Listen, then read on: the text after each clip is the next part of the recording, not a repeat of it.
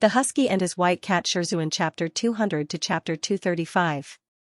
The disciples of Jade Pool Manor would never have thought that their manor lord would die before the Battle of Phoenix Mountain had even begun. Although Li Wuxin was already advanced in years and his movements were gradually showing signs of senility, he wouldn't have died so suddenly if it weren't for the fact that his meridians were flowing in reverse due to the effects of the boundary nightmare. After a moment of silence, the Jade Pool Manor disciples all knelt down. Their cries shook the heavens and everyone was shocked. The disciple who originally wanted to settle the score with Nangongsi couldn't care about anything else. He cried and crawled back to the old manor lord's side, wiping his tears with his sleeves. Suddenly, the huge barrier in front of Phoenix Mountain let out an ear-piercing buzzing sound. Xianxia's expression changed and he sternly said, "Someone fill in Li Wuxin's position, otherwise we will all die here today." Shui Jingyong simply turned around and shouted, "Yu Heng! Quickly come and help." Chu Wanning naturally didn't need them to repeat themselves. He was most proficient in barrier techniques. That whistle was the curse left behind by the evil phoenix spirit.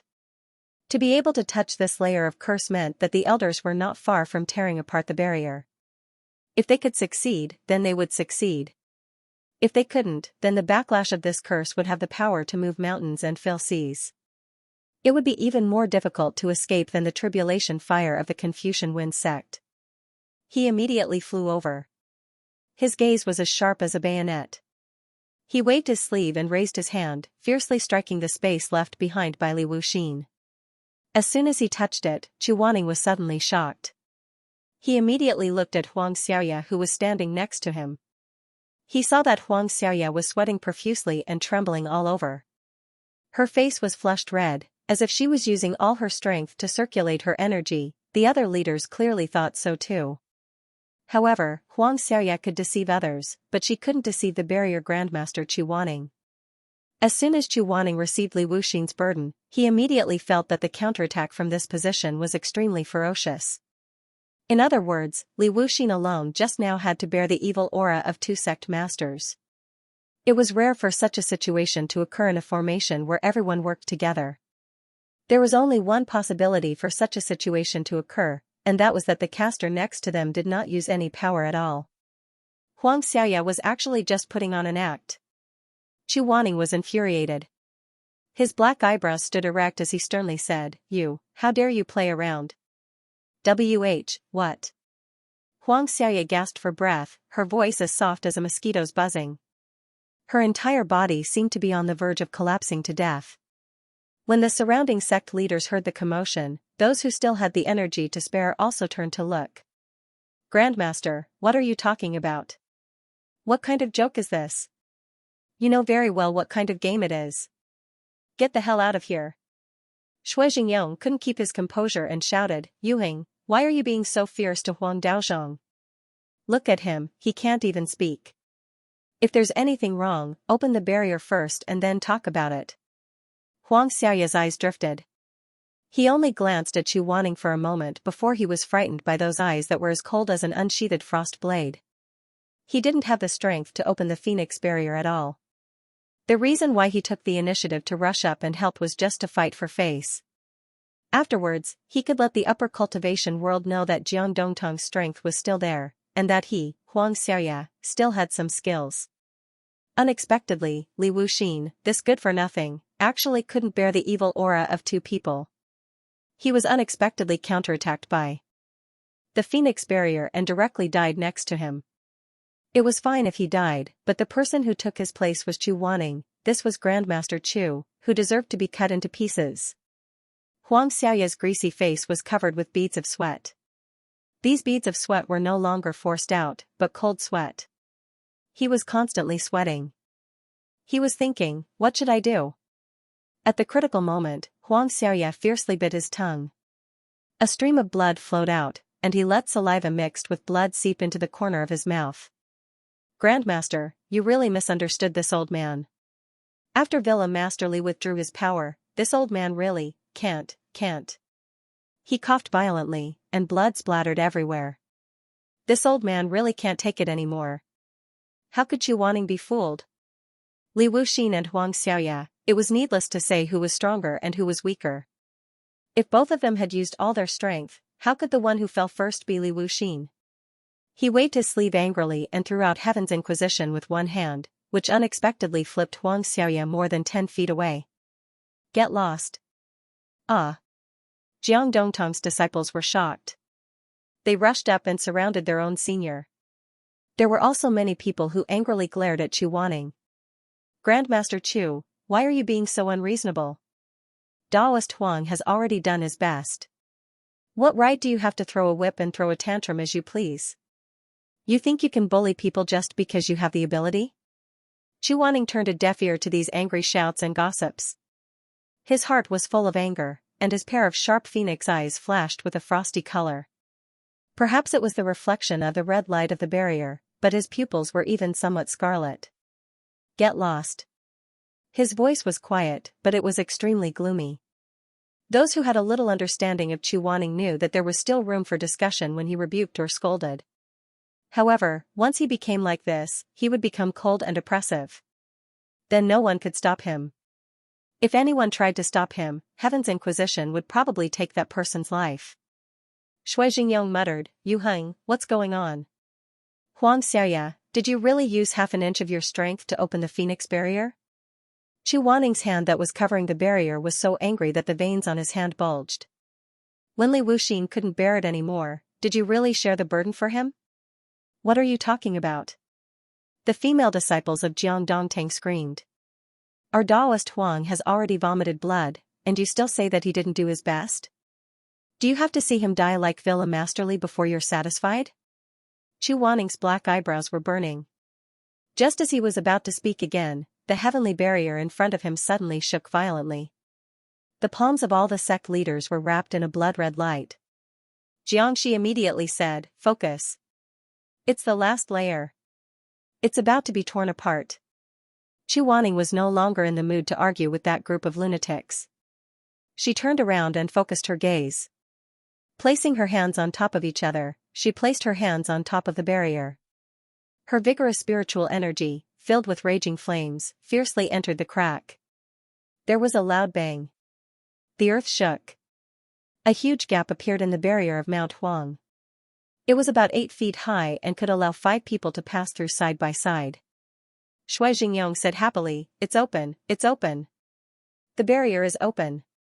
He was close to the gap and immediately stuck his head out to take a look. However, he suddenly felt a black and red miasma rushing towards him. He couldn't help but shout, Why is it so smelly? The other cultivators didn't care about Baitan Village and Jiangdongtang. They all rushed over to take a look. Wubei Temple's abbot Xianjing was the most sensitive to this. He turned the prayer beads in his hand and said in a low voice, It's a place of corpses. I'm afraid there are more corpses and resentment on Mount Huang than we thought. Jiangxi said with a gloomy face, It seems that Su Shuanglin, that rat crossing the street, is indeed hiding in this lousy mountain. As he spoke, he turned his head and said, Everyone, listen up. Those who were injured before, those who were scared, those who were useless, and those who were pretending. When he said pretending, his cold and deep eyes glanced at Huang Xiaoya who was lying on the ground.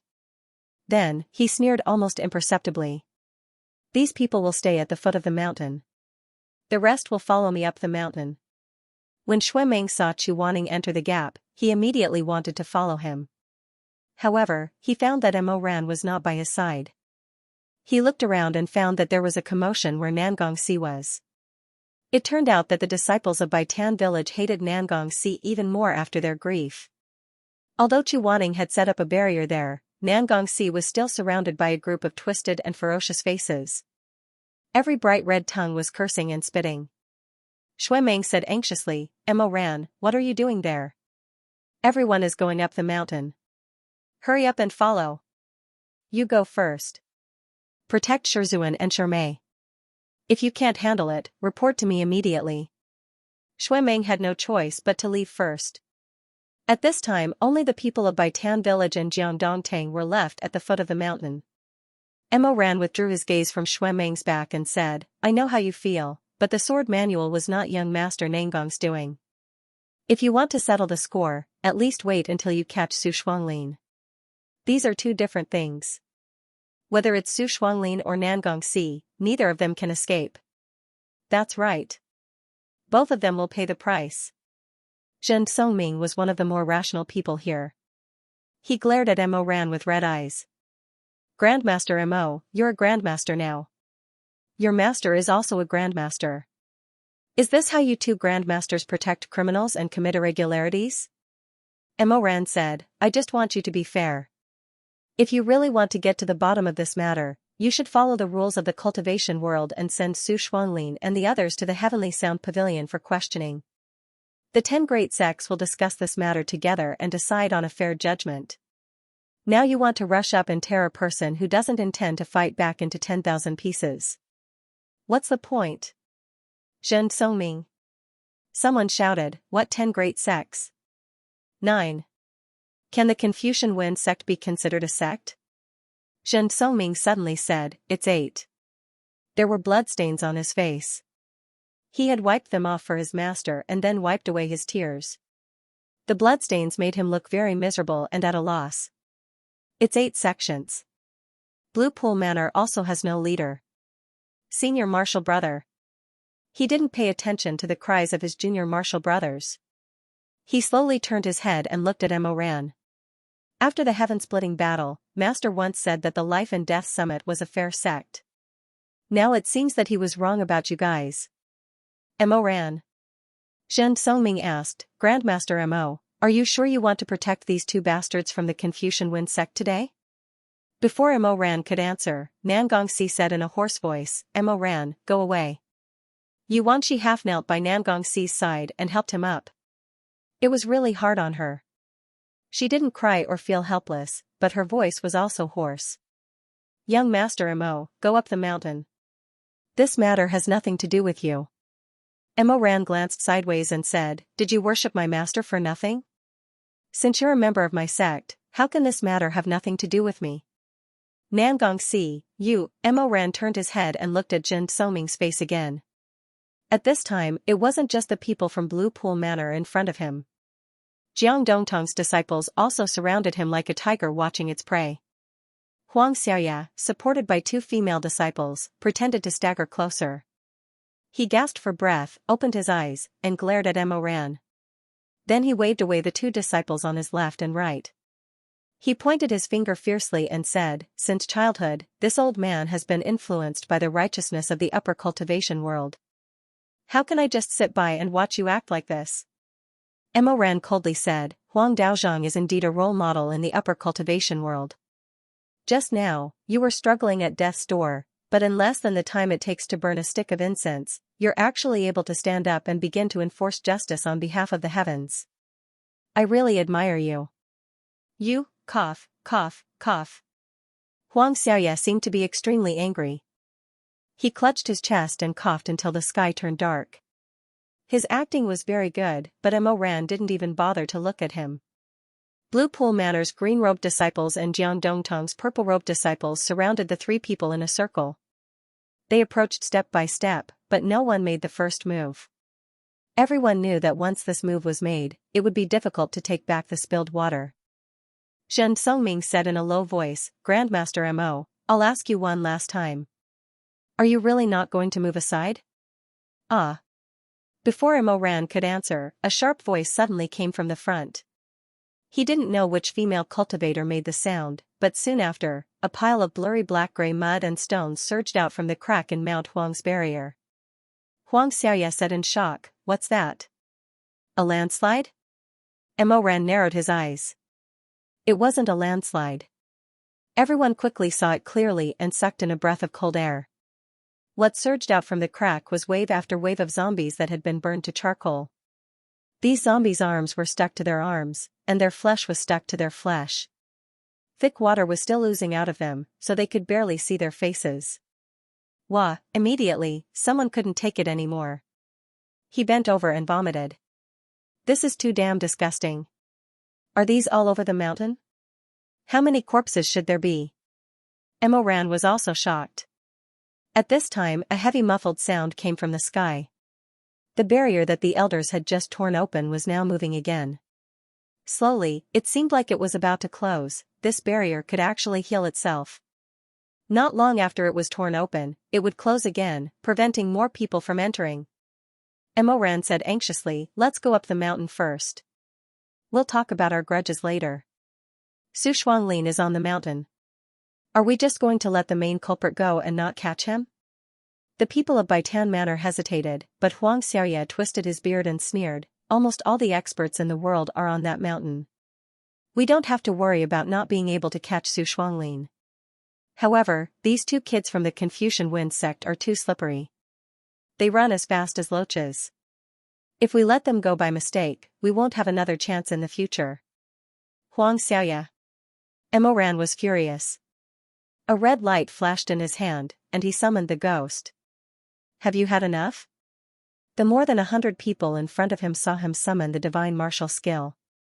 They all pulled out their swords and raised their weapons. They stared at him with extreme vigilance. Emoran knew that this time, he would definitely not be able to escape a fierce battle. He was fine, but according to these people's thoughts, he was afraid that in the future, he would be considered to be at the pinnacle of life and death. However, at this time, he suddenly heard a deep and cold voice from behind him. Everyone, please go up the mountain. Nangongxi will wait here. He won't run away. Huang Xiaoya said, little kid, you speak so casually. Why should I believe you? Could it be that you really can draw a circle around the prison and not leave just because you say so? Nangongxi looked at him coldly. He stood up from the ground, then suddenly raised his hand and pushed Ji Wangxi out of the barrier set up by Chu Wanning. Ah see. This barrier could only allow the people inside to leave. The people outside couldn't enter. Nangongxi stood alone inside and slowly pulled out his sword. The bright light of the sword illuminated his face inch by inch. His chin, his lips, the tip of his nose. His eyes. Yu Wangxi already understood what he was going to do. He fiercely hammered the barrier and shouted, don't mess around. When my ancestor established the sect, there was a teaching, greed, resentment, deceit, murder, rape, and plunder are the 7 things that I, a scholar, cannot do. Nangongxi said, my father was unvirtuous and violated this teaching. However, I have been established for 26 years. Although I am arrogant, I have never acted rashly. These 7 things cannot be done. I have a clear conscience. With a buzzing sound, the sword flowed out of the sheath like water. Don't. Emoran also knew what he was going to do. He tried to undo the barrier set up by Chu Wanning, but the barrier was firm and couldn't be removed in a short time. He muttered, Nangong. Nangongxi didn't even look at Yu Wangxi. He also didn't pay attention to Emoran. He said, today, everyone is not willing to believe me. I have no other choice. Fortunately, I have learned the imprisonment technique. Now that I am imprisoned here, I ask everyone not to implicate the innocent. I, Nangongxi, will draw a circle on the ground and await everyone's return. Nangong. Before the voice disappeared, blood spurted out. Nangongxi's sword was instantly nailed to the ground, half of it buried in the ground. At the same time, Nangongxi's left hand was also nailed to the ground. He actually nailed his hand to the ground like a snake's vital point. Lightning flashed on the sword, and the spell of the imprisonment spell flew in all directions. Yu Wangxi knelt down. She knelt in front of the barrier. Nangongxi's blood flowed down the sword's hilt and dyed the ground red. No one could see Yu Wangxi's expression. Her face was lowered, and only her hands were tightly gripping the barrier. Her knuckles were pale and spasming. This was the imprisonment technique used to nail evil beasts, malicious spirits, and livestock. Almost everyone in the upper cultivation world knew how to use it. Everyone could recognize it. Nangongxi used this incantation to nail himself. He was in so much pain that his lips turned blue. He couldn't stop trembling, but he didn't cry. After a long time, he raised his face. His eyes were scarlet. He said, let's go. It was rare for Emoran to be shocked speechless by someone. In his previous life, only Yu Wangxi could do it. And in this life, he saw the person Yu Wangxi loved. He was once confused as to what exactly Yu Wangxi liked about Nangongxi. Nangongxi was a brainless young master who was only willing to look at faces and liked pretty girls. What exactly did he have that was worthy of Yu Wangxi's friendship? However, at that moment, he saw another Yuangshi. The one kneeling, the one in a mess, the one with blood flowing out, but the one who was ruthless to the bone. Nangongxi. Let's go. Nangongxi roared. What else is there to worry about? Do you want me to nail my legs to the ground too? Let's go. Zhen Songming was the first to turn around. He returned to Li Wuxin's corpse, tidied up the sect leader's body, and carried it back. Senior Marshal Brother. Senior Marshal Brother, aren't we staying? Senior Marshal Brother? Are we just going to leave like this? Are we just going to let them go like this? Zhen Songming said, what's the point of staying? We don't know how long they'll fight on the mountain. Are we just going to let the sect leader lie on the ground like this without even a proper coffin? The disciples of Jade Pool Manor looked at each other. They lowered their heads and didn't say anything. Zhen Songming walked to Mo Ran's side. When he brushed shoulders with Mo Ran, he said, Grandmaster Mo, remember what you said. After this battle, we'll meet at the Heavenly Music Pavilion. Fortunately, in this world, there's still the Heavenly Music Pavilion that can uphold justice. Someone's eyes were bright red. It was the disciple who had spat and insulted Chu Wanning. He followed behind his senior martial brother with deep hatred. The pavilion master will definitely handle this matter impartially so that our master can rest in peace. Mo Ran, Nangongxi, you evil people, just you wait. You'll all get your retribution. Just wait for death. Now that Baitan village was gone, even if Xianxia wanted to stay, she had no reason to. He could only go up the mountain. Mo Ran wanted to end the battle quickly, so he took the lead and rushed into Mount Huangshan's barrier. Jiang Dongtong's men followed closely behind. As soon as they entered the wizardry barrier, Mo Ran was still fine, but the people of Jiang Dongtang all screamed, it was a dead person. There were dead people everywhere. There were corpses all over the ground, all over the trees, lying on the ground and hanging on the treetops. They were moving, crawling, twisting, and moving at an extremely slow speed towards every living person. Phoenix Mountain had turned into a mountain of corpses.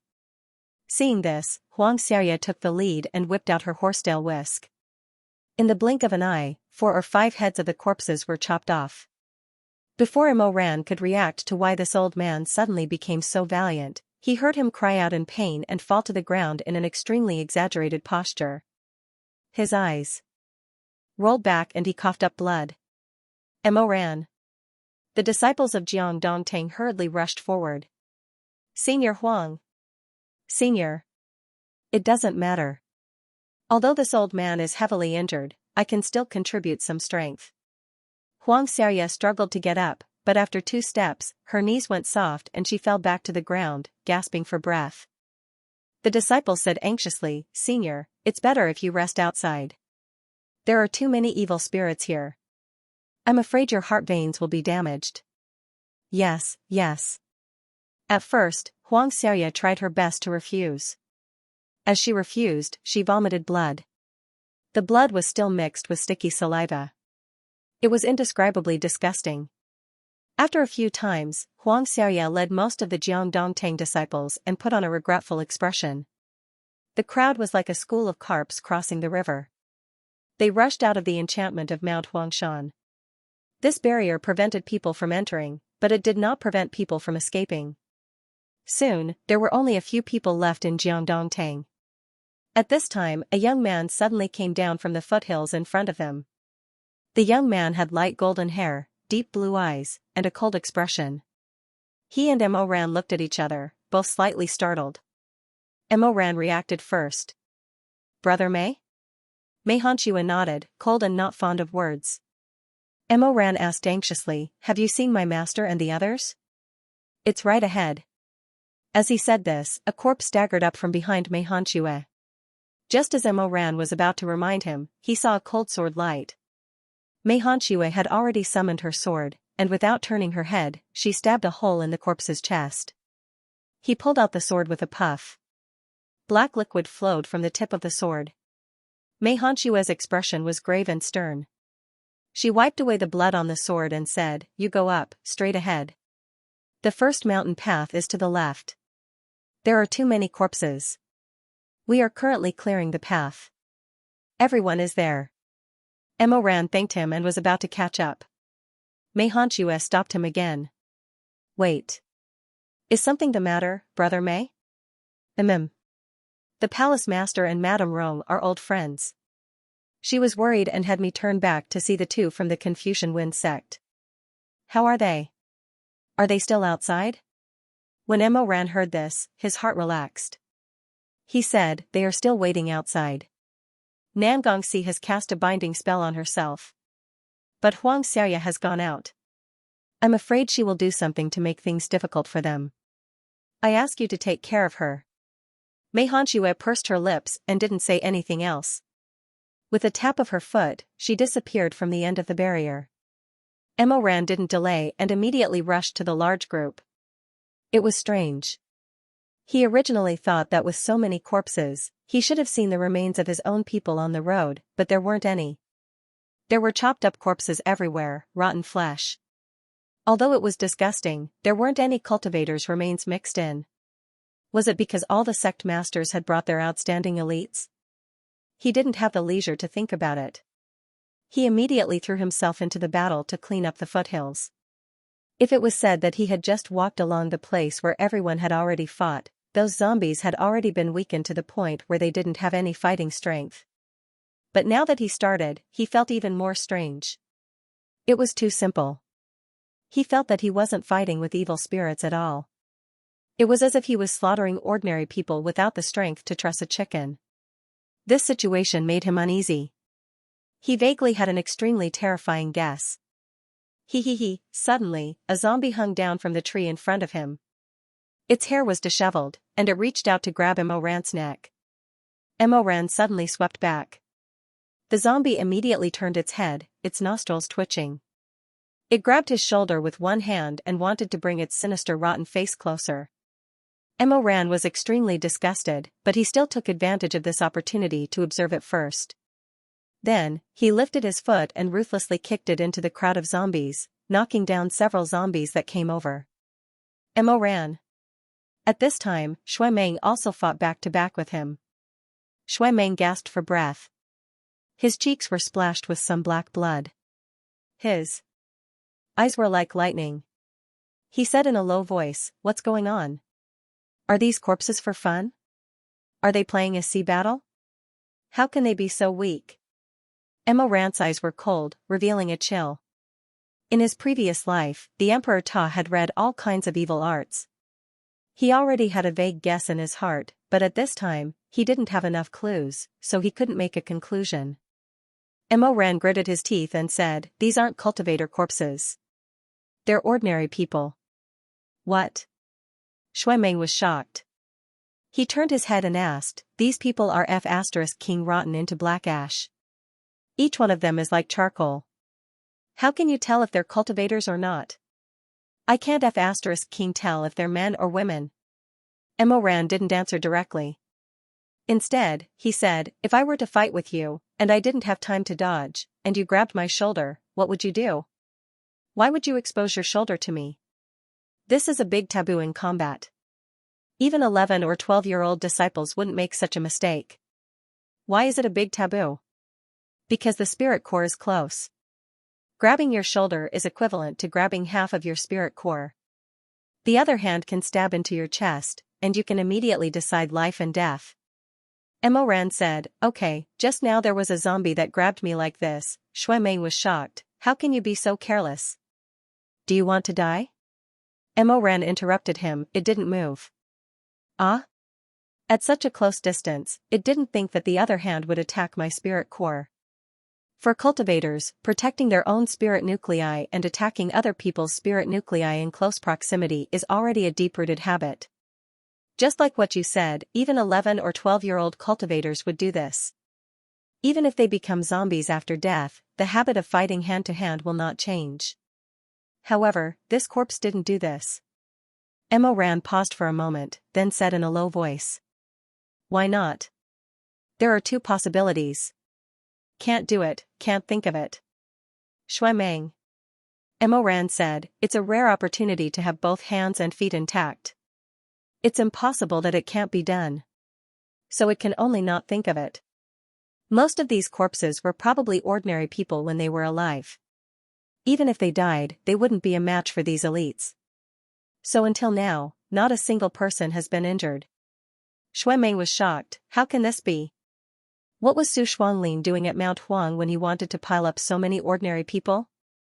If he had the mental strength, why didn't he control the cultivators? Emoran said, it's the same as before. Can't do it, can't think of it. How can he not think of it? So there's only one left. Can't do it. Emoran's gaze was heavy. Sparks splashed in his eyes like boiling molten iron falling into the night ocean. Su Shuanglin's spiritual power is not enough to control so many cultivators with the exquisite chess game. Then it's useless for him to control these soft-footed shrimps? Shui Mei kicked back another pile of zombies. He didn't know whether to laugh or cry. What can he do? What can he stop? Emoran didn't say anything else. The guess in his heart was becoming clearer and clearer. He looked at the zombies that were fighting with the crowd, and soon, he discovered an extremely strange phenomenon. When the corpses that had their limbs cut off and their heads cut off fell to the ground, tiny vines would immediately extend out and directly pierce into their chests. Then, with a poof sound, the flesh on the chest, along with the heart, would be abruptly pulled into the ground, disappearing without a trace. This was originally something that was extremely easy to discover. However, with the chaotic situation, everyone was overwhelmed. Those vines were small and thin. If one didn't stand still and observe from the side, they wouldn't be able to see them at all. Emoran? Shui Mei was still calling him, but Emoran didn't hear his voice at all. Suddenly, he flew up and grabbed a zombie's neck. He flipped a concealed dagger in his hand and stabbed the zombie's heart. Black blood instantly splashed all over his face. Shui Mei suddenly opened his mouth wide and took 2 steps back. He was actually speechless. He felt that Emoran must be crazy. Emoran tilted half of his well-defined face. He quickly and fiercely pulled out the zombie's black-gray heart and shattered it, revealing a black chess piece. Inside. This wasn't surprising. The zombies on Mount Huang were obviously under the control of the exquisite chess game. That was why they were acting as accomplices. Emoran didn't want to see this chess piece. He rummaged through the bloodstains and endured the strong stench. Shui Mei couldn't take it anymore. He bent over and vomited. You. Are you sick? This is too disgusting. Blarg. Emoran ignored him. His fingers moved through the blood clots and soon found what he was looking for. On the back of the chess piece, there was a small red insect tightly clinging to it. It was the soul-eating insect. At the same time, dozens of thin and soft vines suddenly sprang up from the ground and attacked Emoran's bloody hands. He quickly dodged, but the vines moved faster and faster. They were determined to wrap the chess piece and the insect into the earth's core.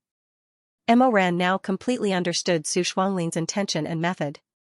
His hair stood on end and his blood turned cold. Because in this world, except for the Emperor Ta in his previous life, no one would think of obtaining this kind of evil secret technique. Just like how the return of the waves was created by Chu Wanning, everything in front of Emoran, including the chess piece, the soul-eating insect, the zombies, and all kinds of arrangements, all pointed to a formation that Emoran couldn't be more familiar with. The formation of unity.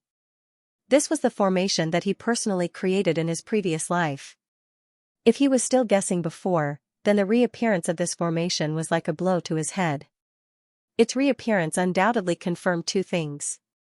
First, other than himself, there must be someone else who was reborn in this world. Second, that person who was reborn must be familiar with the style of the Emperor Ta in his previous life. Emoran's hands trembled slightly. Black blood kept dripping from the gaps of his fingers. The black chess piece and the red insect were tightly held in his palm. He dodged the flying vines, but his mind was in a mess. In the chaos and horror, he suddenly remembered the broken memories of his previous life. At that time, he was only 19 years old. At that time, the crack in the world of spirits and souls had just been repaired, and Shermay had just passed away. Behind everyone's back, he secretly practiced the exquisite chess game for almost half a year. Until that day. The 19-year-old Mo Weiyu sat cross-legged and slowly opened his eyes. Spreading out his palms, there were 2 black chess pieces lying in his palms. It was the first time in his life that he refined the exquisite chess game. Before that, he had tried thousands of methods, but they all ended in failure. He couldn't understand the obscure sentences written in the forbidden technique remnant scroll, but he couldn't ask Chu Wanning. In fact, during that time, he was not willing to talk to Chu Wanning. Shermei's death became a gap that could never be filled between them. This pair of master and disciple had long been dead. In the last few months, when he showed his evil face, he would occasionally meet a man in white walking on the road. But every time they met, he would pretend that he didn't see him and walk away without saying a word. In fact, several times when they passed by each other on the bridge of helplessness, he noticed from the corner of his eyes that Chu Wanning seemed to want to say something to him. Unfortunately, Chu Wanning's dignity didn't allow him to take the initiative to call his disciple. And Mo Ran wouldn't give him more time to hesitate. He just left and never looked back. In the end, they parted ways. Without anyone's help, Mo Ran spent a long time to barely understand the meaning of the forbidden technique remnant scroll. He also knew the most critical point of the exquisite chess game: all chess pieces, whether it was the black chess piece or the more powerful white chess piece that could empathize with the caster, were all condensed by the caster's spiritual power. And every time a chess piece was condensed, the consumption of spiritual power was very amazing.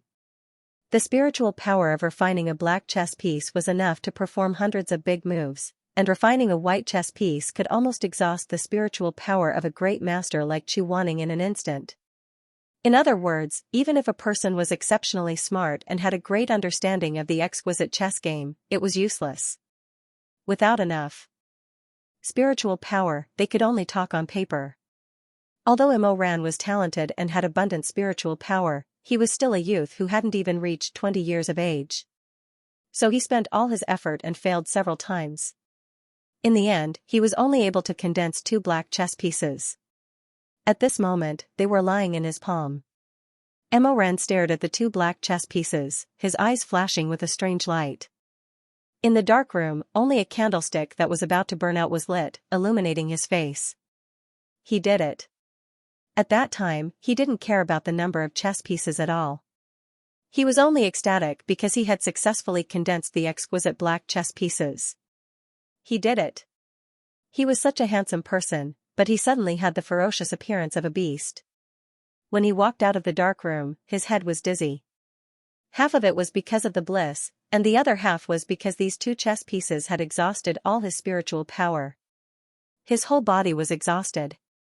When he walked outside and was illuminated by the dazzling sunlight, he immediately felt dizzy and couldn't breathe. His face turned red and white for a while. A blurry scene swayed in front of his eyes. In the distance, he saw 2 disciples of the peak of life and death approach.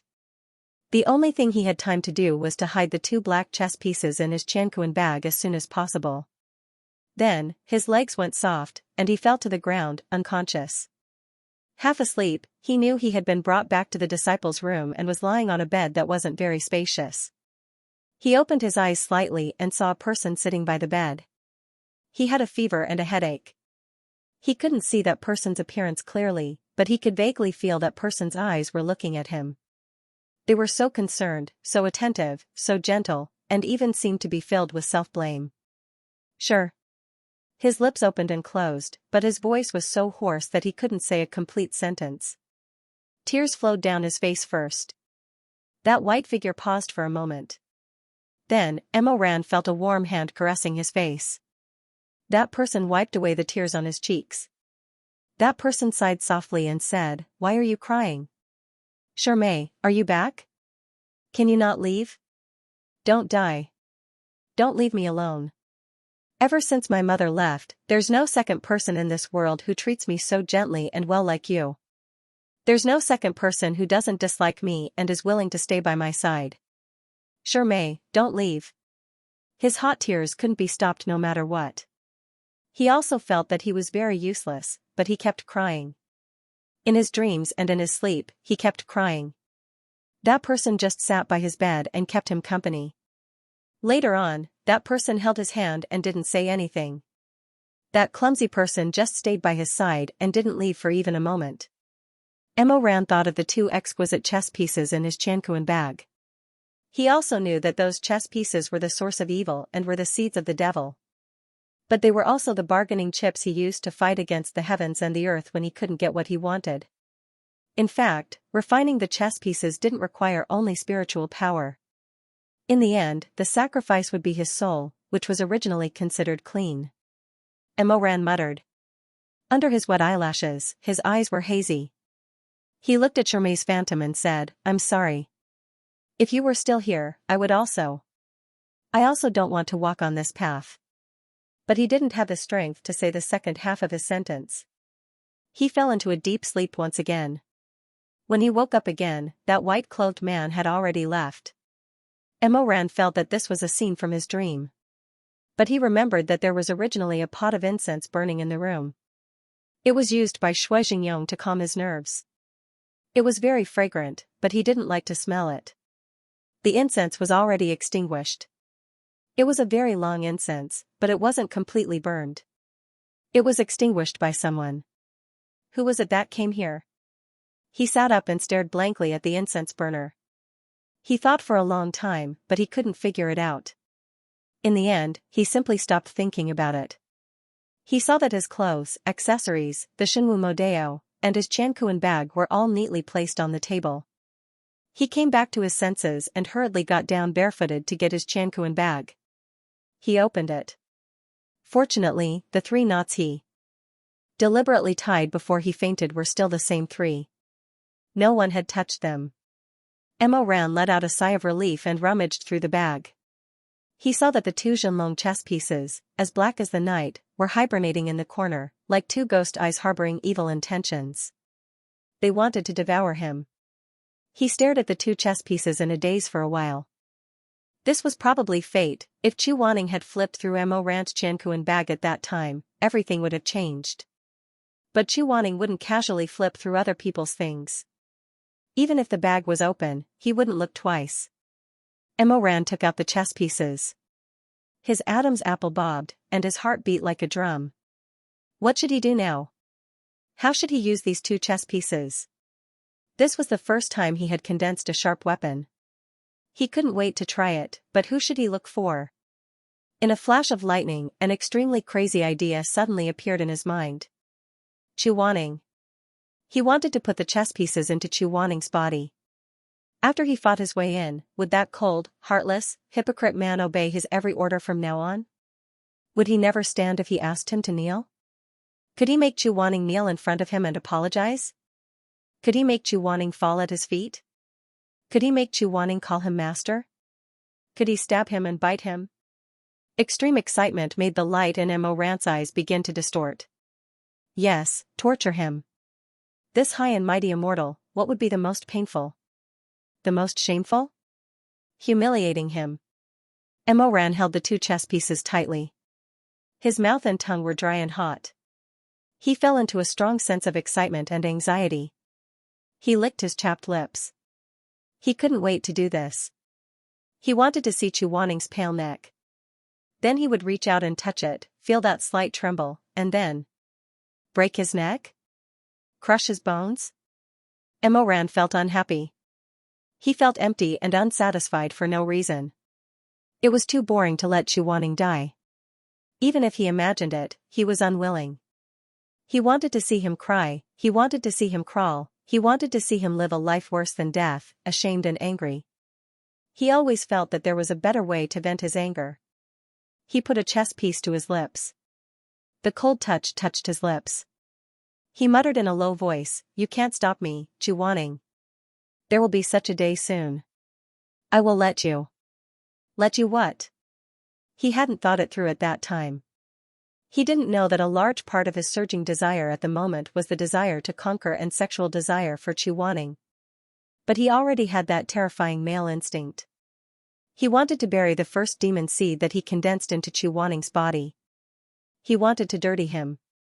He got up, pushed the door and walked out, but after circling around the Red Lotus Pavilion a few times, Emoran calmed down and did not do such a crazy thing. It was too dangerous. This was his first time refining the precious dragon chess, and he had never tried it before. If he rashly made a move on the number 1 grandmaster, he was afraid that his life was too long. So after hesitating again and again, Emoran controlled his impulse and left the Red Lotus Pavilion. After some consideration, he finally chose to use these two precious dragon chess pieces on the two junior brothers who were at the peak of life and death. He needed to experiment many times, and choosing a junior disciple with an unstable foundation was the safest choice. It was a slightly cold night, and the darkness shrouded the mountain peak. Emoran moved very quickly, looking at the two youths who were still competing by the river.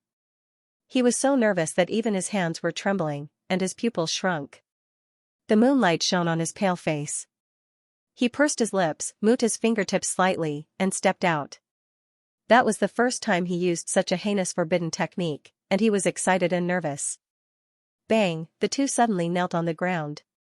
Emoran was like a bird startled by the twang of a bough, like a murderer who had just killed someone. He immediately hid in the nearby bushes, and his heart felt like it was going to jump out of his throat. Bang, bang, bang. After a long while, he saw the two of them kneeling stiffly in the same spot, not moving at all. Only then did his wildly beating heart slowly calm down. His inner clothes were already soaked with cold sweat, and his scalp was numb. He walked out. Under the moonlight, he stood by the riverbank. This time he was calmer than before, although he still did not dare to breathe. He was as cautious as a slithering snake in the night. Emoran lowered his head and looked at the two junior brothers. The two who were laughing and playing just now had no color on their faces. They were as calm as stagnant water, kneeling on the ground motionlessly. Emoran stared at them, but they did not raise their heads, and just knelt like that. Emoran tried to move his fingertips again, urging the technique. The two junior brothers kowtowed, and then stood up, turning their eyes. In the two pairs of black eyes, Emoran saw his own reflection. The reflection was not very clear, but for some reason, Emoran felt that he had seen it clearly. He saw it so clearly that not a single drop of water could escape his eyes. He saw a ghost with a pale face and red eyes against the full moon. Emoran heard his own voice, trembling, and hoarsely probing, "Tell me your name." What answered him were two calm voices. "It's not up to me." Emoran's heart was beating violently, and his blood was flowing freely in his body. His Adam's apple bobbed as he continued to ask in a low voice, "Where are you?" "Not up to me." "What time?" "Not up to me." The low-level black pieces that were successfully controlled by the exquisite chessboard had three "not up to me," name not up to me, body not up to me, and what time is up to me. All up to the master. This was exactly the same as what was recorded in the ancient book. Emoran murmured. It was strange, but when facing the two chess pieces that he made with his own hands, what he felt the most was not ecstasy, but fear. What was he afraid of? He did not know, but his heart was in chaos, extremely chaotic. He knew that he was already standing on the edge of a cliff. No, he had already fallen off the cliff. Below was darkness, an endless abyss, and he could not see the bottom. He could not see where was death, where was the end, where was fire, where was the end. He felt as if there was a soul in his body that was screaming and screaming in pain, but it soon shattered into powder and debris. He trembled, reached out, and touched the cheek of one of the chess pieces. He swallowed, but there was no saliva in his mouth. His lips were chapped, and his handsome face was twisted. He stared at that junior brother, and then asked the last question, "What do you want?" "What I want is to be a chess piece for you, even if it costs me my life." Emoran stopped trembling. Everything around him suddenly became very quiet, cold, and still, like ice. He had made two chess pieces. With two chess pieces, he had turned two junior brothers whose names he did not even know, into his puppets. If he wanted them to go east, they would not go west. If he wanted them to kill each other, they would not give him a way out. He was their master. The exquisite chessboard was the worst at controlling dead objects, and the best at controlling living people.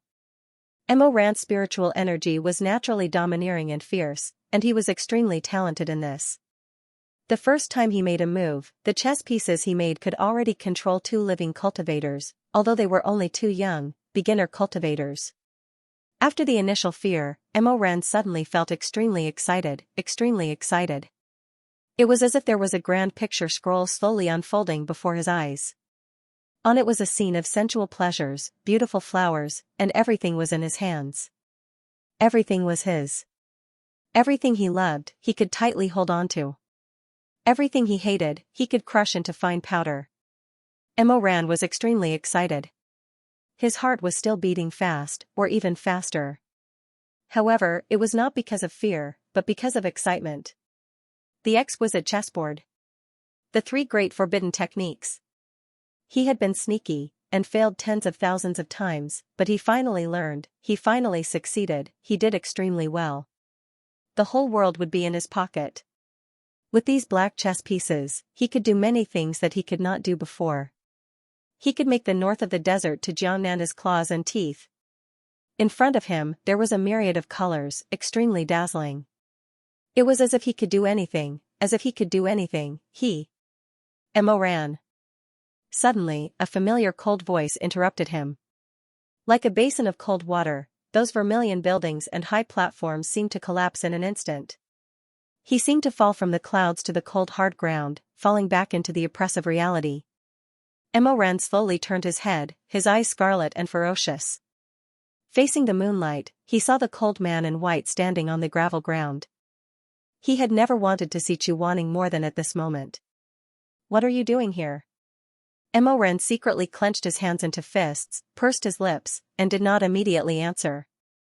Behind him stood 2 exquisite chess pieces, but they were not done perfectly. If Chu Wanning walked closer and looked carefully, he would definitely find something strange, and then everything would be exposed. With Chu Wanning's personality, she would probably pull out his tendons, break his legs, and destroy his spiritual cores. Then, she would burn all the ancient books that he had copied from the forbidden area of the library. Seeing that he did not speak, Chu Wanning slightly frowned. His pure white silk shoes stepped on the gravel, and took a step forward. But it was true, he only took that one step. Then he stopped and looked at the 2 strange disciples standing behind Emoran.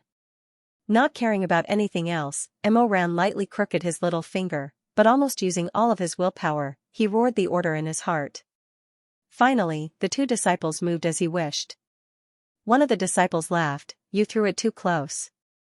My throw just now definitely threw it farther than yours.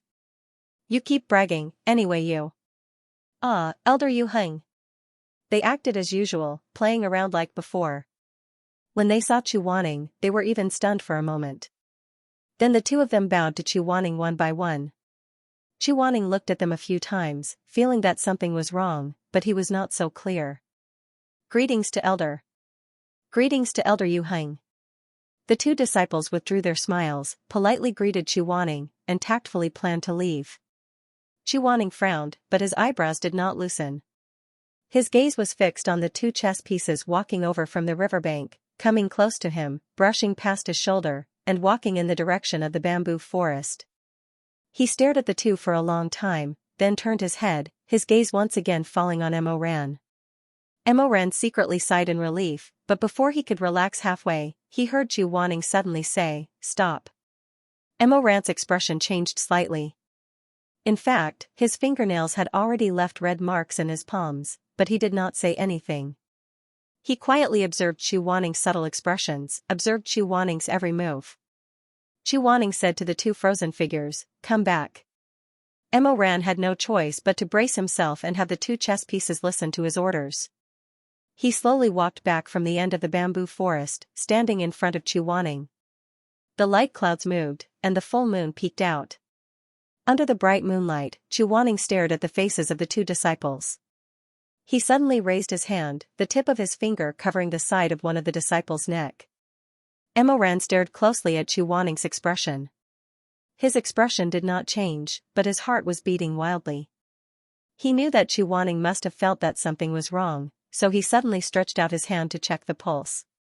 It must be known that those who had just learned to play chess could generally only control corpses, not living people. Although these 2 people were directly made from living people, Emoran was not sure if he had done it perfectly.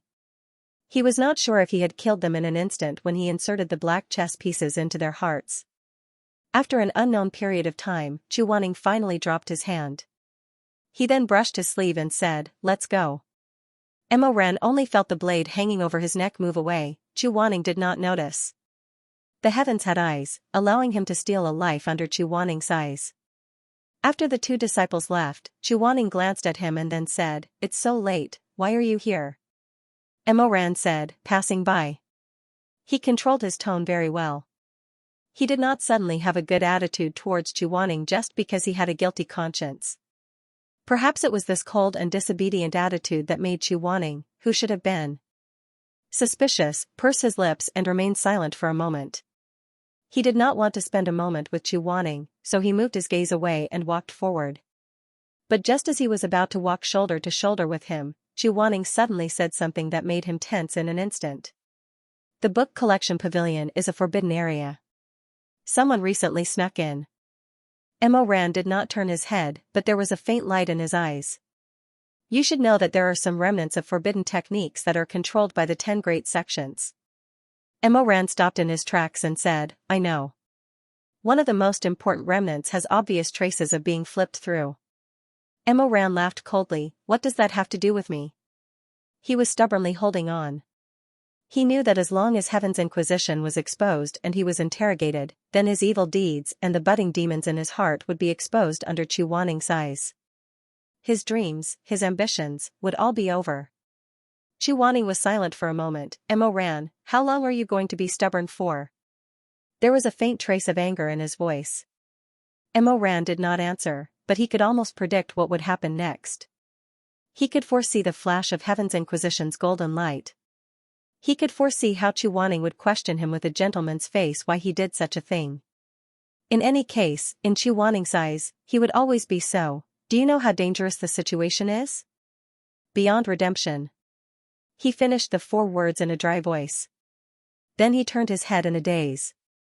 Under the moonlight, he looked at Chu Waning's face. His face was pale, and there was a faint uneasiness under his sword-like eyebrows. A pair of clear eyes looked at him, but he could not see through anything. He could not see through anything. If someone really practiced that forbidden technique, it would kill.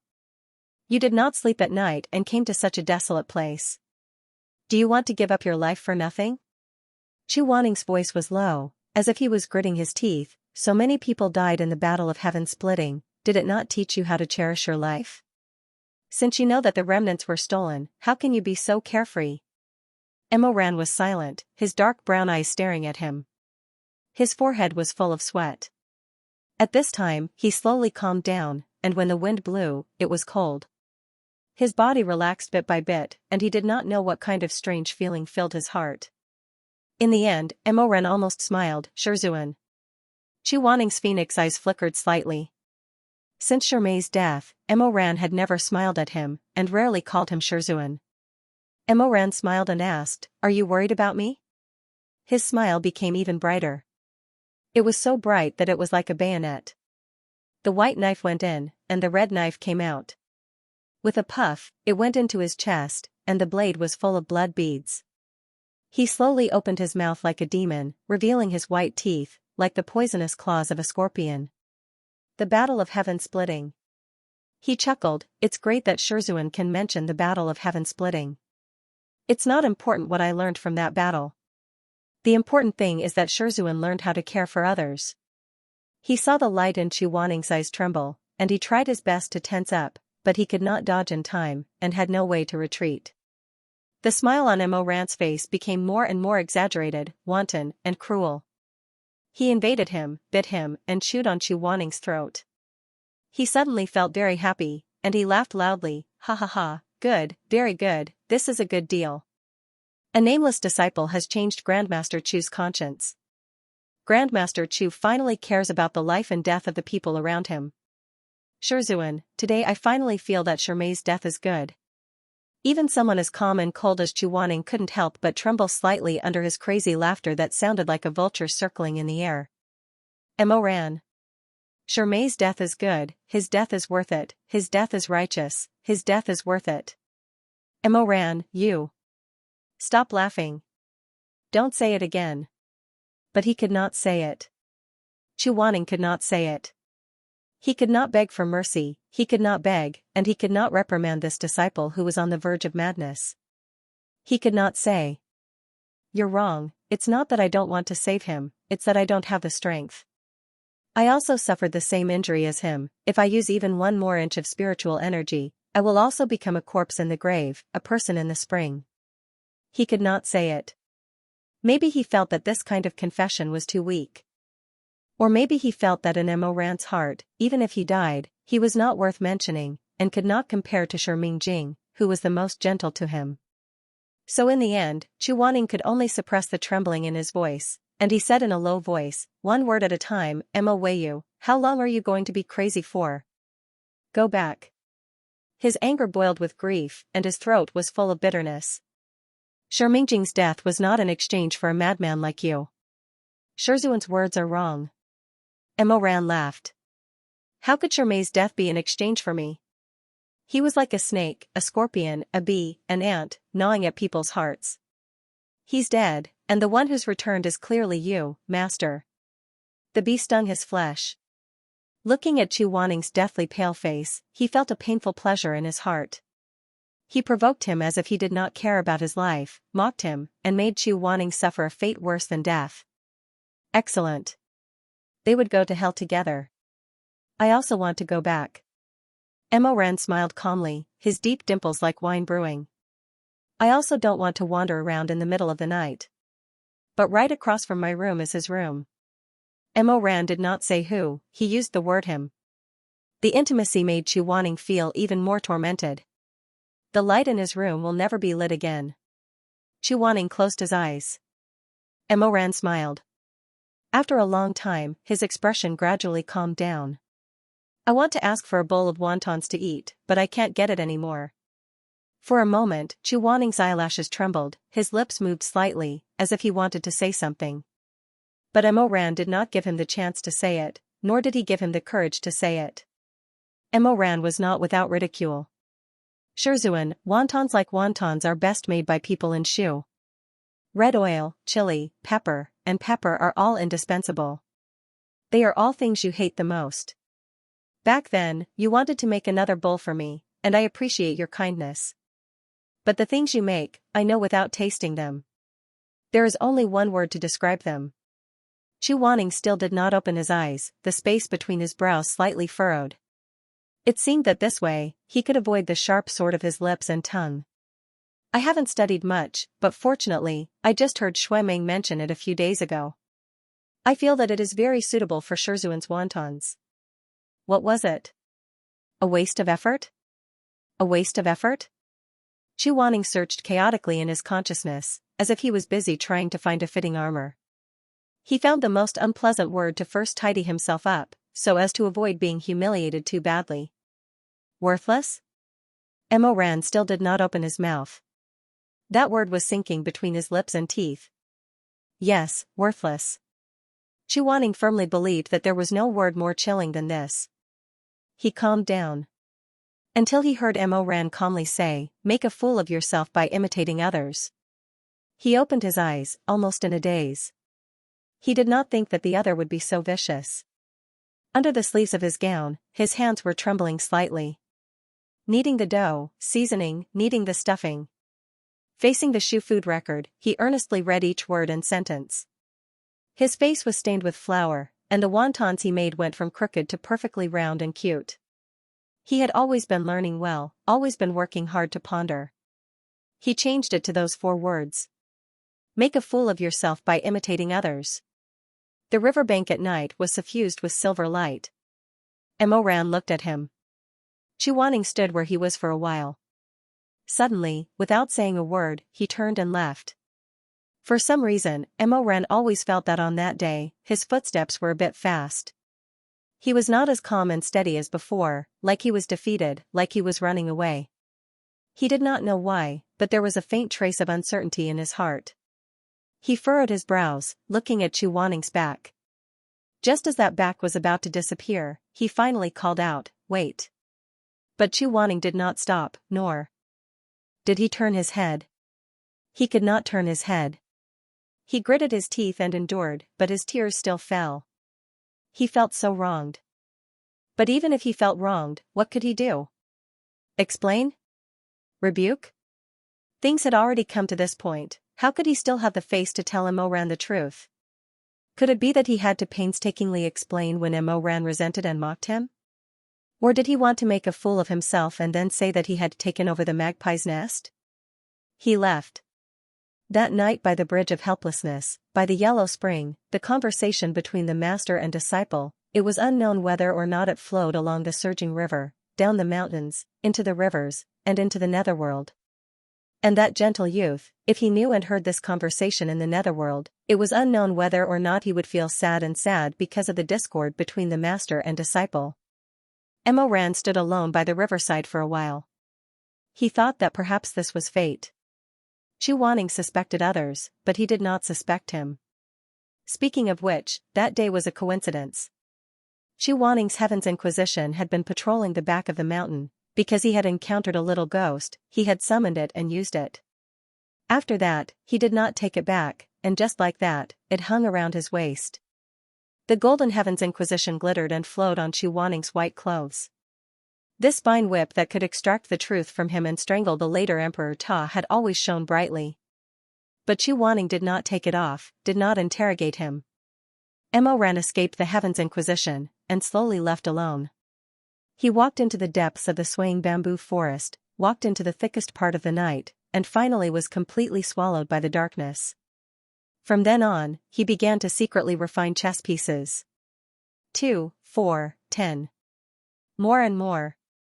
He planted them one by one into the bodies of the disciples at the peak of life and death, and made them his eyes and ears, claws and teeth, and secret arrows. After the initial joy, Mo Ran gradually began to become irritated and gloomy. He became more and more irritable, more and more irritable, more and more unsatisfied. It was too slow. He felt that it was not enough. He was afraid that Chu Wanning would notice something, so he didn't dare to do the same thing as the first time, consuming all of his energy to make the precious dragon chess. He only did one at a time, leaving half of his energy behind. He was no longer at daggers drawn. Instead, he finally retracted his claws and returned to Chu Wanning's seat to cultivate with Chu Wanning. He calculated, thinking that Chu Wanning could help him improve his cultivation in the shortest time possible, laying down the bricks for him to take the first step to tread on the bones of the human world. What's not to like?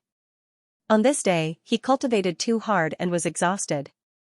He accidentally lost control of himself from the slender treetop and fell straight down. In just an instant, Chu Wanning's white clothes flashed past. He hugged Mo Ran, but he couldn't free his hands to summon the enchantment.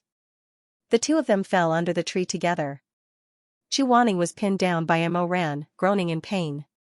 Mo Ran opened his eyes and saw that Chu Wanning's hand was scratched. There was a bloody wound, and the flesh was exposed. Mo Ran stared at the wound. His heart was actually cruel and excited. At that time, his heart was already beginning to distort. He didn't feel much gratitude or guilt. He only felt that the blood was really beautiful. Why not bleed a little more? But he knew that it wasn't time yet. He still couldn't reveal the sinister face under the hood. So he helped Chu Wanning wipe the wound and helped Chu Wanning bandage. Neither of them spoke. They each had their own thoughts. The pure white gauze was wrapped a lot. In the end, Mo Ran said meaningfully, "Shizun, thank you."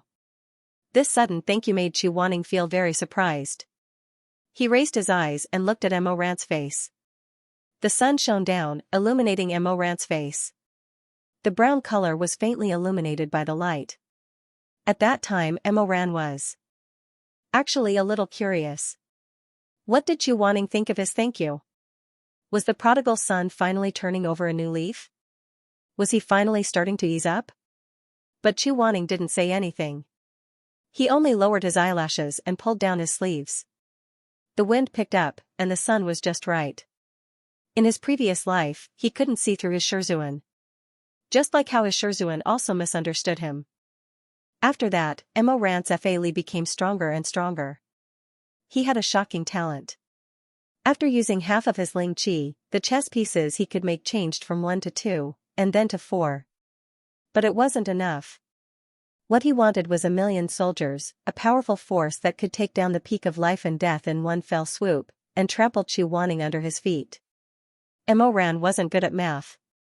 This person who was about to become the Emperor Ta was holding an abacus.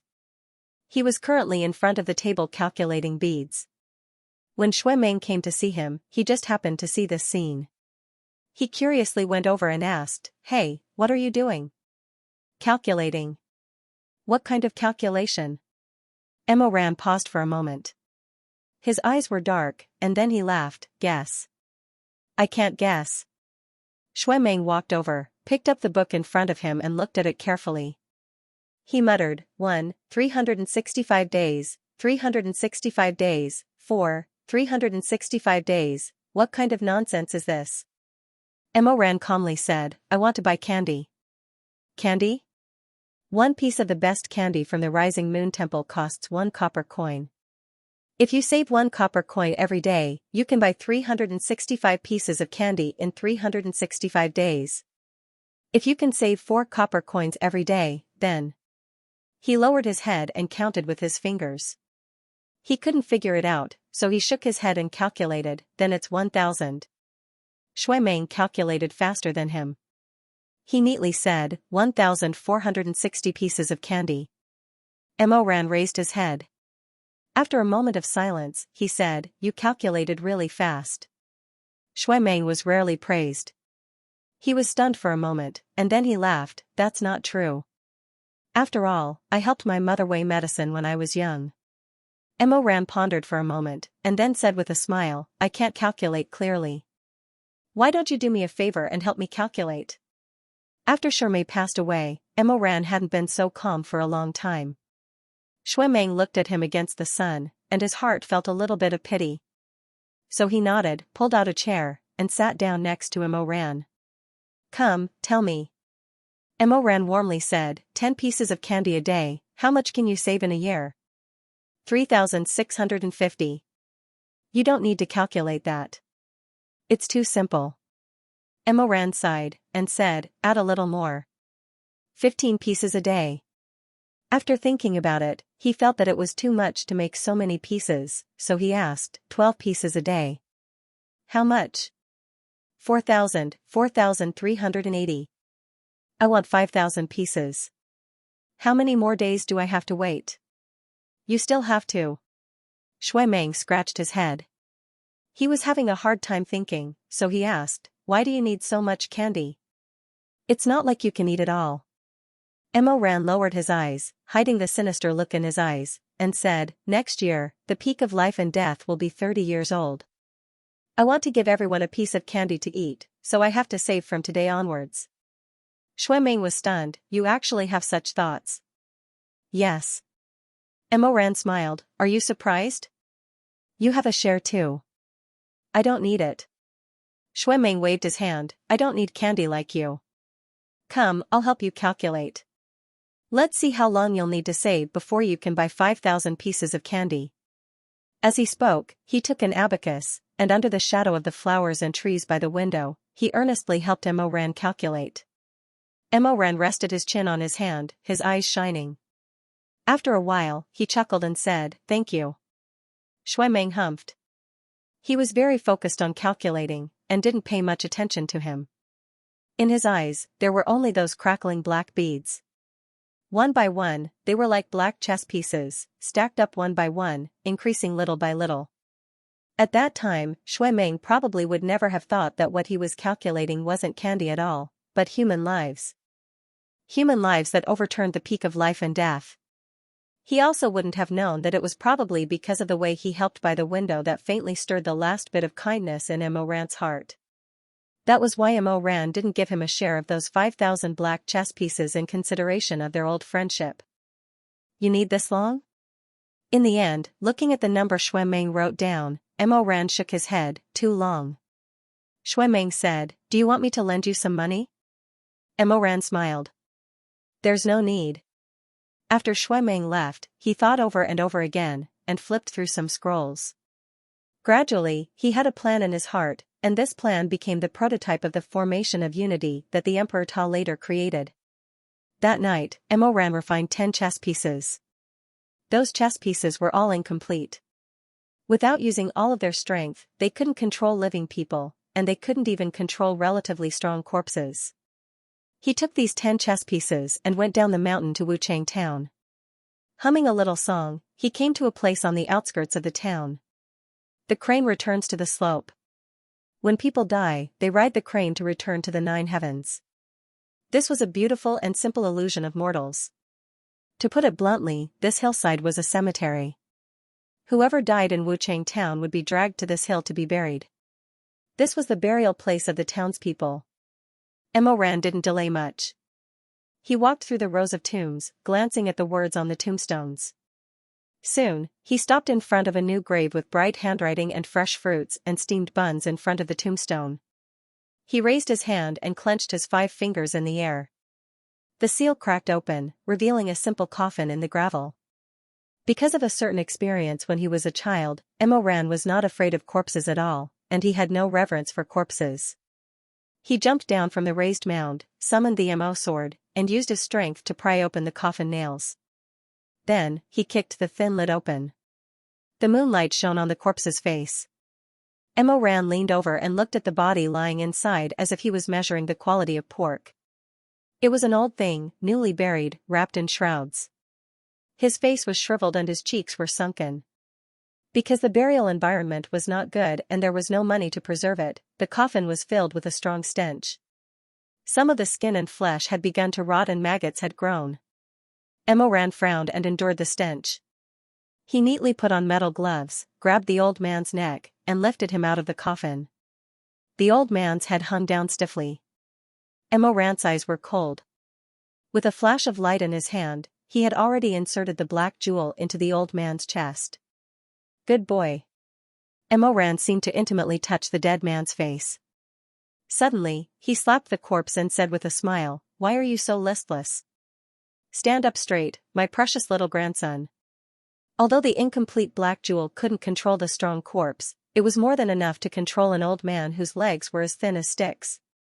The corpse began to move, and a pair of tightly closed eyes suddenly opened, revealing a pair of eyes that were covered in a layer of gray. Emo Ran said, "Tell me your name." "My name is not up to me." "Where are you?" "My name is not up to me." "What time is it?" "My name is not up to me." Emo Ran narrowed his eyes and weighed the remaining 9 pieces in his hand. Sure enough, if it was only to control a corpse of this level, he wouldn't need to spend so much spiritual energy to make such pure black pieces. He grinned, revealing his deep dimples, and an extremely handsome smile. Slowly, he asked his last question. "What do you want?" The old man said with a hoarse voice, "What I want is to be the king's chess piece. I will not hesitate to sacrifice my life." Emo Ran laughed. He was very satisfied with this result.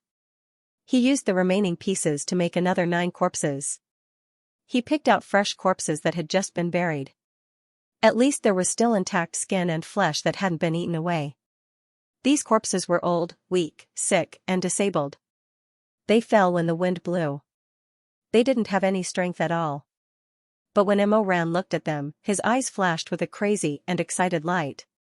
He took out 10 small boxes from his Chankuan bag and opened one of them. He saw 2 small blood-red insects curled up inside.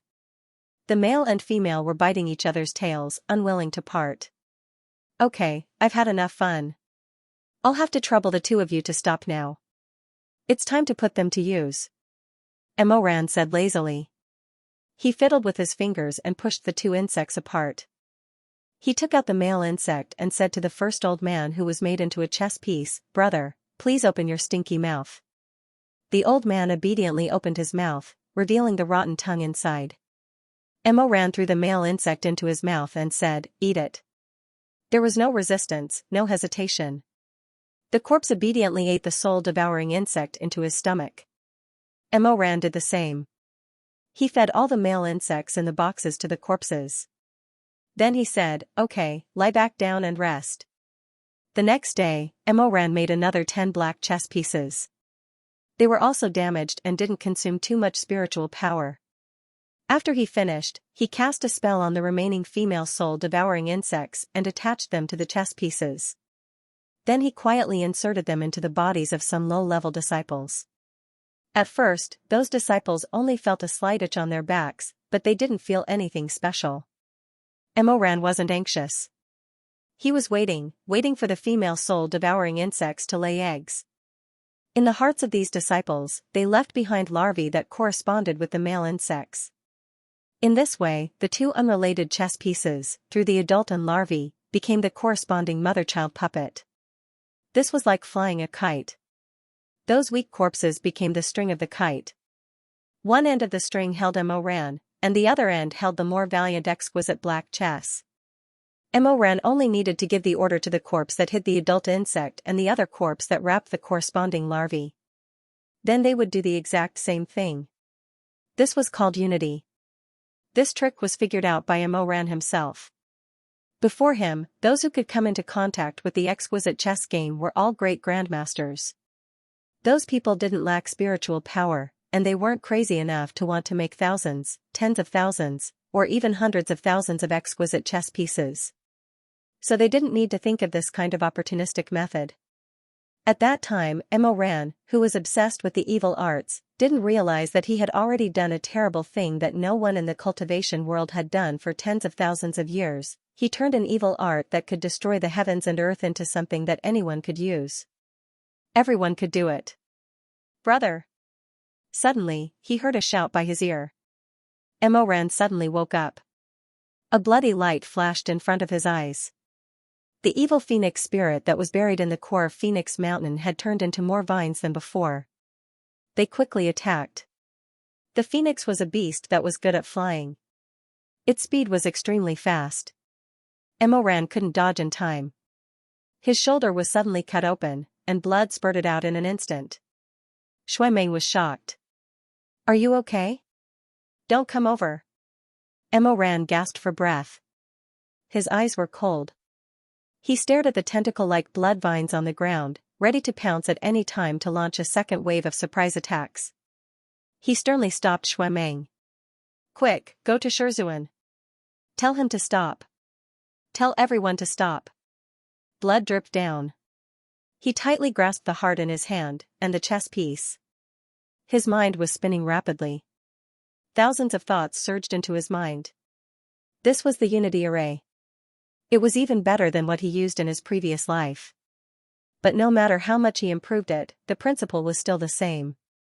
Only by maintaining the main body on one side could the subsidiary body on the other side unleash its power. Mo Ran held the precious chess piece in his hand. His entire body was still trembling. It wasn't because of the pain in his shoulder, but because of the coldness and fear that spread up from the soles of his feet. There was no doubt that someone was reborn.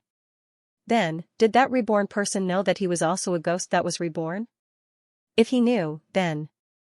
Suddenly, a chill ran down his back. Mo Ran suddenly felt despair. The Emperor Ta's pale face seemed to appear in front of him. His crown rustled. His face was sinister, and he grinned. Coldly. He was high and mighty, sitting on the dragon throne. He was cold and mocking. "Grandmaster Mo, run. Where can you run to?"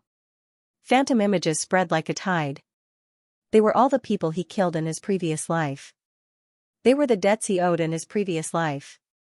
He saw the bloody Shermay. He saw the pale Chuaning. He saw the hanged woman dragging 3 feet of white silk. He saw the man with his intestines all over the floor. They were all coming to claim his life. You won't be able to escape sooner or later. Someone already knows what kind of filthy spirit is in your body. You will never be reborn. Mo Ran closed his eyes. If the person behind the scenes really knew that he was reborn, if that person revealed his past, then, what should he do? He didn't dare to think about it anymore. On the other side, Shui Meng had already run to the area where the battle was most intense. He raised his arms and shouted, "Stop! Everyone stop! Stop fighting! It's useless."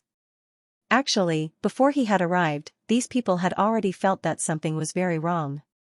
More than 1,000 elites were fighting against tens of thousands of zombies.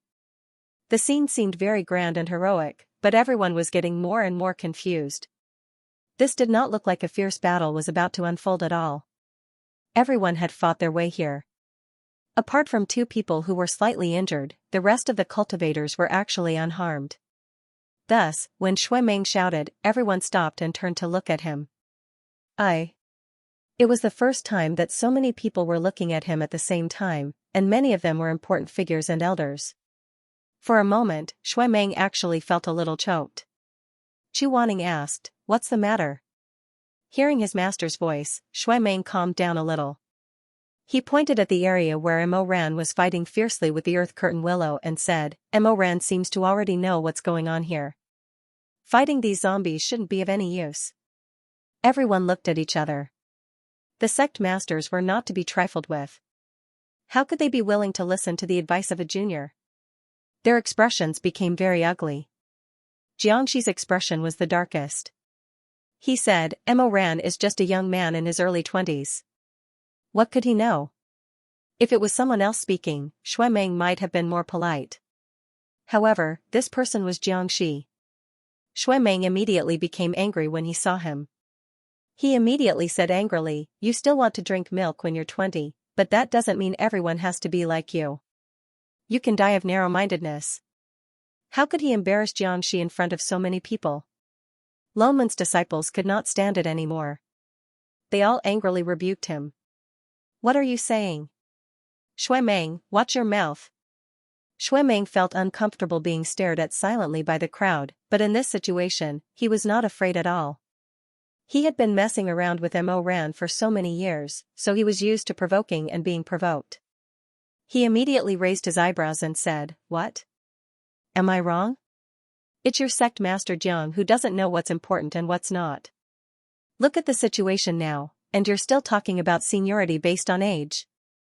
Jiangxi was also hot-tempered. He was the leader of many sects and an immortal, but he narrowed his eyes and argued with a junior in front of everyone. Age and experience have always been linked. When you reach your father's age, you should understand a principle: when speaking to your elders, etiquette is the most important. Shui Meng said angrily, with sect leader Zhang's breadth of mind, how can he be an elder? That's enough, Meng-er. Shui Jingyong frowned. Stop talking. Where was Ran-er? Take us there quickly. Although Shui Jingyong had stopped Shui Meng in time and Jiangxi had no way to continue arguing, he still flicked his sleeve and said, "Shui Jingyong, you're really good at teaching your child." Shui Jingyong's face was livid. He seemed to want to say something, but he did not say it out loud for the sake of the first supremacy. He followed the crowd to the mountainside. When they reached the mountainside, they saw Mo Ran, dressed in black, flying over. Half of his sleeve was covered in blood, and he held the chess piece tightly in his hand. The vines behind him had been burned, and there were no new ones at the moment. Seeing that he was injured, Chu Wanning and Shui Jingyong's expressions changed. Shui Jingyong hurriedly said, "Ran-er, how are you? Heal, someone come quickly. Shermei, come and help." Shermei seemed to be shocked as well. Looking at Mo Ran's bloody arm, his face turned pale. For a moment, he was stunned and did not move. However, Mo Ran's divine hand stepped forward first. With a light flick of his sleeve, he felt the burning pain in his wound ease. He nodded at Hua Bainan and said, "Thank you, divine hand." "You're welcome," Hua Bainan said coldly. "I wonder what Grandmaster Mo has discovered that you want to share with everyone?" At this moment, Mo Ran's mood was extremely bad. He knew very well that if he revealed the Unity formation at this moment, it would definitely arouse some suspicion and speculation. However, he did not care so much. He knew very well that if the exquisite chessboard appeared in Jianghu in large numbers, it would cause a bloody storm. That was something that neither he nor Chu Wanning wanted to see. "Look at this." He opened his palm and showed the black chess piece in his hand to everyone. Jiangxi sneered, "Exquisite chessboard? Didn't you already know? Is this what Grandmaster Mo discovered? If it wasn't for the exquisite chessboard, how could these corpses be manipulated by others?" Mo Ran pursed his lips and said, "It's not the exquisite chessboard. It's the soul-eating insect on the chess piece." He pointed to it for everyone to see. "It's here." Jiangxi stood with his hands behind his back. He did not say much and just looked at him coldly. Shui Jingyong moved closer to look at the insect, but after looking at it for a long time, he could not figure out what it was. He asked, "What's wrong with this insect? Is there something wrong?" "It's on every chess piece," Mo Ran said. "This exquisite chessboard is not as simple as you think. Pairs of eyes stared at him, and he also glanced at them. Of course, he knew what he was doing.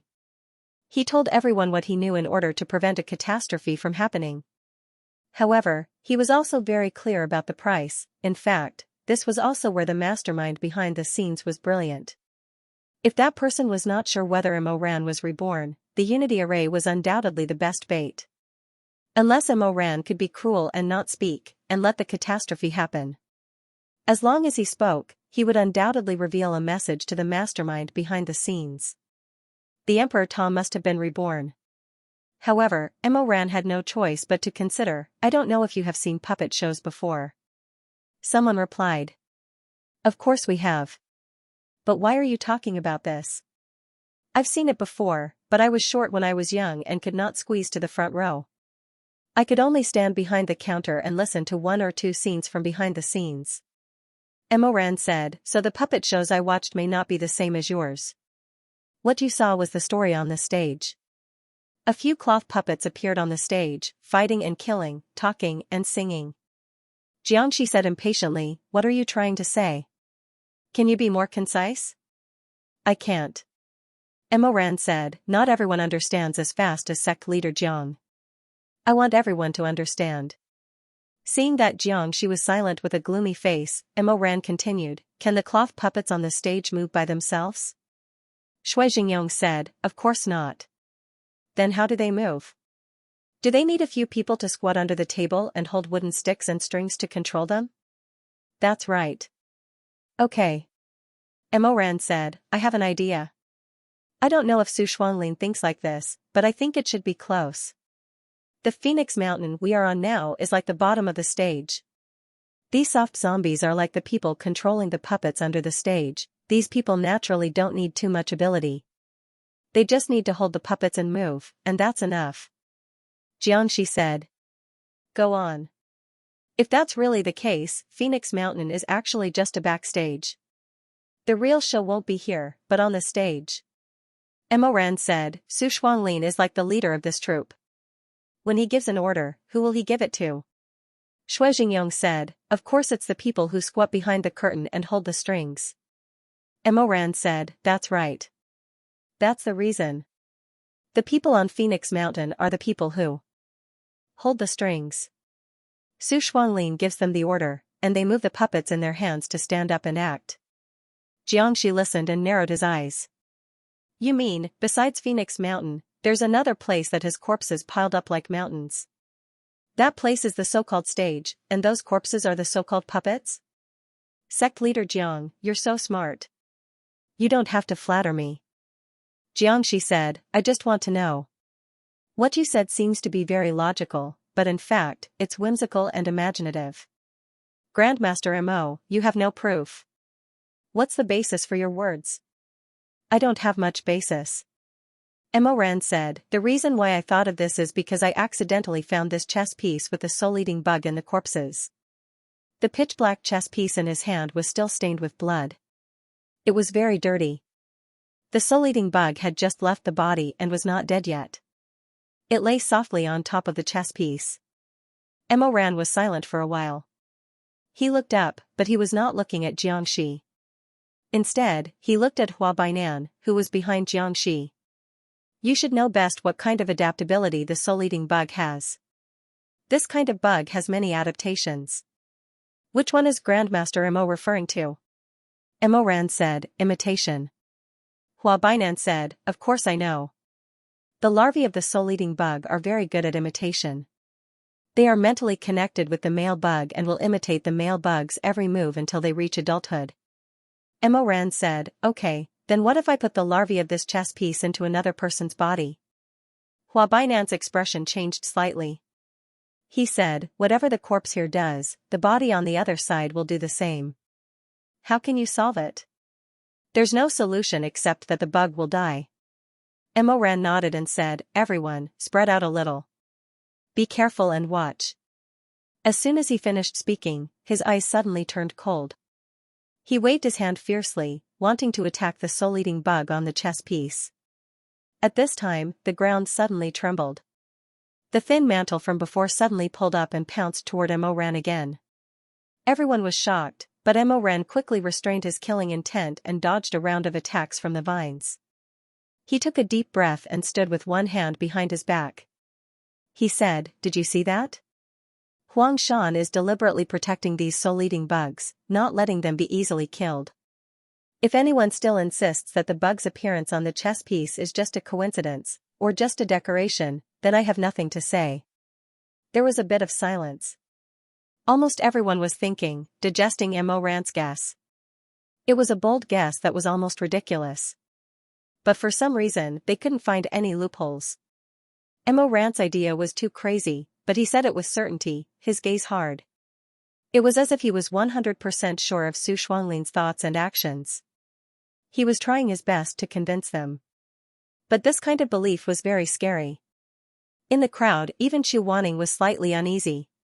He frowned and looked at Mo Ran's pale face from afar. He suddenly felt his heart palpitate, as if something was showing a little bit of a clue, a little bit of fangs. It was about to be torn apart. Probably only people like Xue Jingyong thought more simply. He didn't care too much about how Mo Ran could think of such a strange puppet control method in such a short time. He only seriously pondered for a while, then suddenly patted his head. "So, Su Shuanglin isn't here at all?" Mo Ran said, "I don't think so." Elder Xuanji's concern was different from everyone else. He frowned and said, "Along the way, he killed at least 9,000 zombies, if not 10,000. Where did he get so many corpses? If so many people suddenly died somewhere, there's no reason not to alarm the 10 great sections." Mo Ran sighed and said, "Just died. Have you forgotten? Where did he just die?" Seeing that everyone was puzzled, Mo Ran said 2 words concisely. "Lini." "Impossible." Someone immediately refuted him. Lini was a sea of fire at that time. It was a sea of tribulation fire. It was burned to ashes. How could there be corpses left? Because of the space rift, Mo Ran said, other than Su Shuanglin, he has a companion who knows how to crack space. This time, no one refuted. It was not because they believed it, but because it was too ridiculous and ridiculous. After a long while, Xianxia said, "That's the first great forbidden technique that has been lost for a long time." "The first great forbidden technique is the space rift," Mo Ran said, "not space. There are thousands of people here, not Su Shuanglin alone." Jiangxi's expression was very cold. How capable must he be to send thousands of people to Mount Huang before they were swallowed by the sea of fire? "Sect Master Jiang, why don't you think about it from another perspective?" Mo Ran said, "I think that these people were not sent here when they were alive, but after they were burned to death and before they were burned to ashes. This kind of teleportation technique is much easier to send the dead than the living." Jiangxi did not like to be led by a junior. He was a little embarrassed. He narrowed his eyes, but before he could say anything, a pale and slender hand pressed down on him. The divine hand Hua Bainan smiled slightly and looked at Mo Ran. "Grandmaster Mo, you're so sure, as if you saw it with your own eyes. What proof do you have?" Mo Ran did not expect the medicine sect to speak up. He was stunned for a moment, then said, "No one knows better than Grandmaster Hua whether the flesh of these zombies was burned or rotted." Hua Bainan glanced at the zombies on the ground in the distance. They had their legs cut off and could not get up again. Then he turned his gaze back and said lightly, "Even if they were burned, how can you be sure that they were the corpses of the first disaster in Lini?" Mo Ran stared at him with his black eyes without backing down. He said, "It's just a guess. If Grandmaster Hua thinks it's ridiculous, then you can think of another way to let Su Shuanglin secretly transport thousands of corpses to Mount Huang under the noses of all the sections." Hua Bainan smiled. "I'm not good at witchcraft, so I can't guess." For a moment, no one said anything. Han Lin's sacred hand's words could be considered to have pierced everyone's hearts. Since Mo Ran had speculated about the use of the mother soul-devouring worm, many people felt a faint fear in their hearts and felt the hair on their backs stand on end. There was a good saying, "What kind of person you are, what kind of things you see in your eyes." Many people present were not innocent people. Naturally, they could immediately think of the crux of the problem. That was, how could Mo Ran make such a terrifying but thorough guess in such a short time? He was naturally not Su Shuanglin's henchman. If he was, he would never have mentioned such a guess. Then, did this mean that Grandmaster Mo, who had always appeared to be upright, had secretly dabbled in this kind of witchcraft, or had studied it more or less? Hua Bainan gently brushed the veil on his face and said with a smile, after all, when it comes to guessing Su Shuanglin's thoughts, I think I can't beat Grandmaster Mo. Mo Ran wanted to refute for a moment, but he suddenly felt that he couldn't stand on his own ground. He couldn't say with confidence that he was just guessing and that he was not good at witchcraft. At this time, a cold voice suddenly said, Grandmaster Hua, why do you have to make insinuations? Ah. Hua Bainan smiled. Grandmaster Chu. Chu Wanning's clothes were as white as snow as she stood under the moonlight. Her expression was extremely indifferent. A person's thoughts will be different depending on their position. The people sitting in the seats can only see the puppet show on the stage, but some people can only watch from behind the stage. What they see are ordinary people squatting behind the table. Grandmaster Hua, do you understand what I mean? Hua Bainan said with a smile, forgive me for being slow-witted. Mo Ran has his own opinions. Chu Wanning said coldly, he is my disciple. I hope you will be careful with your words and not make too many guesses. This kind of trust made Mo Ran's throat dry. He muttered, Master. Hua Bainan looked at Chu Wanning for a while. He wanted to say something, but in the end, he didn't. He smiled and went back to Loman's team. Xianxia regained his dignity, but his expression was still very ugly. He said coldly, no matter what, let's go to the top first. The group walked to the top of the mountain. It was empty there, except for a huge spell array. Red balls of light kept coming out of the array's eye. Emoran saw this array and his heart sank. His fingertips were cold. It was indeed an array of the heart. It was an array that was used to refine the chess pieces of the heart and merge the soul-eating worms into the exquisite dragon chess. The palace master of the stepping snow palace frowned and looked at the strange array totem. What array is this? I've never seen it before. Sect Master Shui, you're very knowledgeable. Have you seen it before? Shui Jingyong leaned over to take a look and shook his head. No. Jiangxi's dark brown eyes flashed. He looked at the array's eye for a while, then slowly reached out to probe it. He was the most familiar with this kind of array formation. He closed his eyes and probed for about half an hour, then suddenly withdrew his hand. He turned to Mo Ran and said, do you have any other ideas? His reaction completely told everyone that Mo Ran's guess just now was not far from the truth. He was right. Mo Ran said. Yes. Jiangxi said, speak. Since it's the mother-child worms, then as I said just now, one is on the stage and one is under the stage. So, no matter how many exquisite dragon chess pieces Su Shuanglin made here, there will be a lot of corpses that will listen to his orders. Mo Ran paused and said the most important point. But, in that place, the corpses will definitely not be weak ordinary zombies. I'm afraid that they will be the remains of people who were extremely powerful when they were alive. Shui Meng said in shock, so this is the reason why Su Shuanglin killed so many ordinary people? To make it easier for his subordinates to control the corpses? I'm afraid so. Shui Meng looked back at the mountain below, at the vast sea of corpses and blood. In an instant, the blood drained from his face. It was unknown whether it was because he felt disgusted and shocked, or because he thought of another place where they would face the same number of corpses. Or maybe it was both. Shui Meng looked a little shaky. Suddenly, someone shouted, look over here. There's a corpse here. There was no tall shelter at the top of the mountain, only a bush. Those with sharp eyes saw that there seemed to be a white robe peeking out from there. A few people walked over to investigate and dragged it out of the bushes. It was a charred corpse. The burns were too obvious. One could tell that it had struggled in the sea of fire before its death. Its face was completely viscous and no facial features could be seen. They could only tell that it was a woman from its body shape and the snow-white clothes that didn't melt in the fire.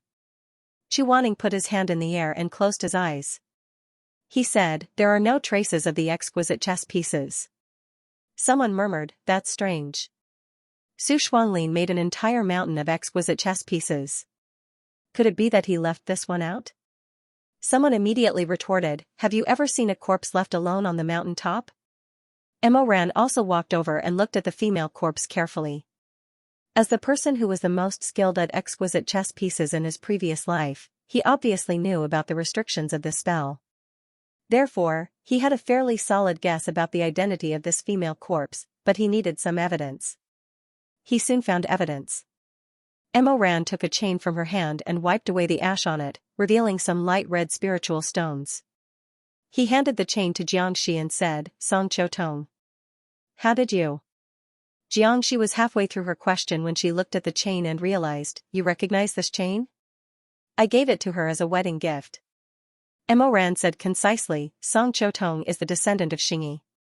She is a butterfly beauty who subdued the evil phoenix spirit. She is the key to opening the forbidden area of Mount Huang."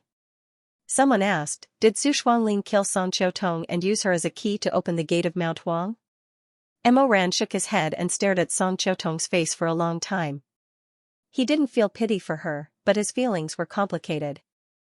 Mo Ran said, "No, I'm afraid that when he brought her up the mountain, she was still alive." "Why do you say that?" This time, before Mo Ran could speak, Xianxia spoke first. Xianxia did not intend to let the younger generation be in the limelight again. Perhaps it was because he wanted to save his face. Instead, he said calmly, "To give Huang Shan an order." Mo Ran glanced at him and thought that this was for the best. If he said everything, it would be harder for him to defend himself if he was suspected in the future. Therefore, he walked to the side and gave his seat to Xianxia so that Xianxia could speak. Someone asked, "Order?" "Song Cho Tong is a weak woman, what kind of orders can she give?" "She may be weak, but her ancestors may not be all weaklings. The evil phoenix spirit of Mount Huang will only obey the order of the bloodline that subdued it." Xianxia was not a foolish person and said, "Song Cho Tong is the last descendant of this bloodline." That person sucked in a breath of cold air. "Ah, the one who subdued the evil phoenix spirit was the butterfly bone beauty she? Not bad. That's unheard of." Xianxia said, "It's normal that you haven't heard of it. The four great evil mountains have no other purpose other than guarding. Therefore, no one cares too much about whether they can be opened or who opens them. Song Cho Tong lost her home and was auctioned. She probably didn't know that she could hide on Mount Huang. She probably hasn't heard of her ancestor subduing the evil phoenix spirit. So it was Su Shuanglin who brought her here? That should be the case." Xianxia continued, "At that time, the Confucian Wind Sect's calamity fire broke out. Everyone fled. No one would return to the main hall to care about that weak woman. The only one who could care about her was Su Shuanglin, or the colleague behind Su Shuanglin." Shui Jingyong pondered on the side and nodded. Since the person behind the scenes can tear open a space crack and take Su Shuanglin to another place, it should be easy for him to take Song Cho Tong. Why don't we think about it? He takes her to Mount Huang. Song Cho Tong is a person who tries to curry favor with those in power. She will only obey if she grasps this life-saving straw. At this time, that person only needs to take her to Mount Huang and let her give orders to Mount Huang. She won't refuse." Someone asked, "But why doesn't he use the precious chess piece to control Song Cho Tong?" "Because the evil phoenix spirit can distinguish whether the person giving orders is being controlled or not," Xianxia said. "It must be alive and willing. Only then will this mountain listen to its orders." Everyone slowly realized what was going on. Someone said in astonishment, "Then what are we doing here? Didn't we fall for his trick and run to his behind the scenes? Because of this damn mantle of Mount Huang, we can't get rid of these soul-eating insects. What should we do now?" Xianxia frowned. He seemed to dislike Mo Ran's analogy of in front of the stage and behind the scenes. However, he still said, "Find the in front of the stage and directly destroy Su Shuanglin's puppets." Grandmaster Mo. After Xianxia finished speaking, he suddenly called out to Mo Ran. Mo Ran was originally listening attentively with his arms crossed. When he heard him mention himself, he couldn't help but be startled. What's wrong?" Xianxia said faintly. Grandmaster Mo's analysis just now was very clear and logical. "Then, I would like to ask Grandmaster Mo one more question. Where is the in front of the stage and how do we find it?" Mo Ran. "Try seeing ghosts?" "Try, what?" Mo Ran coughed softly. A flame lit up in his palm and a willow vine suddenly sprang out. He said, "It's this. It's called seeing ghosts." Xianxia. Seeing ghosts was the same as Heaven's Inquisition. They both had the ability to interrogate living people, evil spirits, and corpses whose souls had left their bodies. The difference was that interrogating people and corpses required them to speak. Interrogating ghosts, on the other hand, required them to communicate directly with their souls. Song Chotong had been dead for more than a month. Her soul was long gone. Fortunately, Mount Huang was full of yin energy and her body had not yet decomposed. Mo Ran said in a low voice, "Seeing ghosts, go and interrogate them." Seeing ghosts immediately obeyed the order. They stretched out their branches and wrapped around Song Chotong's body 3 times. Her body began to emit a dazzling red light. The red light flowed in Mo Ran's eyes. He opened his mouth and asked in a low voice, "Is the person who brought you here Su Shuanglin?" Song Chotong's charred face was hard to distinguish. For a moment, there was no movement. "Is it not working?" Someone muttered softly. Mo Ran narrowed his eyes and asked again, "Is the person who brought you here Su Shuanglin?" Still, there was no movement. Xianxia said, "It seems that Master Mo is still too young. Why don't you let your master do it?" However, at this moment, Song Chotong's neck suddenly moved. Her movements were stiff and extremely slow. However, there was no doubt that she was shaking her head very obviously. Shui Jingyong said in shock, "It's not Su Shuanglin?" Mo Ran gripped the ghost tightly. The meridians on the back of his hand bulged slightly. He asked again, then, "Have you seen the person who brought you here clearly?" After a few moments of silence, Song Chotong suddenly opened her mouth. However, she did not answer. Instead, what came out of her mouth was a large slimy snake. It fell to the ground and slithered away with a hiss. One of Lonman's disciples immediately recognized it. "She has a swallowing snake in her stomach." The swallowing snake was a demonic beast. It was not poisonous and was covered in spirit armor. It could survive in a human's stomach for more than 20 years. This kind of venomous snake was also used by many sects in the upper cultivation world. It was specially made for the shadow guards to swallow it. From then on, the shadow guard could only answer the truth to the owner of the speech-swallowing snake. No matter what others asked them, they could only answer lies or half-truths. Otherwise, this kind of venomous snake would wake up from its hibernation and instantly tear apart the host's internal organs, throat, and tongue. The red light of the ghost was suddenly extinguished. Song Chotong's entire body was trembling. She kept shaking her head. A large lump of scarlet blood flowed out of her mouth. It looked like her internal organs had been torn apart. There was also her tongue, throat. She could not tell the truth anymore. Everyone was shocked. Suddenly, someone suggested, "Since she can't tell, why don't we let her write?" The moment Mo Ran saw the swallowing snake, he already knew that the mastermind was very meticulous. It was already beyond the reach of ordinary people. However, he still stepped forward and lifted Song Chotong's hands to take a closer look. Shui Jingyong asked, "How is it?" Mo Ran shook his head. "Her muscles and bones have all been cut off. She can't write anything at all." The surroundings were getting closer and closer. Suddenly, a chilly wind blew past. 10,000 leaves laughed sinisterly within the mountain forest.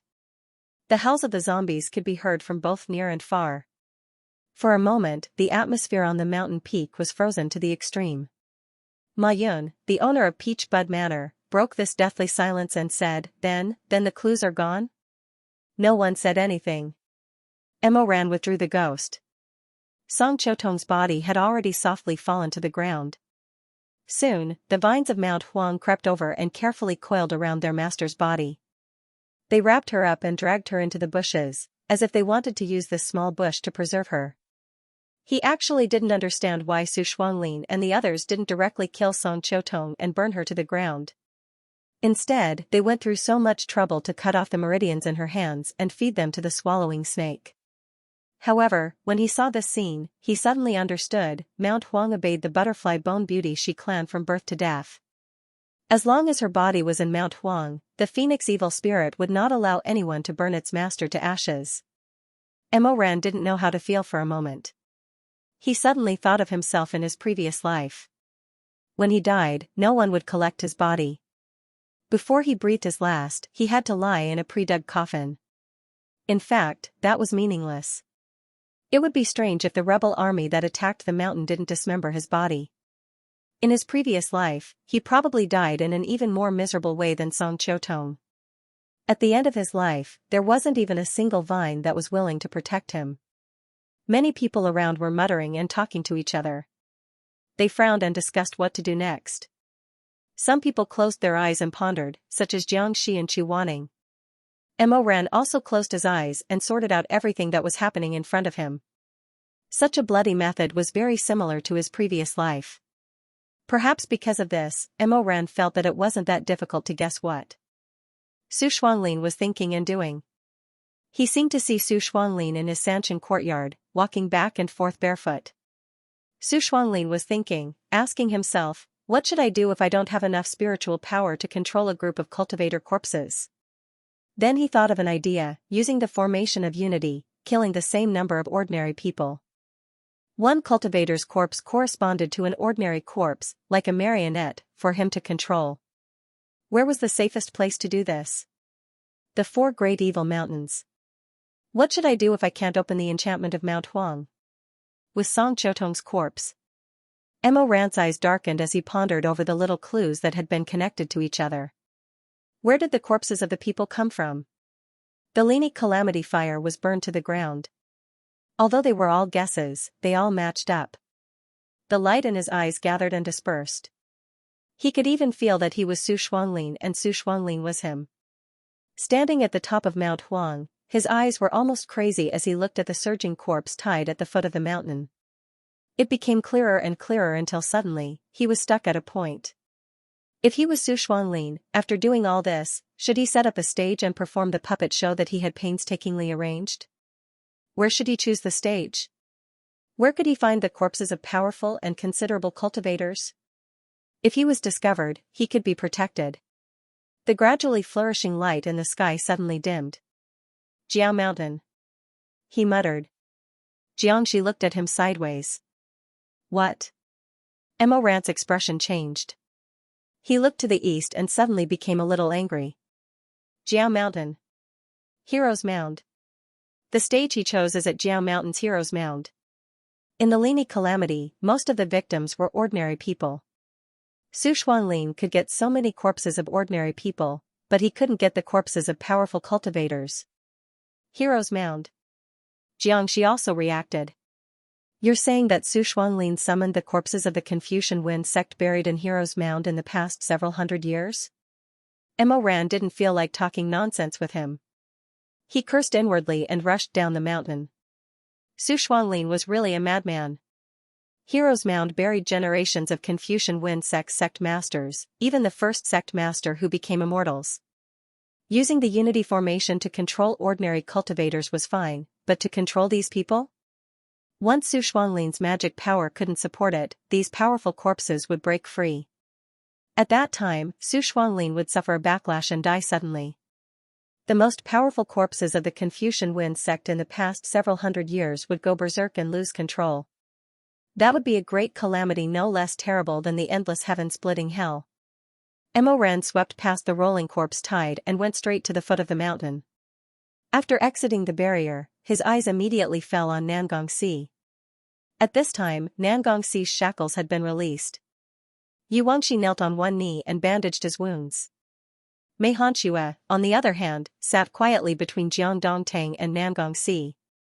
In front of him was a Kong Ho. His fingertips lightly moved, and the sound of flowing water could be heard. It must be known that Mei Hanxue was the eldest senior brother of Kunlun's treading in Snow Palace. Moreover, it was said that this person appeared and disappeared like a ghost. His movements were extremely strange, and his methods often changed. For a moment, he could not be more serious, and for a moment, he could be an evil martial art that people could not understand. Thanks to him, although Jiang Dongtang's group wished that they could skin Nangongxi alive, they still could not do anything. They could only obediently sit on a rock nearby and stare. Seeing Mo Ran come down, Mei Hanxue's zither suddenly stopped. He put away his zither, stood up, and nodded slightly. His style was extremely dignified and proper. How is it on the mountain? Emoran said, it's all fake. Fake? Mei Hanshua slightly frowned. When the people of Jiangdongtang heard this, they also gathered around. Xianxia was still lying in the pavilion nearby, letting a few disciples massage his legs and shoulders. He made a weak appearance, but when he heard this, he could not help but squint his eyes and perk up his ears to listen. Emoran said, Su Shuanglin is not on this mountain. I'm afraid he is on Jiao Mountain. Before he finished speaking, Nangongxi's face had already turned pale. He suddenly stared at Emoran, Su Shuanglin is on Jiao Mountain? Maybe, but I'm not completely sure. Nangongxi was stunned for a moment and muttered. Impossible, Jiao Mountain only listens to the orders of the Nangong clan. Su Shuanglin, He thought of something and was suddenly at a loss for words. Then, the last bit of blood drained from his face. His pair of bright black eyes stared at Emoran's face. For a moment, he had forgotten that Su Shuanglin's surname was also Nangong. The Nangong family, one willow and one catkin, was once a young hero praised by everyone. Everyone thought that the Confucian Wind sect would rise to glory in the hands of this pair of brothers, like the sun at noon. Who would have thought that the two brothers and the Confucian Wind sect would end up in such a situation? Nangongxi silently lowered his eyelids, no longer speaking. At this time, the others also came down from Phoenix Mountain one after another. A few thousand people were like a school of migrating fish, squeezing their way back to the front of the mountain. Chu Wanning walked over with Shui Meng and Shimei following behind him. He looked at Nangongxi and asked, how did your hand get hurt? It's not a big deal. I cut it myself, Nangongxi said, thank you for your kindness, Grandmaster. Shui Meng sighed and said, call me Shizun, not Grandmaster. Really, Shizun gave you face, yet you don't want it. I've never worshipped a master. Nangongxi's dry and peeling lips slightly opened and closed. Everything I've learned has never been taught by a grandmaster. Grandmaster doesn't need to take my mother's request to heart. Chu Wanning was speechless. I'm sorry.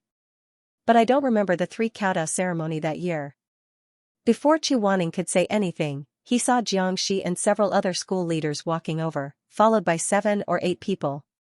He wasn't used to speaking privately in front of so many people, so he pursed his lips and didn't say anything else. He only handed over a small bottle of medicine from his Chankuan bag. Apply it externally every day, and you'll recover in 3 days. By the time he finished speaking, the other people had already arrived. Xianxia was also supported by others as she walked over shakily from the pavilion. Jiangdongtang definitely wouldn't miss out on this cup of soup. Now that Jiangxi was the leader of all the schools, it was only right for him to speak first. But Jiangxi looked at Nangongxi. For a moment, he wasn't sure what kind of attitude was most suitable for him. The Confucian Wind School had been domineering and rampant for so many years, and had accumulated enmity with many other schools. These enmity had no place to vent, so in the end, it all fell on Nangongxi alone. But what did Nangongxi do wrong? He wasn't the one who took the sword manual of the Jade Pool Mountain Villa, and he wasn't the one who would ask for such an exorbitant price. He didn't even have time to find out where the sword manual was. His father Nangong Lu had committed many crimes, and his death was a good thing. Nowadays, everyone said that the son should pay for the father's debts, but if the son paid for the father's debts, how many people present would be clean and pure?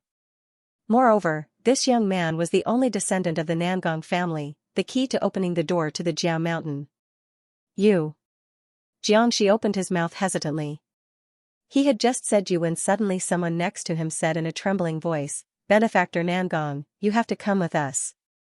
As the saying goes, the one who started the trouble should be the one who started it. You must not ignore the mess left behind by the Confucian Wind School and watch with folded arms.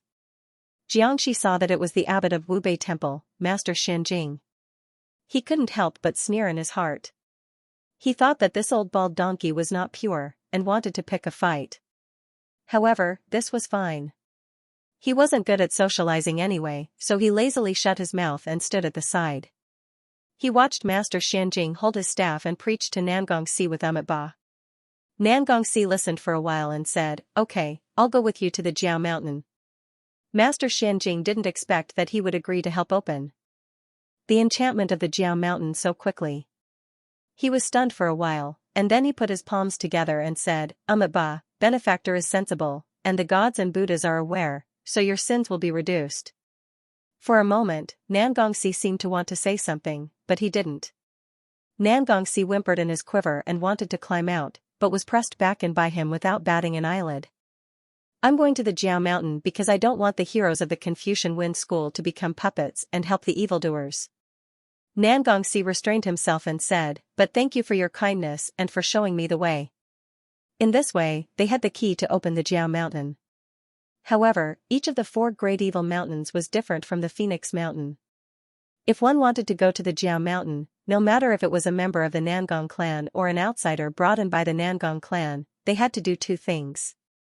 First, they had to fast for 10 days. Second, when they reached the Coiling Dragon Mountain, they had to walk. They couldn't ride a sword or ride a horse. They had to cross the first 3 mountains on foot to show their sincerity.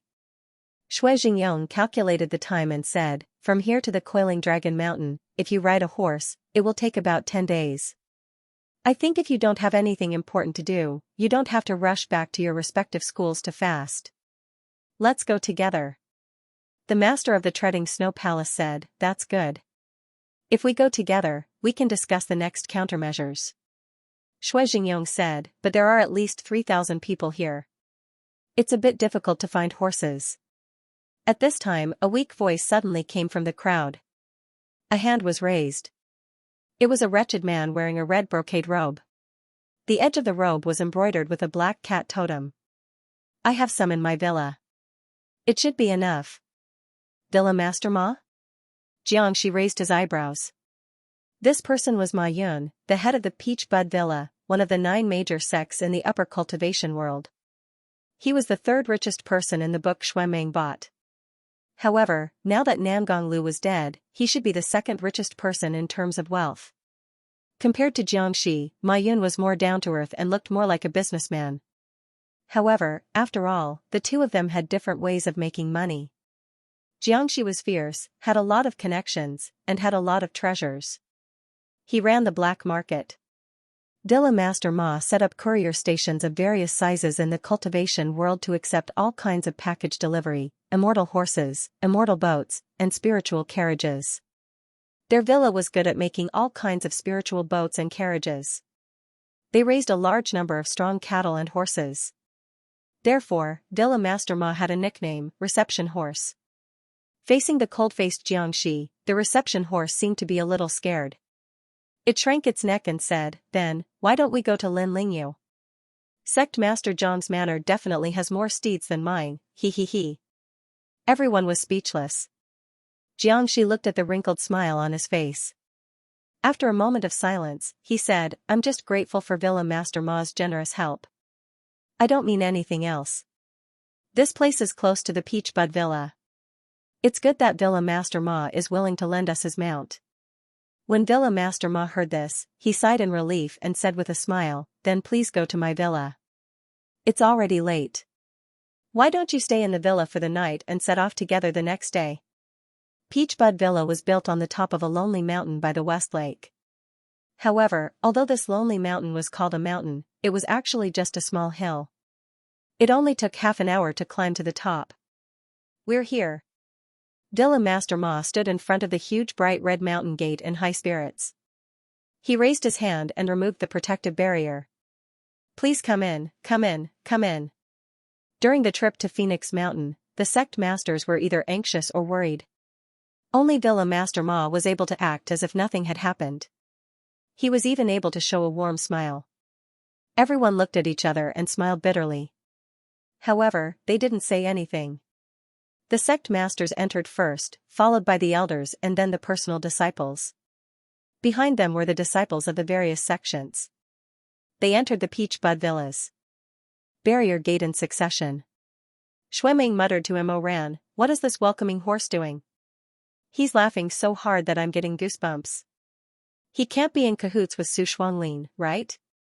Is he trying to lure us into a trap?" "No. Why are you so sure? Mo Ran said, the 9 great sects high lords and outstanding talents are all here. Everyone is panicking. If he's in cahoots with Su Shuanglin, he won't be able to do anything. Instead, he'll expose himself. Then why is he so happy? Mo Ran sighed and said, he's happy that he made a fortune. What fortune? He's clearly making a loss. Shui Meng was dumbfounded. He was the same as his father. He didn't have any business acumen. It was said that when he was young, Madame Wang gave him a silver leaf and told him to go to a peddler to exchange for it. In the end, he exchanged for a small kite and 3 greasy copper coins. He was miserably cheated. However, he still thought that the kite looked good. He bought a happy one and felt that it was worth it. How could someone like him understand the thoughts of the welcoming horse? Thus, after thinking for a long time, he was still dumbfounded. Did you hear wrong? He just said that he wanted to borrow our horses, not rent them. He doesn't want a single cent. At this time, the low-level disciple in charge of receiving guests came to receive them.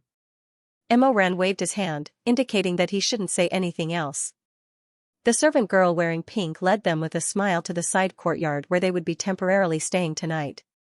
This row of side courtyards were all near the edge of the mountain. Each courtyard could accommodate 6 people. At dusk, Mo Ran stood in front of the window of his room, gazing at the distant mountains and the mist of the West Lake. After coming down from Mount Huang, Mo Ran had been very anxious and uneasy. Now that he had closed the door, he finally completely revealed his restlessness.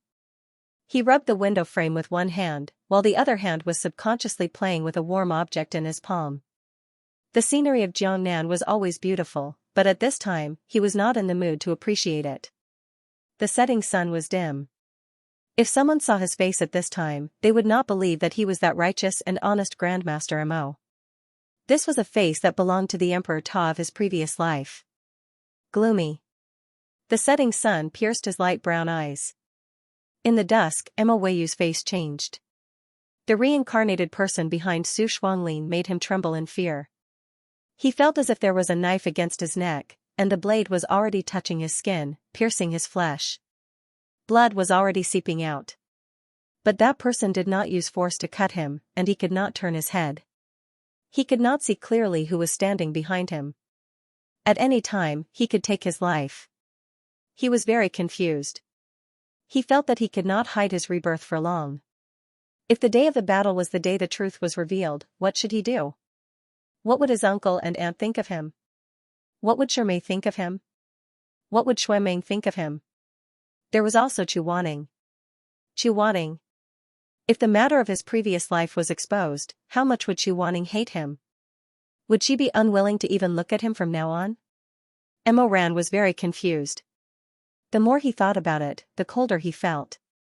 It was so cold that it reached his bones. Clatter. Suddenly, there was a sound. The thing in his hand fell to the floor. He picked it up absent-mindedly and glanced at it. There was some dust on that little thing. It seemed that this side courtyard of Taba Villa had not been lived in for a long time. The people who took care of it were not diligent. There was some dust on the ground. He paused. Mo Ran's face suddenly turned pale. He suddenly realized what he was playing. Lying in the palm of his hand was a dark and warm chess piece. The precious dragon chess piece. Mo Ran's expression changed. In his previous life, he had developed a habit in the last 2 years before his death. Every time he felt extremely complicated and irritated, he could not help but gather his spiritual power in his palm and condense it into a small black chess piece. He would play with it in his hand. This habit of his made many attendants in the palace frightened. Mo Ran overheard the palace servants discussing this matter. They all thought that he must be angry. When he was angry, he wanted to be a chess piece. He wanted to kill people and turn them into puppets. I'm so scared that His Majesty will throw that chess piece out at any time. To be honest, I'd rather watch him play with people's skulls. What are you afraid of? I'm His Majesty's attendant. God knows how many times my legs have turned to jelly. How much spiritual power does it take for His Majesty to be a chess piece? He can't be playing around, right? He must have a purpose, or he wants to vent. If he vents it on me, what should I do? Emoran was speechless, but he also found it funny.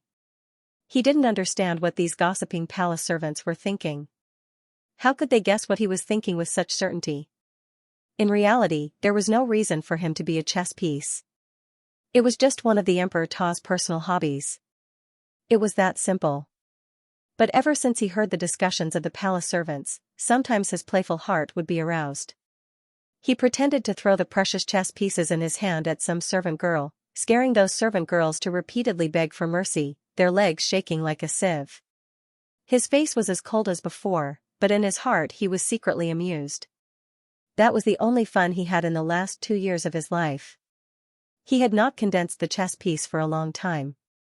It seemed that he wanted to sever ties with his past self. Ever since his rebirth, Emoran had never used this technique again. In the blink of an eye, 7 or 8 years had passed.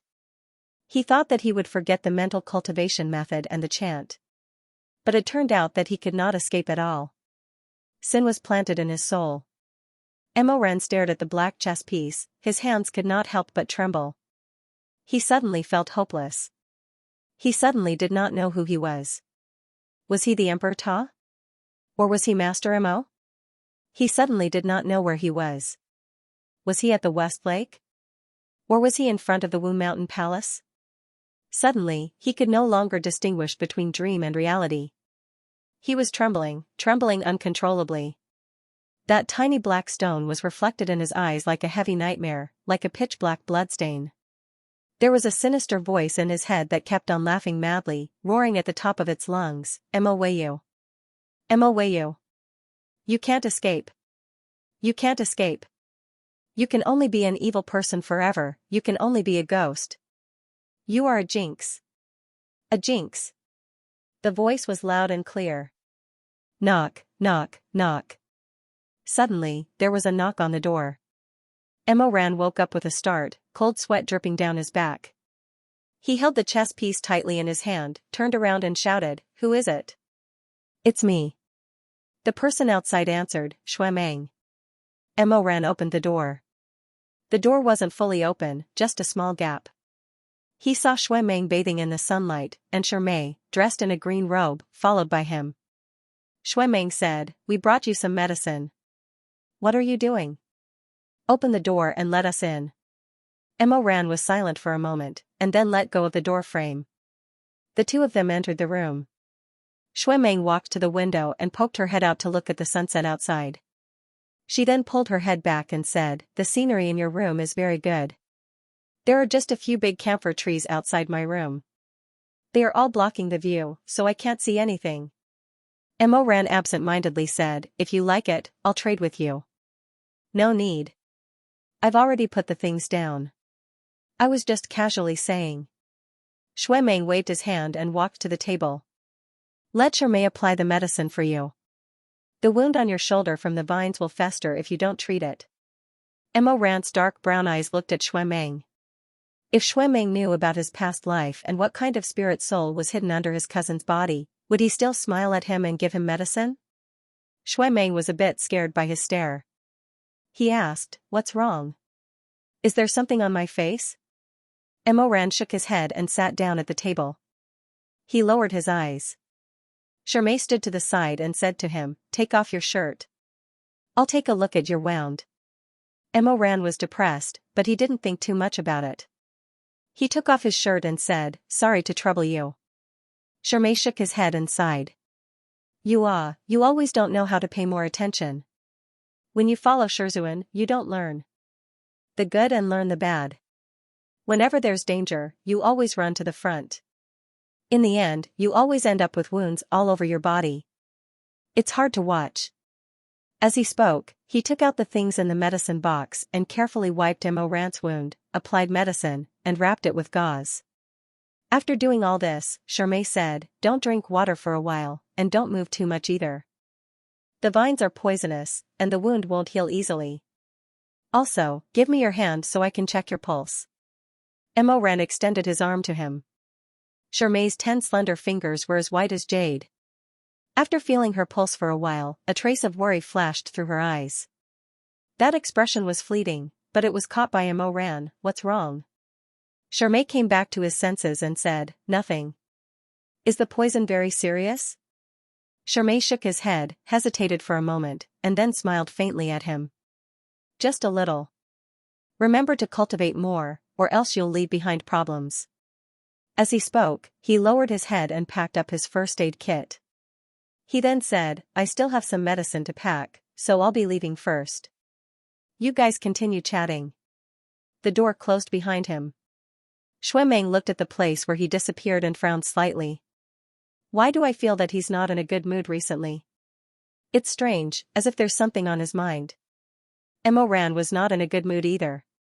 He said, maybe he found out that my life is coming to an end after checking my pulse, so he's sad for me? Bah, don't jinx it. Xuemeng stared at him. Who curses themselves like that? Besides, I'm serious. Shermay has been in a bad mood these days. Mo Ran was a little concerned. He stopped what he was doing and asked, is that so? Yes. Xuemeng said with certainty. Let me tell you, he was in a daze several times before. He only reacted after I called him 2 or 3 times. Do you think he's... What? Fallen in love with someone? Mo Ran. Shermay fell in love with someone? If it was 8 years ago and Xuemeng told him this, he would have jumped up and scolded him out of jealousy. But now, he only felt a little surprised. He wanted to find some clues, but he realized that he had paid too little attention to Shermay these years. He could not find any clues. Don't ask me. Anyway, I'm not the one he likes. Mo Ran said as he pulled up his clothes and put them on. Besides, it's other people's relationship. Why do you always care so much? Xuemeng was a little embarrassed. He coughed with a red face and said, I don't care. I'm just saying it casually. He stared fiercely at Mo Ran. He stared at the guy with a good figure as he put on his clothes. He stared, and suddenly felt that something was not right. He looked carefully again. His eyes fell on Mo Ran's muscular chest and stopped. Mo Ran did not care and said casually, why are you staring at me? Do you like me? Xuemeng did not say anything. Mo Ran still said in a half-dead tone, don't look. It's impossible between us. Xuemeng turned his head away with a pale face. He pretended to be calm and said, bah, you think too much. But his heart was beating like a drum. He saw a crimson crystal pendant hanging on Mo Ran's neck. It looked very familiar. He seemed to have seen it somewhere. He could not remember, but he suddenly had goosebumps. He did not know why, but he suddenly felt a buzzing sound in his head. Where did he see it? Mo Ran put on his clothes and suddenly found a few stains on the table. He asked Xuemeng, do you have a handkerchief? Oh, I do. Xuemeng came back to his senses. He took out a piece and handed it to him. You always forget to bring one. I'm not used to it. Xuemeng said with a straight face, last time you said that Shizun was going to give you one. Even if you're bragging, you shouldn't brag like that. Only then did Mo Ran remember that he had once begged Chu Wanning to give him a begonia handkerchief, but Chu Wanning had never given it to him. He didn't know whether Chu Wanning had forgotten or was too lazy to give it to him. He could not help but feel a little embarrassed. He coughed a few times and said, I've been busy recently. Shizun has no time. Even if he had time, Shizun would not only make one for you. Xuemeng said with a cold smile, I definitely have a share. Maybe that someone, that Nangongsi, he also has a share. Speaking of Nangongsi, Mo Ran's bad mood became even worse. Did you go see him? No, I went to see what he was doing. Xuemeng said, he and Xianxia live next to that old ghost Xianxia. I want to be thousands of miles away from that place. I don't want to go there. Mo Ran nodded. It's good that they live there. Although Jiangxi's temper is bad and he has a lot of problems, he's still a reasonable person. He probably won't make things difficult for them. Xuemeng said angrily, him? If that dog of a person is reasonable, I'll take his surname and not be called Xuemeng. I'll just be called Jiang Meng. Mo Ran. Xuemeng always had this kind of ability. He was always noisy and cynical. When his mouth moved, there was no ambiguity when he insulted others. But perhaps it was because he was so noisy that Mo felt that there was more warmth in the room. Only then did the terrifying nightmare of his previous life fade away slightly. Xuemeng said, speaking of which, Shizun doesn't really want to take Xianxia as his disciple, does he? In the past, Shizun definitely wasn't willing. Mo said, but now, even you and I can't stop him. Xuemeng stared blankly. Why? Mo sighed. Let me ask you. In the past, Li Wuxin revered Xianxia. He was clearly an elder, but he never dared to talk back to Xianxia. Why? Because his father is powerful. He's the head of the #1 cultivation sect in the cultivation world. Does that even need to be said? Very well then. Let me ask you again. Why do people like Xianxia and those whose names I don't even know, dare to bully him? Why is that? Because of enmity? For a moment, Mo was speechless. He thought that only Xuemeng could say something like that. He suddenly felt very envious. He felt that although Xuemeng was already in his 20s, sometimes he still thought like a child. Like a child was a very subtle description, because the most obvious characteristics of a child were innocence, simplicity, and straightforwardness. But at the same time, it also meant that a person hadn't grown up, was immature, and was careless. But for Mo, he felt that even though he had lived for 20 years, his eyes were still extremely pure when looking at the world of mortals. This was a miracle. He looked at the miracle in front of him, then said with a bitter smile, where did all this enmity come from? The Confucian Wind sect revealed so many things about the upper cultivation world. Those were revealed by Su Shuanglin. How much could it have to do with Xianxia? Mo said, what's more, when those secrets were revealed, wasn't Xianxia one of the people who was hurt the most? He found out that his father was the one who buried his mother. He wasn't the instigator at all, but a sacrifice, a victim. Xuemeng opened his mouth, wanting to say something. Mo didn't say anything, waiting for him to speak. In the end, Xuemeng just opened his mouth like that. After opening it for a long time, he resentfully closed it again. He didn't know how to refute. After a long time, he reluctantly asked, then why do you think it's because? First, it's because they want to watch the show, Mo said, the Confucian Wind sect's matter is too exciting for everyone to watch. Bullying a young master in distress is much better than bullying a little beggar. This was the same as Xuemeng in his previous life. Back then, when the phoenix fledgling met with disaster, what kind of ostracization did he suffer? Xuemeng didn't know, but Mo knew. In order to not offend the Emperor Ta, no sect was willing to take him in, and no sect was willing to cooperate with him. He painstakingly ran all over the world, begging the heads of various sects, big and small, hoping to take advantage of the fact that Mo hadn't done something even crazier and join hands to overthrow his tyranny. That was the first year after Mo succeeded the throne. Xuemeng ran around for 9 years, lobbying for 9 years, but no one listened to him. In the end, only the Kunlun treading in Snow Palace was willing to give him a place to stay. The only one who was willing to help him was Meihanxue. Mo rejoiced that in this life, Xuemeng didn't have to suffer such humiliation again. Xuemeng didn't notice, and asked, then what's the second reason? The second reason is that you think you're doing justice for the heavens. What do you mean? Do you know what? Our heavenly music pavilion, the descendant of the gods, does when it deals with criminals in the cultivation world? Publicly show them to the public, hanging them for 3 days and 3 nights. Xuemeng muttered, why are you asking me this? It's not like you haven't seen it before. When you first came to the peak of life and death, there was a serious criminal who was about to be executed. Father also went there for a public trial. Didn't you and I go there? You also saw the execution, but at that time you were really timid. After you saw it, you were so scared that you had a high fever. It took 4 or 5 days for it to subside. Mo smiled, and said after a while, I can't help it. That was the first time I saw a raw spiritual nucleus. What are you afraid of? No one will come and take your spiritual nucleus. Mo said, life is unpredictable.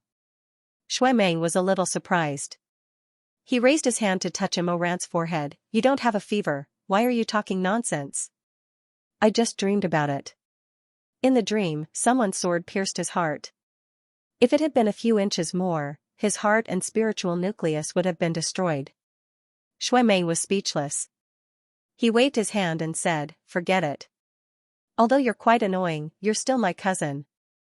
If anyone wants to take your spiritual nucleus, I'll be the first to show them no mercy. Emoran smiled. His dark eyes were bottomless, and there were lights and shadows in them. The lights and shadows swayed, and there were thousands of thoughts in his mind. Why did he mention Shui Meng's past in the Temple of Heavenly Music? Maybe Shui Meng didn't notice at all, but those faces left a deep and colorful reflection in Emorant's heart. He still remembered that the case was about a woman in her 20s. She was very young. A large group of people gathered in front of the Temple of Heavenly Music to watch the show. There were men, women, old people, children, cultivators, commoners, and all kinds of people. They were all looking up at the woman who was bound by the immortal binding rope, the soul-stabilizing lock, and the demon-subduing chain. They whispered to each other. Isn't that Madame Lin? She just married into a prestigious family. What crime did she commit to alarm the Temple of Heavenly Music? Don't you know? She was the one who set the fire in the Zhao family. She killed her own husband. Ah. When the surrounding people heard this, they all gasped. Someone asked, why did she take things so hard? I heard that her husband was very good to her. Amidst the whispers, the owner of the Heavenly Music Pavilion slowly walked up to the execution platform. Holding the case file, she first greeted the people below the platform. Then, she unhurriedly opened the case file and began to read out the crimes of the woman surnamed Lin. The crimes were very long. She read for almost an hour.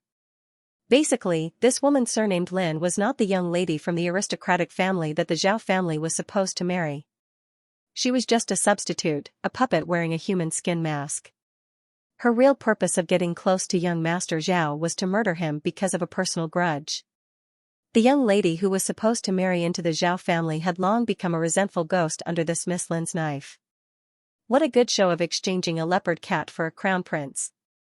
The Temple of Heavenly Music finally commented righteously, however, justice grinds slowly but surely. Miss Lin, it's time for you to tear off your mask and let everyone see your original appearance. The human skin mask was taken off in front of everyone and thrown to the ground like a snake shedding its skin. Under the messy hair of the woman on the platform, another pale and coquettish face was revealed. A disciple of the Temple of Heavenly Music held her chin and lifted her up to show everyone. There was an uproar below the platform. Someone shouted, "What a vicious woman! She killed an innocent young lady and ruined the Rong family just because of a personal grudge? Beat her to death. Gouge out her eyes. Dismember her. Cut off her skin inch by inch." The crowd was made up of individual people, but they all had the same head in the end. They were like a sluggish giant beast with a big tail that couldn't be shaken off. They were salivating, roaring, and roaring. This ugly thing probably thought that she was an auspicious beast that could represent the sky, the sun, and the moon, as well as the heavens and the earth. Standing in the world, she was righteous and fair. The screams below the platform became louder and louder, scraping the young Emorant's eardrums. He was shocked by the anger of these people. It seemed that the woman who died under the knife and young Master Zhao had become their family, friends, sons, and mistresses. They hated that they couldn't personally seek justice for their family, friends, sons, and mistresses. They hated that they couldn't tear that sinner Lin apart with their own hands. Emoran opened his eyes wide in a daze. Shouldn't the Temple of Heavenly Music decide the punishment? Shui Jingyong comforted him, "Ranner, don't be afraid. It's decided by the Temple of Heavenly Music. Everyone just doesn't like it. They're just saying it.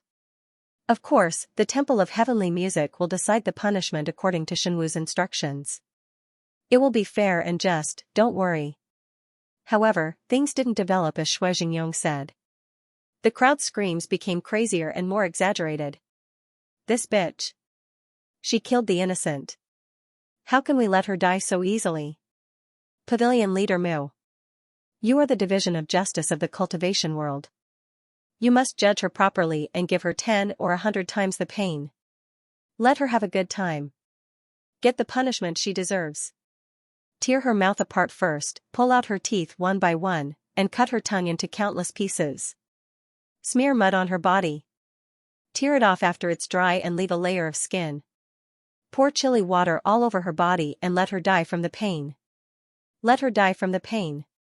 There was even a brothel madam who came to watch the show. She cracked melon seeds and then smiled sweetly. Tear off her clothes. Shouldn't this kind of person be naked? Stuff snakes and loaches in her lower body. Find 100 men to take turns with her. That's what she deserves.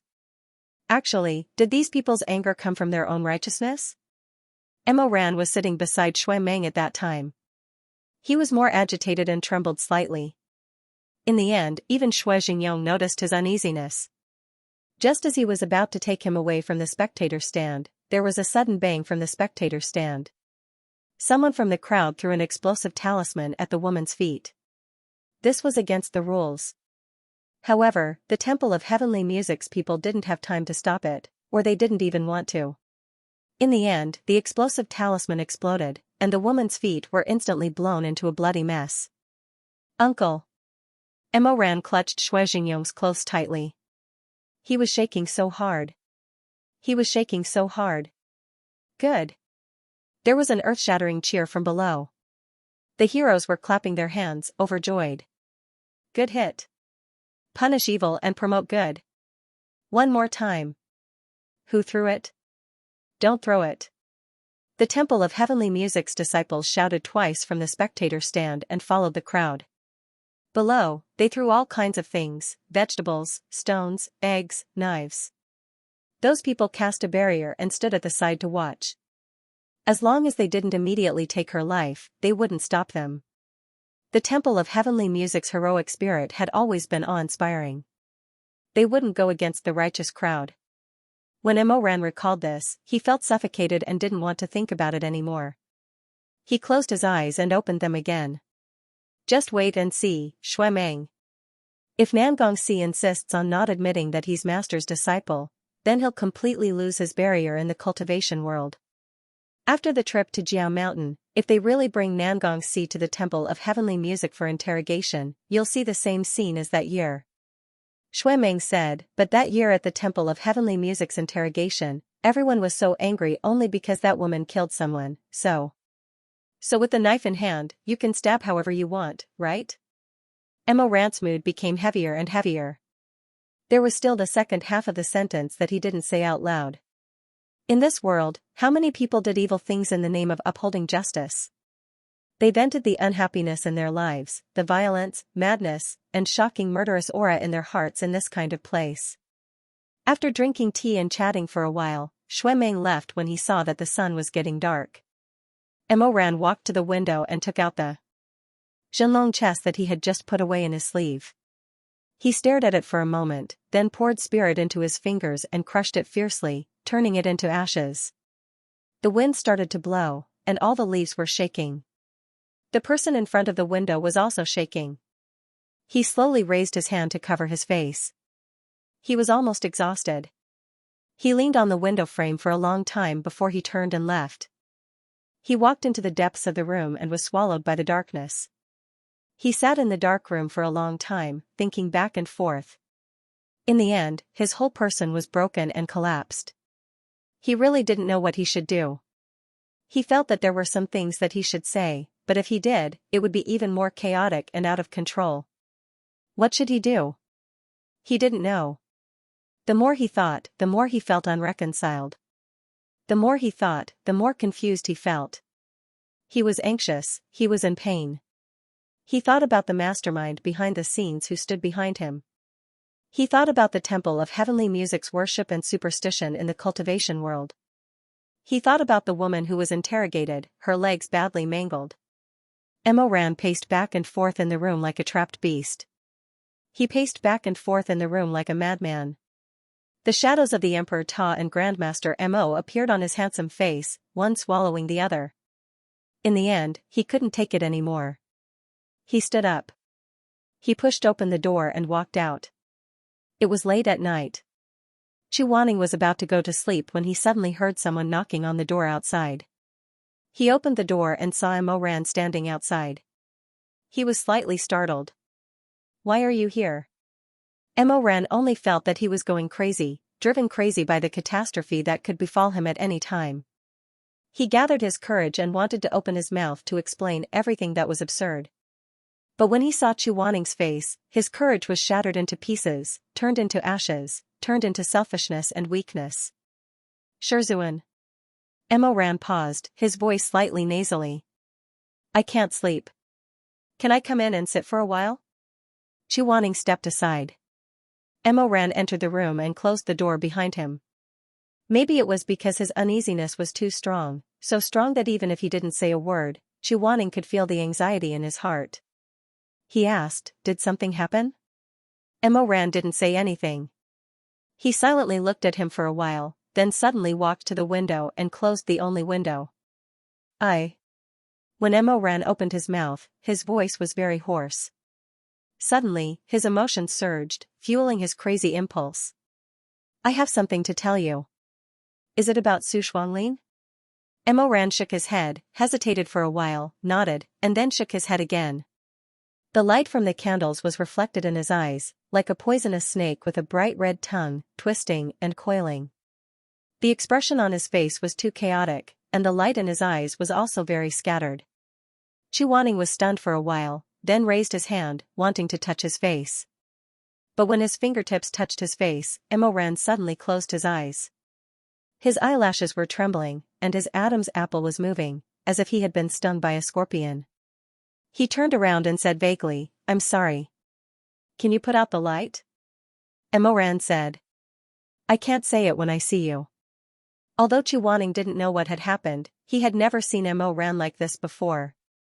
It made his hair stand on end, as if something that could destroy the world was about to fall and crush everyone standing below. Chu Wanning didn't say anything else. He stood in place for a while, then nodded. Mo Ran walked in front of the candlestick. He stared at the candle for a while, then raised his hand to extinguish the last bit of light. The room instantly fell into darkness. But Mo Ran had stared for a long time. The shadow of the candle still swayed in front of his eyes, from orange to multicolored, from concrete to blurry. He stood in place, his back facing Chu Wanning. Chu Wanning didn't rush him, and waited for him to speak. Mo Ran wanted to speak a few times, but all he could do was move his lips. His temples were throbbing with pain.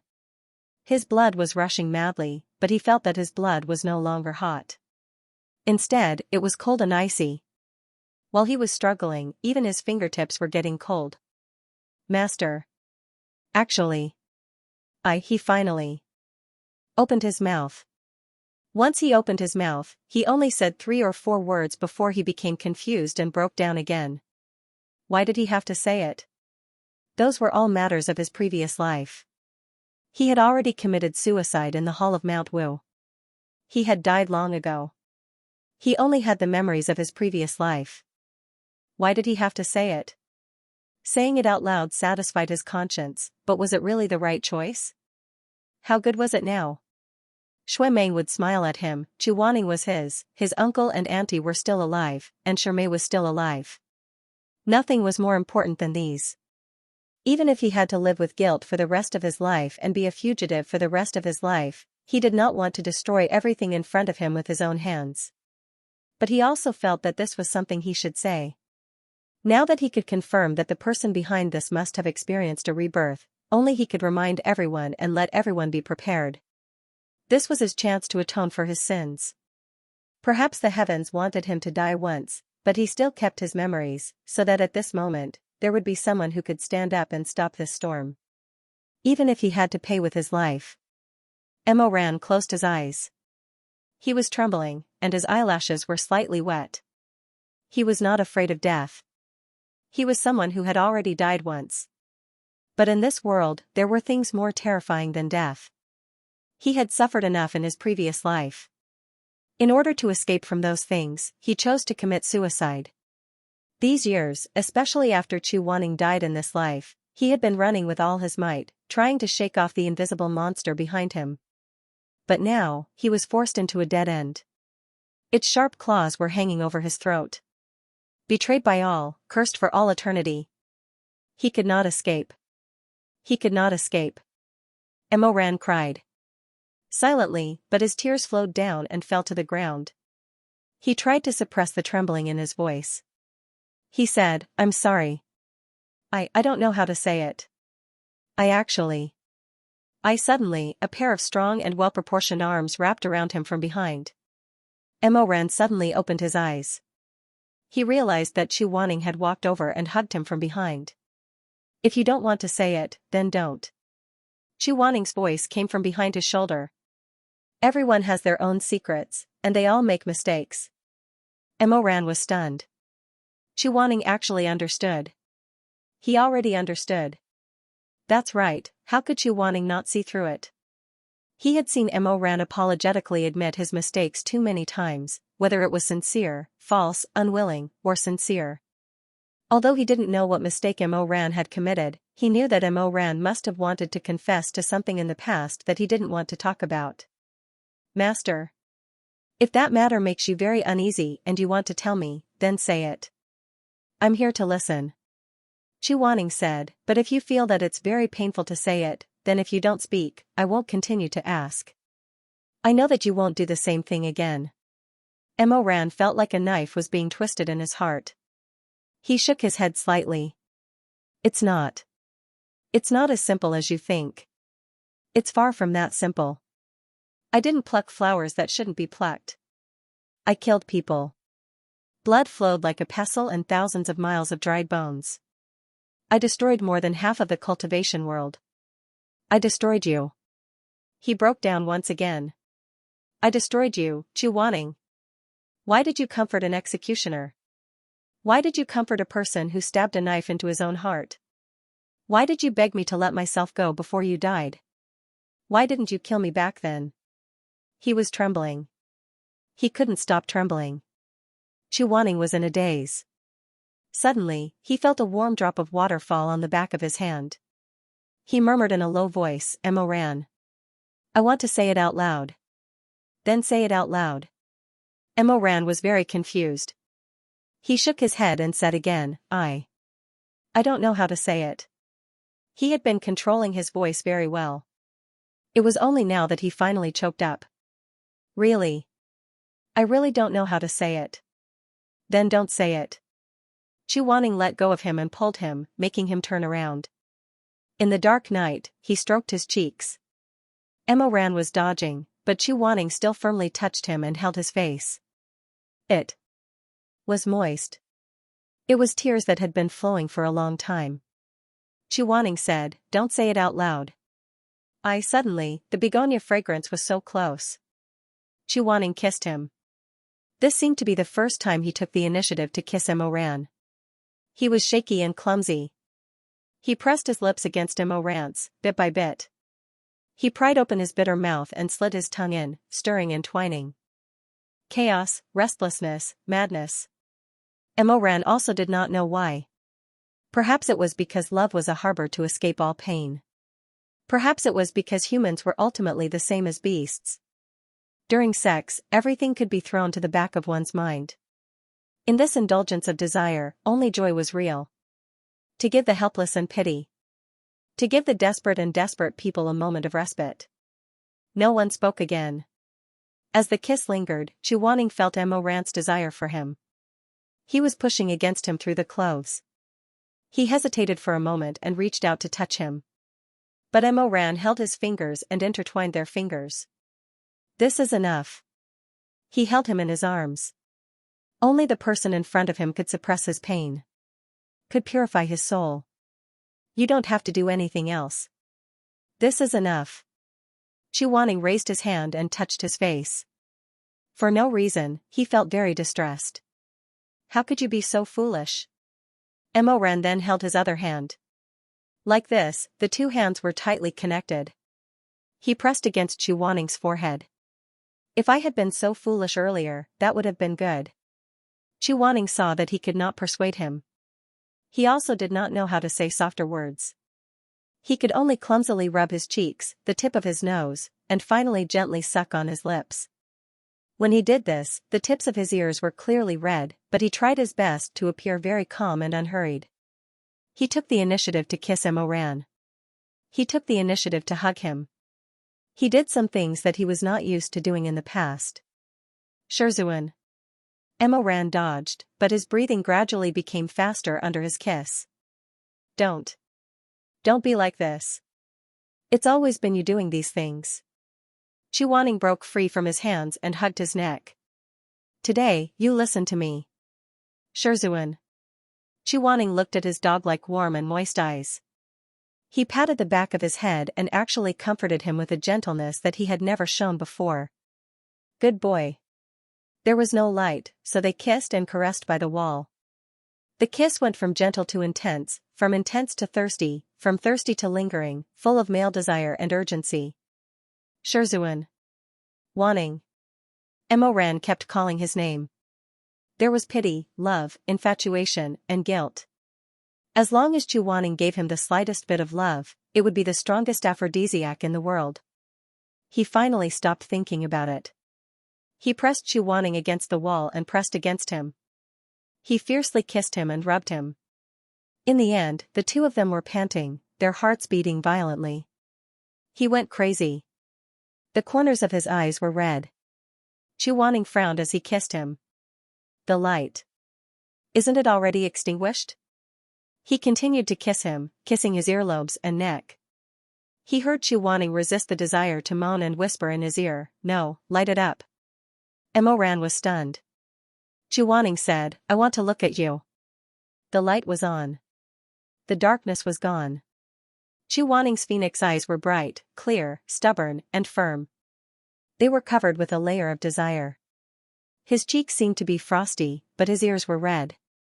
He said, "I want to look at you." Emoran suddenly felt his heart hurt so much that he was about to die. How could his dirty, broken, and cold heart continue to live under such eyes? He hugged him, kissed him, and pressed Chuaning's hand to his chest, where his heart was beating. He said, "Remember this position. If there is a day, I can't be forgiven." Emoran murmured in a low voice. The tip of his nose rubbed against Chuaning's. "Kill me with your own hands. From here." Chuaning was shocked. He stared at him in disbelief. "Do you know what you are saying?" Emoran smiled.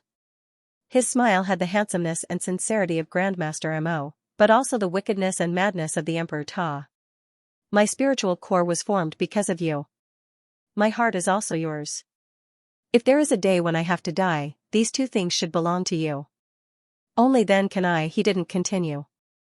The shock and fear that had never appeared in Chuaning's eyes made him unable to continue.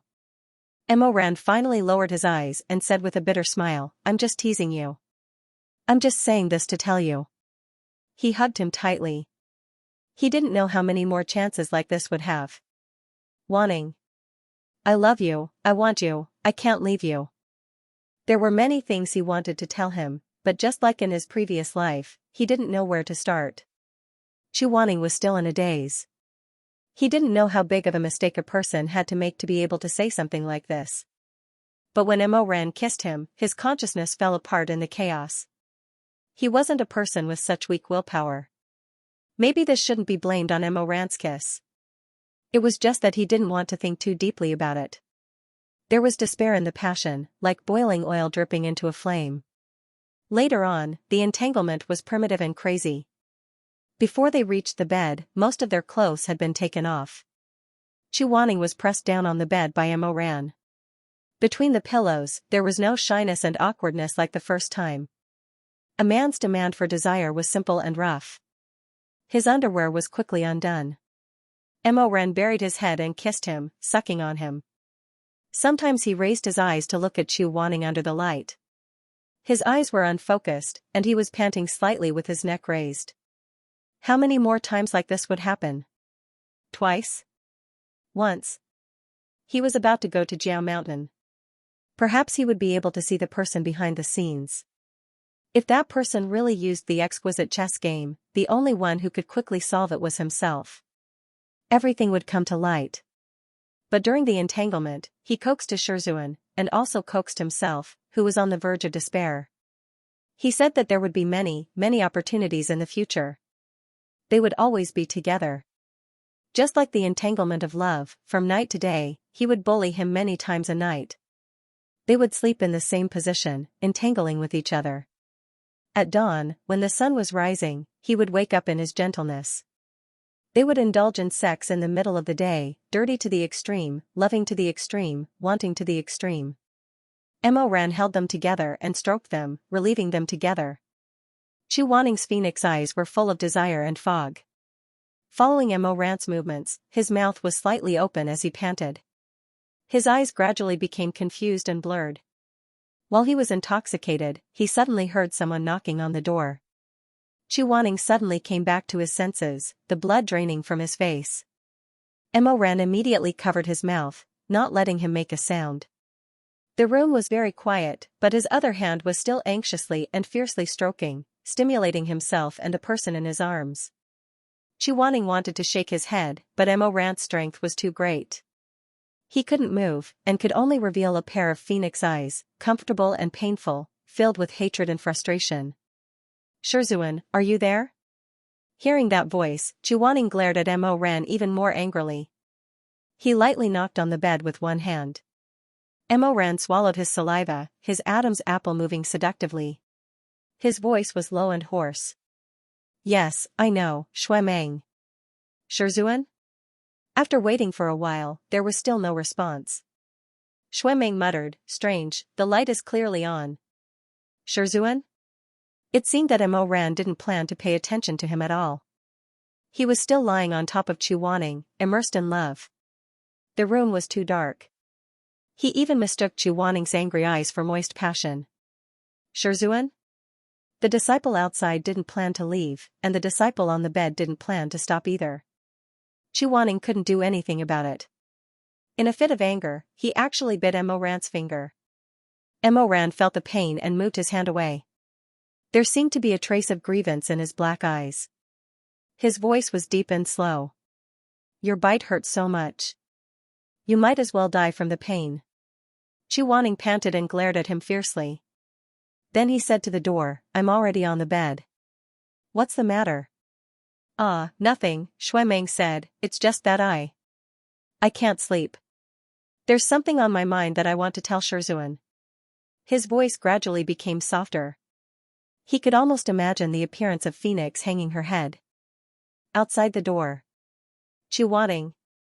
What was going on? Why did both of them have something on their minds tonight? Chu Wanning was still worried. He patted Mo-ran, who was still on top of him, and whispered, get up and put on your clothes. Mo-ran's eyes widened. With a dog-like expression, he asked, you want to let him in? There's something wrong with his voice. Then what about me? Although Chu Wanning was embarrassed, he still said, put on your clothes and hide under the bed. Mo-ran also choked. Shui-meng was really very powerful. With this ruckus, whatever past life haze or not, there was not even a trace of it left. Right now, his mind was full of resentment and lust. He just couldn't understand why Shui-meng had to come and talk to Chu Wanning at this time. Was he so free? But he couldn't persuade Chu Wanning. He propped himself up and looked under the bed. Then he straightened up and kissed Chu Wanning, saying, no. You, don't be angry. It's not that I don't want to listen to you. Mo-ran said, but this bed is too low. I can't go in. Chu Wanning. There's no wardrobe in this room, and there's only one window facing outside. I don't have anywhere to go. Let him go. Chu Wanning thought about it and could only say, if there's anything, let's talk about it tomorrow. I'm already going to sleep. Just sit for a while, okay? Shui-meng's voice was full of grievance and there was a faint nasal sound. Shizun, my heart is really a bit messy. There are some things that I want to ask you face to face. Otherwise, I won't be able to sleep until tomorrow. Mo-ran was incomparably annoyed by his soft pleading. He also wanted to know what exactly Shui-meng had to say tonight, so he propped himself up and looked left and right. Suddenly, he thought of an idea. He whispered it in Chu Wanning's ear. Chu Wanning's face immediately darkened. You're too ridiculous. Then let him go quickly. Chu Wanning wanted to say something, but then he heard Shui-meng rustling leaves outside the door. Thinking that Shuemeng rarely pestered him like this, Chu Wanning silently cursed and pushed Mo Ran away, saying, "Just this once. Also, hide the clothes on the ground. Don't miss them." Shuemeng waited outside for a while. Seeing that Chu Wanning still hadn't agreed, although he felt uncomfortable, he still persisted in calling out, "Shizun? I heard you. Come in." After getting permission, Shuemeng pushed the door open. As soon as he entered, he frowned. There was an indescribable faint smell in the room, but it was too faint. He couldn't tell what it was, but it smelled familiar to him. As expected, Chu Wanning was already asleep. The thick curtains on his bed had been drawn down, covering the scene inside. When he heard Shuemeng come in, he raised his hand and lifted half of the curtains, revealing a hazy sleeping face. His eyes were half closed, as if he had just woken up and was still very sleepy. The corners of his eyes were slightly red and moist. He glanced at Shuemeng. Shuemeng was a little embarrassed and muttered, "Shizun, I'm sorry for disturbing your sleep." "It's fine. Sit down." Shuemeng sat at the table. Chu Wanning asked, "What do you want to talk to me about?" Shuemeng seemed very conflicted. After returning, he carefully thought for a while and suddenly remembered why the necklace on Mo Ran's neck looked so familiar. On the way to Confucian Wind Sect, Mo Ran had bought a necklace for Chu Wanning. At that time, he had snatched it and looked at it for himself. He felt that it was very beautiful and also wanted it. At that time, Mo Ran had personally told him that it was the last necklace. The more he thought about this matter, the more he felt strange and uneasy he felt. He was a person who couldn't keep his thoughts to himself. After hesitating for a long time, he finally couldn't bear it and came to this place. But facing Chu Wanning's gaze, Shuemeng hesitated again. He really didn't know how to express himself. After pondering for a long time, Shuemeng said in a muffled voice, "Shizun, don't you feel that Mo Ran, he's a little strange?" As soon as he said this, Chu Wanning and Mo Ran's heart skipped a beat. Chu Wanning's expression didn't change. He asked, "What's wrong?" "Shizun doesn't feel anything?" Shuemeng found it very difficult to speak. After hesitating for a long time, he seemed to have finally thrown caution to the wind and braced himself. "I feel like he's, trying very hard to please Shizun." Shuemeng naturally didn't dare to say that he was pursuing Shizun, but he stole a glance at Chu Wanning. His eyes were full of worry and panic. Chu Wanning said, "Why do you say that?" "Actually, it's like this. Today, It was hard to back down." Shuemeng braced himself and said, "Today, I saw something on his neck today." Mo Ran, who was hiding behind the bed curtain, was shocked.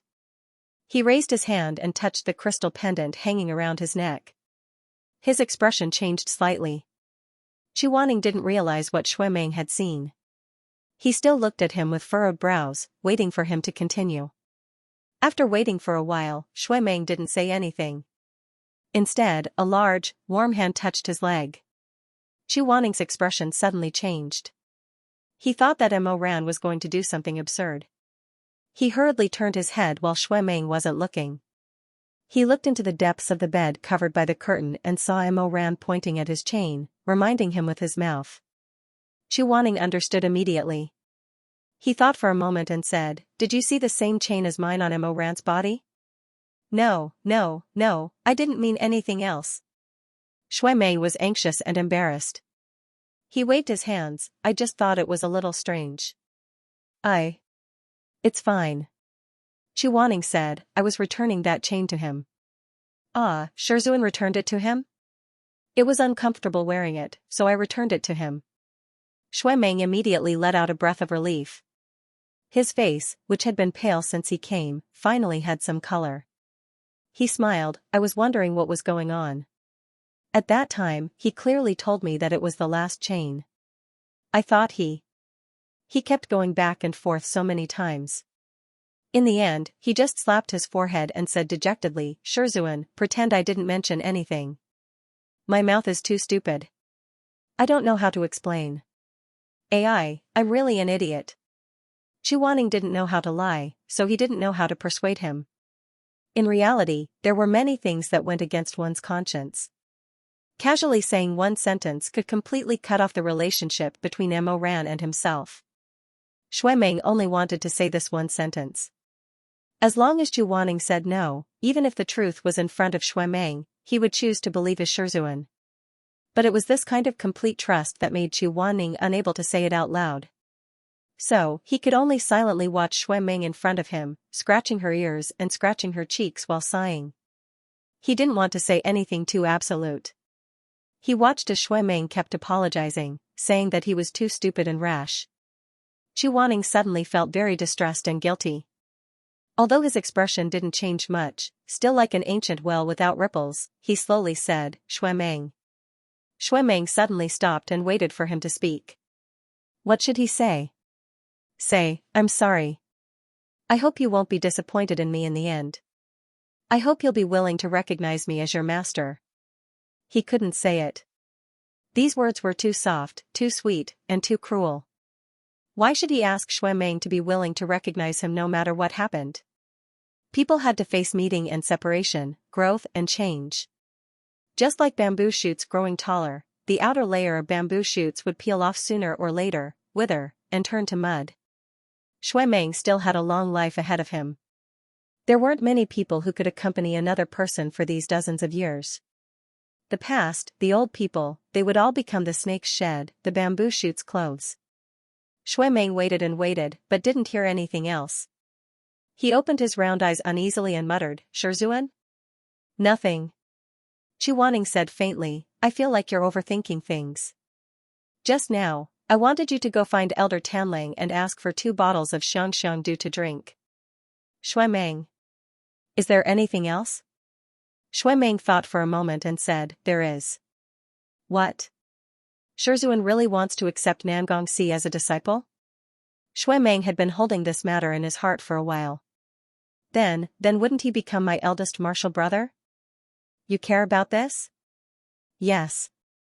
Shui Meng awkwardly rubbed the corner of his clothes. I was the first before. If he's included, then I. Seeing him like this, the haze in Zhu Wanning's heart faded slightly. He couldn't help but smile slightly. When Shui Meng was young, he loved to act spoiled with Madame Wang.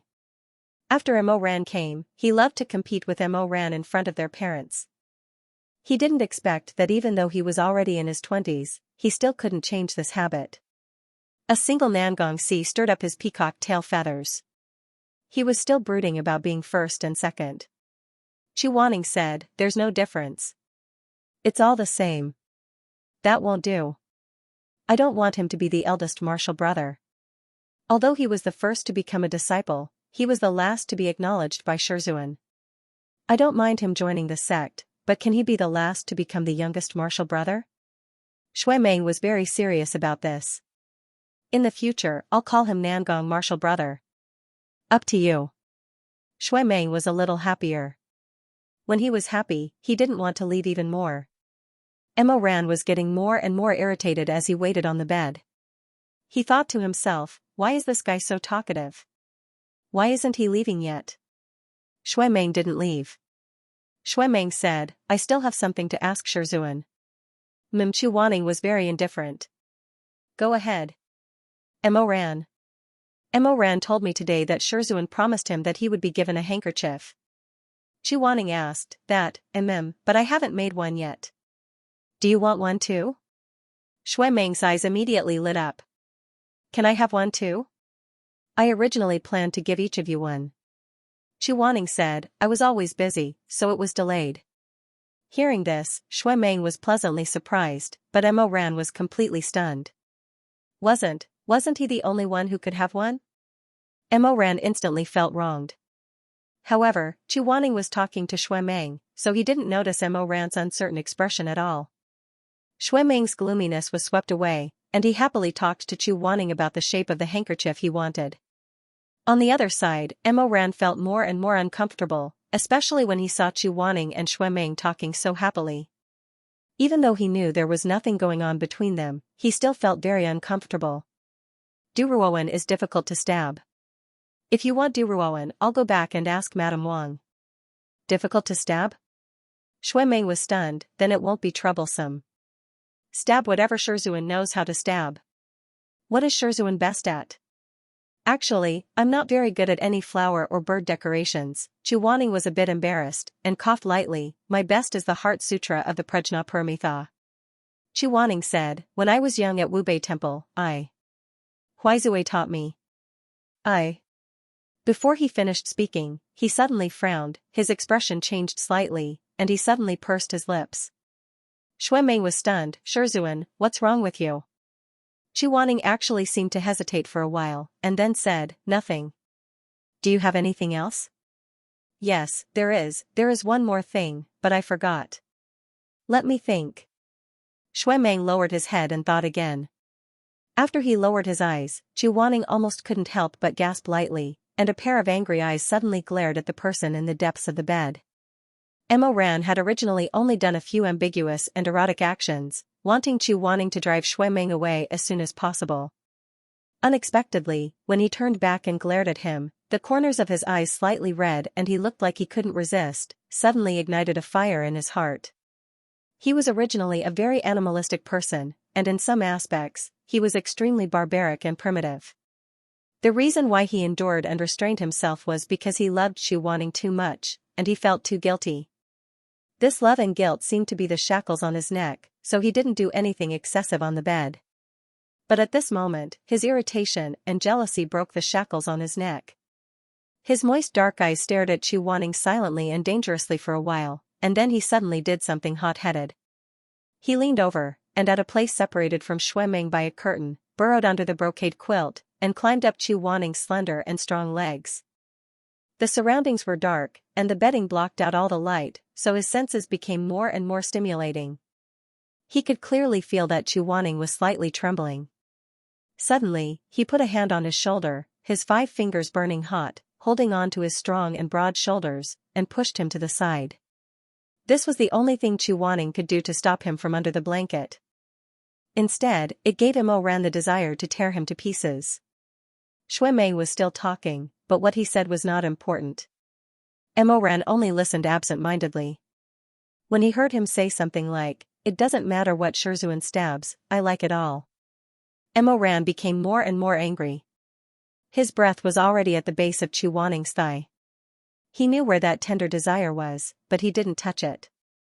He turned his face, his eyelashes fluttering. He kissed the skin on Chuaning's inner thigh, sucking and licking, leaving behind an ambiguous mark that was destined to be difficult to fade away. Chuaning trembled even more. Right now, he was probably regretting his decision to leave Mo Ran behind. His fingernails dug deeply into Mo Ran's shoulder, but he couldn't stop this madman. Shizun, are you listening? Mo Ran waited, his lips hovering not far from Chuaning's desire. His hot and moist breath brushed against Chuaning's newly formed sex organ. He didn't move, waiting for a crazy and exciting opportunity. And then, he waited. Xuemeng asked something. It didn't matter, and Mo Ran didn't mind, so he didn't hear it clearly. But Chuaning had to answer him. The moment Chuaning opened his mouth to answer, Mo Ran moved closer under the blanket, greedily taking in the burning desire of the person beneath him. Chuaning's entire body tensed up in an instant. His Adam's apple bobbed, and his fingers had already scratched Mo Ran's skin. But Mo Ran didn't care at all. He was excited by Chuaning's reaction, excited by the two's secret desire. Of course, he knew Chuaning's tolerance. Even if he pulled down his underwear and plunged it in, Mo Ran wouldn't make a sound. So Mo Ran was unrestrained. Of course, he also knew that although Chuaning was extremely unwilling, the pleasure of his body was real. The sex organ in his mouth was hard and hot, and the plump and smooth shaft was pressed against his throat. It wasn't a good feeling, but deep down, he was willing to suck it. Chuaning was stimulated by being wrapped up like this. But he was still able to endure and suppress his emotions while answering Xuemeng's questions. His self-control, whether in this life or the previous one, was just as amazing. He suppressed it very well, but his voice was slightly lower than usual, and his speed was slightly slower. If it wasn't for the fact that Mo Ran was on his bed right now, he wouldn't have dared to believe that this man was enjoying the ultimate pleasure and stimulation. In the end, Xuemeng nodded and said, "I understand." "Since you understand, then quickly go back." Chu Wanning said, don't let your thoughts run wild. It's not early anymore. Shui Meng stood up and said, then, Shizun, I'll be leaving. That's right, can I help Shizun put out the lights? Okay. It was a deep throat. Chu Wanning opened his mouth slightly, but didn't make a sound. But he frowned, his eyelashes trembled, and his face was slightly red. Shui Meng hesitated, Shizun, do you have a fever? No. But why is your face a little red? In his worry, Shui Meng didn't think too much about it. As he stood up, he raised his hand and touched Chu Wanning's forehead. This was something that Chu Xiaoning never expected. On one hand, he was forced to do this kind of erotic thing with Mo Ran, and on the other hand, his forehead was being touched by another disciple who didn't know anything. In front of him was Shui Meng's concerned gaze, but the blanket was being sucked by Mo Ran. His warm mouth wrapped around him, imitating the action of thrusting. The pleasure was almost overpowering, and the shame was about to drown him. He had no choice but to use every bone, every inch of flesh to restrain himself, to make himself gasp and moan. It's not hot. Shui Meng muttered, Shizun, do you feel uncomfortable anywhere? Mo Ran thought to himself, uncomfortable? How could it be uncomfortable? Your Shizun is probably going to die from pleasure. It's all because you're here that I can't make him feel better. Why aren't you leaving? As the gloominess in his heart grew deeper and deeper, Shui Meng was finally sent away by Chu Wanning. Shui Meng was very dedicated. He helped his Shizun put out the lights, said goodbye, and then walked out. As soon as he heard the sound of the door closing, Chu Wanning went crazy with anger. He suddenly threw open the blanket and grabbed Mo Ran's hair, forcing him to come over. Then he slapped him neither lightly nor heavily, and scolded him in a low voice in the darkness, you bastard. Ugh. In response, Mo Ran panted anxiously, and his bright black eyes were blurred with desire. Most men were beasts in front of lust, and when they slept with their beloved, they were beasts who had swallowed aphrodisiacs. Mo Ran was hit by him, but he didn't feel any pain. Instead, he grabbed his hand and pressed it on the bed, and then tore off the last of his clothes. When their skin touched, both of them couldn't help but moan. Mo Ran didn't say much, but the light in his eyes was somewhat crazy. His lower body was hard to the point of pain, and his round and terrifying penis was oozing with sparkling liquid. He rubbed Chu Wanning's lower abdomen with intoxication, and that smelly liquid made Chu Wanning's abdomen wet and sticky. Just now, he had bullied Chu Wanning so fiercely, and now this fire was burning his body. Just now, Chu Wanning used all of his willpower to not moan, and now Mo Ran used the same willpower, not allowing himself to lift Chu Wanning's leg and fiercely thrust his swollen and painful penis in. His muscles tightened, and he kissed him fiercely, rubbing against him mindlessly. He only wanted to go in, and his heart was burning with desire. His primitive nature drove him to only want to penetrate, to completely conquer him, to tear him apart, to make him accept him, to swallow him, to be ked by him, and to become his own. Get up. Baby, get up. He muttered. Hurry, if you don't hurry up, I won't be able to take it anymore. Put your legs closer together. Taking advantage of the last bit of rationality that had not disappeared, Mo Ran murmured hoarsely. He pulled Chu Wanning up, and just like last time, he inserted his burning penis between his thighs, hitting and rubbing violently. He was hitting so hard that sweat gathered on his chest, and the light in his eyes was extremely bright. He held onto Chu Wanning's waist, and because of this kind of tickling, he felt more and more dissatisfied, and more energetic. He didn't say too many dirty words, and only fiercely and with all his might, his burning penis rubbing against Chu Wanning's private parts every time. His penis bumped against Chu Wanning's thighs, and his sack slapped against his buttocks.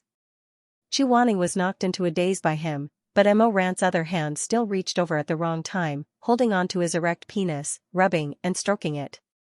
Mo Ran bit his shoulder, nibbling, and then said softly, don't shout, the soundproofing here is not good. I'm afraid Shui Meng hasn't gone far. Chu Wanning didn't make a sound anymore. His eyes were misty, and he was lying on the bed being comforted by Mo Ran, bearing the fierce impact of the knife again and again. At this moment, that thick and terrifying huge thing was going in and out between his legs.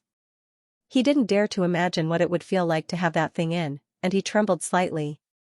that night, they did it 3 times. In fact, it was Chu Wanning who was tormented 3 times, and in the end, his consciousness was scattered. He remembered that he was tightly hugging the man on top of him, kissing and lingering, and felt an inexplicable heartache. Chu Wanning kissed him in a clumsy manner, but Mo Ran couldn't take the stimulation and panted, "Don't seduce me." Chu Wanning was stunned. Seduce him? Who seduced him? He was angry, amused, and helpless. Chu Wanning said, "Then I can't just do nothing and let you do as you please?" Mo Ran leaned over and kissed him on the ear, "Just let me do as I please." There was a trace of bitterness in his tone, and with a careful sniff, a storm was coming. The room was very dark, but when Chu Wanning looked up, he could clearly see the bitterness in Mo Ran's eyes. Chu Wanning didn't know what he was thinking, but he suddenly had a hot thought. Before Mo Ran could react, he flipped over and sat on Mo Ran's waist, holding Mo Ran's hands and looking down at him. Mo Ran was slightly shocked. "Shizun, you." Chu Wanning didn't make a sound. His phoenix eyes were very bright, and his ears were burning red. "I already said to listen to me today. I don't have the heart to say this." Then he slowly got up and lowered himself. Mo Ran watched his movements and felt his scalp go numb. All the blood in his body was rushing and screaming. He said, "Don't mess around. If you won't be able to make it tomorrow." But Chu Wanning turned a deaf ear. When this person was stubborn, he really did things his own way and didn't care about other people's words. Mo Ran's back was numb. On one hand, he really wanted Chu Wanning to take the initiative and sit on top of him, but on the other hand, he really didn't want Chu Wanning to do such a thing at this time. He knew that once he went in, after enduring for so long, there was no way he would back out after doing it once. In fact, when he looked back, in the days and nights of his previous life, when was there ever a time when he could hold back and only do it once? On the craziest night, the night he applied aphrodisiac on Chu Wanning, he almost tormented the moaning man on and off all night. In the end, he couldn't ejaculate much, but he still didn't know how to stop, and just like that, he stuffed it into the sticky and constricted intestines of his. He rubbed his legs, their tongues tangled, and he inserted himself inside him, saying dirty words that made people blush and their hearts beat faster. "Does it feel good? Shizun, you're still sucking me down there. I ejaculated so much, did it satisfy you?" At that time, he even forced Chu Wanning to lower his head and look at the place where they were connected. Then he intimately reached out and stroked Chu Wanning's tight lower abdomen, and said slowly and hoarsely, "Your stomach is full of my semen, what do you do?" He said those absurd words, his eyes full of lust and desire, like a wild beast. "Will Shizun be pregnant with my child?" He thrust inside again, and because of this action, the sticky love liquid that was left behind from the many times before seeped out from the edge of the two of them. The drug had not yet dissipated, and Mo Ran looked at the man in his arms trembling and softening because of his little action. He couldn't help but let out a soft groan, and his eyes couldn't help but darken. In the end, he couldn't bear it anymore, so he began to play with him again and again, to please him. At that time, he hated that he couldn't not be the emperor of the cultivation world. His desire for Chu Wanning had always been so strong, to the point that he just wanted to find a room to lock Chu Wanning up, do nothing every day, see no one, and only focus on making love with Chu Wanning. He wanted to let Chu Wanning lie down and ked by him, against the wall and ked by him, lie on the bed, spread his long legs and ked by him, and ride on his body and be repeatedly thrusted. It would be best if he could see Chu Wanning being ked until he was speechless, ked until he cried and begged for mercy, ked until his sex organ uncontrollably spurted out love liquid. It would be best if he didn't have to come out of Chu Wanning's body at all in this life. That would be the ultimate pleasure of the human world. Mo Ran knew that the bottom of his heart was like lava, and his Adam's apple bobbed up and down. His black eyes stared at Chu Wanning, warning and pleading, "Shizun, don't do this. Then do something else." Chu Wanning's cheeks were boiling, but his eyes were very stubborn. Before Mo Ran had time to think about what else he was talking about, he saw him bend down and bury himself. His movements were very fast, not giving Mo Ran a chance to refuse, and not giving himself any time to hesitate. He took Mo Ran's ferocious sex organ in his mouth. His abdomen suddenly tightened, and it was as if lightning had passed through his spine. At first, Ran instinctively closed his eyes because of the pleasure, and then he inserted his fingers into Chu Wanning's long hair. His large hand with distinct joints tightly grasped the back of Chu Wanning's head, and his muscular chest heaved up and down violently. Wanning. Tears seeped out of the corners of his eyes. Was it excitement or gratitude? Was it pain or pleasure? It was no longer clear. His male sex organ uncontrollably swelled in his lover's mouth, and his tendons were clearly defined. It was extremely violent, terrifying, and invasive. Chu Wanning couldn't hold such a big thing at all, but he still imitated what Ran did, licking his penis. He was so ashamed that his whole body trembled, but his love made his chest warm. He tried his best to take that huge penis into his mouth, but halfway through, it was already stuck in his throat. That burning sensation and faint smell made him want to vomit. Ran's heart ached. He hurriedly said to Chu Wanning, "Darling, there's no need, just..." Before he finished speaking, he couldn't help but groan. Because Chu Wanning stubbornly refused to admit defeat, even on the bed, he began to move, began to suck and thrust. Ran wasn't a short-tempered person in the past, and it was even more so when he was the Emperor Ta. Those men and women served him in all kinds of ways, but he didn't feel moved.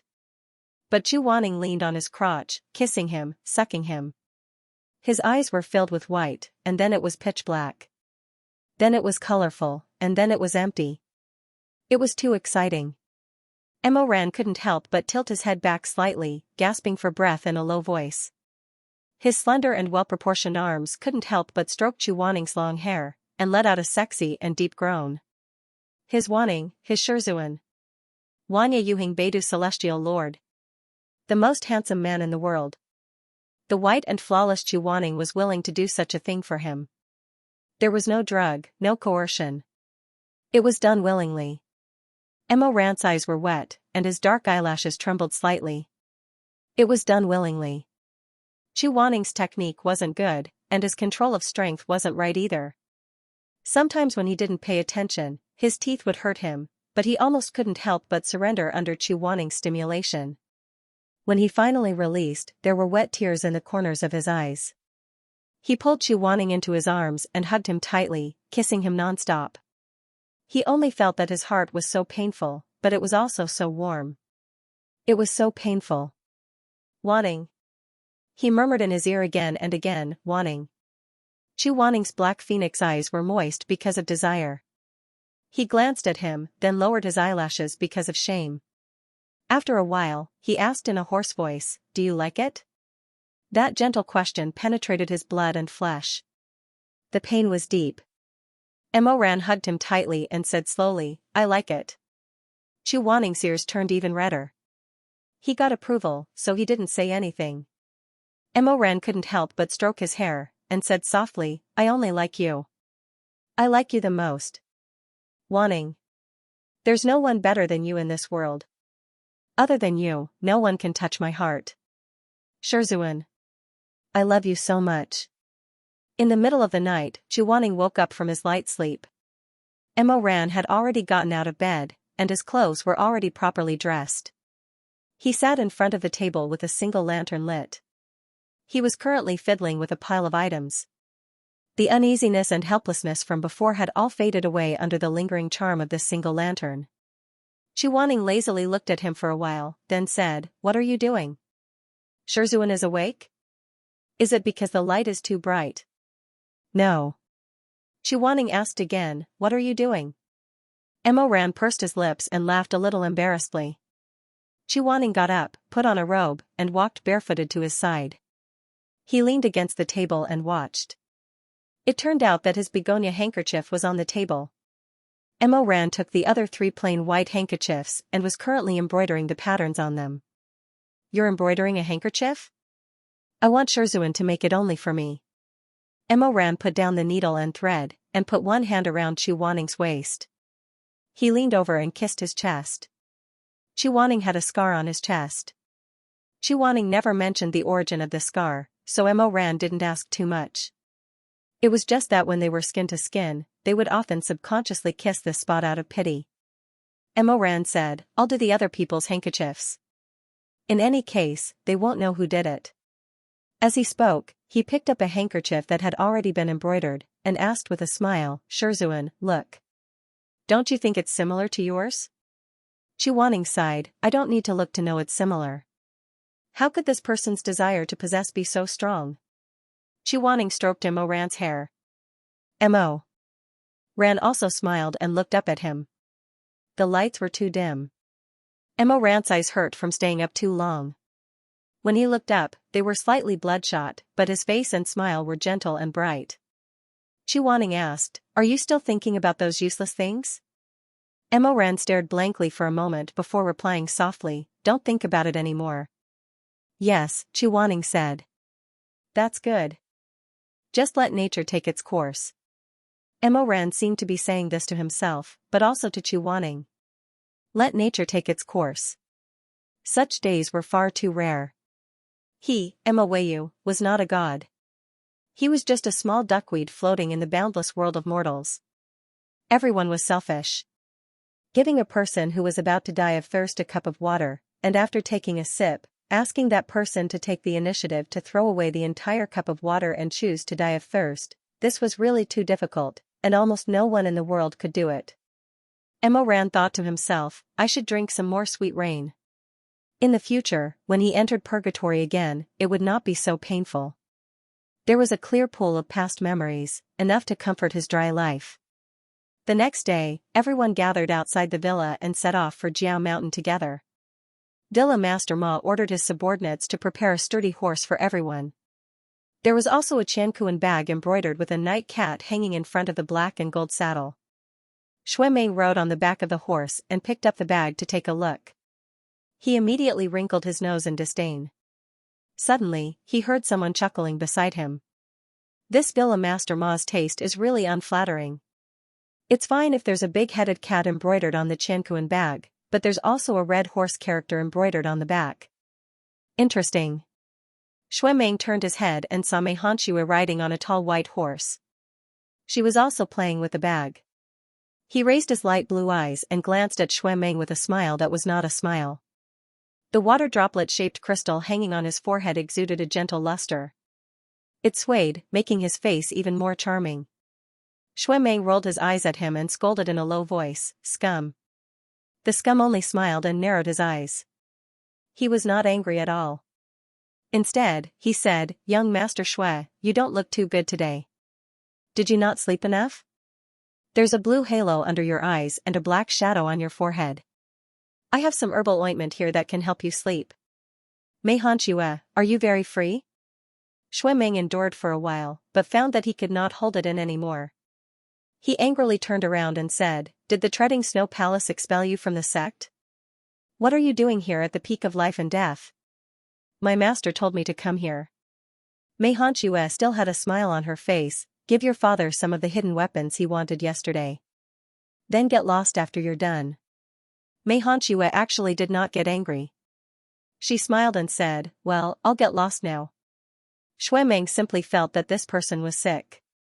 The few times he had seen him, he was either as soft as a woman or as cold as a stone. Last time, when he bumped into him at the Confucian Wind sect, he was still secretly mocking him. Today, he had changed into a good person who said, You hit my left cheek, so I'll send my right cheek to you, kind of face. Shui Mei couldn't hold back anymore. He turned the reins around and stared at the extremely handsome man on the horse's back. No, Mei Hanxue, I don't have any enmity with you, right? No. Then am I very familiar with you? Mei Hanxue smiled, but did not answer quickly. However, her pair of light-colored eyes shone with a fine light. When the wind blew, her fine golden hair fluttered under the hood. Under the sunlight, the color was even more gentle. Shui Mei did not really want to hear his answer. He frowned and said, After delivering the hidden weapons, get lost immediately. If you want to hook up with people from other sects, I don't care. Don't think about making a good relationship with me to fish in troubled waters and dirty my little junior sisters at the peak of life and death. Mei Hanxue did not hold back and laughed out loud. However, she immediately clenched her hands into fists and coughed lightly. She looked at Shui Mei with interest for a while and said, All right. He took the reins of the horse, and a silver bell was tied to his white wrist. When the wind blew, it jingled. Mei Hanxue smiled and said, "Let's go." Shui Meng stared at him. "Hurry up and leave? Do you want me to set off firecrackers for you?" Mei Hanxue really left. After taking 2 steps, he suddenly thought of something and turned his head. "Right, there's one more thing." Shui Meng did not want to hear it, but Shui Meng was curious, so he asked in a bad mood, "What?" Mei Hanxue smiled slightly and pointed a slender white finger at her lips. She was a refined scum dressed like a beast. She laughed in a low voice and said, "You're really spicy." Shui Meng's face instantly turned green. You. He was completely disgusted. "You've been talking for a long time, but you didn't even come out half a word." This was because the sect leader's team was gathering and preparing to leave. Mei Hanxue smiled and waved at him, urging her horse to go far away. When Mo Ran rode to Shui Meng's side, Mei Hanxue had already disappeared into the sea of people. Mo Ran saw Shui Meng patting her chest in anger and repeatedly retching. Mo Ran was stunned for a moment. "Did you eat something bad?" "Ugh, don't talk to me now. King ate dog shit early in the morning." Mo Ran. "Although you're very hungry, no matter how hungry you are, you don't have to eat dog shit." Scram. Shui Meng pushed Mo Ran's chest, pushing Mo Ran and his horse away. He was so angry that 1 Buddha ascended to heaven and 2 Buddhas had nirvana. He shouted into the distance with a red face and a thick neck, "Ugh. Dog shit. King spicy." After a while, thousands of people set off from Lonely Mountain and headed towards Jiao Mountain. This scene was very rare. After all, everyone usually went out on their swords. Even if they gathered a large group, they would arrive in an instant. It was rare to see a group of cultivators on horseback. Many of them had never ridden a horse for such a long time. It was fine on the first day, but they couldn't stand it later. Fortunately, Villa Master Ma's Qianquan bag had everything. There were pills that could refresh the mind, small fans that could blow in the wind, and even a few books made of silk. These books were printed with the prices and appropriateness of various novel goods in Taba Mountain Villa. Shui Meng stared at Villa Master Ma, who was shouting under the shade of a tree while resting. The second richest man in the world was shouting happily and sparing no effort. Gentlemen, if there's any goods you like, just tick them in the book. Ma, will deliver them one by one when I go back. I'll guarantee a return in 7 days and a change in 15 days. When the immortal tools you ordered arrive, I'll pay you in full." Many people really had nothing to do, and Villa Master Ma definitely did it on purpose. He only threw these books in such a big Qianquan bag. There was nothing else that they wanted to see. After staring for a long time, there were bound to be 1 or 2 items that moved their hearts. Even Shui Meng couldn't help but pick up the pen and draw a circle on the words "delicious for all ages, light taste, good choice of ingredients, great increase in spiritual power, Nanping Mountain spiritual swallow's nest cake." He finally knew how to make money Mo Ran talked about.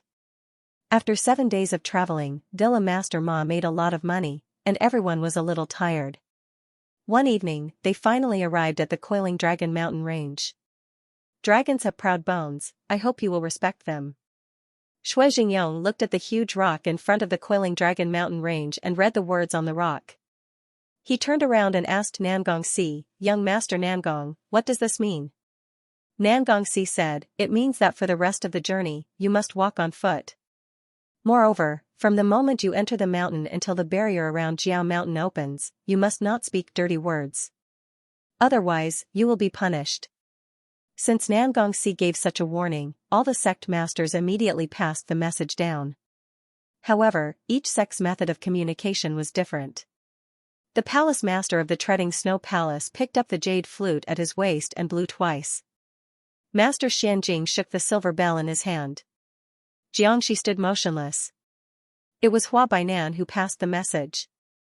Hua Bainan waved his sleeve and a cloud of black smoke came out. Upon closer inspection, one would discover that it wasn't actually smoke, but thousands of little flying insects. They all flew to the ears of the Lone Moon sect disciples and warned them. Shui Meng was extremely disgusted and said, Han Lin Xingshou is really abnormal. Could it be that his entire body is filled with insects? He suddenly thought of something and turned to Shermei and said, speaking of which, you went to Lin Lingyu to study. You didn't interact with Hua Bainan, right? Don't play with insects when the time comes. That'll really be enough for me to deal with. Shermei turned his head and smiled. Young master, you worry too much. At this time, the peak of life and death also began to pass the message. The other sects more or less wanted to show off their skills. Shui Jingyong, on the other hand, used the sound amplification technique and shouted, after entering the mountain range, don't speak dirty words. If you can't control yourself, use the silence spell to block your mouth. Do you all hear me? His loud voice reverberated through the forest, shaking the trees and stopping the clouds. The echoes lingered in the air. Do you all hear me? Do you all hear me? Have you arrived? Have you? All the cultivators were speechless. They abandoned their horses and entered the mountain. The first day was safe and sound, but on the second night, when everyone was sitting in meditation to rest, something unexpected happened. A cultivator went to the jungle to relieve himself in the middle of the night. After he was done, he felt an itch in his leg. He looked down and saw a huge poisonous mosquito resting between his legs, happily drinking his blood. That cultivator slapped the mosquito to death. In the end, he muttered out of habit, Motherf ****, you dare to sting me, your grandfather. As soon as he finished speaking, he heard strange noises coming from the surrounding forest. The cultivator was startled. He suddenly remembered what Nangongxi had warned him before he entered the mountain. He was so scared that he didn't even have time to pull up his pants. He ran wildly, shouting, Save me, Shizun! Save me! It turned out that this person was one of the disciples of Jiang Dongtang who served as Xianxia's attendants. His loud cry for his father and mother was like a huge rock falling into a deep pool, stirring up 1,000 ripples. Everyone who was originally quietly sitting in meditation stood up one after another. They saw a Jiang Dongtang cultivator running madly from a distance, scared out of his wits. This person was bare-chested. He shook his penis, crying and running at the same time.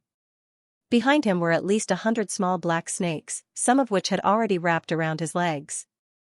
Xianxia was alarmed. Disciple? Nangongxi said, Don't go over. That disciple cried as he ran over, but more and more snakes wrapped around him. In the end, he staggered and fell to the ground. He wailed, Shizun! Shizun, save me! Xianxia originally wanted to lend a helping hand, but Nangongxi said, These snakes are formed from the dragon's whiskers.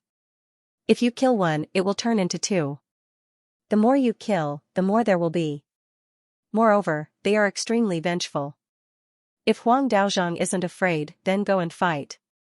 When Xianxia heard this, she immediately cowered, but she muttered, The big picture is more important, the big picture is more important. Seeing his disciple being swallowed up by the tide of black snakes, that person writhed and rolled in the snake tide, twisting and turning in pain. The snake tide had completely covered him, turning him into a black mound. This mound was shrinking at a speed visible to the naked eye. When the tide dispersed, there was only a pool of blood on the ground, not even a bone was left. Once this matter was made known, no one dared to utter a single word of nonsense on the last day of the journey.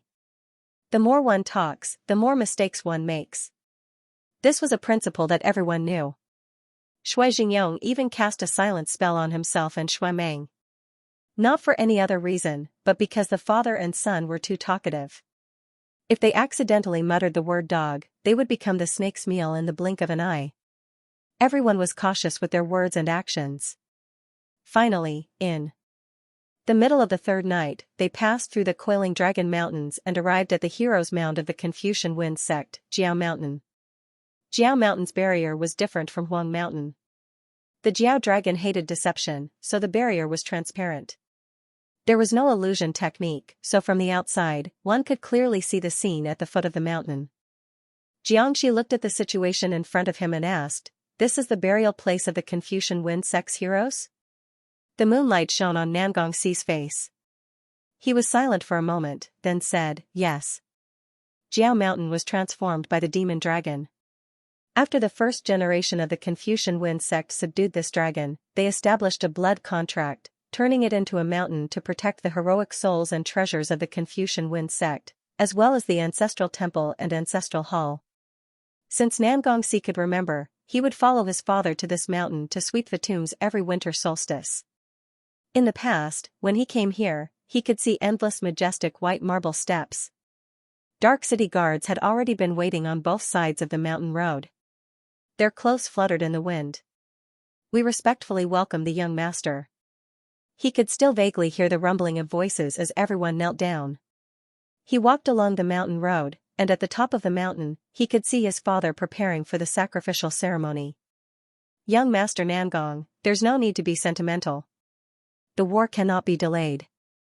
You should open the barrier as soon as possible, so that we can enter and slay the demons. Nangongxi turned his head. The one who spoke was Xianxia. During the Confucian Wind sect's heyday, even if Nangongxi was on a whim and gave him 10 slaps for no reason, he still wouldn't dare to talk back. Today, he could brag and show off in front of his ancestors' tombs. Nangongxi endured silently. He had no choice but to endure. His teeth clenched painfully, but he had to endure with all his might. Everyone, back off a bit, he said as he arrived in front of the mountain gate. There stood 2 tomb guardians made from evil-warding spirit stone. Just their toes were the size of a 5 or 6-year-old child. These 2 idols each had 3 faces, either benevolent or angry. They each held a magic tool in their hands and had bracelets around their arms. But the strange thing was that this kind of idols usually had their eyes wide open, but this pair of idols had their eyes closed and their eyebrows furrowed. They looked somewhat strange. Nangongxi didn't even blink. He pierced his finger with an arrow and drew a talisman on the evil-warding spirit stone. Then he said, Confucian Wind sect's 7th generation blood origin sect disciple, Nangongxi, pays respect. Rumble. The earth shook. A strange person exclaimed. They opened their eyes. That statue. Emoran stood in the crowd and also looked up. If the situation wasn't so tense, he really wanted to say to that person, it's not that statue, it's those 2 statues. The 2 tomb guardians on the left and right opened their eyes. Their eyes were amber and their pupils were narrow, like the eyes of a snake. The statue on the left slowly spoke, his voice like a large bell, ringing out, Nangongxi, have you memorized the 7 precepts of the Confucian Wind sect? Nangongxi said, greed, resentment, murder, prostitution, and plunder are the 7 precepts of the Confucian Wind sect. Xianxia sneered behind him, you speak better than you sing. It wasn't just Xianxia, but many people were thinking the same thing. These 7 precepts were the greatest mockery to the current Confucian Wind sect. The statue on the right followed with a distant voice that seemed to come from ancient times, Nangongxi, there is a mirror hanging high above, and there is the boundless yellow springs below. You walk the world, do you have a clear conscience? A clear conscience. These 2 questions were Nangongxi's memories from childhood to adulthood. No matter who it was in the Nangong family, as long as they stepped into the hero's mound, they had to first answer these 2 questions. The first generation of the Confucian Wind sect set up these 2 questions in the hope that the later generations of the family would remember the teachings of their ancestors and reflect on themselves when they went up the mountain. To worship. At this moment, Nangongxi couldn't help but wonder, every year when his father came to worship at the winter solstice and answered these 2 questions, did he ever feel the slightest trace of guilt? Or did he really treat these questions and answers as a key, a talisman to open the enchantment of the Flood Dragon Mountain? Nothing more. The enchantment opened. The 2 stone statues that were originally standing suddenly shook slowly and changed their posture. Finally, they knelt on one knee, one on the left and one on the right. Please, master, enter the mountain. Nangongxi stood with his back to the crowd for a while. No one could see the expression on his face, not even Yuangxi. Only Neobajan whimpered in his quiver. Her snow-white claws reached out and grabbed the edge of the quiver, meow, meow, come in. Nangongxi finally dropped these 3 concise and comprehensive words.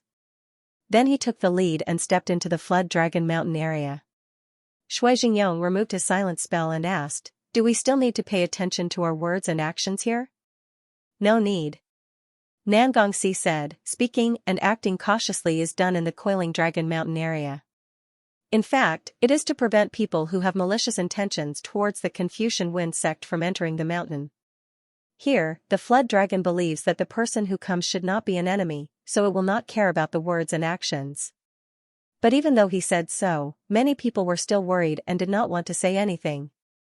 They just silently followed Nangongxi up the mountain. Every 300 meters, there would be 2 totem stones of the 12 zodiac signs. First were the male and female mice, then the male and female ox, tiger, rabbit. Halfway up the mountain, it was the burial ground of the heroes of the Confucian Wind sect. These heroes were buried in the Flood Dragon Mountain according to their lifetime contribution, from low to high. The first place they came to was the burial ground at the lowest level. There was an 8-foot-tall piece of white jade here. It was shining brightly and engraved with the names of people. At the top, there were 4 words, loyal soul. I heard that the loyal servants of the Nangong family are buried here. Shui Meng whispered to Mo Ran, there should be at least 1,000 of them. He was right. This mountain area was densely packed with tombs. There was no end in sight. Sure, Mo said worriedly, what if these thousands of servants all rise up? What should we do? The servants of the Nangong family are not bad. I'm afraid they can hold them back for a while. Shui Meng hurriedly covered his mouth. Shu, are you crazy? Hurry up and spit, don't jinx, Mo Ran said gloomily from the side. I'm afraid it really isn't a jinx. Hey, dog, where are you going? Mo Ran did not pay attention to Shui Meng. He left the group and walked to the burial ground of the loyal souls. He half knelt down and carefully looked at it. The burial ground of the Confucian Wind sect's heroes was different from ordinary funerals. It did not have a burial ground. Instead, it used a kind of translucent jade coffin. It was like a thick layer of ice. Half of the coffin was submerged in the ground while the other half was exposed. Therefore, the burial ground looked like a continuous stretch of jade that emitted a sparkling brilliance under the moonlight. This kind of cold jade was similar to the mortuary coffin of the Hall of Life and Death, Frost Sky Palace. It could preserve the corpse and prevent it from decaying, just like when it was still alive. Mo Ran lowered his head to look at the coffin in front of him. Burial mounds were not taken care of too carefully. Therefore, the surface of the jade coffin was covered with a thick layer of dust. Mo Ran could only vaguely see the outline of the deceased below. He could not see the facial features, but it seemed to be a woman. He stared at the woman for a while. Then, he looked around the coffin again. He felt that there was something wrong with this coffin. But he could not tell what was wrong. He looked around. While no one was paying attention, he put his hand on the coffin and closed his eyes to feel it carefully. Suddenly, his palm trembled. Mo Ran opened his eyes. His expression was extremely ugly. There was indeed evil energy in this coffin, but it was not dense. The precious chess piece was not inside. Could it be that he was wrong? Mo Ran, Shui Meng and the others were already far away. They shouted at him from afar. Mo Ran whispered to himself, I'll be right there. His slender hand rubbed the surface of the coffin inch by inch, wiping off the thick layer of dust. He tried to see the woman's appearance more clearly without opening the coffin. As he was wiping, he suddenly saw a detail from the corner of his eyes. He stopped abruptly. He knew what was wrong. Dust. The dust of this coffin was not right. Besides the area that he had just wiped, Mo Ran suddenly found that there was another place that was not dusty. On the side of the coffin, there were 4 marks of different lengths. He hesitated for a moment and reached out to compare them. He found that it was exactly the place where a person would climb out. Except for the thumb, the other 4 fingers would touch. Mo Ran was frightened. Just as he was about to ask everyone to stop going up the mountain, he suddenly felt a cold and wet air in front of him. He raised his head abruptly and was met with a deathly pale face. A woman in shroud was squatting behind a tombstone, staring at him faintly. Don't go forward. Move back. Everyone move back. Go to the foot of the mountain.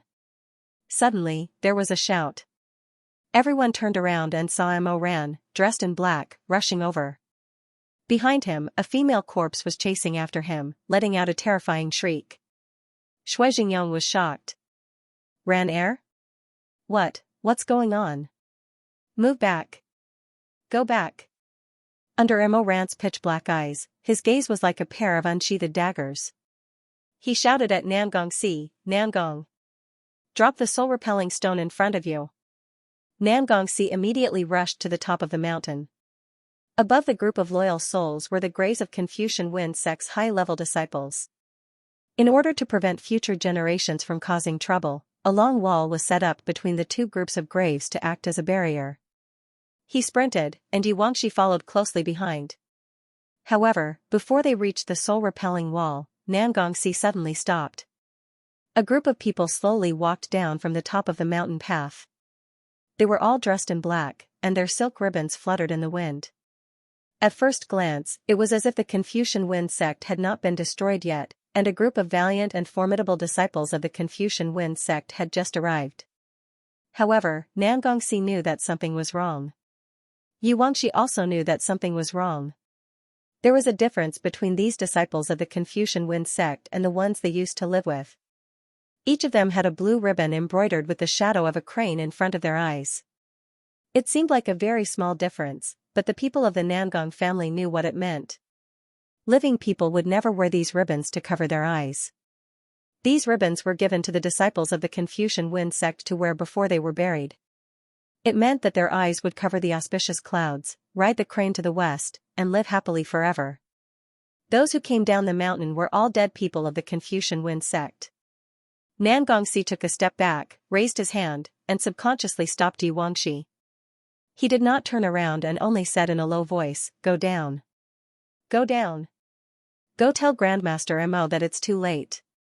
Nangongxi took a deep breath and said in a slightly trembling voice, "The previous generations of high-level disciples of the Confucian Wind sect have all been resurrected and are currently rushing down the mountain. What about you? I'll hold them off for a while. Hurry up." Nangongxi turned his face slightly and said to Yuangshi, "Tell them to retreat as far as possible to the foot of the mountain. Once they've retreated to that side, send out the smoke signal and I'll come down immediately." Yuangshi bit her lip. She was very clear that there was no turning back. The last thing she could do was take off her quiver and toss it to Nangongxi. She said in a deep voice, "Catch. You don't remember to take more." By the time she rushed to the mountainside, a fierce battle had already unfolded. The corpses of the servants of the Confucian Wind sect who had previously hidden themselves rushed out from the bushes, rocks, and all kinds of hiding places like locusts and threw themselves at the cultivators who were engaged in battle. These corpses were all wearing shrouds, and their bodies were completely pale. They were mixed in with the cultivators who were wearing different kinds of clothes, like rolling waves of snow. From a distance, it was quite a spectacular scene. However, the price for this spectacular scene was too high. In a split second, the mountain was filled with bursts of mournful cries and battle cries. Yuangshi caught a glimpse of several coffins that had been blasted open by spiritual power during the fierce battle. There were only clothes inside, and they were arranged in the shape of a person. Her adoptive father was like a crafty rabbit, leaving them with a peaceful tomb of loyalty. In fact, he had already summoned the corpses inside the tomb and hid them in the dark. He was waiting for them to reach the highest point, then he would mobilize the tomb of high-level disciples in front of them to attack from the front and attack from the rear. He had laid a net, and they were the fish in the net. Yuangshi found Mo Ran in the midst of the chaotic battle. "Grandmaster Mo." Mo Ran was in the middle of fighting with 5 corpses. When he heard Yuangshi's voice, he suddenly raised his head and anxiously said, "What?" Before he could say the word "what," he saw Yuangshi's face and knew the answer. Mo Ran cursed inwardly. Coincidentally, a zombie bit his arm. He couldn't shake it off, so he angrily put his hand into the zombie's mouth. With a fierce look in his eyes, he exerted his strength and tore the zombie's tongue out. Ow! Black blood splashed everywhere. The zombie couldn't bite him anymore. It was hit in the chest by his elbow and fell to the ground. Mo Ran's black eyes were terrifyingly bright, and his expression was ruthless. When he looked at Yuangshi again, she couldn't help but shiver. However, she immediately steadied herself and said, "Si wants you to retreat as soon as possible. Retreat to the foot of the mountain and wait for him." Mo Ran nodded. In an instant, his voice spread throughout the chaotic battlefield. Don't fight. Everyone retreat to the foot of the mountain. Everyone retreat to the foot of the mountain. Xianxia immediately became anxious. We were already prepared to fight to the death with Su Shuanglin. This scene in front of us is already within our expectations. How can we retreat now? Mo Ran didn't care about him at all. People die for wealth, and birds die for food. Xianxia wanted to rush to the top of the mountain with all her strength so that she could find the rare treasures hidden in the Confucian Wind Sect's temple. That was the old man's own business. He still sternly repeated, if you don't want to die, go down the mountain. Immediately. Go down. Although these servant corpses weren't strong, they weren't the weak corpses of the commoners on Mount Huang. Moreover, their numbers were astonishing, and they didn't fear pain. They rushed up one after another. By the time everyone had retreated to the foot of the mountain, more than 10 cultivators had already died in battle. Xianxia also retreated. He also knew that with his own ability, it was impossible for him to kill his way to the top of the mountain alone. However, he sneered and said, Grandmaster Mo, this is great. The one who said that he wanted to come to Jiao Mountain was you. Halfway through the battle, the one who told us to retreat was also you. You're really capable. What do we do now? Why don't you take the lead and we follow you out of the barrier? In his previous life, Mo Ran wasn't even enough to carry the shoes of the Celestial Emperor treading immortal. Killing him would dirty his hands. In this life, Mo Ran was no longer the Lord of Darkness and had become a righteous Grandmaster. That was why he couldn't slap him in public. However, Mo Ran could choose to ignore him. Xianxia was about to speak again when he suddenly saw a cloud of rolling smoke in front of him. It was Xianxia riding the demon wolf Neobajan, who had transformed into his true form again. He rushed over like a gust of wind, followed by hundreds of high-level disciples of the Confucian Wind School. Xianxia looked over and said in surprise, oh, no. We fell into a trap. Mo Ran narrowed his eyes. This old thing finally reacted. He knew that this was an ambush set up by Su Shuanglin. He wasn't too stupid. However, Xiao's second half of his sentence was, Nangongxi. You've got guts. You actually gathered the remnants of the Confucian Wind School on Jiao Mountain. Do you want to fight the other schools? Mo ran. Nangongxi crouched low on the demon wolf and rushed forward. Neobajan was as fast as an arrow, leaving the pursuing corpses behind him farther and farther away. At this time, Xianxia realized that he had misunderstood him. However, he didn't feel guilty at all. Instead, he stared at the approaching corpses with wide eyes and gulped. Nangongxi rushed into the crowd and jumped down from the demon wolf. He stuffed the quiver of arrows into Yuanxi's arms and said while gasping for breath, I still have some arrows left. I'll return them to you first. You take everyone and retreat. Yuanxi originally relaxed when she heard the first half of the sentence, but the second half made her suddenly raise her head and stare at Nangongxi. What do you want to do? Just a small matter. On the side, Xianxia watched as the high-level disciples of the Confucian Wind School got closer and closer. Seeing that they were about to fight with the heroes of the Confucian Wind School, who had died hundreds of years ago, he turned his head and cursed, Nangongxi. You're such a troublemaker. You're just like your father. Why do you want to lead these monsters to us? Do you want us to kill them for you? Seeing that Nangongxi didn't look at him and didn't say anything, Xianxia became even angrier. He said in a trembling voice, Good, I finally know what you're planning. You're afraid that you can't reach the top of the mountain alone and can't get the treasures your father left for you. That's why you led us here to open the way for you. Nangongxi. You're so vicious. Seeing that his words were becoming more and more excessive, Shui Jingyong couldn't help but frown and say, All right, Huang Daozhong, you should speak less. Speak less? Why should I speak less? Xianxia didn't put the lower cultivation world in his eyes at all. Normally, he would be a bit calmer and take Shui Jingyong's face into consideration, but at this critical moment, he didn't have the heart to pretend anymore. He pointed at Nangongxi and cursed, You're really the son of an evil beast with the heart of a tiger and a wolf. You actually used such a famous hero to clear the way for you. Where did you get the face to do that? Nangongxi. Xianxia didn't give up and said angrily, a person like you should die to appease the world, but you actually escaped from the zombie horde and led these bastards to us. You, slap. A very loud slap landed solidly on Xiaoya's face. The gentleman, Yi Wangxi, was still in the same position as when she slapped Huang Xiaoya. She was trembling slightly and gasping for breath. Her eyes were ruthless as she stared at the person who fell in front of her. Bastard.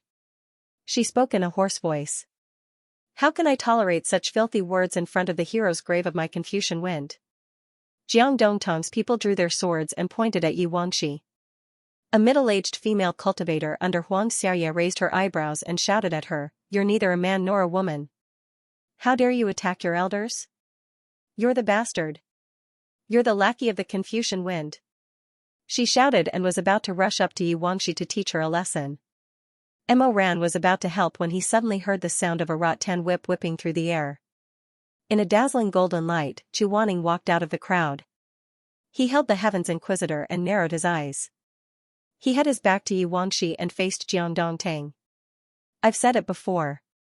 He said word by word, Nangongxi is my disciple. If you don't want to go through the trial of the Heavenly Music Pavilion, then if you have anything you want to say, please come to me first. Let's talk about justice, or let's talk about martial arts. In the dead silence, he threw out the last half of his sentence, I'll accompany you to the end. The atmosphere was extremely tense for a moment. Jiang Dongtang didn't know whether to advance or retreat. If they retreated, they would lose face. If they advanced, could they really shake the Northern Dipper Celestial Venerable Chu Wanning? Moreover, should they really form a grudge with Chu Wanning and be sworn enemies from now on? The zombies were still approaching, getting closer and closer.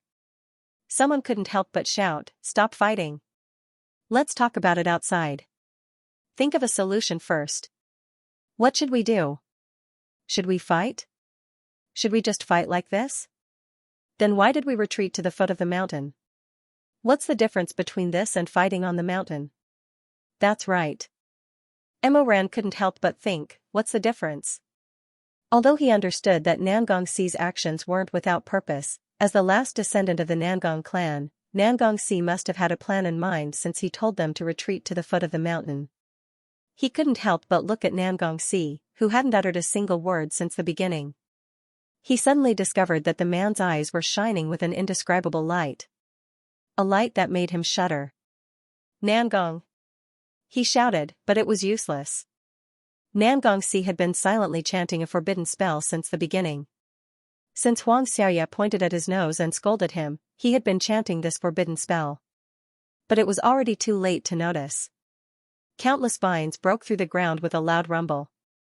Mo Ran, Yi Wangxi, Shui Meng, everyone was entangled by the willow vines at almost the same time. Then, in an instant, they were thrown out of the barrier, out of the mountain range of Jiao Mountain. Yi Wangxi's expression changed. "Ah see. What are you doing?" She wanted to rush in again, but Nangongxi raised his hand and waved. The two tomb guardians stood up with heavy steps. Stone powder fell from their bodies. They raised their left and right hands respectively, facing each other. In an instant, a new translucent barrier covered the entire entrance of Jiao Mountain, blocking everyone's path. Nangongxi stood in front of the barrier alone, facing the thousands of zombies. His back was facing everyone behind the barrier. He said, "There are vines on Jiao Mountain. They are formed from dragon tendons and can pull everything underground. But you can't be inside. As long as you don't have the blood of the Nangong clan flowing in you, once I use this formation, the dragon tendon vines will not distinguish between friend and foe. They will pull you all underground and bury you alive." Yi Wangxi was filled with grief and anger. She shouted in anger, "Nangongxi! Do you know you're alone?" She hammered the barrier, but could only shout at him from outside, "Nangongxi! Why am I alone?" Nangongxi turned half of his face. "Don't I still have you?" Then, as if he suddenly thought of something, he actually broke into a smile. That brilliant smile had not appeared on his face since the destruction of the Confucian Wind sect. It was unbridled, wild, and blazing. It was as if many years of high-spirited spirit had returned to his face. In his pair of bright eyes, It was as if he was following the reins of a horse.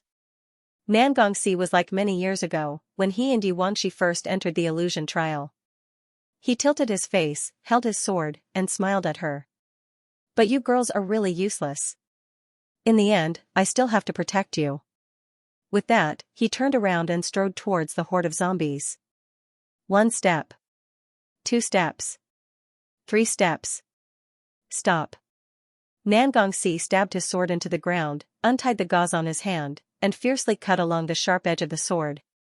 Blood rolled down, flowing along the blood groove of the sword and into the moist soil of Jiao Mountain. Nangongxi's eyes were cold, looking straight ahead, without fear.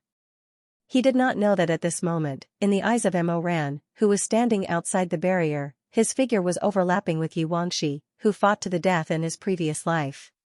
In the end, they became one person, and it was difficult to separate them. Blood sacrificed to the Azure Dragon obtain its bones and muscles. Nangongxi said, "Array open." Countless vines broke out from the cracked ground, and in a flash, sand and mud were everywhere. These vines were completely different from the ones that had trapped and thrown everyone out before. These were scarlet vines without any leaves or branches. It could even be said that these vines were thick blood vessels, rising from the depths of Jiao Mountain, and instantly climbing onto each of the zombies controlled by the Zhenlong formation. Nangongxi used his own strength to drive more than 1,000 dragon tendons out of the ground, and in an instant, he consumed a lot of spiritual energy. Sweat seeped out of his forehead, and the hand holding the sword trembled slightly. The meridians on the back of his hand bulged, and his old wounds ruptured, and blood flowed freely. Sink. His face was pale, and he trembled as he gave the final order. Those 1,000 dragon tendons began to fiercely pull the zombies down, but those zombies obviously would not sit still and wait for death. They all roared, and struggled with all their might. At this time, Nangongxi and the dragon tendons shared the same spiritual energy. These thousands of zombies were struggling, and he had no choice but to squeeze out more energy. Through the sacrifice of blood to the ground, he urged the dragon tendons to use more strength to pull the zombies down. Ankles, calves, thighs. The zombies all over the mountain were howling, stretching their necks and hissing, saliva dripping from the corners of their mouths. Nangongxi gasped for breath. Thighs, still thighs. He could feel that his spiritual energy was almost exhausted, but those zombies had not sunk to the ground.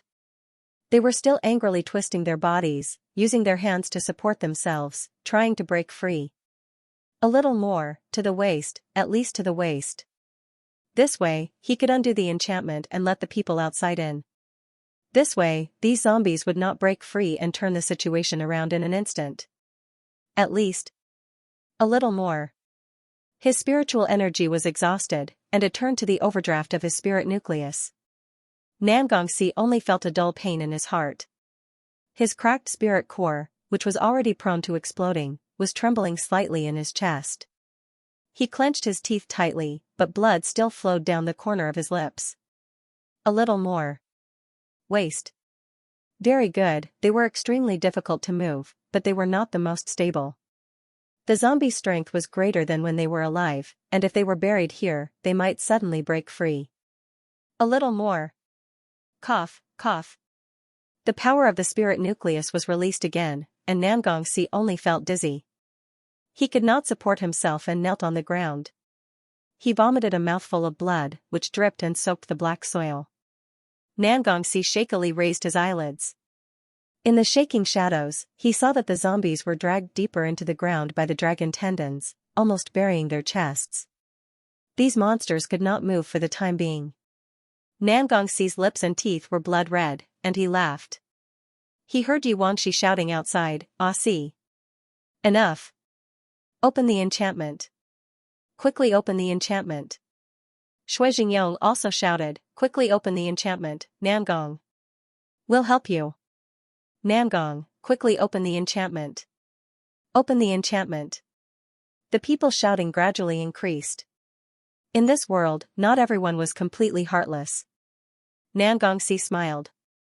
After the destruction of the Confucian family, he had suffered so many grievances but did not cry. Suddenly, tears rolled down his cheeks. He choked and murmured hoarsely, I know, I'll open it.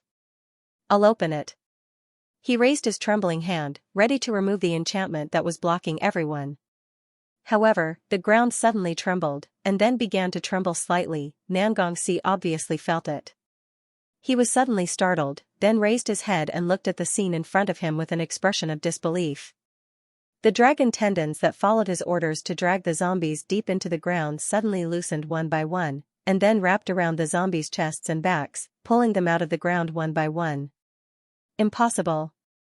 Nangongxi said blankly, "This is impossible. How could the Dragon Mountain not listen to its master's orders? Even if Su Shuanglin gave the opposite order, the dragon tendons would never obey, because for the sleeping dragon evil spirit, the descendants of the Nangong family were the same. If the two descendants of the Nangong family gave the opposite order to the Dragon Mountain would only stop its current action and not help anyone, becoming neutral. Unless... Nangongxi suddenly had a layer of goosebumps. He thought of a person. This thought made his whole body tremble, and the pain in his heart seemed to be worse than before. He gasped and slowly raised his head. He walked along the endless white marble stairs, followed the dense corpse tide, and looked at the top. A handsome and dignified, tall and straight man was slowly walking down the long stairs. He was wearing a luxurious brocade robe, embroidered with a dragon swallowing the sun and moon, and a sea of clouds. Every step he took, the gold and silver threads cast on the robe would emit a water-like luster under the moonlight, floating and glittering. Above the bridge of his nose, there was a ribbon that only the deceased of the Confucian Wind sect would wear. It covered his eyes, but that ribbon was not green, but black. What was embroidered on it was not a red-crowned crane, but an azure dragon with powerful claws and flames spewing out of it. Nangongxi's face was as white as paper. He stared at the man who was calmly walking down the stairs step by step. He opened his eyes wide in disbelief and muttered, How is this possible? Grand Sect Master. The moonlight peeked out from the forest, illuminating the man's handsome, clean-cut face. It was him. The only person in the world who could make the Dragon Mountain disobey the order of the Nangong family's descendant, who could subdue the demon dragon, who could suppress the ancient evil beast gun under the tower, and who created the first immortal sect for hundreds of years. He was the #1 master in the world hundreds of years ago. He was the first person who gave up on ascending to the heavens in order to cross the suffering of the mortal world. He was the first sect master of the Confucian Wind sect. Nangong Zhongying. Although sect leader Chang'ing was a person who had died a long time ago, there were many paintings of him that were passed down in the world. Confucian Wind sect's Hall of Sages even enshrined the dignified jade statue of the first sect leader. Thus, Yu Wangxi reacted almost instantly. Ah see, quickly open the barrier.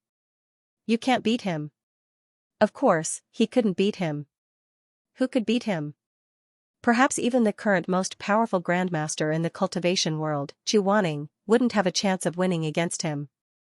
Nangongxi was trembling, but it wasn't because he was afraid. Instead, it was because of an extremely intense grief and anger. Grand Sect Master. Su Shuanglin had actually turned the Grand Sect Master's remains into a precious chess piece. Crazy. He was really crazy. That was their ancestor, the soul of Confucian Wind sect, the root of Confucian Wind sect, the god revered by generations of disciples and descendants for hundreds of years. It was Nangong Zhongying. The veins on Nangongxi's neck bulged. He let out an extremely distorted roar, like a tiger roaring in the forest. Su Shuanglin. No, Nangongxiu. Come out. Come out. His voice lingered for a long time like a vulture. No one answered him. Of course, Su Shuanglin wouldn't come out. The only one who reacted was Nangong Zhongying, whose eyes were covered by the silk band. He slightly turned his face, and his pale fingers slid across the scabbard. The treasured sword that had been buried with him came out of the scabbard. He held the sword and slowly walked down one step. At the same time, Nangongxi took a step back and muttered, Sect leader. Nangong Zhongying's steps were steady. The tip of his sword tapped on the jade steps, making an ear-piercing scratching sound. His eyes were covered, and this silk band was attached to his body after his death. It couldn't be removed, so he couldn't see the path in front of him. He could only rely on sound and smell to determine Nangongxi's position. Who are you? Suddenly, a low and ethereal voice sounded. It was Nangong Zhongying who spoke. Why are you trespassing? Hearing the ancestor of several hundred years speak, even if it was just a precious chess piece, it was still extremely shocking. Nangongxi swallowed his saliva and said, Grand Master, I.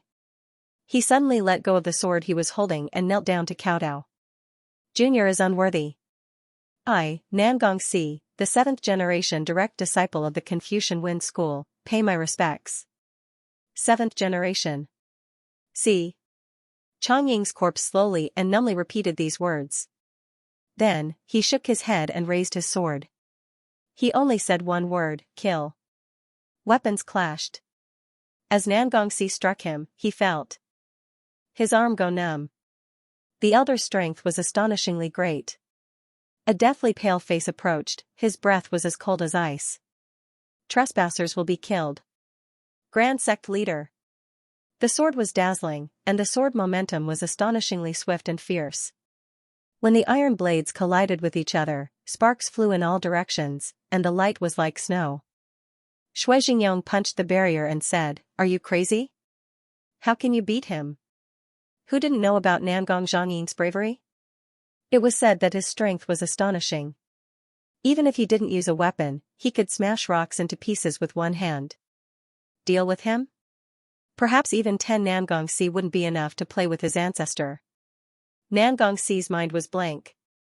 He never thought that there would be a day when he would actually fight with the first sect leader of the Confucian Wind School on Jia Mountain. When the two swords collided, he was suddenly pushed back 10 feet. If he hadn't supported himself with his sword in time, he would have been kneeling in a pile of weeds. Nangong Zhongying raised his sword and slowly approached again. He repeated the order in a low voice, kill. At this moment, outside the barrier, Shui Jingyong was angrily hammering the barrier. Xianxia frowned and didn't say a word. Dilla Master Ma simply covered his eyes and didn't dare to look. Xianxia was secretly frightened and rejoiced. Fortunately, she didn't catch Nangongxi. If she had brought Nangongxi to Jiao Mountain alone, she would have been the one facing the first sect leader of the Confucian Wind School. Only Chu Wanning stared at Nangong Zhongying's actions without blinking. He felt that something was wrong, very wrong. Who was Nangong Zhongying?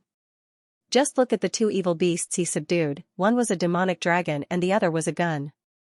Both were ancient demonic beasts. There was no need to say how terrifying this person's spiritual power was. Even if at this time his soul had already left his body, leaving only a shell in the world. He couldn't use many spells, but his fighting skills shouldn't be affected. So how fierce was Nangong Zhongying's fighting skills? Near the eastern pole Flying Flower Island, there was a relic that the Confucian Wind School showed off, a lake on the island. This lake wasn't big, but it wasn't small either. It was stagnant water and didn't have any magnificent scenery. It would take about half an hour to walk around it at a leisurely pace. However, everyone knew that this lake wasn't originally a lake, but a small hill. During the fierce battle between Nangong Zhongying and the gun used this hill to hide and dodge several times. During the fierce battle, Nangong Zhongying punched the hill more than 10 times in a row. In the end, the last punch actually shattered 100 zhan high rock, causing it to collapse and collapse. From then on, the mountain range was no longer there. The rain accumulated into a pool, and that was how this lake came to be. So it wasn't that Chu Wanning looked down on Nangongxi, but he felt that when Nangong Zhongying's first sword met with Nangongxi, Nangongxi should have flown 100 feet away. There was no chance for him to get up.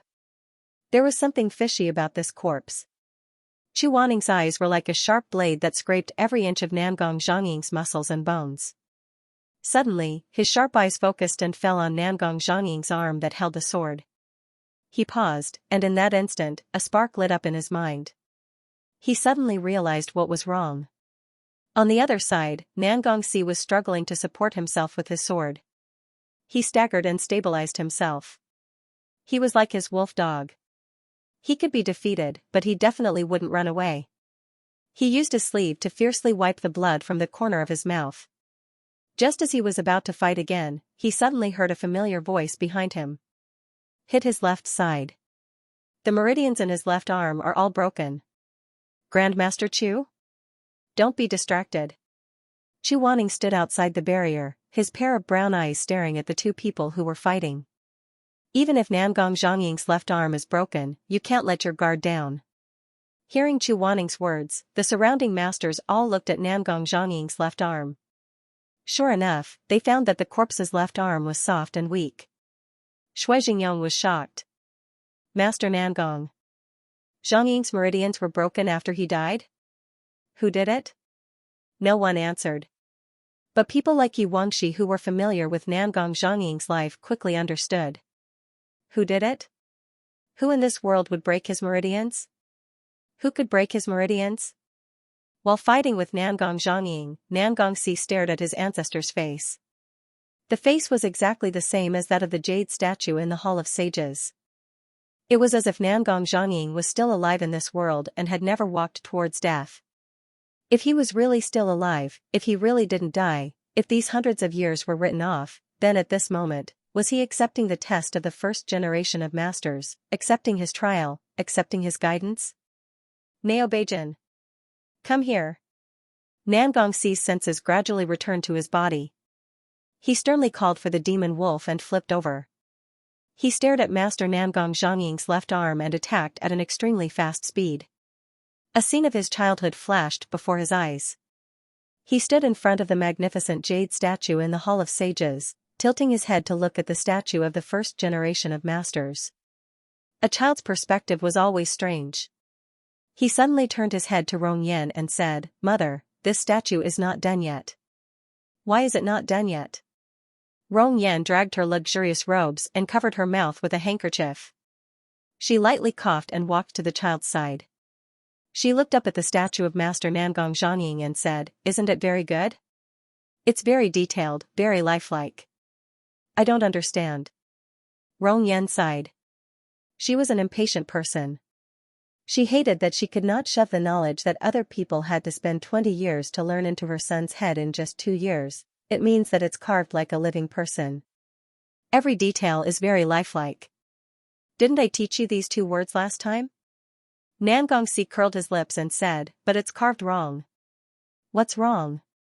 "Mother, look." He pointed to the left arm of the first generation of masters, then pointed to the right arm. The left arm is 1 size thicker than the right arm. I've been staring at it for a long time. It's definitely carved with different thickness. It's not symmetrical at all. It's wrong, wrong. As he said that, he even raised both his arms to show Rong Yan. He seriously reasoned with his mother, "My arms are the same thickness on both sides. Mother's arms are the same, father's arms are also the same. So this sculpture is wrong. Let the craftsman remodel it." "So that's what seer meant." Rong Yan shook her head and said, "This is not the craftsman's fault. It's just that the Grand Master's left and right arms are different." "Why? Is it natural?" "Of course it's not natural."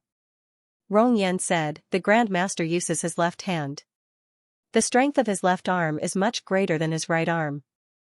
After a long time, his left arm will gradually become thicker and stronger than his right arm. Therefore, the craftsman who carved this statue not only did not make a mistake, but also paid attention to these details." Clang! The 2 long swords faced each other. Nangong Si and Nangong Zhongying's faces were very close to each other. Separated by the sparks flying from their weapons, they gritted their teeth and fought against each other. Nangong Zhongying, who lost his left hand, faced Nangong Si, who was full of scars and exhausted his last bit of strength. This was a hand-to-hand battle. Shui Jingyong had a thought that made him gasp, the meridians in his left arm, could it be that he broke them himself? In fact, it was not only Shui Jingyong. Many people who were watching the battle outside the barrier also gradually had this thought in their hearts. After the high-ranking disciples of the Confucian Wind sect were buried, their eyes had to be covered with a silk band with spiritual power. Was it really just for the sake of traveling on a crane, seeing the clouds and sky? Was it possible that Nangong Zhongying had more or less anticipated the vicissitudes of life that would last 100 years? Therefore, when he established the Confucian Wind sect, he had already thought of the Confucian Wind sect's doomsday. The reason why he covered the eyes of every buried disciple was so that they would not be able to display their most powerful fighting strength, so that they would not be able to bring disaster to the world. Therefore, the divine martial skill that accompanied him throughout his life was not in the coffin. He only held a long sword. Therefore, before he died, he cut off all the meridians in his left arm. Even if in the future there really was an unrighteous person who used his corpse to stir up trouble, they would not be able to obtain all of his fighting strength. But the answer was still unknown. After more than 10 rounds of fighting, Nangongxi suddenly caught a glimpse of the Grand Master's eyebrows slightly knitted. He muttered, "Nangong. See, 7th generation." Outside the barrier, Emo Ran stared at Nangong Zhongying's every move with rapt attention. As the Emperor Ta, his observation point was different from all the righteous people present. He could accurately perceive some things that people who had not played the exquisite chess game would find difficult to immediately discover. In Emo Ran's view, this corpse was clearly different from the others. He seemed to have been struggling to regain his consciousness before his death. This was also what Emo Ran was worried about before. Although the exquisite chess game was one of the 3 great forbidden techniques, there was no such thing as perfect magic in the world. If a person's willpower was particularly strong, then the caster would have to continuously exert spiritual power to suppress the chess piece's resistance. Once the caster's spiritual power was not enough, the chess piece would go berserk and lose control. Sometimes it would even backfire on the caster. This was also why in the history of the exquisite chess game, there were many people who suddenly died of a disease, or directly reversed the flow of their meridians and died suddenly. Emo Ran's face was burning, and his eyes followed Nangong Zhongying's movements. He was almost certain that Su Xuanglin could not completely control Nangong Zhongying. Bang! The sudden muffled sound made Emo Ran clench his 5 fingers on the barrier, and his veins protruded. The difference in strength was too big. Everyone present clearly saw that even if Nangong Zhongying cut off his main arm and cut off his strength, a great master was still a great master. Even if the sharp claws were pulled out, this empty corpse could still fight evenly with Mei Hanxue and Shui Meng. If they really wanted to suppress him, perhaps they would need the sect leader and the elders to make a move. But the sect leader and the elders could not enter. The barrier was sealed, and inside was the territory of the Nangong clan. If they rashly entered, it would cause the spirit of the Jiao mountain to go berserk, and at that time, it would be more of a hindrance. This was the civil war of the Confucian Wind sect, and no one could interfere. If Nangongxi was full of vitality, he could probably rely on his own strength to deal with the corpse in front of him, but he had already suffered too much. Another heavy blow came. Nangongxi could have easily dodged, but when he grabbed Neo Beijan's collar and flipped onto his back, the wound on his palm was torn, and he was momentarily exhausted, unable to hold on. Woo! Neo Beijan let out a mournful cry. The sword in Nangongxi's hand was knocked away, and it rolled to the edge of the barrier. Emo Ran saw that the sword hilt was already stained with blood from Nangongxi's palm. "Ah, see. Don't fight anymore. Come out. Let's think of another way." Yu Wangxi shouted at him again. People were always like this. Yu Wangxi would not beg for mercy, but Nangongxi was her weak spot. She was crying, and she was crying non-stop. Emo Ran had never seen her cry like this in his previous life. At this time, she really had the shadow of a young girl. Nangong Lu and Nangongxiu, the 2 brothers, had selfishly put a resolute and cold mask on her face. She had always felt that she would never be able to take off this mask, but the moment she saw the blood-stained sword, it turned to ashes. Ah, see. This blow was too heavy. Nangongxi gritted his teeth as beads of sweat dripped down his forehead. He didn't utter a sound as he tried to force himself up from the ground. However, a cold light flashed past and a sharp blade as bright as snow shone on his face. Nangongxi slightly gasped for breath, and raised his face, which was slightly similar to Nangong Zhongying's, to stare at his ancestor through the dazzling sword light. Nangong Zhongying's sword was already hanging above him. Inside and outside the barrier, there was a deathly silence. Emo Ran clenched his fists in the dark. His heart beat like a war drum, and the veins on his temples twitched. He stared at the tense situation in front of him, and a crazy thought roared in his mind: Nangong Zhongying could take Nangongxi's life at any time. But was he really going to stand like this? Could he really stand there with a clear conscience? He was trembling. He was suffering, but fortunately, no one saw anything strange about him. The line between life and death in the barrier was like fine sound-absorbing water, and everyone's gaze was focused on it. The sharp sword could be stained with blood at any time. Thousands of trees rustled. Emo Ran grasped the concealed weapon in his sleeve, and rubbed the sharp edge of the sleeve arrow with his finger. He wanted to do something, but that something made his fear grow like wild weeds. Suddenly, Nangong Zhongying's body trembled. The trembling was too obvious, and everyone could see it clearly. Shui Jingyong was shocked. What's wrong? Nangong Zhongying couldn't see Nangong Xi's specific position, and the position where he raised his sword was a bit off. However, Nangong Xi couldn't make a sound. Even the slightest sound or movement of the wind could make Nangong Zhongying react. He stared at his ancestor's face with a pale but stubborn expression, and pursed his lips. The corners of his lips were full of blood that hadn't dried yet. You are Nangong Xi? This time, not only Shui Jingyong, but many people standing in front of him who heard this sentence also shivered. Nangong Zhongying had a consciousness? Emo Ran's expression also changed. A cold light flashed in his sleeve, and he put away the concealed arrow that was about to be used. His back was already soaked in cold sweat, and his heart was beating wildly. That was close, he was almost exposed. He felt lucky that he didn't have to make a move, but then he felt uneasy and disgusted by his own luck. In front of this Jiao mountain, the two spirits of his past life and present life were fighting fiercely. They kept biting and tangling, tearing at each other until blood was dripping, and flesh was badly mangled. He didn't know how long he could hold on. Nangong Xi. 7th. Within the wizardry barrier, Nangong Zhongying's sword, which was hanging high in the air, was slowly shifting. Little by little, inch by inch. Shui Jingyong was extremely shocked. Does he really have consciousness? No, it wasn't conscious. He was restoring his consciousness, restoring the remnant consciousness of this corpse. Emo Ran knew that Su Shuanglin, who was hiding in a corner of Jiao Mountain, was like a clumsy puppeteer. He had never danced with such a complicated and huge puppet before. He could not hold on any longer. Nangong Zhongying was about to break free of his. Swoosh! Before Emo Ran could finish his thoughts, a muffled sound of flesh being pierced rang out, causing his scalp to go numb and his pupils to contract. In that instant, blood splattered everywhere. After a moment of silence, an extremely distorted scream suddenly exploded in his ears. A cold sword pierced through his bones. Ah si. Missy. Yuanxi. They clamped down on Yuanxi, whose eyes were red and whose expression was almost crazy. They were afraid that she would do something extreme, but they soon realized that it was unnecessary. What could she do? She was not a member of the Nangong family. No matter how good she was, in front of Jiao Mountain, she was just an outsider. She could not enter at all.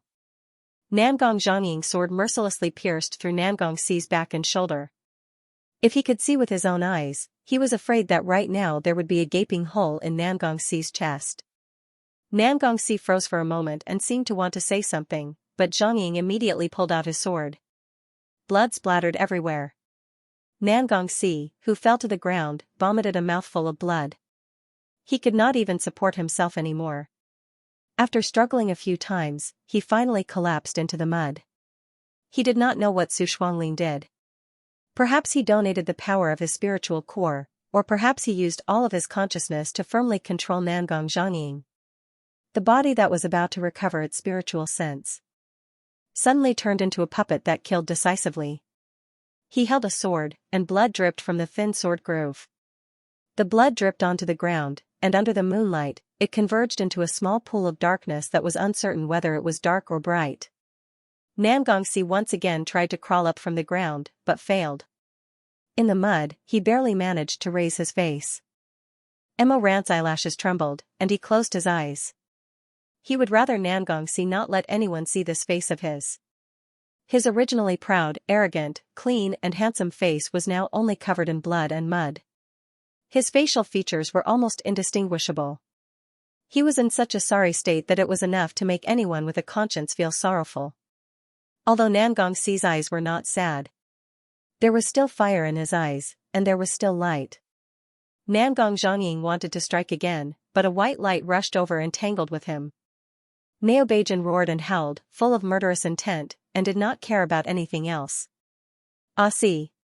Yu Wangxi was on the verge of collapse, but Nangongxi did not look at her. He only stared at Jiangxi, and his bloody lips and teeth opened and closed. At this moment, he could not make too loud a sound, but Jiangxi understood lip reading. He clasped his hands behind his back, and his brown eyes stared unblinkingly at Nangongxi's moving lips. Nangongxi finished speaking. Jiangxi said. Okay. I know. Woo-woo. With another dull bang, Neobajan was hit by Nangong Zhongying with one hand. Its fall was much louder than its master's, and its snow-white body fell among the trees, crushing a large number of branches and leaves.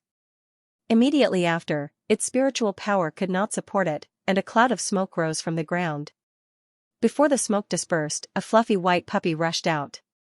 It was not even the size of a person's palm, and it used all its strength to bite Nangong Zhongying's clothes.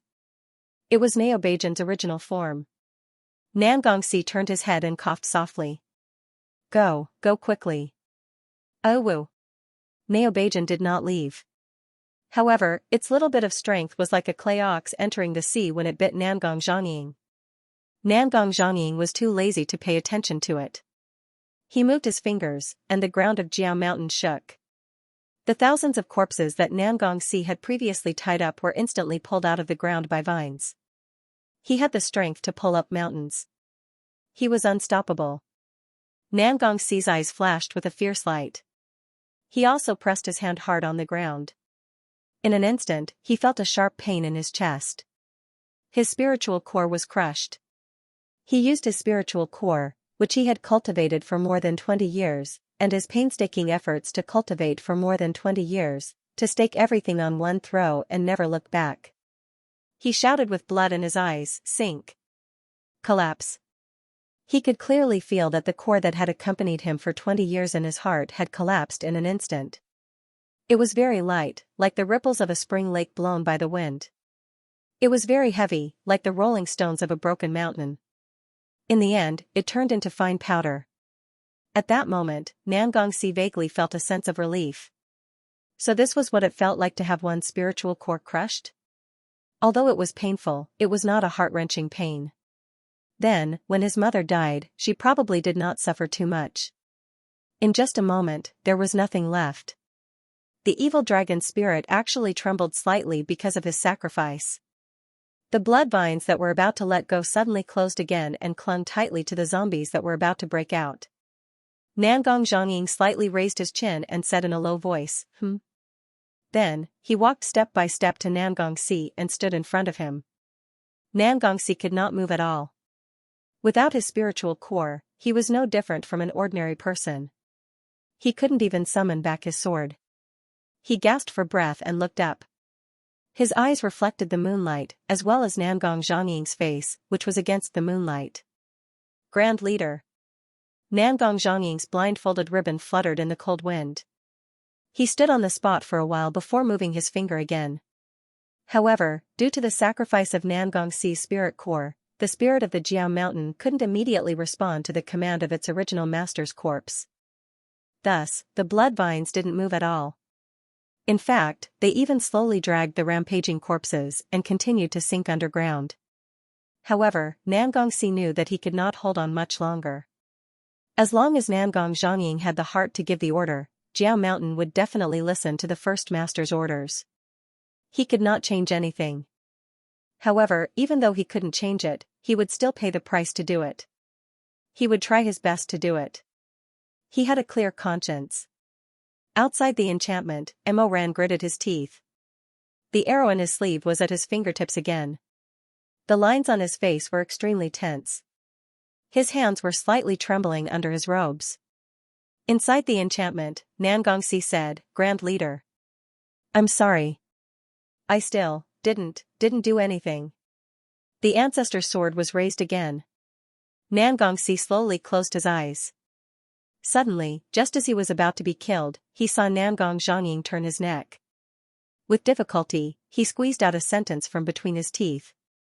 You are called Nangong. See? Nangongxi suddenly trembled. He said hoarsely, Grand Leader? You have consciousness? Can you understand what I'm saying? Emoran could not hear the rest of the sentence clearly. However, everyone could see that Nangong Zhangying's hand suddenly slowed down. His lips moved slightly. It was obvious that he was talking to Nangongxi. I shouldn't fight with you. Nangong Zhangying's sword was still hanging in the air. However, his throat was intermittently making very soft sounds. My heart still has memories of the past. Before I died, I was worried that there would be changes in the future. He had just recovered his consciousness. His words were not clear. He said hoarsely, I didn't expect that there would be such a day. Nangong Zhangying paused for a moment.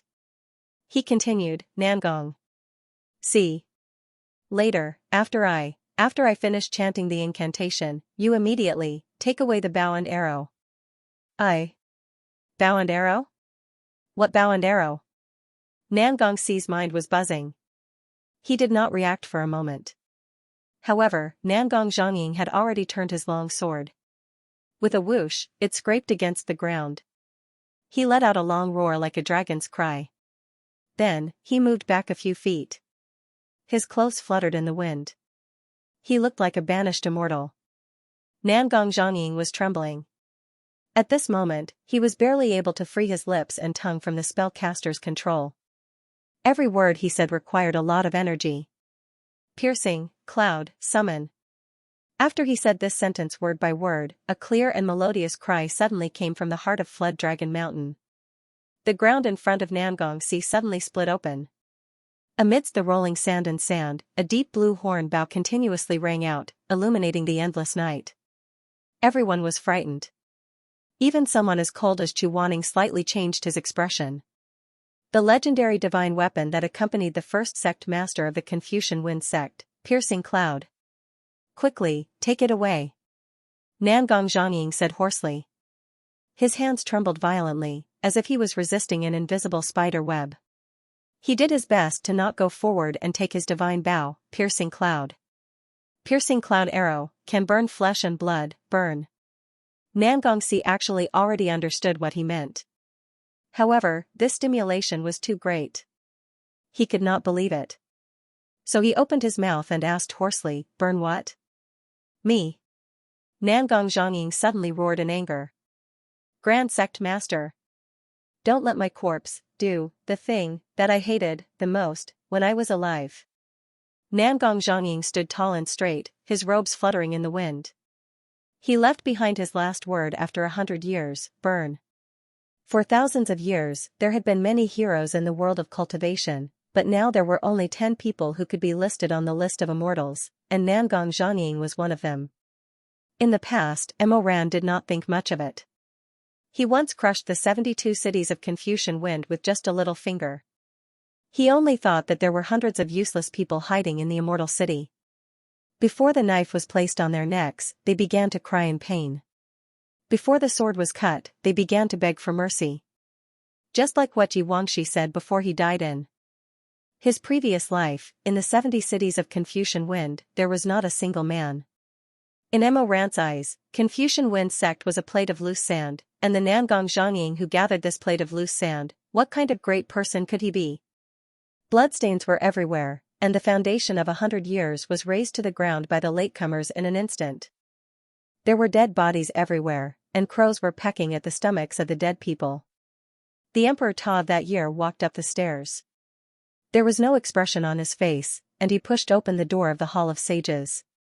He wore a black cloak that reached the ground, and walked through the long corridor that was hung with the portraits of the previous leaders and elders of Confucian Wind sect. He finally stopped at the end of the Hall of Sages. The celestial treading monarch raised his head. He was wearing a cloak, and under the hood, his entire face couldn't be seen clearly. Only his pale chin could be seen. It was arched fiercely and arrogantly. He raised his head slightly and sized up the statue that was taller than a real person in an inquiring manner. It was a statue carved with white jade spirit stone. It was a young immortal wearing a wide robe and wide sleeves. He stood in the air with a bow in his hand. The craftsman's strokes were strong and skillful. The eyes were inlaid with crystal stones, and the clothes were smeared with crystal sand. The bloody smell of the morning sun shone through the decorative skylight behind the statue, making him look like a banished immortal soaking in the nine heavens' divine light. The half of the Emperor Ta's face under the hood suddenly showed a smile, revealing his white teeth and sweet dimples. He tidied up his clothes and bowed deeply. Then he raised his handsome face and said with a smile, "I've heard a lot about you, immortal Nangong." Naturally, the statue could not speak. Only the pair of black crystals glowed, as if they were staring at the person who had just arrived. The Emperor Ta was extremely bored. No one paid any attention to him, but he was still able to happily act for a long time. "Junior Mo Weiyu, it's my honor to meet you today. Immortal Nangong, you're so cool." Laughing and joking, he talked for a long time by himself in a lively manner. A living person would go crazy in front of a statue. "I've seen your Xianxia." He counted with his fingers and then sighed. "I can't count clearly. Who knows which generation of your nephews he is?" "I've seen who knows which generation of your nephews he is, and who knows which generation of your disciples he is." Then, he smiled brightly and said, "But now, they have all become ghosts under my blade, so if you haven't reincarnated yet, you have probably seen them already. It's a pity that I didn't see your grandson Xian. That guy ran away before the city was breached. I don't know if he's dead or alive. It's a bit of a pity." He was happy again and chatted with the statue intimately for a while. Then, he said, "Oh right, I heard that Immortal Nangong was also a hero of the generation. Everywhere you went, there were people who swore loyalty to you. There were even people who supported Immortal Nangong and claimed to be the emperor." Emoran smiled and said, "Isn't that as impressive as I am today? So this time, what I said before was all nonsense. I just have a question. I don't know why Immortal Nangong didn't refuse to ascend the throne that year." He paused and then walked forward a few steps. At this time, his eyes fell on the warning tablet behind the statue of Nangong Zhongying. In fact, this tablet was so big that he had seen it a long time ago, but he deliberately ignored it. The tablet was carved by Nangong Zhongying at the age of 96 with a sword. At first, it was simple and unadorned, but later, it was added with gold powder by his children. Now, looking at it, it was shining brightly, and each word was worth 1,000 gold. Emoran stared at it for a while, then said with a smile, "Oh, I understand. Greed, resentment, deceit, murder, and plunder, are the 7 things that I, a scholar, can't do? Immortal Elder really has a strong character." He stood with his hands behind his back and continued, "But Immortal Elder lived a bright life with a pure reputation. You also earnestly taught your descendants until your death. But I'm very curious, did Immortal Elder ever expect that one day, the Confucian Wind sect would become like today?" When he said this, he pursed his lips, as if he was thinking of a suitable word to describe it. Then, he thought of something, so he clapped his hands and said with a smile, "A nest of rats." After he finished speaking, he laughed out loud. His laughter was happy and unrestrained, pure and evil, and it echoed in the silent and solemn hall of sages for a long time. His voice was like ripping silk, as if it wanted to tear apart the scroll paintings that swayed slightly in the wind, to tear apart the portraits of the heroes of the Confucian Wind sect of the past. That laughter finally stopped abruptly in front of Nangong Zhongying's ice-cold sculpture. Emoran no longer laughed. He restrained his smile, and a layer of ice slowly condensed on his face. His dark eyes stared at the Wu Daifeng of the previous dynasty in front of him. He stared at the person who was like him, who could also command the world and trample all the immortals. It was as if time and space were intersecting, and the first immortal of 2 eras were confronting each other in the torrent of time. In the end, Emoran said softly, "Nangong Zhongying, your Confucian Wind sect is a pool of dirty water. I don't believe that you are clean." He suddenly waved his sleeves, turned around, and strode out of the Hall of Sages. Suddenly, a gust of wind blew off the hood of his cloak, and finally revealed the face of the Emperor Ta that was about to go crazy. He had the most handsome appearance in the world, and was fully deserving of the title of a handsome man. However, this face was occupied by a vicious and sinister gaze that was second to none in the world, like a vulture that ate carrion. His black robe was like a thick cloud of ink, rolling down the long stairs. He was the evil spirit of the human world, the Azura of the mortal world, He looked around and saw the corpses of the disciples of the Confucian Wind sect everywhere. Some of them were missing arms and legs. The Emperor Ta did not accept the surrendered soldiers. Apart from that woman surnamed Song, he could still spare, but the rest were all killed. At that moment, Mo Ran's heart gave birth to an extremely cruel joy. He looked at the gorgeous morning clouds in the sky. The rising sun pierced through the clouds, and a dazzling golden light shone on his pale face. He closed his eyes, took a deep breath, and clenched his hands in his sleeves. He was slightly trembling because of ecstasy and excitement.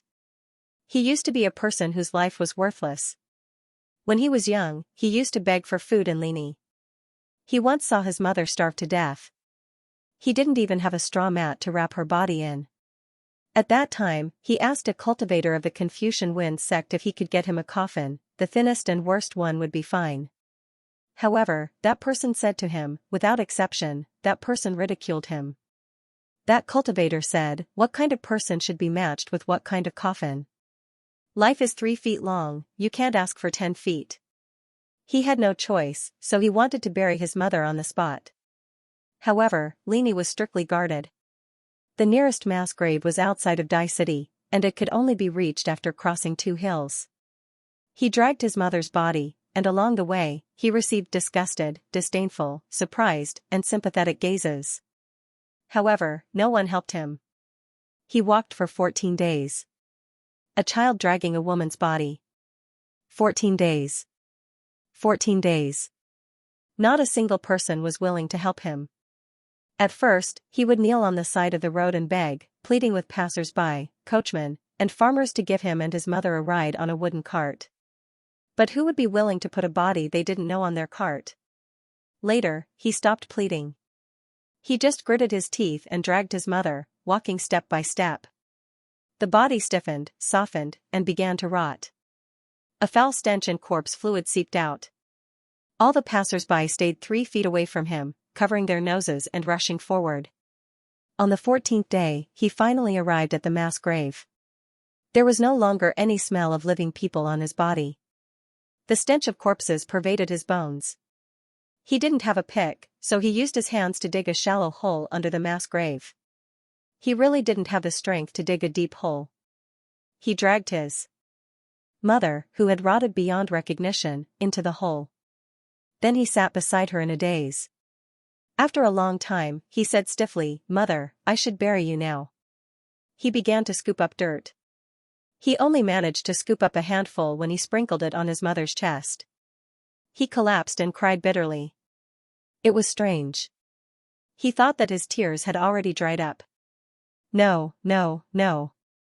If I bury you, I won't see you anymore. If I bury you, I won't see you anymore. He crawled back into the hole and lay on top of the rotting body, crying. When his emotions calmed down, he went to scoop up dirt again. But the dirt seemed to have some kind of smell that could open up people's tear ducts. He was utterly defeated again. Why is it all rotten like this? It's all rotten like this. Why isn't there even a mat? Mother. Mother. He rubbed his face against her. He didn't despise her for being dirty. She smelled bad. She was dead. She didn't have a single piece of skin on her body. She was bleeding with pus and maggots crawling all over her body. He lay in her arms and cried bitterly. He choked and sobbed. Every sound seemed to be dug out from his throat stained with blood. In the end, the mass grave echoed with his wail. That voice was distorted, hoarse, and unclear. Sometimes it sounded like a person's cry, but more often it sounded like the wail of a cub who had lost its mother. Mother. Mother. Someone come. Is there anyone? Can someone come and bury me too? Bury me too. In the blink of an eye, 20 days passed. Emoran returned to Lini. He stood on top of the jade-tiled pavilion of the Confucian Wind sect, standing in front of the mountain of corpses and the sea of blood. The young cub who smelled of corpses back then had become brightly furred and had sharp fangs. He opened his eyes again. His pupils flashed with a crazy and intense brilliance. Today, he stood here. Who would dare to say to him that you can't get 10 feet of accuracy? Ridiculous. He wanted 10 feet, 1,000 feet, 10,000 feet, 10,000 feet. He wanted everyone in this mortal world to kneel down and rub their knees on the ground. He wanted them to kneel down and present his 10,000 feet, 10,000 feet, 10,000 feet, trample all the immortals and rule the world.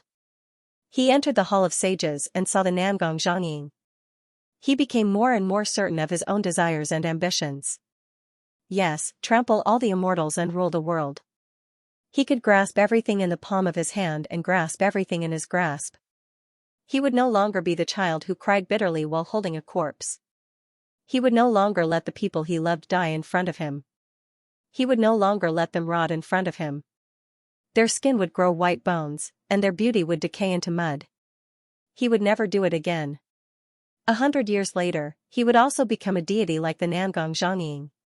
He would be worshipped by people, admired by the high mountains, with white jade as his body and gold as his calligraphy. No, he would be better than the Nangong Zhongying. His life and death would be far better than the Confucian Wen sect. And he, the first monarch of the cultivation world, would be more admirable and praiseworthy than the Nangong Zhongying, a hypocrite who couldn't pick up and let go of things. Sin? He didn't believe that the Nangong Zhongying didn't have any sin. How could a person who could create a monster like the Confucian Wen sect be a righteous and noble gentleman who sacrificed himself for justice? Wasn't it just greed, resentment, deceit, murder, rape, and plunder are the 7 things that I, the Confucian Wen gentleman, mustn't do? Who didn't know how to say beautiful words? Before Mo Weiyu died, he could have found someone to come up with some brilliant and admirable words to enlighten the world. He could have found a bootlicker to write a history book for him. The darkness of the past would be written off. From then on, he, the Emperor Ta, would be a sacred master who cared for the common people and had great plans for the world in one fell swoop. It was really wonderful. There was no better ending than this. Greed, resentment, murder, rape, and plunder, is my Confucian Wen gentleman, 7, mustn't do. A faint murmur exploded in his ears like a clap of thunder. Mo Ran abruptly pulled himself out from the swamp of memories. However, his eyes were still filled with chaotic sparks.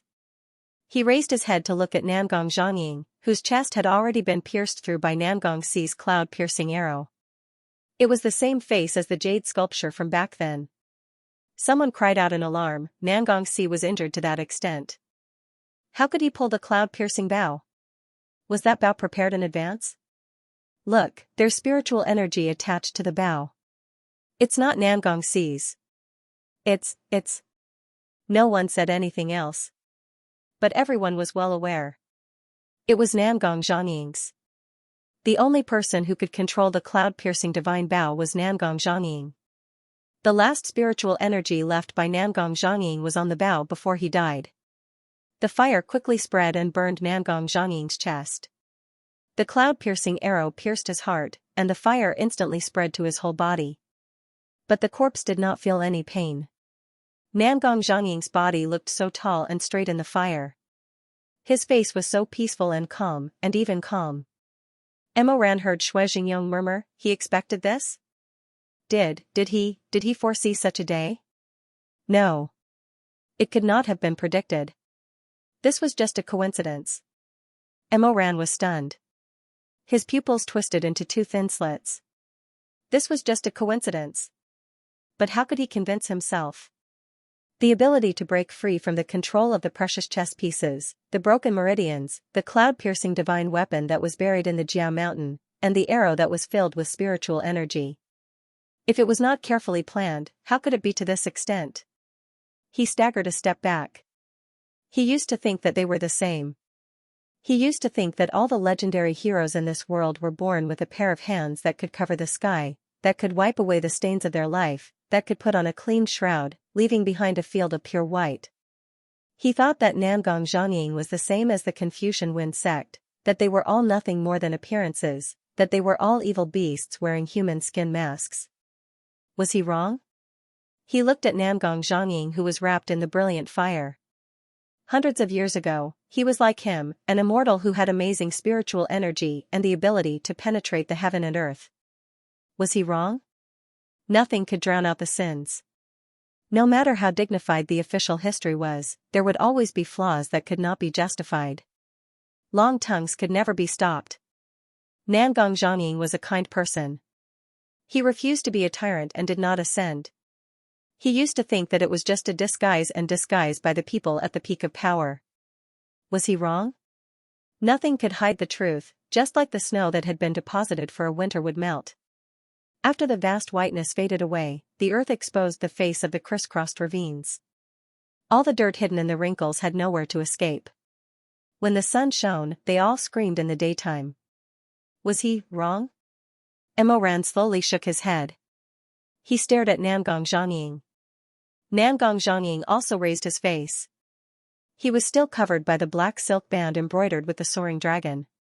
No one could see his eyes, not even Emo Ran. However, Emo Ran did not know if it was his own illusion, but he felt that Nangong Zhongying seemed to be smiling. Under the black silk band, there were laughter lines. Fire could not burn them away, water could not wash them away. Nothing could hide the faint traces of laughter. He stood quietly in the sea of fire, in the warm light. If he could, he also wanted to be selfish for once. He wanted to leave this broken body to accompany the green mountains and cypresses, and to be a hero in the future. The world was too beautiful. No one wanted to leave. However, he also knew that sometimes he had to leave, so he had already planned to break the scripture and hide the bow. He did not want his body to be used by others in the future. The world was too beautiful. It was enough to have flowers. It should not be stained with blood. Sect leader Tai. Nangongsi held the cloud-piercing divine bow and knelt on the ground. The light of the fire illuminated his young face, as well as the traces of tears on his face. Junior is unworthy. The cloud-piercing fire burned away the precious black seeds in Nangong Zhongying's body. He was about to be burned to ashes.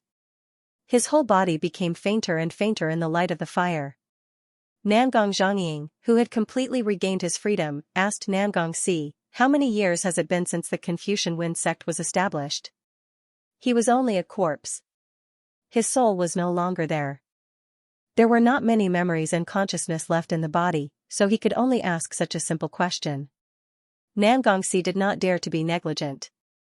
He answered with a choked voice, "The Confucian Wind sect was established 421 years ago." Nangong Zhongying tilted his head. This time even the corners of his mouth were smiling. He said, "It's been a long time." His voice was faint, like a cold wind passing through the mountain forest, dispersing without a trace. "I originally thought that it would end in 200 years. Nangong Zhongying's voice was gentle and broad, flowing through the grass on Jiao Mountain. "All things in the world have a lifespan. When their lifespan is up, no one can continue it. Besides, there will be a day when aging will be replaced by youth. There will be a day when the old will be replaced by a new one. Anything that is used for a long time will become dirty and old. Someone will throw it away and overturn it. This is a good thing. See, you don't need to blame yourself." Nangongsi suddenly raised his head. Because he had lost too much blood, his face was as white as a sheet of paper. His voice trembled slightly. Sect leader Tai. Actually, how long the Confucian Wind sect has existed does not depend on how many years it has been established or how many disciples it has. Nangong Zhongying's figure was almost fading away, and his voice was getting more and more distant. It depends on whether there are still people in this world who remember that greed, hatred, deceit, murder, and plunder are the 7 things that I, the Confucian Wind gentleman, cannot do. As he spoke, he gently waved his sleeve. In an instant, the grass on Jiao Mountain shook, and vines rose from all directions, sinking the corpses that were about to escape into the depths of the earth. "Remember and do, the fire has been established." After saying this, Nangong Zhongying's body suddenly broke into pieces in the raging fire, turning into specks of firefly powder. The golden-red starlight drifted in the vast mountain forest. His body had disappeared, but his voice did not disperse. Inside the enchantment, Nangongsi had long been sobbing. Outside the enchantment, Yu Wangxi knelt down. She knelt down. One after another, people knelt down. A lifetime of heroes, immortal Nangong, in life and in death, they were all heroes. The enormous Jiao Mountain returned to its tranquility, The blood vines disappeared, and the corpses controlled by the exquisite chess pieces all sank into the depths of the earth. Nangong Zhongying's final order to the Jiao dragon spirit was death. Even his descendants couldn't change it. The moonlight illuminated the mess on the ground. After Nangong Si released the last arrow, the cloud-piercing bow in his hand gradually dimmed due to the loss of Nangong Zhongying's spiritual power. In the end, it sank. He dripped blood on the ground. Almost at the same time that the barrier was undone, Yu Wangxi rushed over and knelt by his side. "Don't move, don't move." Her voice was trembling. "I'll heal you." "Forget it. I was originally still alive and kicking, but after you heal me, I'll probably have to go see the Grand Sect Master." Nangong Si coughed softly and pushed Yu Wangxi away. His black eyes looked towards Jiangxi. "Sect Master Jiang, I'll have to trouble you." Jiangxi nodded and said, "I'll do it." He was the sect master of the medicine sect. If he was willing to lend a helping hand, it was naturally something that others couldn't do. Jiangxi's jade-white fingertips rested on Nangong Si's wrist. Almost as soon as they touched, his pupils slightly contracted. Then, without saying a word, he and Nangong Si looked at each other. He could clearly feel that Nangong Si's spiritual core had already shattered. From now on, he was no different from an ordinary person. He couldn't use magic or spiritual power anymore. There was no way Nangong Si didn't know about this matter, but Yu Wangxi was right by his side. As such, he looked at Jiangxi, slightly shaking his head in an imperceptible manner. "How is it? Sect Master Jiang, how is Si?" Jiangxi silently withdrew his hand. Then, he took out a light crimson porcelain bottle from his Qianquan bag and handed it to Yu Wangxi. "He's fine. His injuries aren't critical, so Miss can rest assured. Keep this medicinal powder and apply it to the affected area every day. You will be healed in 10 days at most." After Jiangxi finished speaking, he condensed his spiritual power into his fingertips and successively tapped several acupoints on Nangong Si's body. Finally, he covered the sword wound with his palm and the blood stopped flowing after a while. After doing all this, Jiangxi stood up and said to the crowd, "We can't stay here for too long. I'm afraid something might happen. Let's go up the mountain." He turned to leave, but the conversation between Yu Wangxi and Nangong Si still drifted into his ears. He heard Nangong Si whisper to Yu Wangxi, "I already said it's fine. It'll be fine in a few days. Why are you still crying? Sai, how did I become so useless?" All right, it's just some small wounds." Jiangxi closed her eyes. He recalled the words that Nangong Si had mouthed to him when he thought that his life was hanging by a thread. He sighed and led the crowd up the long white jade stairs leading to the ancestral hall Heavenly Palace. From the foot of the mountain to the top, they still had to pass through 3 checkpoints, all of which required the blood of the Nangong family to be smeared on. However, Nangong Si didn't need to cut his finger and drip blood at this moment. He was already injured all over, so he could easily dispel the enchantment barrier with just a touch. All the way up, they didn't encounter any more obstacles. When Nangong Si smeared his blood on the dragon eye of the white jade dragon carving, the last heavy stone gate slowly and solemnly sank into the ground. The heavenly palace at the top of Jiao Mountain appeared in front of everyone. It was a divine palace surrounded by fairy aura. Outside the palace gate was a dense forest. At this moment, they were standing outside the forest. Through the colorful flowers and vines and the gurgling water, they could see a long flight of stairs leading up to the sky. There were a total of 9,990 steps. The stairs were so high that the ancestral hall at the top seemed to be lying on the clouds.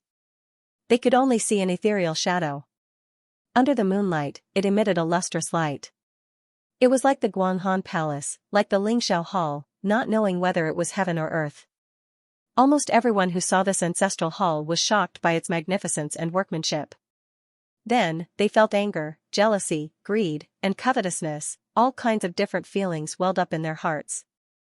Among them, the most speechless was Villa Master Ma. He slapped his forehead and wailed, "Oh my God, such a long flight of stairs. You can't fly on a sword on Jiao Mountain. How long will it take to walk on foot? This is another mountain." Huang Xiaoya smiled and said, "This old man doesn't have any evil intentions. It's just a joke. In this old man's opinion, Nangong Zhongying Immortal really doesn't need to ascend. He was able to create such a heavenly palace. What's the difference between being in the human world and being in the heavens? Suddenly, someone coldly said, the Confucian Wind sect's heavenly palace was built by the third-generation sect leader, Nangong Yu. After 2 generations, it was completed by the 5th sect leader, Nangong Xian. This heavenly palace has nothing to do with the Nangong Zhongying Immortal. Xianxia was speechless. He turned around and saw Chu Waning's extremely cold face. When Mo Ren saw this face, he knew that Chu Waning had almost reached his limit. As long as he added more fuel to the fire, the old story of the butterfly suppressing the heavens and slapping people would probably repeat itself. Chu Waning said coldly, like Immortal Huang, I also don't have any evil intentions. Before you read the book thoroughly, you'd better learn to be careful with your words and actions. Xianxia had always cared about his face. In front of all the juniors, he was exposed by Chu Waning so mercilessly. For a moment, he was extremely embarrassed. His lips moved and he was about to say something to refute when suddenly he heard Xianxia say, Xianxia, how can you joke about Nangong Zhongying's pure reputation? Xianxia's words were self-evident. Xiao's face instantly turned ashen, but he still forced himself to be calm and laughed dryly. Sect leader Jiang, you don't have to take it seriously. This old man already said that I don't have any evil intentions. Do you think I'll condone your evil intentions just because you said you don't have any evil intentions? Jiangxi coldly rolled his eyes and cast a sidelong glance at Xiao. He didn't even want to look him in the eye. Do you think I'll tolerate your ignorance just because you're old? Grandmaster Chu was a grandmaster, but in the end, he only had ability and no real power. But Jiangxi was different. Now, if Lone Moon coughed, the world of cultivation would tremble. Xiaoya broke out in a cold sweat and suddenly didn't dare to say anything more. Jiangxi flicked his sleeves and coldly entered the forest. He walked towards the long stairs at the end of the forest. The rest of the sect leaders glanced at Xiaoya with either disdain or sympathy. Of course, there were also those who completely ignored Xiaoya and followed him and left. The abbot of Wubei Temple even sighed, Ba. If it weren't for the situation, Mo Ran probably would have laughed out loud. They walked in the forest, but after a few steps, Nangongxi said, Jiangxi asked, what's wrong? Orange trees. Nangongxi looked around. There were orange trees everywhere, blooming white-orange flowers. How can there be orange trees? What was originally planted here were all Dragon Lady spiritual trees. Look over there. Before he finished speaking, a sharp-eyed young cultivator suddenly pointed at the spring in the distance and said in a low voice, there's a person over there. Everyone looked in the direction he was pointing. Sure enough, they saw a man sitting with his back to them next to the spring and under a lush orange tree. He seemed to be busy with something. Shui Jingyong frowned. Is it a person or a ghost? Mo Ran said, I'll go take a look. His lightness skill was excellent. In the blink of an eye, he nimbly and silently hid in the nearby forest. Then, he cautiously circled around to the side. He was stunned. Because he saw the man's face clearly. It was Nangongxi's father, the last sect leader of Confucian Wind sect. Nangong Lu. What's going on? Wasn't Nangong Lu fed with the lingqi fruit? He should have been tortured to death for 365 days, but why did he look so calm and composed right now? He was even in a good mood, sitting next to the clear spring. Washing a basket of oranges? The clear spring rippled with waves of light. The bright silver moon was ground in the spring water, shining on Nangong Lu's face. He had a dreamy expression on his face. He hummed a little tune as he washed the oranges one by one and then put them into the basket on his back. It's best to be in the prime of your life. Light hooves and fast horses, see all the flowers in the world. Nangong Lu gently hummed. His sleeves were rolled up, and his arms were soaked in the clear water. His arms were intact, and there were no mottled scars on them like those who ate the lingqi fruit. Mo Ran's brows furrowed. He could clearly feel that something was wrong with Nangong Lu. This person had obviously been made into a precious chess piece. Moreover, unlike the corpses in the tomb, Nangong Lu had obviously retained a large part of his consciousness. Just by looking at his behavior, he was not much different from a normal living person. "How is it?" Shui Jingyong saw that Mo Ran had returned so quickly. He immediately asked anxiously. Mo Ran first looked at Nangong Si, and then said in a low voice, "It's Nangong Lu." Many people present had a grudge against Nangong Lu. On the spot, there were cultivators who pulled out their swords. "That bastard. I'm going to kill him now." Nangong Si's eyes were dim, and his face was charred. He lowered his head and said nothing. Mo Ran said, "Something's wrong. This Nangong Lu is obviously also controlled by the precious chess game. But what's strange is that there are no scars on his body from eating the ling chi fruit. I think it's better not to rashly alarm him." Chu Wanning thought for a while and asked, "Can the effect of the ling chi fruit be removed?" Lone Moon was the best at this kind of question. The Divine Hand said, "It can be, but it's more troublesome. I think that Su Xuanlin would not give him the ling chi fruit and then go through so much trouble to help him remove the curse of the fruit. It's completely meaningless." Xianxia said, "No matter what, Nangong Lu is here. Su Xuanlin should be in the ancestral temple. This time, we didn't come here in vain." As he said this, he suddenly caught a glimpse of a shadow in the distance. Xianxia turned his head, and the others followed his gaze. They saw the former sect master of the Confucian Wind sect walking out of the forest with a basket full of oranges on his back. He was holding a cane in his hand, which tapped on the ground. His steps were light and quick. When he got closer, they could see that there was actually a bright smile on his face. Nangong Si had originally made up his mind not to look, but in the end, he couldn't resist. He looked up at his father, and his eyelashes fluttered like cotton in the wind. He couldn't tell what he was feeling at this moment. Hatred? Heartache? Or something else? He didn't know. He wanted to look away, but that figure was like a fish hook. Once it was hooked, it was impossible to let go. At this time, someone who couldn't hold back his emotions suddenly shouted, "Nangong Lu. Today, I'll let you pay with your blood." With a whoosh, the arrow left the bowstring and went straight for the back of Nangong Lu's head. It was too late for the others to stop it.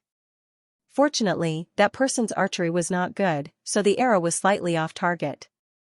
The whistling arrow pierced straight into the basket on Nangong Lu's back, piercing through several oranges.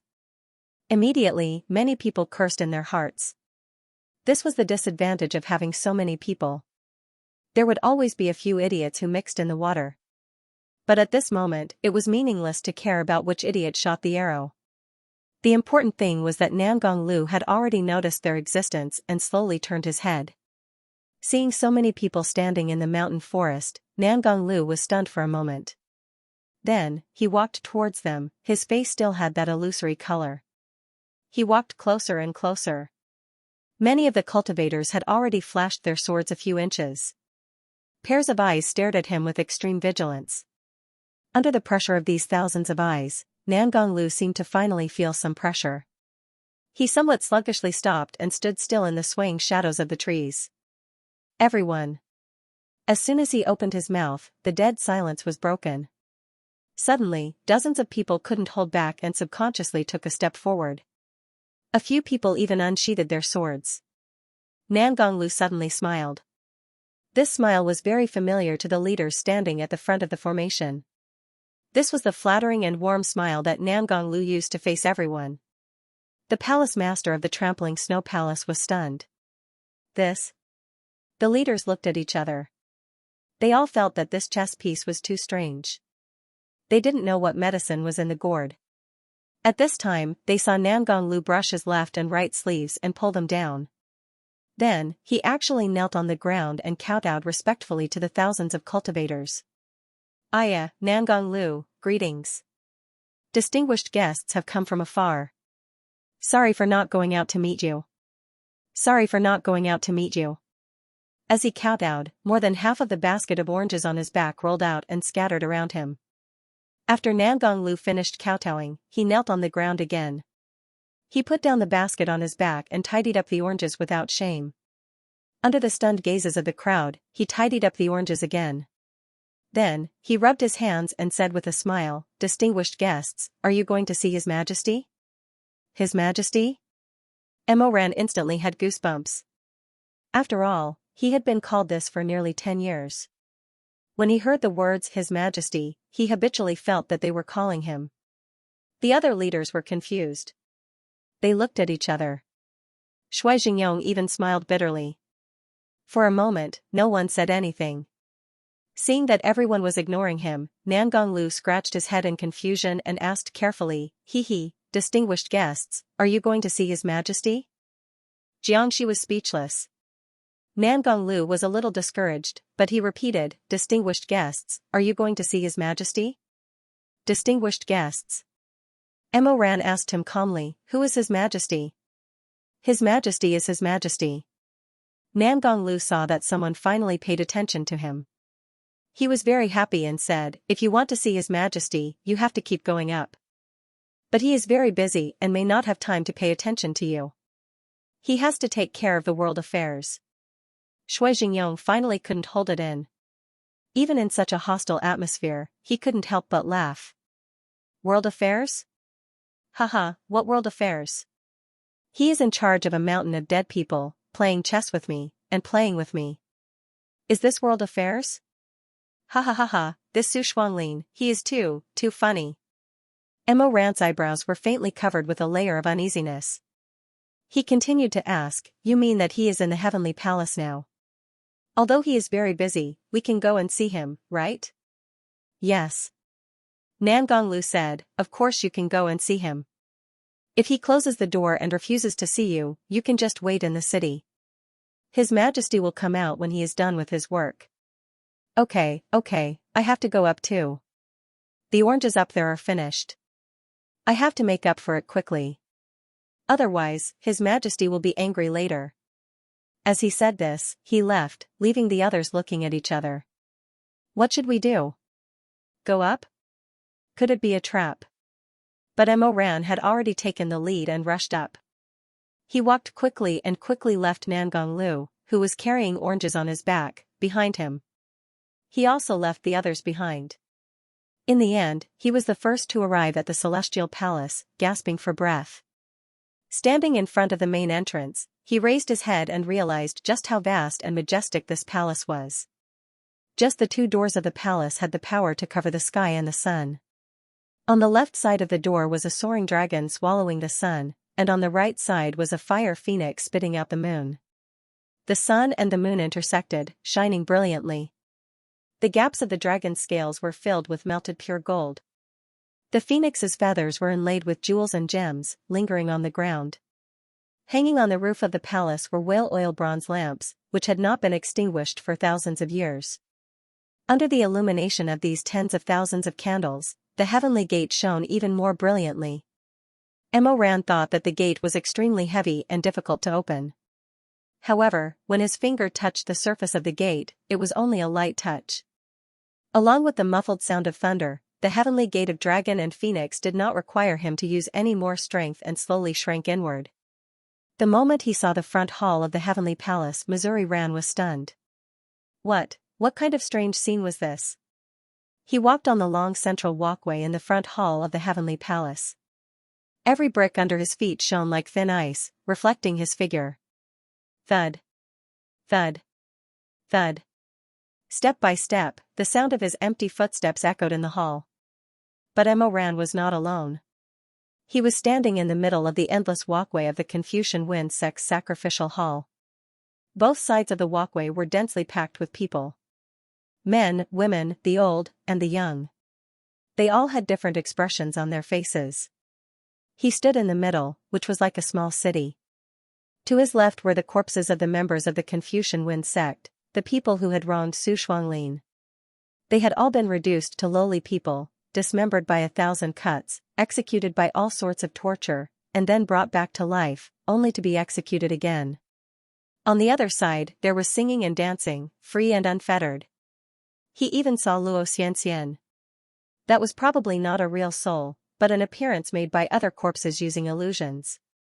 She was under Heizi's control, just like Jin Chengqi's fled dragon people. Luo Xianxian's hair was tied up in a bun. She was with her husband, Chen Buohuan. The two of them looked peaceful and leisurely. He also saw Minister Chen's youngest daughter. She was sitting beside her brother and sister-in-law, talking to them with a smile. Luo Xianxian was leaning against Chen Buohuan. When she heard something interesting, she would cover her mouth with her sleeves and smile brightly. The scene was beautiful and dreamy, but it made Mo Ran's back feel cold. He paced in the long walkway. It was half hell and half heaven.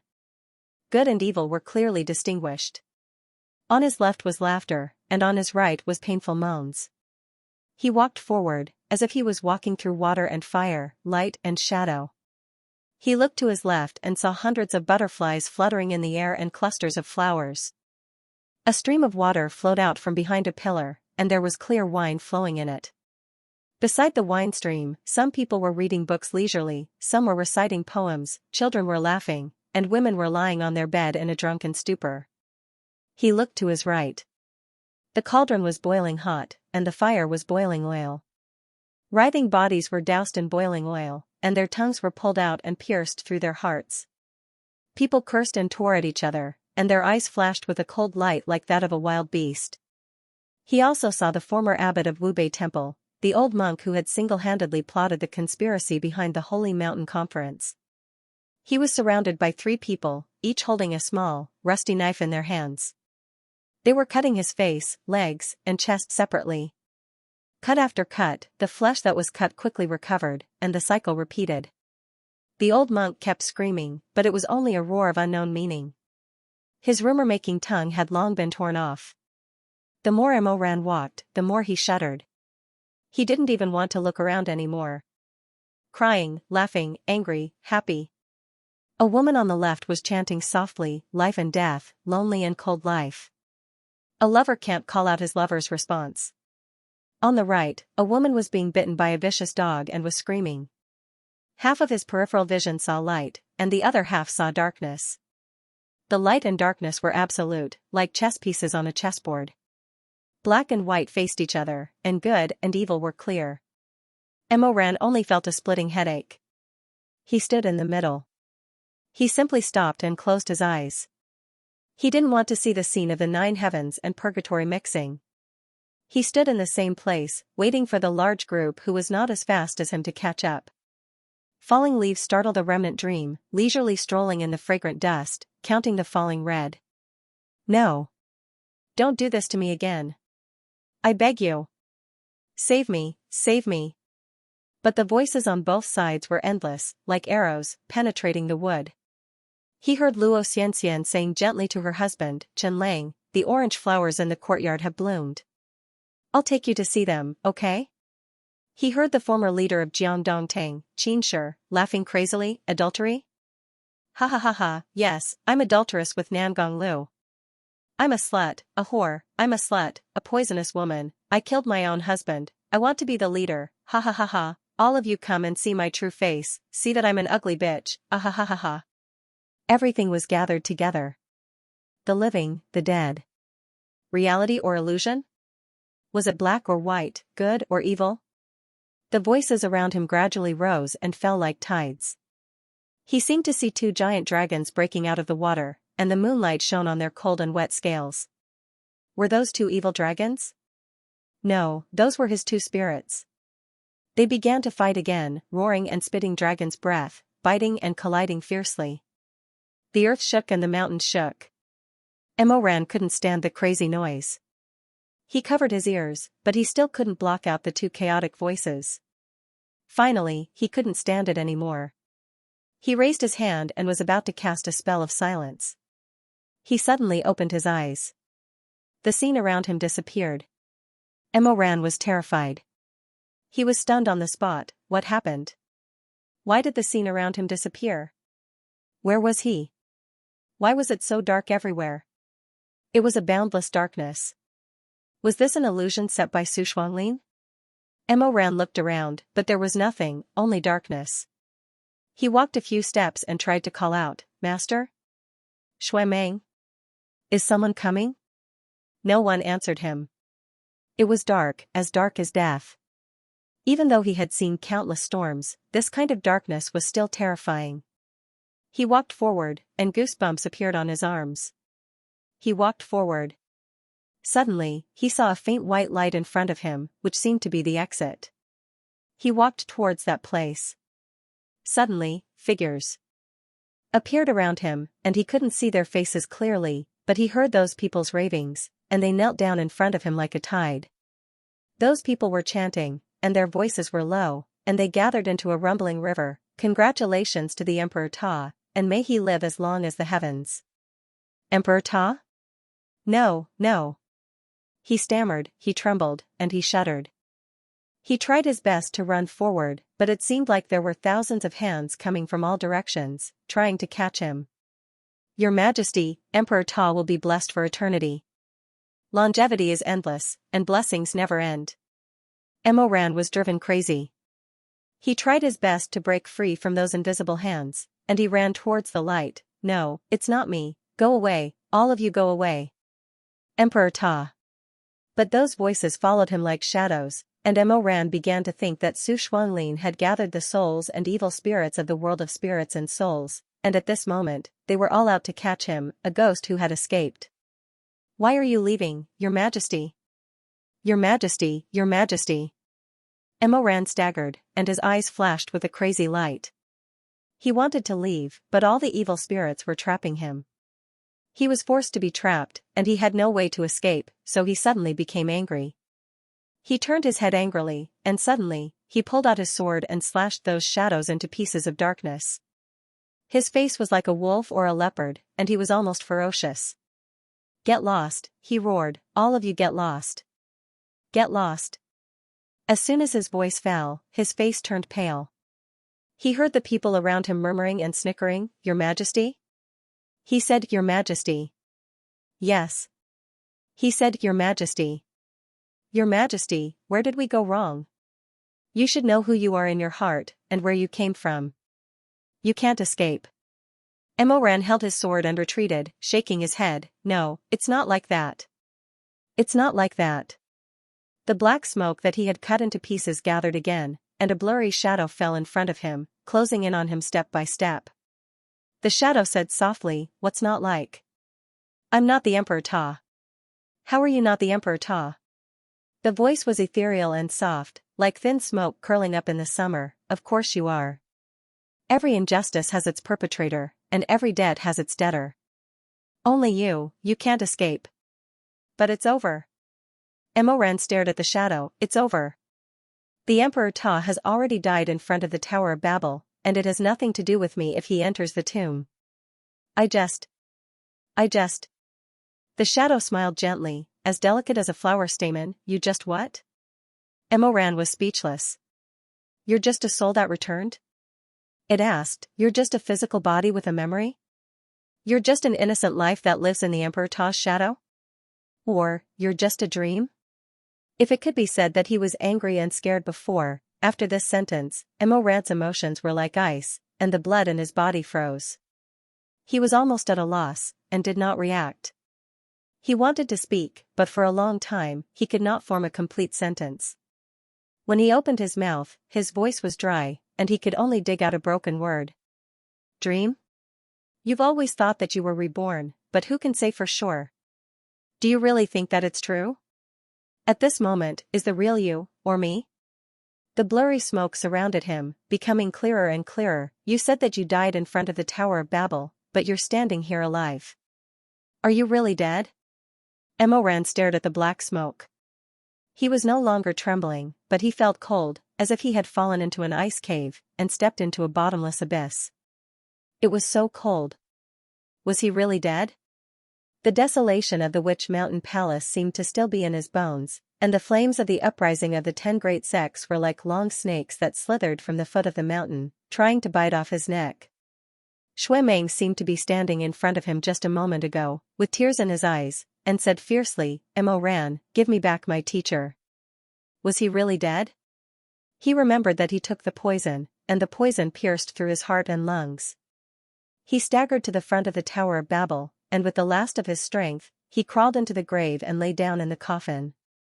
The begonia flowers bloomed gently, and the light of the sky and the shadows of the clouds lingered. He closed his eyes. Then you opened your eyes. You went back to the year when you were 16 years old, to the time when everything could still be salvaged, right? The black shadow seemed to be able to see through his heart, and whispered with a low laugh. Yu Wangxi didn't die, and neither did Shi Jing. You've seen through your own thoughts.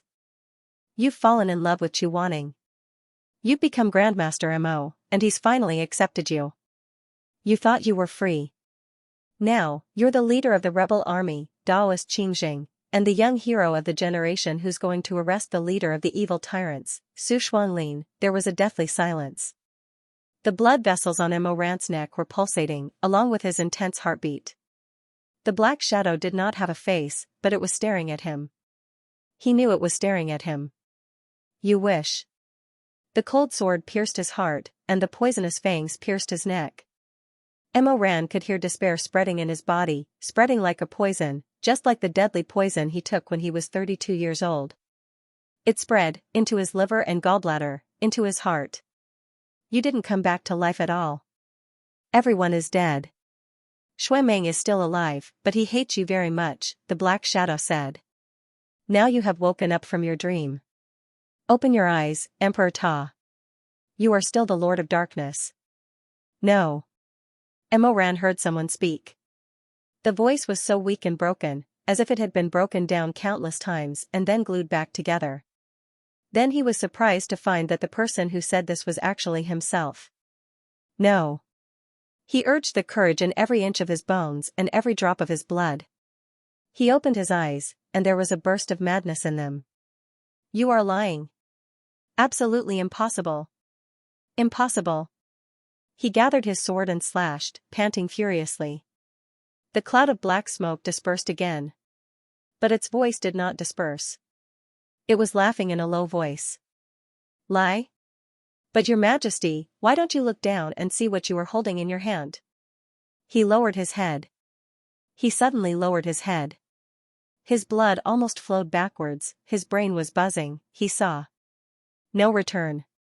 In his hand was the sword of 100 battles, the divine martial no return. The pitch-black Modeo was placed horizontally in the night, the hilt was slender and hard, the style of the tang sword, without a sheath, very similar to a sword. On the hilt of the saber, which was inlaid with a golden ring, there were two extremely muscular words, no. Return. Green fields and vermilion bridges, the past. Another year, June no return. Mo Ran was as if he was struck by lightning, the light in his eyes was as thin as a needle, his face was paler than a dead person, more ferocious than a ghost. No, no, no, don't. He was almost desperate, he threw no return to the ground, but the divine martial was connected to his heart, it automatically returned to his waist. No. Mo Ran was hysterical, he tried to summon the ghost, he wanted the red willow vine, he summoned it again and again, but the ghost did not come. There was no ghost, there was no vine whip. Only no return accompanied him. Do you believe it now? The haunting shadow gathered again. This time, it gathered faster than before. Soon, it had a shape. 4 limbs, a waist, a head. Mo Ran refused to believe it. He refused to believe it. He no longer cared about the black smoke, he ran to the end of the light. This was the illusion set up by Su Xuanlin, this was just an illusion. Go to the place where the light was, and everything would be over. He ran madly in that direction, he ran madly. But once again, his arm was held tightly. Mo Ran did not want to care about it anymore, he shook it off, he shouted angrily, go away. Go away. What is real? Do you know what is real better than me? I know what is real. He treated me well, it is real. He did not die, it is real. How can the things that he and I have been through all these years be fake? Jinqing Pond, Peach Blossom Origin, Ghost World, Colorful Butterfly Town, we married, that voice gently interrupted him, almost sighing, Mo Ran, I'm the one who married you. How can you not remember? He suddenly turned his head around and saw that the black fog had already condensed into a form. A face was as beautiful as a lotus flower, extremely charming. It was truly a peerless beauty in the world. She gently snuggled up to him. She wore a head full of pearls and jade hairpins, and draped in the bright red robes that she wore when she got married. Rising sun peak, I can't walk anymore. You carried me up. You told me not to call you your majesty, but from now on, I will only call you Emoran. Have you forgotten? Her smile was as gentle as a blade of grass, but the strength in her hands was shockingly great. Emoran struggled to break free from her grip. This was definitely not Song Chotong. His wrist was already bruised. He continued to move forward, the white light was getting closer and closer. He seemed to know that it was the way out. Go over there. I just need to go over there. He heard Song Chotong laughing behind him. Your Majesty, where are you going? Chu Wanning is already dead. He was killed by you. Do you really want to go over there? Over there is. He did not hear clearly. He broke free from the restraints of those phantoms and malicious spirits. He ran wildly, throwing her voice to the back of his mind. The pure white light in front of him grew brighter and brighter, bigger and bigger. He was like a person who was about to drown at the bottom of the sea. He used all his strength to push his legs and swim towards the shaking and shattered light. Suddenly, he plunged into the magnificent white light, and the darkness disappeared. He gasped for breath, his legs weak. He could not stop to catch his breath, like a person who had just emerged from the water. He greedily breathed in. He could not adapt to such a strong light for a while. He raised his arm to block his eyes. After a while, he heard the chirping of birds and smelled the faint fragrance of Shifu's begonia. He slowly opened his eyes. Where was he? The first thing he saw was a lush begonia tree. The branches were bright red, like the multicolored light of a brocade. He was not in the ancestral heavenly palace of the Confucian Wind sect. Was this illusion still not over? But his heart was gradually falling apart. He suddenly was not so sure about who he was. Where was a dream? Where was reality? He sat up. A begonia flower that had fallen on the tip of his nose drifted to his knees. Sit up? Only then did he realize that he had been lying down, as if he had just finished a nightmare. He looked around. He was in front of the sky-split tower, the pinnacle of life and death. As for himself, he was sitting in a pitch-black coffin with its door open. In an instant, Emoran felt as if his fingertips were cold. He was in a daze for a while. Then he suddenly got up and staggered out of the coffin. He saw a tablet in front of the coffin. There was not a single word on it. Instead, there was a bowl of wontons and several plates of stir-fried food, all of which were his favorite food. He stared at those things. He stared at the coffin. No. No. The nightmare was not over. He fell into an even deeper nightmare. Or, was he actually awake now? Could it be that what the Black Shadow said was true? Did he really just take poison, lie down in front of the Tower of Babel, and have a very long dream? Everything in the dream was. He did not dare to continue thinking. He got up like crazy and ran straight to the South Peak, the peak of life and death. But it was different from what he remembered before he died. He remembered that he had clearly told everyone to disperse, but when he was halfway through running, a group of palace servants rushed out. The one in the lead was Elder Lu, who had served him for many years. Elder Lu was holding a box, and his wrinkled face was full of joy. Your Majesty, the elixir of rebirth has been found. This is the elixir of rebirth. He suddenly stopped in his tracks. Everyone knelt down to congratulate him. Elder Lu also knelt down. A pair of withered hands held up the brocade box. He trembled as he handed it to Emoran. He said hoarsely, the elixir of rebirth. Your Majesty has been looking for the elixir of rebirth. Finally, the god has been moved. This is it. Emoran said in a daze, no. Didn't I chase you all down the mountain? The servants' faces were ashen. They kept kowtowing. Elder Lu was also extremely frightened. Your Majesty, why did you chase us away? But where has this old servant failed to serve you? What about the 10 great sects? Elder Lu was confused. He looked up blankly. What 10 great sects? Your Majesty, what happened to you? Emoran knew that he could not explain clearly, so he pulled him to the Tower of Babel. As soon as he came out of the forest, he pointed to the tomb in front of the tower. Look over there. I just slept there. He turned his head, but found that his coffin and tomb were gone. There were only 2 lonely tombs of the empress and the concubine. On top of them were his crooked words. Mo ran. Elder Lu was worried. Your Majesty, what happened to you? Mo ran stared at the 2 tombs in a daze. His consciousness was already very chaotic. For a moment, he could clearly feel that everything was fake. But in the next moment, he felt that reality and illusion were intertwined. He could not tell where he was or what year it was. Elder Lu sighed and said, Your Majesty is too worried. Are you dreaming? It's not a dream. Mo Ran muttered, but then he shook his head. His face was pale. No, of course it's a dream.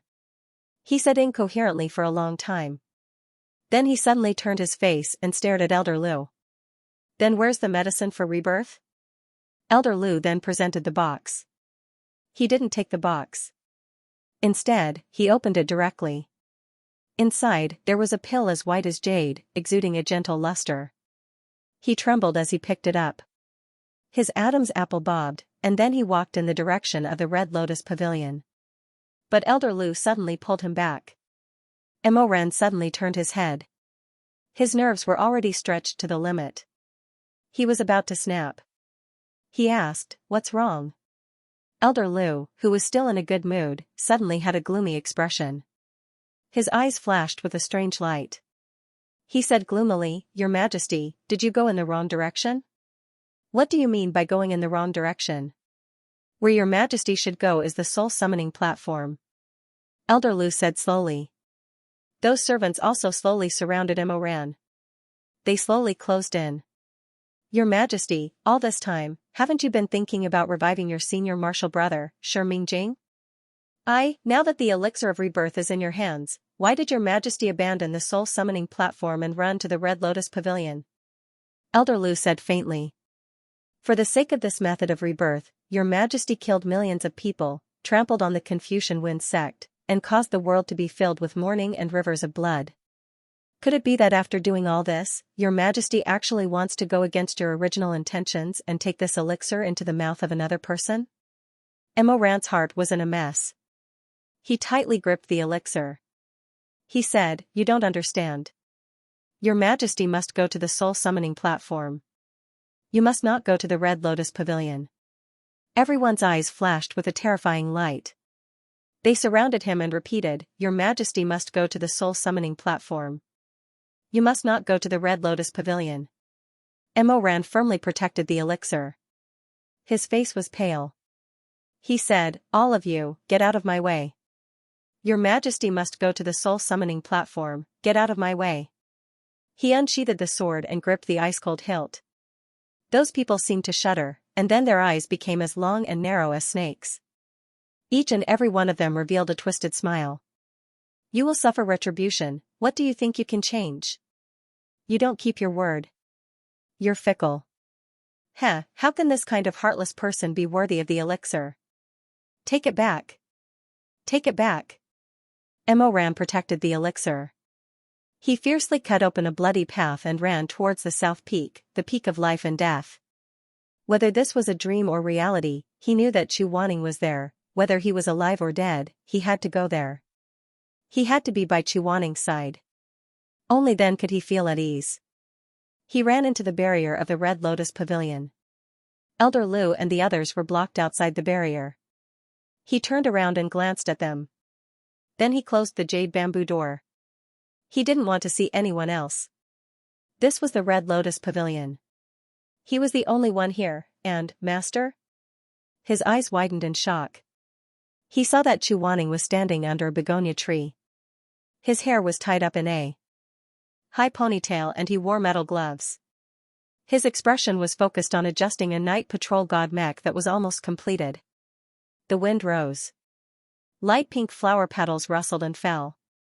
They fell like the first snowflakes on the stairs and the table. They were gentle like ripples. Mo Ran's eyes were wet and red. In an instant, he was choked with sobs. Master, Chu Wanning heard his voice and raised his head. Because he was busy, he was still biting on a small file. When he saw Emo Ran, he was slightly surprised. He put down the file and then straightened up. He nodded at him. "Why are you here?" Emo Ran didn't answer, or perhaps he couldn't answer. He walked forward and hugged Xu Wanning. "What's wrong with you?" In his arms were slightly cold clothes and a warm body. "Why are you crying?" He didn't know. Dream, reality? He wasn't sure. But in the Red Lotus Pavilion, there was no Xu Wanning's cold body lying there. His teacher was still alive. He was still worried that the joints of the God of Night were not flexible enough. He was still thinking about whether to apply tongue oil or varnish. This seemed to be enough. For a moment, he indulged in this and didn't want to wake up. By the time he and Xu Wanning finished building the mecha, it was already late. Thus, he pulled Xu Wanning back to the room. Just like in their previous lives, they intertwined their necks and rubbed their ears against each other. In the dream, Xu Wanning wasn't so docile. He always had this kind of ruthlessness and couldn't let go. Even when he was at the peak of pleasure in bed, when he vented, he would often bite his lower lip. His eyes would be watery, but he wouldn't make a sound. He would only pant heavily and uncontrollably. The candlelight didn't go out. The warm light shone on the face of the person beneath him. Emo Ran stared at his confused appearance. He stared at Xu Wanning's facial features, brows, and eyes. He stared at Xu Wanning's black eyes, which were filled with the shadow of the candlelight. The shadow of the candlelight swayed, like petals falling from a deep pool. When Emo Ran rhythmically moved, the petals swayed and floated in the pool. Ripples spread out. In the end, moist water fell from Xu Wanning's eyes and was kissed by Emo Ran. He knew very well what kind of person Xu Wanning was. If he didn't use an aphrodisiac, it would be difficult for him to climax in love. His self-control was so good that it was regrettable. But so what? She couldn't control her tears, nor could her rapid breathing. It didn't matter even if she didn't scream. Seeing him being fucked by her to the point of crying, to the point where his face was flushed red and his eyes lost focus, to the point where his sturdy chest kept rising and falling, and to the point where he was gasping for breath, was also very good. It was an enchanting night, and they only fell asleep in each other's arms at 3 in the morning. Emo Ran hugged the person in his arms tightly. Both of them were drenched in sweat. Their warm bodies were pressed against each other, and even their hair was stuck to the side of their cheeks. He kissed Xu Wanning's earlobes and neck tenderly, hugging her even tighter in his arms. "That's good.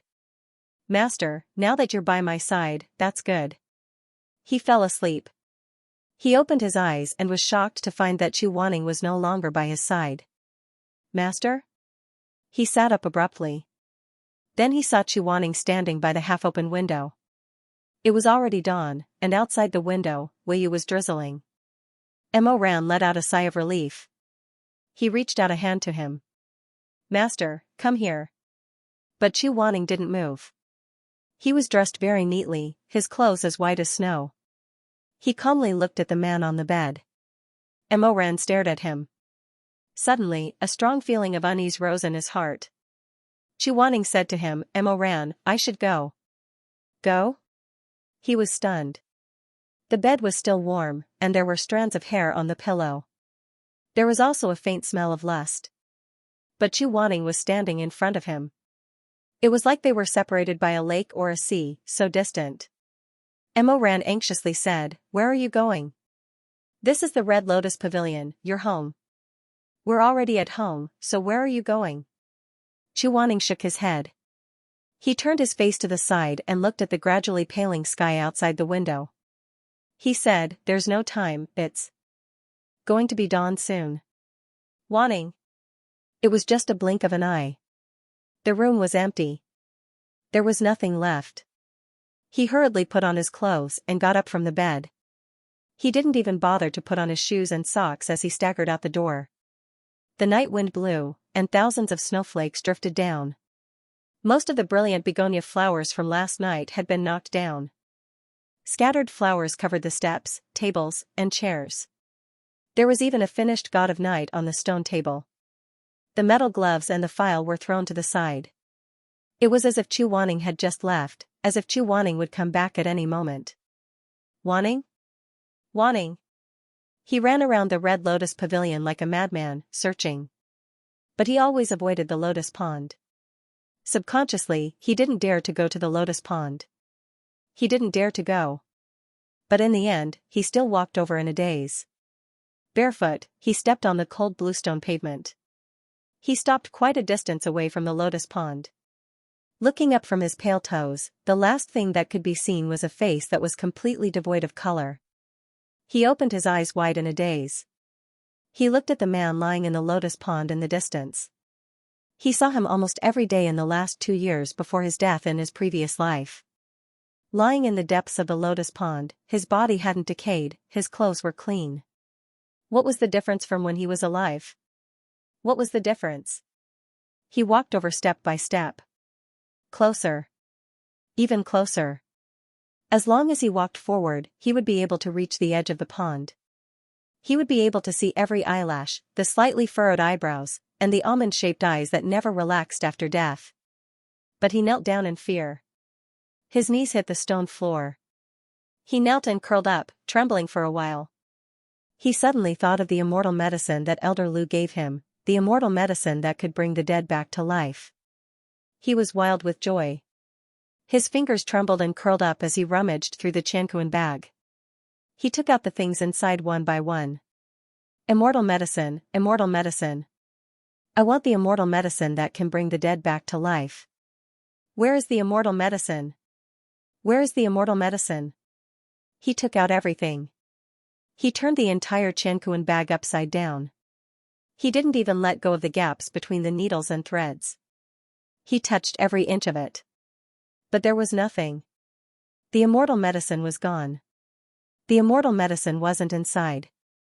Or maybe just now, when he bumped into Elder Lu and obtained the immortal medicine, that was also a dream? No, this was all a dream. It was one dream after another. He broke down. His consciousness was in chaos. He raised his hands in despair and rubbed his cheeks and eyelids. He muttered, "No, there is. I clearly put it inside, immortal medicine, there is immortal medicine, there is. He searched crazily again. Just like that, he knelt in front of Chu Wanning's corpse and searched hysterically. His eyes flashed with a terrifying light, but his voice became more and more choked. He became more and more desperate. In the end, he leaned over and cried loudly. I put it inside, I put it inside. He swept away the debris in front of him with his palm. Countless porcelain vases fell to the ground and some even broke. He crawled forward in the midst of the broken pieces. The shards pierced into his flesh and knees, but he didn't care. He crawled towards the person lying in the lotus pond. In the end, he carried him out of the pond and held this ice-cold body tightly in his arms. This was something he always wanted to do in his previous life, but he never did. He hugged Chu Wanning's corpse. The drizzle was still lingering on the ground. The sky was brightening, but it had nothing to do with them. He hugged Chu Wanning's body and cried. He stuck to his cheeks and kissed the bridge of his nose, eyelids, and lips. Shizun. I beg you, listen to me. I beg you. In that instant, his figure overlapped with that of the orphan who once held his mother's rotting body in the mass grave. He broke down and wailed, begging a passerby to bury him with his mother. That year, he was only 5 years old. A 5-year-old child swore that he would never see his loved one again. In front of him, her flesh and bones rotted and scattered into the mud. In the blink of an eye, so many years had passed. The 32-year-old emperor Ta hugged to Shizun's corpse. Sometimes he laughed maniacally, and sometimes he cried bitterly. It was a body that was no different from when it was alive. He did it. He could make the dead look like a living person. Under the skin of this corpse, there seemed to be a faint color of blood. It was so peaceful that it looked like it was sleeping. This time, he did not plead with anyone to bury him and Chu Wanning together deep underground. However, the celestial treading monarch had already buried himself alive. On the day after Chu Wanning's death, he drank a jar of pear blossom white. After that, he spent every single day in a tomb of the living dead called the Red Lotus Pavilion, living a life of drunkenness. From that day on, he had buried himself. Shizun, listen to me. Mo ran. You, listen to me. He vaguely heard someone calling him. It was a familiar voice. His surroundings were dark again. He was like a drowning person holding on to a piece of driftwood. Someone reached out to him. He choked and held on tightly to that person. Don't go. I won't do any bad things anymore. I won't make you angry anymore. He held on to that person's fingers and intertwined their fingers. He smelled a faint fragrance of flowers, the fragrance of begonia. I have a celestial medicine that can bring the dead back to life, but I don't know why. I can't find it. I can't find it. But can you not go? I beg you. He ignored everything and followed the warm body. He hugged that body. Please, I'd rather the person who died was me. Mo ran. Wake up. But he couldn't wake up. The pain was deeper than the sea. He was drowning, but he couldn't wake up. His throat choked. He hugged the person who was calling him tightly. His eyelashes were wet. I'd rather the person who died was me, Shizun. You dog. What are you doing? Hey. Suddenly, a person rushed over and grabbed him. Then, the surroundings were in chaos. Someone poured a pool of cold water between his lips and teeth. Mo Ran suddenly felt cold all over. The water was as cold as thousand-year-old mysterious ice. It almost froze his lungs. He suddenly opened his eyes. The first thing he saw was Xianxia's gloomy face. She was holding a green jade bottle in her hand. Obviously, what she poured into his mouth was from the bottle. When he opened his mouth, he found that his throat was hoarse. He couldn't say anything for a while. Then, he looked around and found that he was back in the ancestral hall celestial palace again. His clothes were soaked in cold sweat. The people around him were looking at him strangely, especially Shuemeng. His face was green and white. He didn't look good. He was lying on Chu Wanning's knees and hugging Chu Wanning's waist tightly. Chu Wanning's clothes, which were originally solemn and respectful, had been messed up by him in the dream. The edges of his outer robe had slipped to his shoulders. Mo ran. He didn't say anything wrong, did he? Chu Wanning didn't look good either, but he was still calm. He said, "Why did you run so fast?" Shizun, You were trapped by a nightmare. Xianxia put away the jade bottle and stood up again. She lowered her eyes and said, "Rest for a while. I fed you the dream-breaking cold water. You'll feel very cold. You'll be fine after a cup of tea." Mo Ran still hadn't recovered from the layers of terrifying dreams. His eyes were still a little confused. After a long time, he muttered, "Trapped by a nightmare? But I've been very careful. I didn't feel any traces of magic." Xianxi's claws and teeth revealed their sharpness. Magic? What's that stupid thing? Everyone present. Do you think the most ruthless thing in the world is magic? The leader of the medicine sect narrowed his eyes and shook his sleeves. You're ridiculously wrong. The most powerful thing in the world is medicine. In this heavenly palace, there was a kind of sleeping incense in advance called the 19 levels of hell. This incense is colorless and tasteless, but it can make people hallucinate and fall into the greatest fear of their life. Xianxia paused and then looked at Mo Ran. The greater the fear, the deeper one falls. I saved a few people who were trapped by the 19 levels of hell. I gave them 4 to 5 drops of the dream-breaking cold water and they woke up. But do you know how much you drank? How much? Xianxia seemed a little unhappy. She said, "More than half a bottle. It's enough to save more than 100 people before your consciousness was called back." I'm a little curious. Grandmaster Mo, you're so young. Why do you have such deep fear? What are you afraid of? Mo Ran didn't say anything. If it wasn't for this dream, he wouldn't have known that there was such a terrifying fear hidden in the depths of his heart. He was afraid of Chu Wanning's death, afraid of Shermei's questioning of his feelings, afraid that this life was actually just a dream. He lowered his head. He didn't know if it was the effect of the dream-breaking cold water or some other reason. He felt cold, so cold that he shivered. Chu Wanning stood up from the ground. There were too many eyes here, so he couldn't have any intimate actions with Mo Ran. Not to mention that Mo Ran kept hugging him and calling his name in the nightmare. If he didn't do his best to restrain himself, he would have been pressed to the ground by Mo Ran in front of everyone. Although this didn't happen in the end, Mo Ran's emotions were so intense that he didn't know how many people around them had already noticed that something was wrong.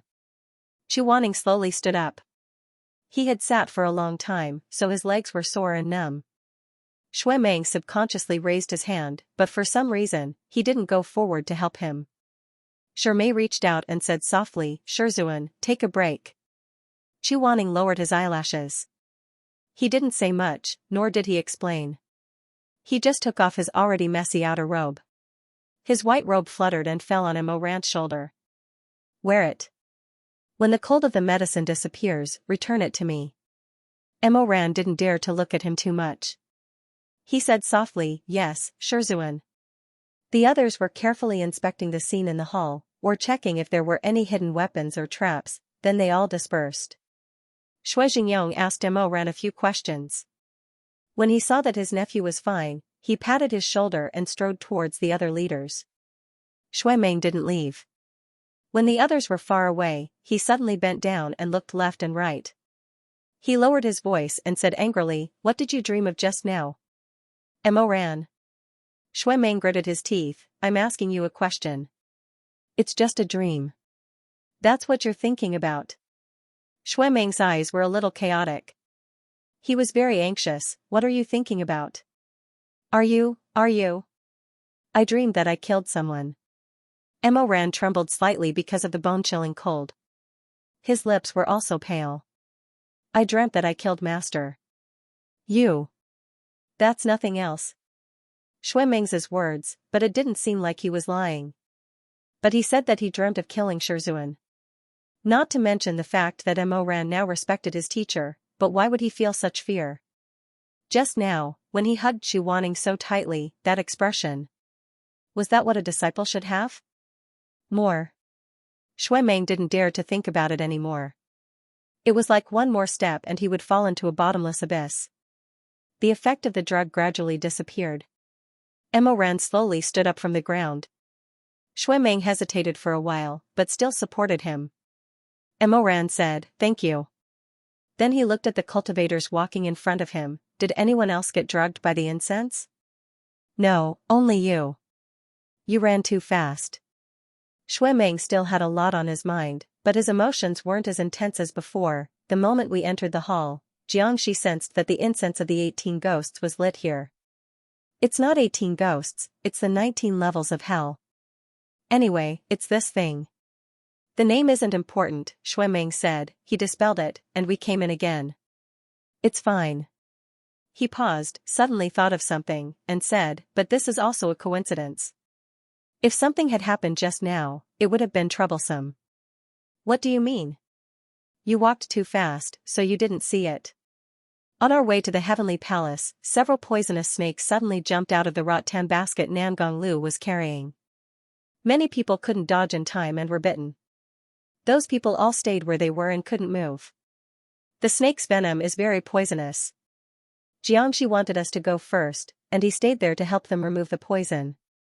After that, he would follow us. "If that's the case, I'm afraid that everyone who reached the Heavenly Palace would have been poisoned," Shui Meng said. He only had a bottle of dream-breaking cold water. He couldn't have saved so many people. Mo Ran vaguely felt that something was wrong, and asked, "Then why didn't he stay there to help everyone remove the poison?" "He has a young disciple who said that he could do it, so Xianxia left his disciple there and came up with us first." Mo Ran's frown deepened. His gaze followed Lonman's group, circling the crowd, but he couldn't find the person he was looking for. If Jiangxi's disciple didn't know how to deal with the snake's venom, then there were only two people left, Jiangxi and Hua Bainan. "Where's Hua Bainan?" Shui Meng was stunned. "Are you suspecting cold-scale divine hands?" "I'm just asking." "There's nothing to suspect. Hua Bainan was bitten himself, and he's meditating below. But there's a lot of poison in his body, so he said that he'd be fine after a while. He'll come up and meet us later." Mo Ran's expression became even more gloomy. Cold Scale Divine Hands was injured and couldn't move, so the only one left who could heal him was Xianxia. Fortunately, Xianxia had a disciple who happened to know how to deal with the snake's venom. Without this person, Xianxia would probably still be down there trying to extract the poison from the injured cultivators. When he came up again, what kind of scene would this ancestral temple heavenly palace be like? Would a bottle of dream-breaking frost water be enough to salvage the situation? Shui Meng. Keep an eye on Hua Bainan. As soon as he said this, he suddenly felt the ground shake. Then, the distant cry of a dragon pierced through the sky, coming from outside the palace. Someone was like a bird startled by the twang of a bough. What's going on? What was that noise just now? A courageous cultivator said, I'll go take a look. He quickly rushed to the entrance of the palace and looked down, then looked up at the sky. Then, he turned back and said, It's nothing. It's probably just some noise coming from this mountain. After all, it's the manifestation of a flood dragon evil spirit. After he finished speaking, he prepared to head back. But at this moment, his ankle was suddenly grabbed by something. The cultivator lowered his head and saw a deathly pale hand. For a moment, he didn't react and was still in a daze. Shui Jingyong's eyes were sharp, and he shouted from a distance, Be careful. But it was too late. A corpse leaped into the air. The corpse was wrapped in the Wind Scholar Sect's crane robe, and its eyes were blindfolded with a silk ribbon. It soared firmly and accurately pierced the cultivator's chest. The cultivator's eyes widened in confusion. He subconsciously raised his hand to touch the sword that pierced through his chest. Then, he spat out a large mouthful of blood and fell to the ground with a thump, never to move again. After a few moments of deathly silence, the ground started to shake again. Everyone looked at the entrance of the hall and saw thick dragon tendons rising from the ground, piercing through the clouds. Each of the dragon tendons was holding the body of a Confucian Wind Sect's first-generation disciple. From a distance, it looked like a dense swarm of bees, ready to rush into the hall at any time and crush everyone into meat paste. Dilla Master Ma screamed and covered his eyes, Heavens, heavens, I'm going to die, I'm going to die. Shui Jingyong was so angry that he spat out blood. He slapped the back of the merchant's head to shut him up. Then, he shouted at the crowd, Quickly close the palace's entrance. Hurry up and block the entrance of the palace. Don't let them rush in. As he spoke, he took the lead and faced the zombie that was swaying and walking over with a sword dripping with blood. He waved his folding fan and knocked it out of the hall. He kicked it down the long stairs and then grabbed the spirit stone door on the side, roaring as he tried to push it up. But for some reason, the door was easy to push from the outside, but it was as heavy as a rock from the inside. Shui Jingyong's blue veins bulged, but his strength was like a clay ox entering the sea. Seeing the group of zombies being lifted closer and closer by the dragon tendons, Shui Jingyong cursed, What's going on? Didn't the Nangong Zhanying just seal them? These bullshit flood dragons are not obedient. They are going against their master. Mo ran and Shui Meng immediately rushed to Shui Jingyong's side to help. Nangongxi said, It's useless. These 2 spirit stones were transported by my great-grandfather's 4,000 porters. It's impossible for you to move them. Xianxia was so angry that smoke was coming out of her mouth. She cursed at the side, Your great-grandfather is really capable. But Nangongxi ignored her. Nangongxi said to the group of people who were trying to block the zombies at the entrance, We have to go to the end of the hall to pull the trigger to close the door from the inside. You guys block them for a while, I'll go and pull the trigger. Shui Jingyong's iron fan danced in the air, creating a black shadow. He swung his fan and slapped away 3 or 4 zombies that were already in front of him. Black blood immediately splattered all over the fan, landing on the 4 words Shui Jingyong is very beautiful. However, these zombies were really brave. Shui Jingyong turned his head and said, Hurry up. There are more and more of them. F***CK. What the hell is going on? Mo Ran summoned the ghost. He knew that the door was the last line of defense, so he simply rushed out and fought with the zombies on the stairs. However, the stairs were narrow and he couldn't use his full strength. He also had to be careful not to fall from the sky, so it was very tiring to fight. He swept a row of zombies that were trying to climb up with his whip, but there were more zombies around him that were lifted up by the smelly dragon tendons. In the end, he was almost surrounded by enemies and couldn't get out of the sea of zombies. However, Emoran didn't plan to get away immediately. These zombies were rushing up because they smelled the scent of humans. He was the closest target standing here. Almost all the zombies were rushing in his direction. Dilla Master Ma shivered behind Xianxia. At this time, he sighed with emotion. Oh, Grandmaster Mo is really righteous. Good spirit, good spirit. Xianxia was angry. He turned his head and said, can't you do something else besides doing business?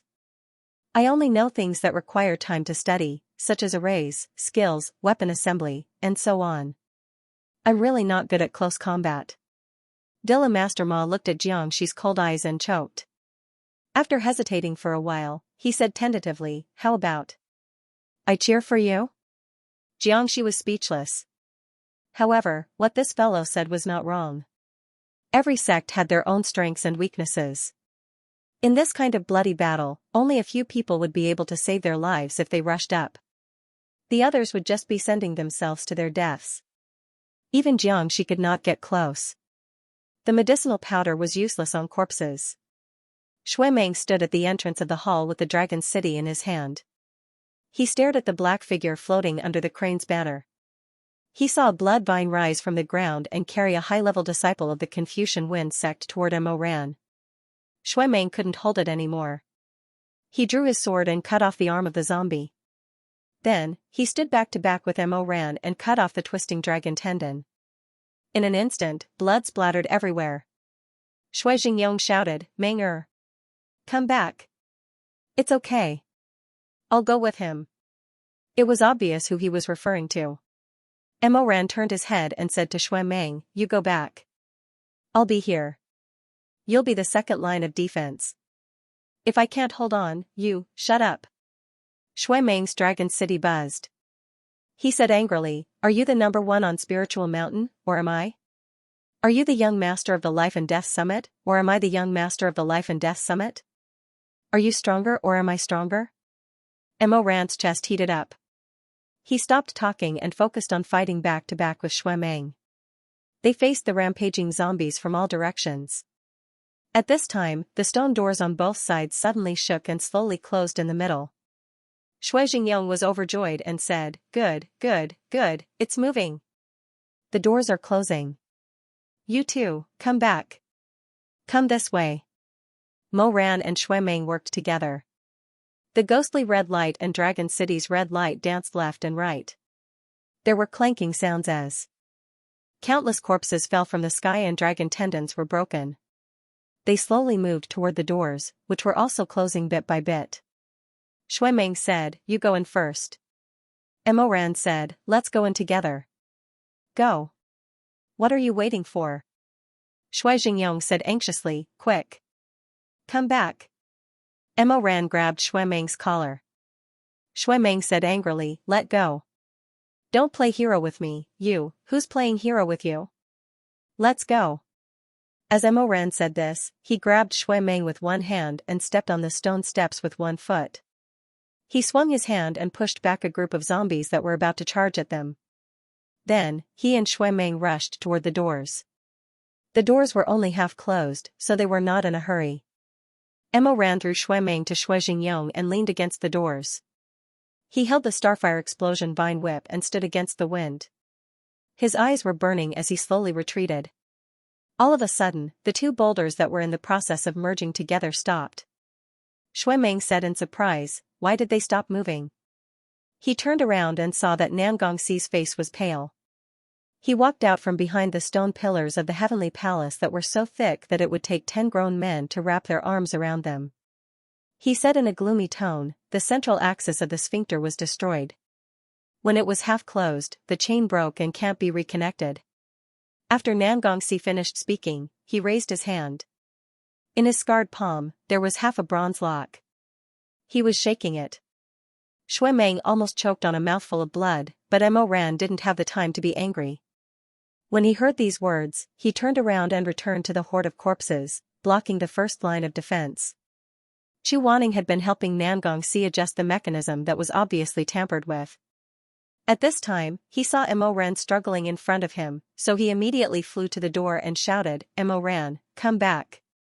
Shizun. Chuaning released a golden barrier. The barrier shone brightly, pushing the horde of corpses back a few feet. Then, he placed 3 barriers on the stairs, in front of the hall, and in between the stone door. He then pulled Mo Ran back. Stop first. Mo Ran anxiously said, Shizun's barrier won't last long in the Jiao mountain range. Shizun, why do you have to do this? Chuaning's eyes were like blue frost and purple lightning. He gritted his teeth and pushed Mo Ran back into the hall. You're injured and you still want to die. Go back and meditate. Shi Mingjing. Shizun, I'm here.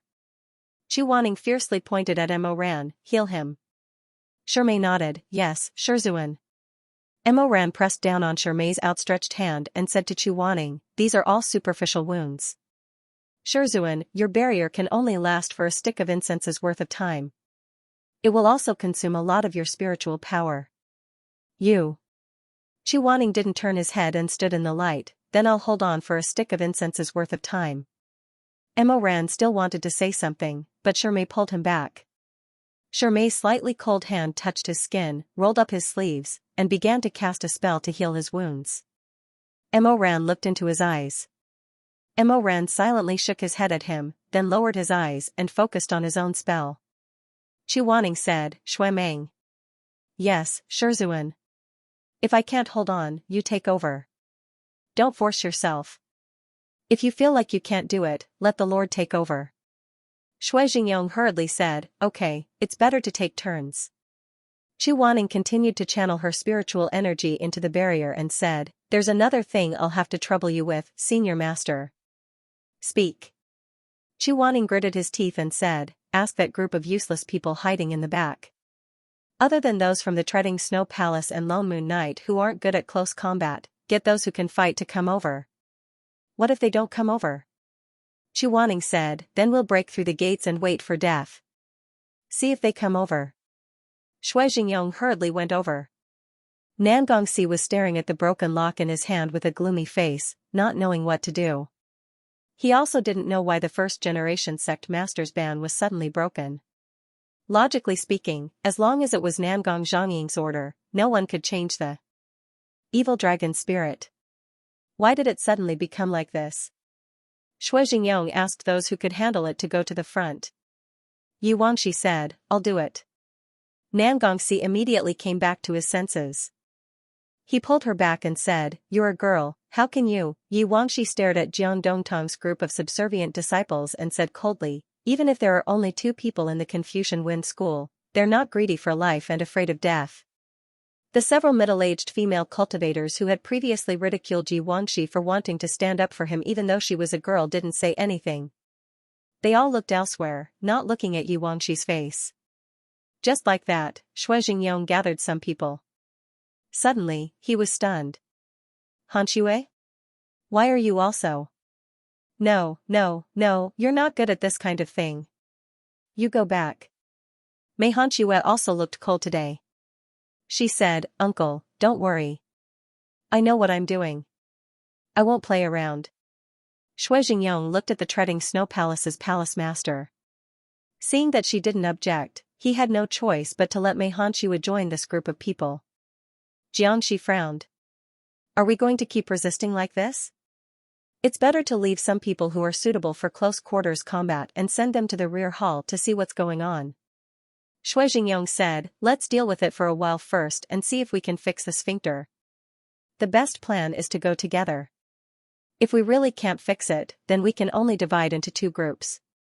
One group will resist, the other group will go to the rear hall to see what's going on. Jiangxi said. That's good. But who knows how to fix the sphincter? At this time, Villa Master Ma Yun, who had just been scolded by Jiangxi like a coward, raised a trembling hand. She poked her head out and said weakly, this mechanical skill, I think I can still try. Jiangxi was both angry and amused.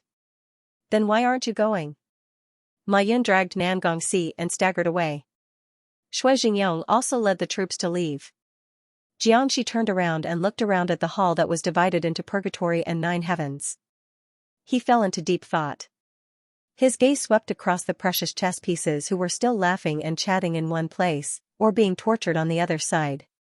Finally, his gaze fell on Nangong Lu, who had been squatting beside a basket of oranges. He felt very strange. Why didn't Nangong Lu or the other chess pieces in the hall go berserk like the corpses outside and kill people? If Su Xuanlin controlled the precious chess pieces in the hall and began to attack at this moment, they were bound to be caught in a dilemma. Why didn't he do it? Didn't he want to do it? Or, he couldn't do it? Xianxia was surprised, but Mo Ran was not surprised at all. He could clearly feel that the precious chess pieces in the hall all retained the temperament, obsession, and even some memories of these puppets when they were alive. They were completely different from the zombies controlled by the Unity Array outside. To make an inappropriate analogy, the zombies outside were marionettes, while the puppets inside were all living dead with independent temperaments. There was only one reason why Su Xuanlin didn't control these living dead: his Wakan had reached the limit. "Grandmaster Chu, give me a hand." Suddenly, a weak call came from the bottom of the stone steps. Chu Wanning looked up and saw Hua Bainan leading a dozen cultivators to break out of the encirclement on the stone steps with great difficulty. They were previously bitten by the poisonous snake, so they rested on the spot. They didn't expect to encounter the second berserk zombie horde. Half of the 20 cultivators were killed in an instant. At this moment, those who struggled to fight until here were all seriously injured. Chu Wanning immediately raised his hand and cast another layer of enchantment around them to protect them. Then, he threw out the Hotianwen array to repel the zombies surrounding them. "Come here." Chu Wanning stretched out his hand to Hua Bainan. Mo Ran suddenly became alert. He didn't care that Shermei was only halfway applying the medicine. He immediately stood up to stop him. "Master, be careful." However, Hua Bainan didn't show any abnormality. He trembled and held Chu Wanning's outstretched hand. Chu Wanning pulled him into the stronger protective enchantment behind him. Chu Wanning turned around and said, "Come and help." The survivors were pulled back one by one and carried to the main hall. They were all groaning and gasping for breath. Their faces were covered in blood, and their expressions were extremely painful. Xianxia led the group of disciples forward. He bent down in front of Hua Bainan and revealed a rare expression of anxiety. "Why are you so badly injured?" "I'm still fine." "My lord, you should go and see the others first." Hua Bainan leaned against a pillar. His bamboo hat and veil had been cut open, and his robes were stained with blood. Xianxia wanted to take his pulse, but he raised a hand to stop him. "I'm fine. It's just a small injury." "My lord, on the other hand, is too badly injured." "My lord, you should go and treat him quickly." "Don't worry about me." This group of people were seriously injured. Some of them even had their entire leg broken. Compared to them, Hua Bainan, who could still speak, was indeed less injured. Xianxia cursed under his breath. He glanced at Hua Bainan again, then turned back to treat the others. Hua Bainan trembled as he fumbled for a bottle of hemostatic powder from his Qianquan bag. Just as he was about to sprinkle it on his wounds, a hand suddenly grabbed the porcelain bottle in his hand. Mo Ran said, "I'll help you." "No need." Mo Ran looked at him with deep eyes. "It's just applying the powder. It's no trouble at all." Hua Bainan snatched the porcelain bottle and said in a low voice, "I'm not used to others touching me. Besides, you're not a healing cultivator at all. You're just adding to the trouble." "Then I'll help you." "Shermei?"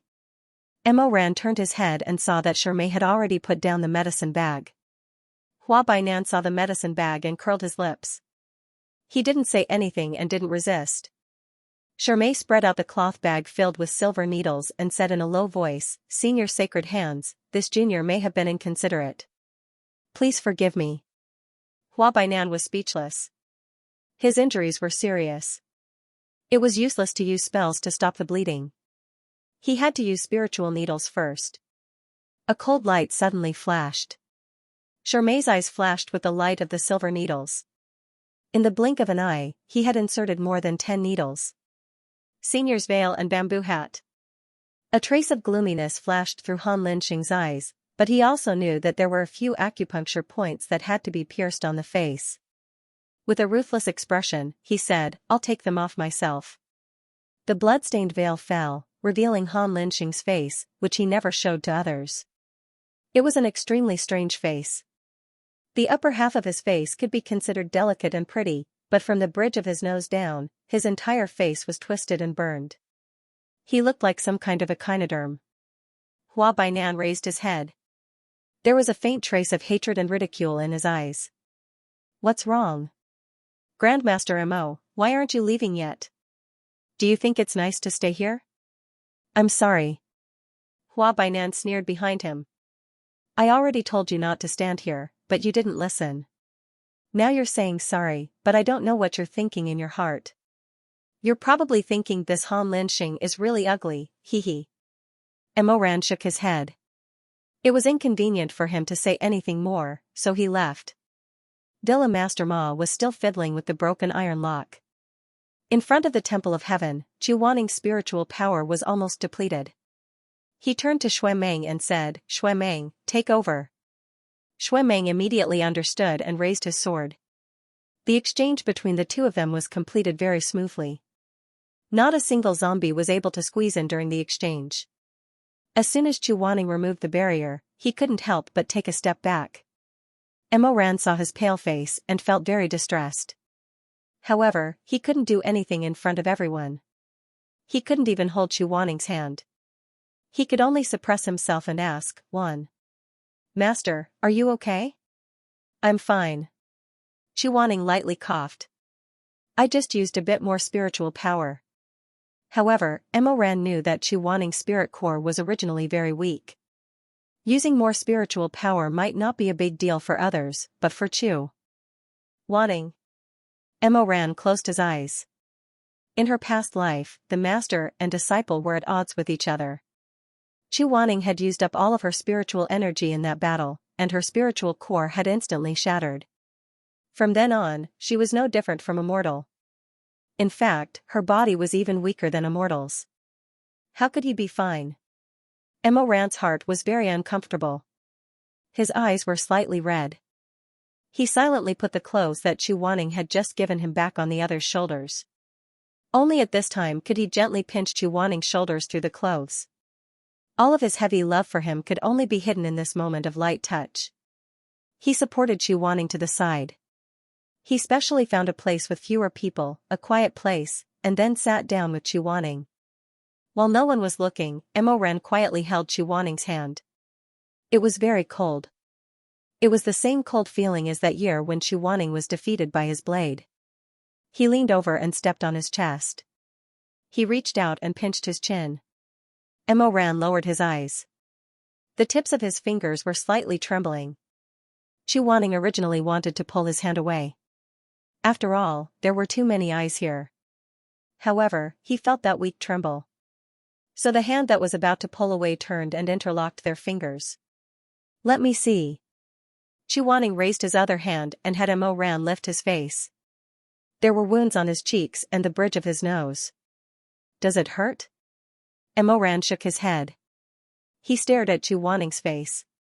He looked at the person who clearly cared about him even though his lips were pale.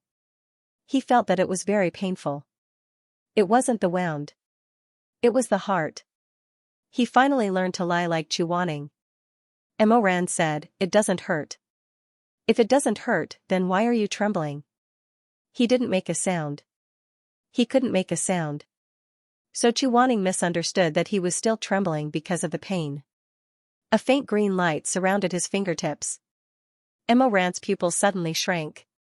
He grabbed Chu Waning's hand that was about to touch his cheek. "Are you crazy?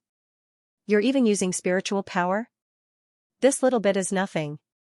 Chu Waning said, "It's just the tiniest healing spell. It's to stop the pain." His fingertips touched his scar. It was to stop the pain. But his heart felt like it was being cut by a knife. Death by 1,000 cuts was probably nothing more than this. Emoran naturally knew that this was just a little bit of spiritual power. It was like a drop in the ocean, a cup of water. Chu Waning gave almost all of his spiritual power to everyone. He only gave a little bit to him. In his previous life, because Chu Waning always gave the world too much and gave him too little, He resented Chu Wanning. But at that time, he didn't know. In fact, Chu Wanning gave him a little bit. Although it was pitifully little, it was all he had left. The only thing he had left. All right. It's fixed. It's fixed. Suddenly, a cultivator under Manor Master Ma's command hurriedly ran to the door. His cheeks were red as he shouted, "Quickly prepare to retreat. We're closing the door. We're about to close the door." At this time, the person resisting the zombie horde had already been replaced by Mei Hanxue. After Xue Mei retreated, he was also injured. But his injuries weren't serious. He wrapped himself in gauze and didn't check much. He bit on the gauze and tied a knot while watching Mei Hanxue retreat. It was strange. He remembered that Mei Hanxue clearly had a water and wood type spirit core, but he didn't know why she was able to use a fire type technique. He was alone. He cut off the water and lay on the Kong Ho. His fingers were clanging and his face was ice cold. What he used was a fiery red barrier of flames, forcing back the zombies that tried to approach. "Close the door. Young Master Mei." Mei Hanxue let the Kong Ho hang in the air. Step by step, she retreated. When she retreated to the door, Xue Mei suddenly discovered that something was wrong. He turned his head and said, "Can you open the door a bit more? This zither is too wide. I can't get in." "No need." Mei Hanxue coldly and concisely interrupted Xue Mei. She suddenly put the Kong Ho back into the music box. Losing the zither's spiritual fire suppression, in an instant, a group of zombies surged forward. Xue Mei knew that she wasn't good at close combat. His expression suddenly changed. He pulled out Longqing and was about to rush out to help. Unexpectedly, before he even arrived, he saw a flash of silver light. At some unknown time, a silver sword appeared in Mei Hanxue's hand. The sword's chi was awe-inspiring. He only saw his sword dance into a shadow. Then, he swept the ground and retreated. He suddenly threw the sword. Before the door was about to close, Mei Hanxue raised her hand and sternly said, "North Wind, come back." The sword turned into a snow-white light and entered through the gap. Mei Hanxue suddenly caught it. Her arm pulled the sword flower and returned to her side. The Heavenly Palace's door closed with a bang. A muffled sound came from outside. It was the sound of the corpses and dragon tendons smashing into the door. However, it seemed to come from very, very far away. The Namgong clan's construction of the palace gate was not that easy to break through. Everyone let out a long sigh of relief. There were quite a few disciples of the upper cultivation world who had never seen the world. Their legs went soft and they knelt on the ground. There were even some who didn't have a future. They even cried out, "Mom! What is this all about?" Mei Hanxue, who was at the back, also let out a slight sigh of relief. However, his appearance of relief was not clearly different from usual. If it weren't for Xue Mei staring at him from the side, he probably wouldn't have noticed that he slightly opened his lips and lightly exhaled. Suddenly, she discovered two terrifying gazes beside her. Mei Hanxue turned her head. "What? Why are you looking at me?" Xue Mei's throat was somewhat dry. "Your sword." Mei Hanxue glanced sideways at the long sword flowing with silver light. "North Wind." Xue Mei's face was cloudy and uncertain for a good while. He opened his mouth and said, "When did you learn how to use a sword?" No, it should be, "When did you have a divine martial skill?" "I've always had one." Xue Mei was stunned. "Then why didn't you use it during the Spiritual Mountain Conference?" Mei Hanxue was silent for a moment. "I don't want to use it." Xue Mei seemed very puzzled. He was even a little angry. "Are you looking down on us? If you take out the divine martial skill, you might be number 1, number 2? Mei Hanxue rolled her eyes. Her usually cold eyes seemed to be somewhat mocking. She looked at Xue Mei, whose cheeks were slightly red because of anger. After a while, she said, "Third place is very good." "First place?" She pursed her lips and brushed past Xue Mei as she walked over. A few words casually fell into Xue Mei's ears. "First place is too stupid." Xue Mei stood there in a daze for a long time before he suddenly regained his senses. He shouted angrily at Mei Hanxue, "You dog, who are you calling stupid?" Xianxia pulled him back. Mang this person said I'm stupid. Okay, you heard wrong. Hanchue clearly didn't say anything. That's because he lowered his voice next to my ear. While they were making a ruckus, Xianxia was checking the wounded and checking the situation. After checking the situation, Xianxia ordered everyone to rest in place for a while. Those who needed to treat their wounds should treat their wounds, and those who needed to meditate should meditate. There was no other way. Their fiercest fighting force had been greatly depleted. It was like a bow that hadn't been fully drawn yet, and the arrowhead was already blunted. If they rashly continued to move forward like this, they might not be able to deal with any unexpected changes. After giving these orders, Xianxia walked to Nangongxi. Nangong, I have something to ask you. Please go ahead, Sect Master Jiang. Xianxia didn't say anything. Instead, he glanced at Yuangxi first. Nangongxi said, she doesn't need to leave. It's better to leave for a while, Xianxi said. His gaze fell on Nangongxi's chest, where Nangongxi's spiritual nucleus was located. After Yuangxi left, Xianxi sat down next to Nangongxi. What about your spiritual nucleus? Are you planning to hide it from her? Nangongxi's eyes dimmed. I don't know how to tell her. You're afraid she'll dislike you because of this? Actually, you're overthinking it. Missy isn't, no. Nangongxi interrupted Xianxi. I'm not afraid she'll dislike me. I'm just afraid she'll be sad. Xianxi was silent for a while. He seemed to be stung by Nangongxi's inexplicable arrogance. He sneered. You're really confident. Sect Master Jiang is wrong. I'm not confident, I'm trusting her. Xianxi could hear the stubbornness in his tone, so she said indifferently, you're like a tiger in the plains, yet you still speak to me in such a tone. Aren't you afraid that I'll make trouble for you in the future? You won't. Xianxi paused. Does that mean you trust me? Along the way, I also know what kind of person Sect Master Jiang is. Nangongxi said, that's why I said those words to you when I thought I was going to die. Xianxi had been staring at Nangongxi the whole time. He only looked away when Nangongxi mentioned this. Now that you're still alive, do those words still count? Yes, Nangongxi said, once we defeat Su Shuanglin, I will tell everyone clearly. Xianxi didn't say anything. After a long time, he said, Nangongxi, it's a pity that I can't see the Confucian Wind sect flourish in your hands. Otherwise, you could have been considered an opponent to compete with. Nangongxi answered very calmly, but there was also a hint of pride in his voice. Sect Master, you're wrong. I've been fortunate enough to learn the best of the Confucian Wind sect. Xianxi rarely didn't refute others, and rarely didn't ridicule others. It was even rarer for him to admire or agree with others. But this time, he remained silent for a long time and didn't try to deny Nangongxi's words. Finally, he said, let's not talk about this anymore. I have something more important to ask you. I know what Sect Master wants to ask. Nangongxi stroked Neobeijan, who was lying in his quiver. The monster wolf was injured, and there was a cut on its forehead that was still bleeding. But I don't know why Jiao Shan suddenly lost control and went against Grand Sect Master's wishes. I also don't think it's possible. Xianxi said, no clues at all? Think about it again.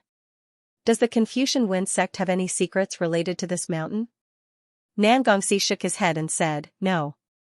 For generations, the Nangong clan has known that Jiao Shan obeys the orders of the clan's heirs, but the first in line must be ancestor Changjing. Absolutely no one else?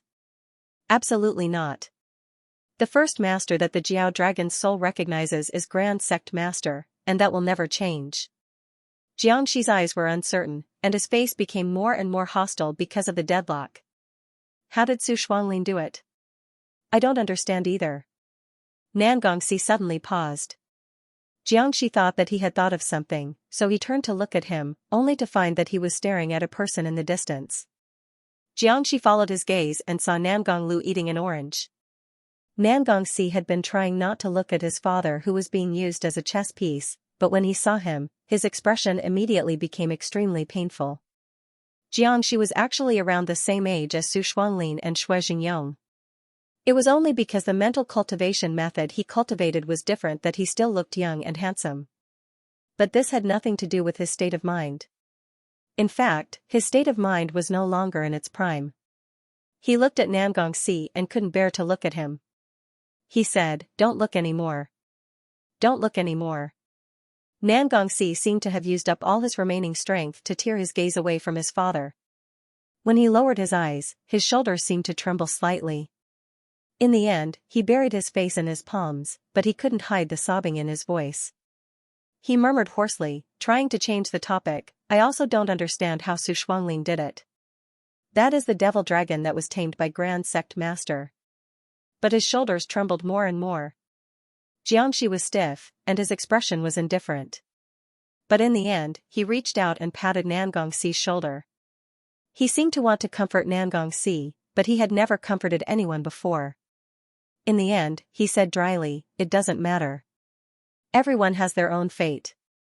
Although you and your father are in this situation now, you were once father and son. Look at me. I'm in my prime, but I don't have any children. Think on the bright side." Of course, Xianxia didn't pay attention to him after he finished speaking.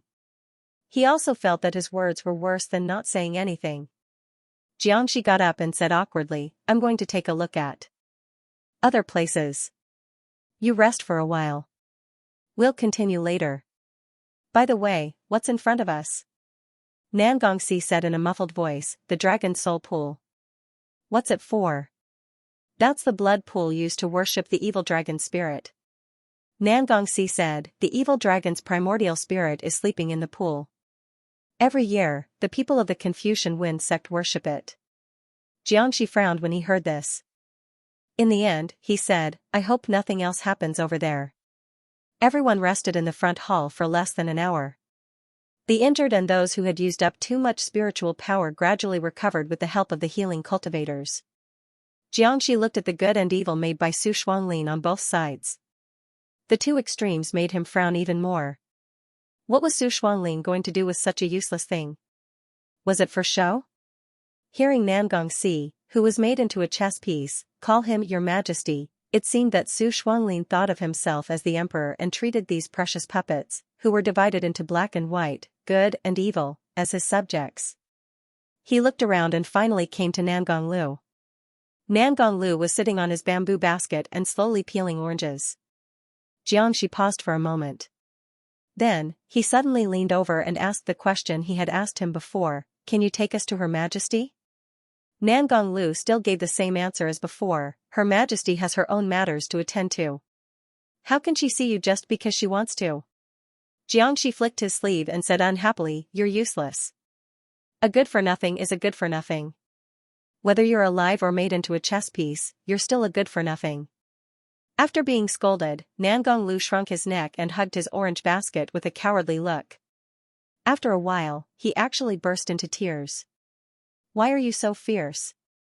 I'm useless. I'm a good-for-nothing. What can you do even if you're fierce to me?" His crying was so loud that it attracted the attention of the people around him. At this time, Chu Wanning was almost done adjusting his breath and meditating. He frowned and said, "This Xianxia is so strange." Emo Ran asked, "What's wrong?" "I don't know." Chu Wanning said, "I feel that this person is Xianxia, but there's something wrong with him. He doesn't seem to be the Xianxia I know." Emo Ran stared at them. Xianxia was glaring at Xianxia with a livid expression. Xianxia was sobbing and occasionally rubbing his eyes with his two hands. Emo Ran looked at his actions and indeed felt that something was wrong. It was indescribably out of place. It was as if he was looking at a child with a middle-aged man's head. It gave him goosebumps.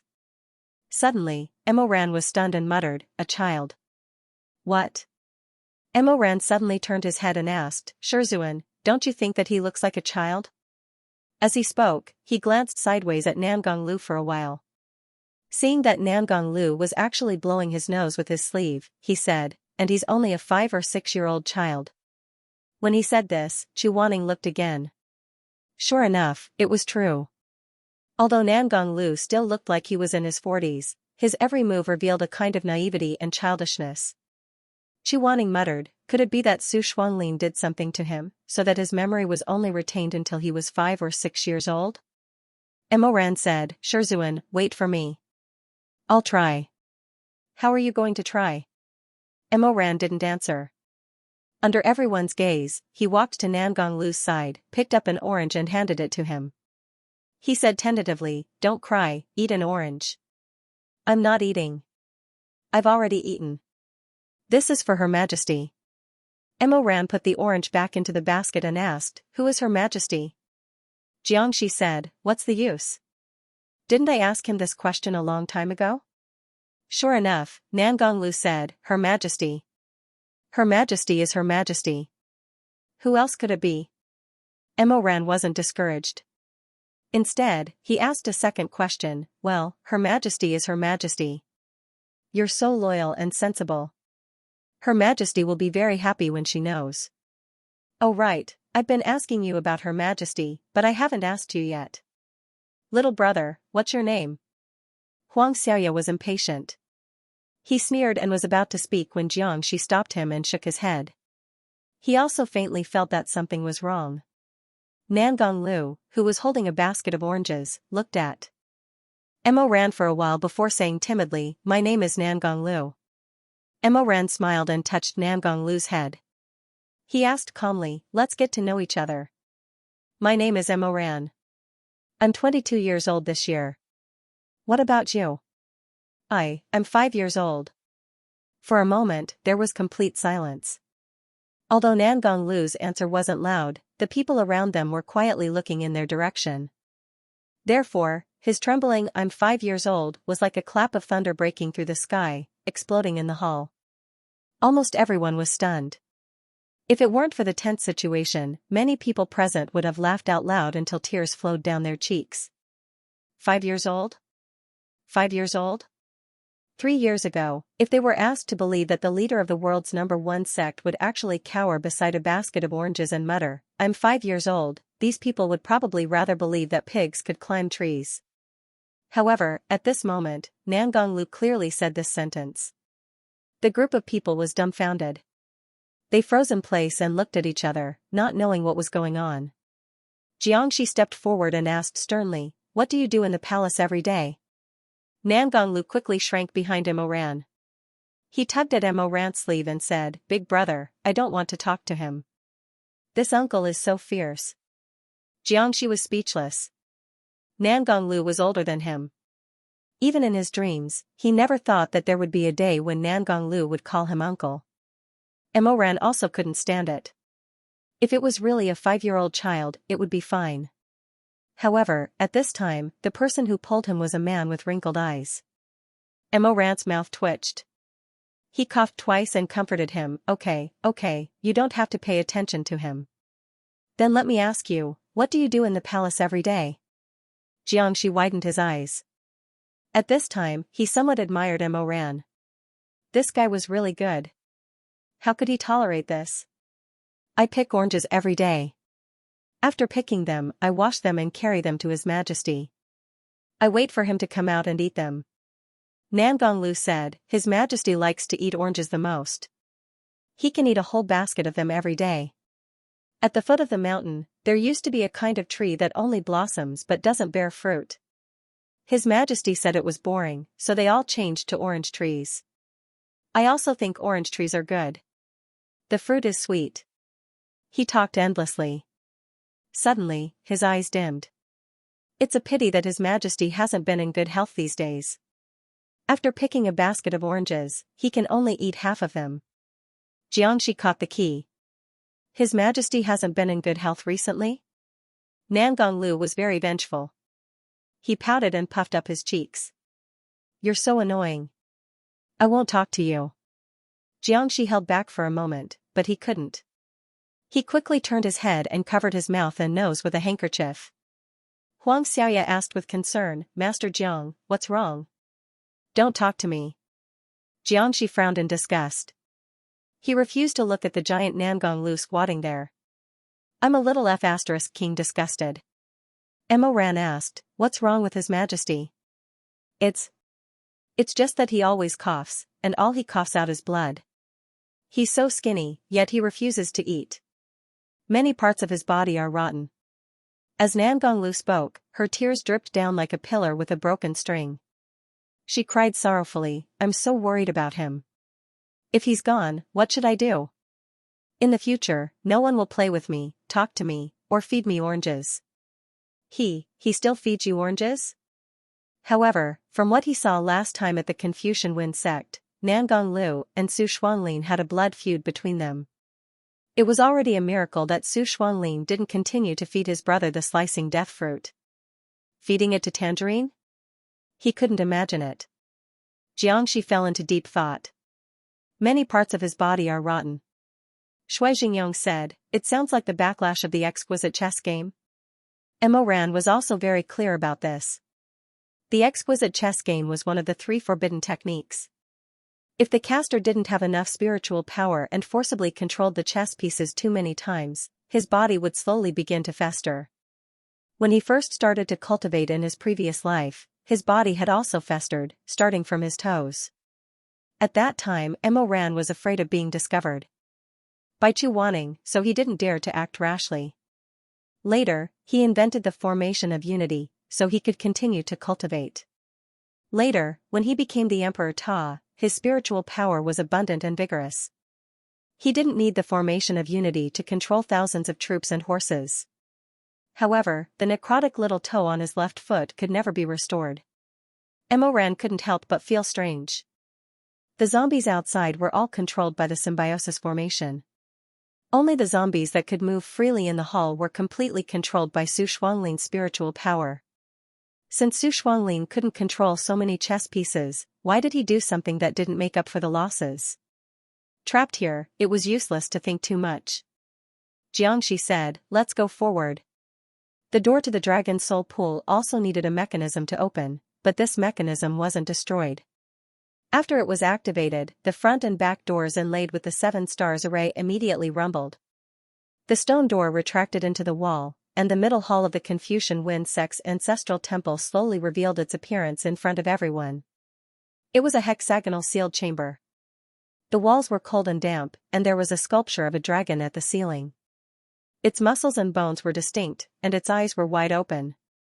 The dragon held an oil lamp in its mouth. It was unknown what kind of oil was lit inside, but the light it emitted was actually a deep blue. In the center of the hall, there was a pool with blood-red foam bubbling and steaming hot steam coming out of it. Nangongxi said, this is the Dragon Soul Pool. The primordial spirit of the demon dragon is sealed in this blood pool. Some people wanted to get closer to take a closer look, but Nangongxi said, don't look too much. This pool is full of evil qi. If you stare at it for too long, your mind will be scattered. Let's go. The group walked past the blood pool one by one under the leadership of Nangongxi. They walked into the corridor behind the middle hall. Although it was dark and there was no light, Mo Ran could feel that they were walking uphill. After walking for about an incense stick's worth of time, Nangonglu stopped. In front of him was a door that was narrower than the previous one, but it was decorated with jewelry. After this door is opened, we'll reach the exit of the tunnel after walking for a while. Nangongxi said, after we go out, we will reach the last place in the Celestial Palace, called the Soul Summoning Platform. Su Xuanlin should be on the Soul Summoning Platform. Xianxia suddenly asked, are there only these few places in the Confucian Wind sect's Celestial Palace? The front hall, the Dragon Blood Pool, and the Soul Summoning Platform? Yes. Is there no secret room? In a moment of impatience, he almost said that it was a treasure room. Fortunately, he reacted in time. Su Xuanlin could also be in the secret room. Nangongxi looked at him meaningfully. That kind of gaze made Xianxia somewhat anxious. Finally, Nangongxi said, let's go to the Soul Summoning Platform first. To open this last door, they needed the blood of the Nangong clan. Nangongxi smeared his blood on the eyes of the dragon engravings on the stone door. The mechanism on the door moved with a click, and then they heard a faint sigh. Xianxia was frightened. Who said that? Then he pointed at Nangongxi and said, Brat, you're not playing tricks, right? Are you trying to trick us? Nangongxi said indifferently, if Daoist Huang doesn't believe me, it's not too late to leave now. Sit in the main hall and wait. Of course, Xianxia didn't want to, but before he went in, he was careful. Along the way, he found that all the important doors required the blood of the Nangong clan to open. The legendary treasure room was probably the same. Therefore, before Xianxia entered the door, she unintentionally wiped her hand on the longan and secretly stained it with Nangongxi's blood. All of a sudden, an empty voice rang out in this pitch-black passageway. Who is it? Xianxia had a guilty conscience. He was so startled that he almost jumped up. The others also looked around.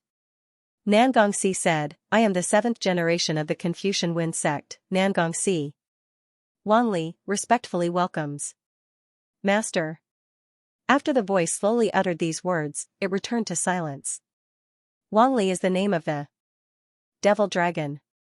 Nangongxi said to Xianxia, sect leader Jiang, please. Xianxia looked at the passageway in front of him. About 100 feet away, there was a white light. Presumably, that was the soul summoning platform. Xianxia took a few steps forward. Suddenly, the ground shook violently again. The empty voice sounded again. Wang Li respectfully welcomes. Master. What's wrong with this dragon? Xianxia frowned. It's saying the same thing twice? However, Nangongxi's expression had already changed. He immediately turned his head to look in the direction of the soul-summoning platform. There was suddenly a faint flicker of light. Before he could see it clearly, he heard the hissing sound of spitting. Immediately after, a flood surged into the sky. Nangongxi's pupils suddenly shrank. He shouted, "Run!" What was rushing towards them was not a flood at all. They were clearly poisonous snakes converging into a stream. In an instant, the narrow passageway was in chaos. Everyone was pushing and shoving each other. In an instant, many were trampled to death. Xianxia pushed Nangongxi forward. You go first. I'll deal with this. As he spoke, he released some sparkling powder from his sleeves.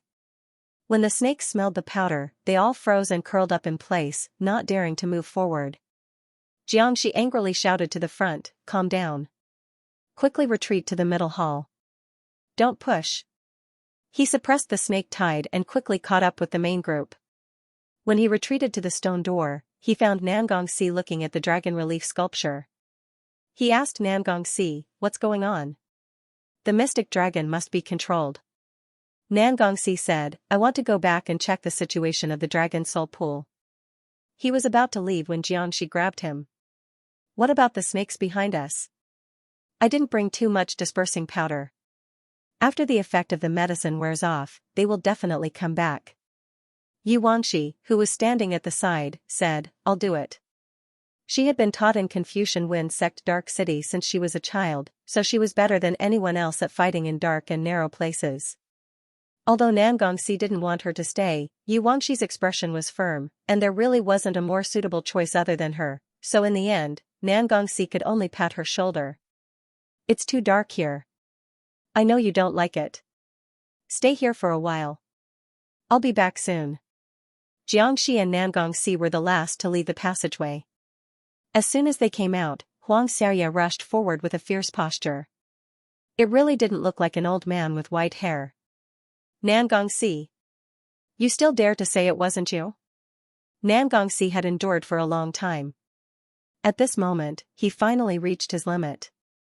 He shouted angrily, if it was me, can you still stand here? Go away, don't block the way. Xianxia was shocked at first, and then she pointed at his nose. Look, the mask is torn off, right? The fox's tail has been revealed, right? You've been pretending to be a grandson all this time, but now that you're in your territory, you're even speaking up. Do you think that you're still that all-powerful direct descendant of the Confucian Wind sect? How dare you be so arrogant? Xianxia. Other than Nangongxi, there was another person who had reached his limit. Xianxia really couldn't tolerate this. He gritted his teeth and said coldly, don't think that I don't know what you're trying to do by being so aggressive. Xianxia suddenly withdrew his hand.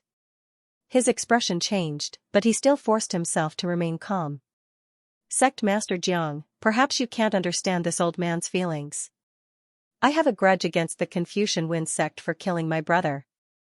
I really can't understand Daoist Huang's feelings. Xianxia rolled his eyes and looked at him coldly.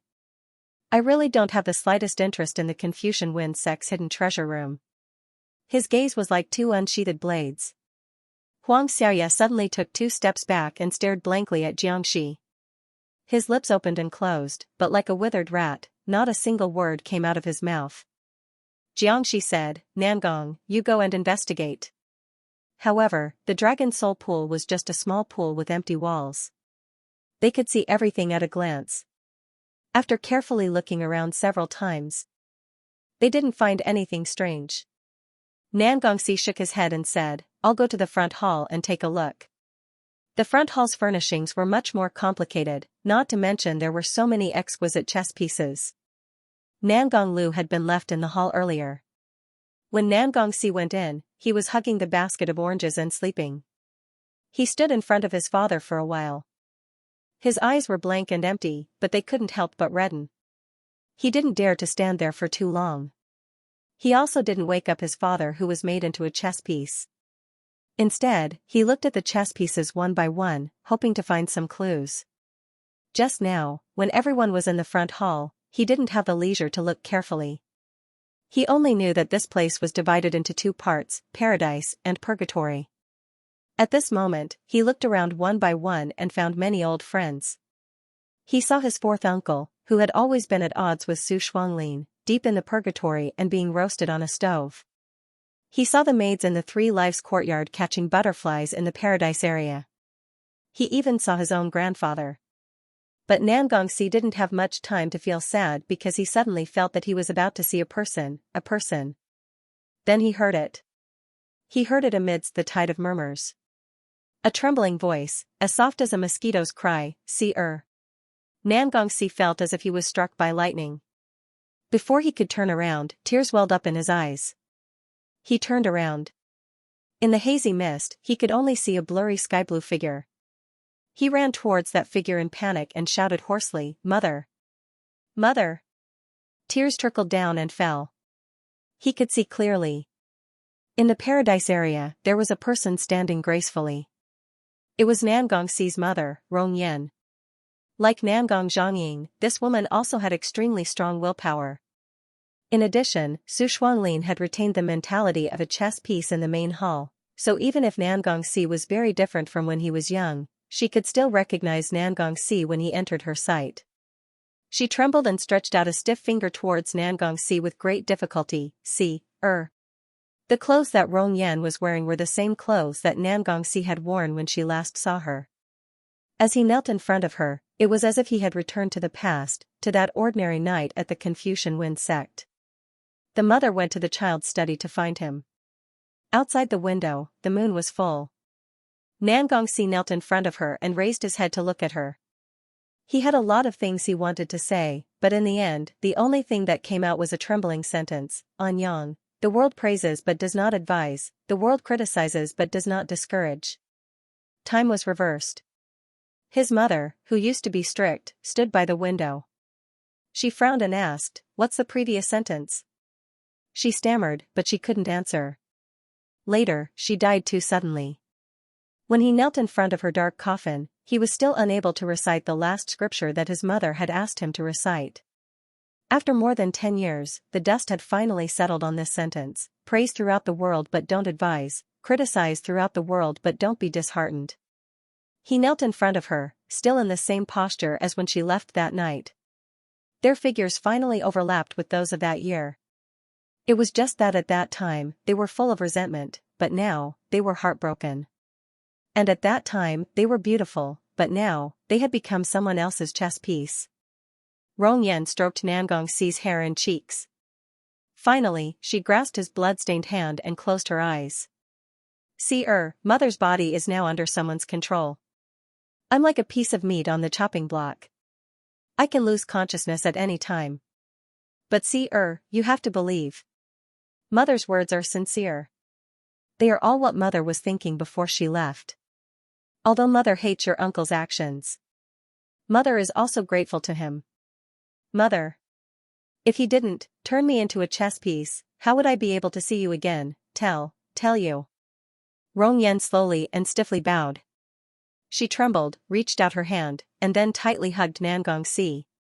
Before Mother left, the thing that Mother regretted the most was. She choked, but it wasn't because she was going to be controlled by Su Shuanglin again. She hugged her child so tightly. She said with a trembling voice, the thing that I regretted the most was that I had never hugged you properly like this. I have never hugged you like this. See, Mother also loves you. Nan Gongxi was already sobbing. I know, Mother, I already knew. Suddenly, the earth began to shake again. Rong Yan suddenly shivered, opened her eyes, and muttered, Wang Li's blood contract is about to be torn. What? Wang Li's blood contract is about to be torn. I'm here, I can see it every day. Rong Yan suddenly became nervous. See, nothing can happen to you, I have to stop him. I have to stop Nan Gongxiu. Nan Gongxi wiped her tears and pulled her mother. Mother, what did you see here? What blood contract is about to be torn? Listen. Rong Yan paused, and her pupils contracted. For a moment, it seemed that she was about to be controlled again, but she gritted her teeth and used her body to resist the control of Zhenlong Heizi. Listen, Nan Gongxiu collected 5 divine weapons. These 5 divine weapons have drunk the blood of 10,000 people. Together, they can sever the bond between Mo Long and the Nangong family. Sever the bond? That's right, the dragon tendon was the first to be severed. Nan Gongxi was terrified, so those zombies that suddenly appeared outside were actually freed because the dragon tendon was severed? That's right. Rong Yan said in a hoarse voice, the second one is the dragon scale.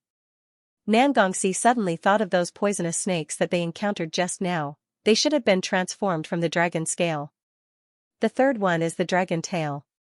Nan Gongxi turned pale. That vibration just now, was it because the dragon tail was severed?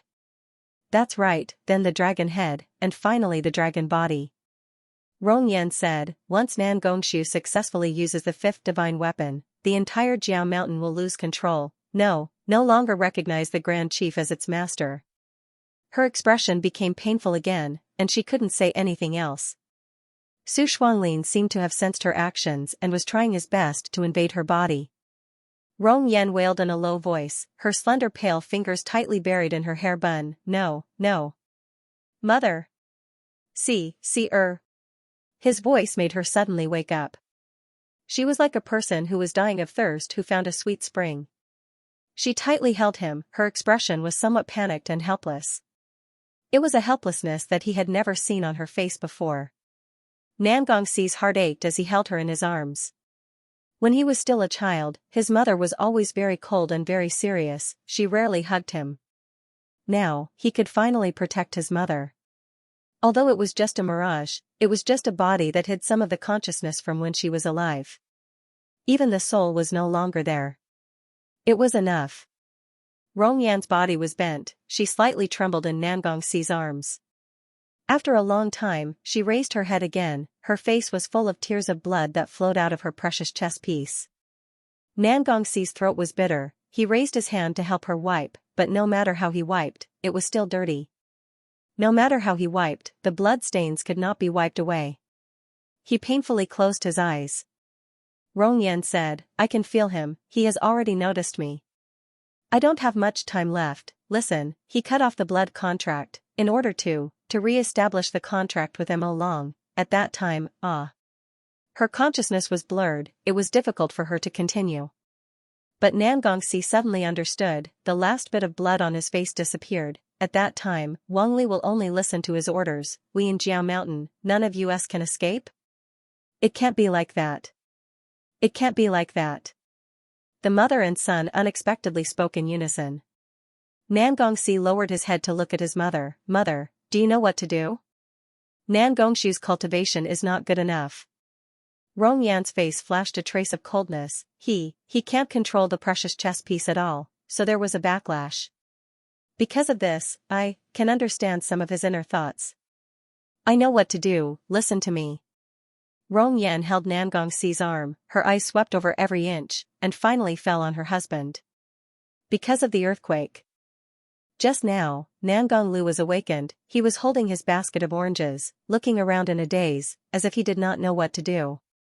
She stared at him, like an eagle staring at a snake in its cave. Someone needs to die.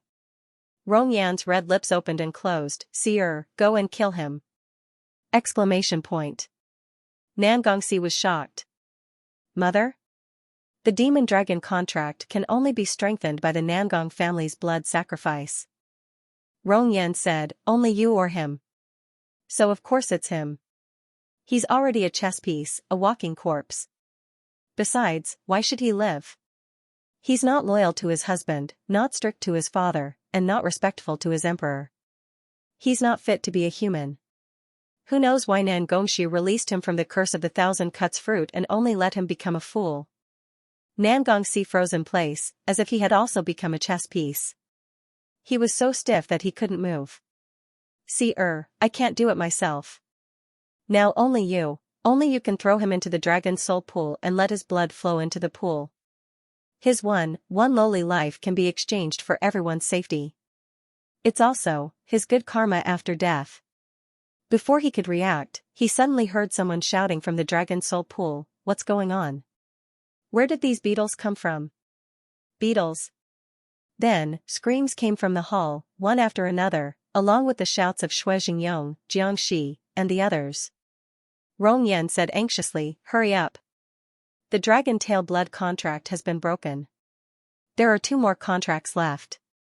Once they're completely broken, even if we throw him into the blood pool, it'll be useless."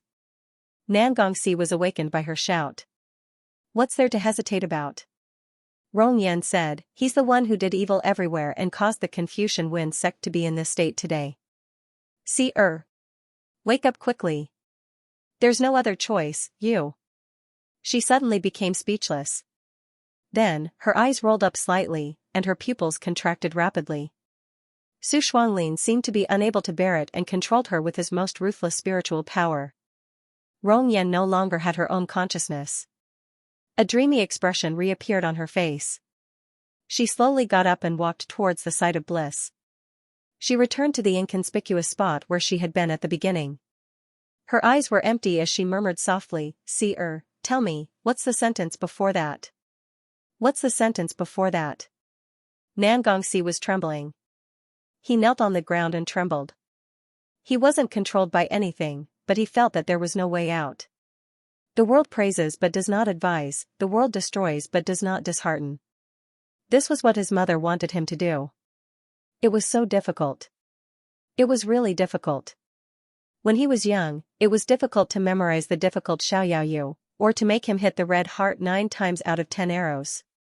Now, she was telling him that she wanted to use his father's blood to strengthen the blood pact with Jiao Mountain. He listened to the mournful cries outside.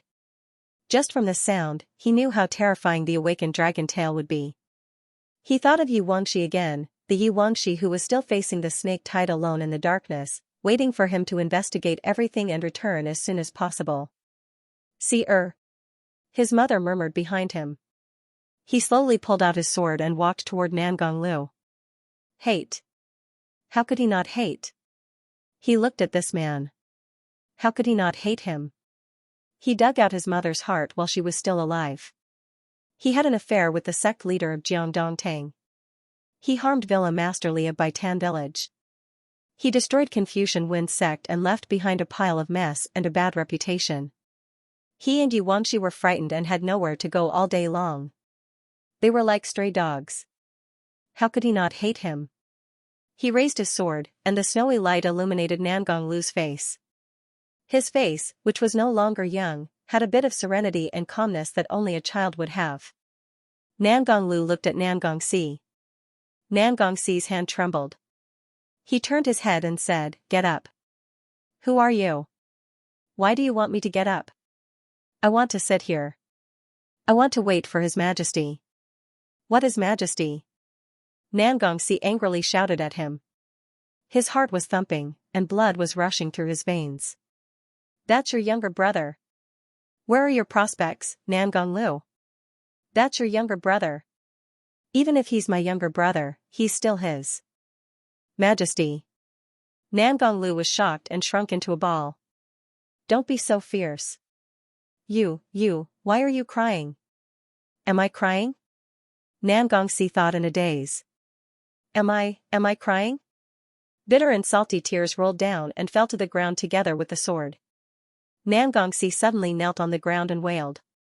Why was it like this? He hated him. He thought he could really hate him to the point of forcing his father to go to the Dragon's Soul Pool with him and reforge the blood contract between Jiao Mountain and Wangli. Why couldn't he hate him? It was this person in front of him who made him homeless and his family destroyed. Why couldn't he hate him?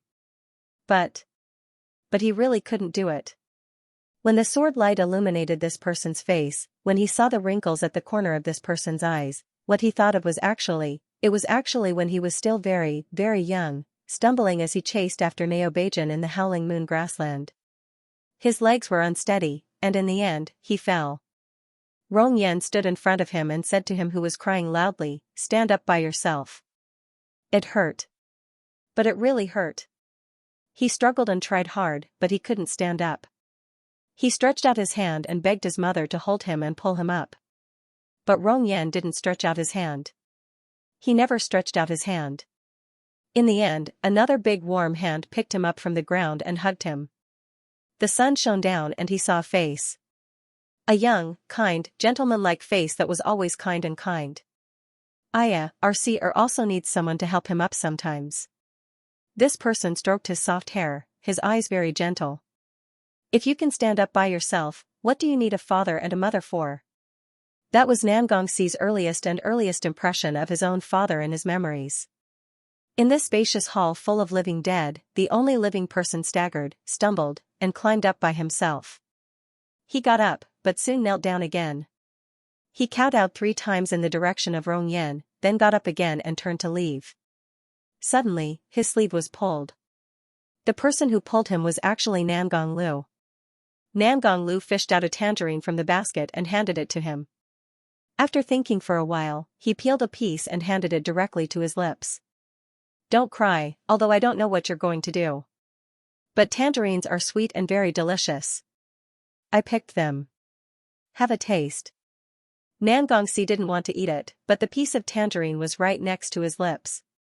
Nan Gonglu handed it to him, just like how he fed him countless times when he was young. The sweet and sour juice spread between his lips and teeth. Nan Gongxi fiercely wiped his tears, finally made up his mind to throw down the long sword, turned around, and strode out of the front hall. He came to the side of the Dragon's Soul Pool where the chaotic battle was. The beetles transformed from the dragon's tail were too fierce. Many cultivators had already died in battle, and the ground was covered in blood.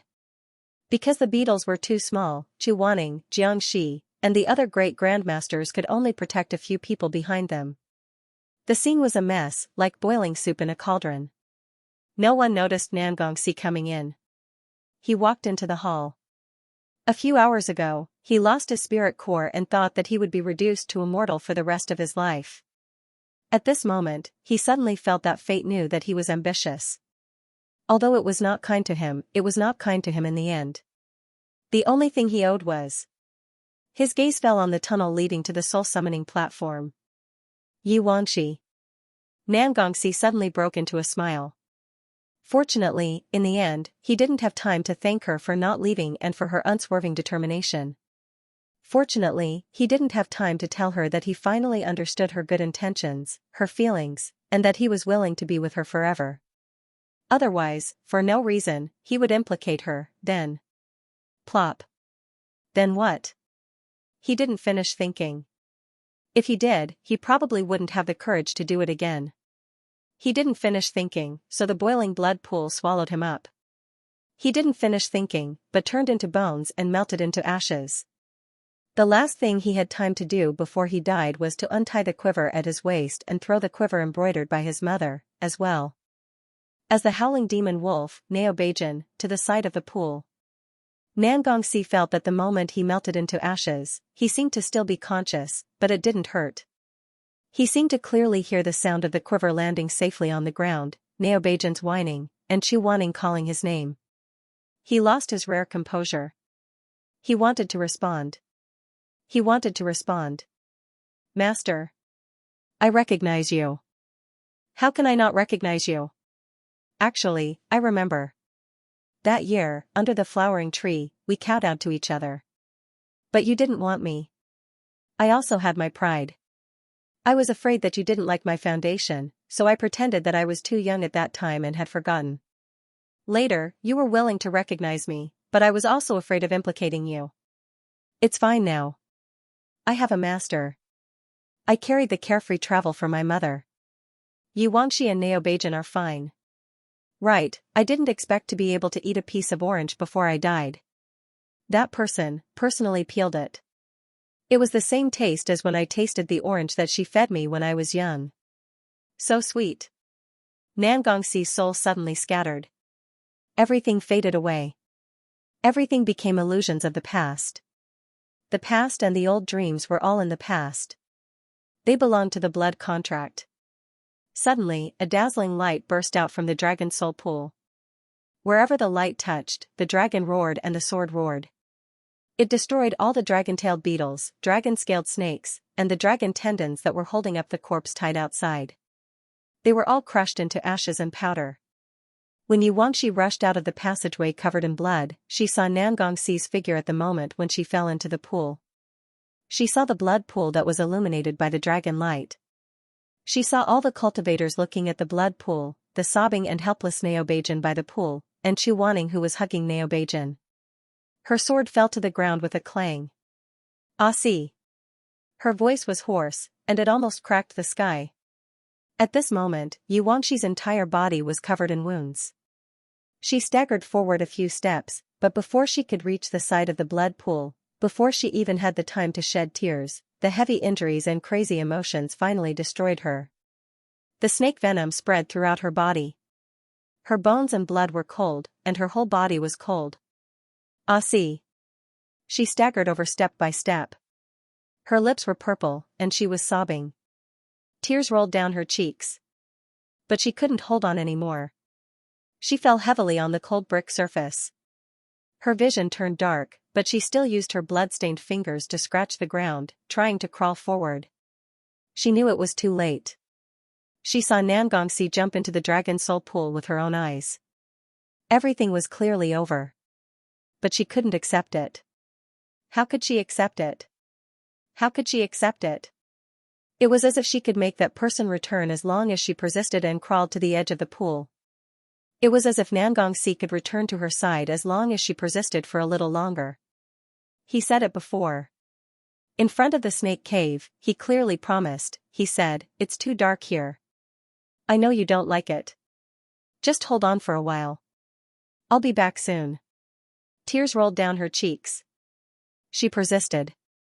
She gritted her teeth and persisted. Little by little, she crawled dizzily and spasmed until she reached the edge of the dragon soul pool. "I'm here. What about you? It's very dark in front of you, and the surroundings are very cold.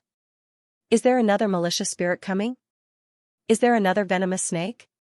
Can you be like before? Can you suppress it with a talisman and majestically turn your head around? Tell me again, come with me. I'll protect you. Nangongxi. Ah see." She choked on her sobs, which eventually turned into a wail. She burst into tears. "Come back. A gentleman keeps his word.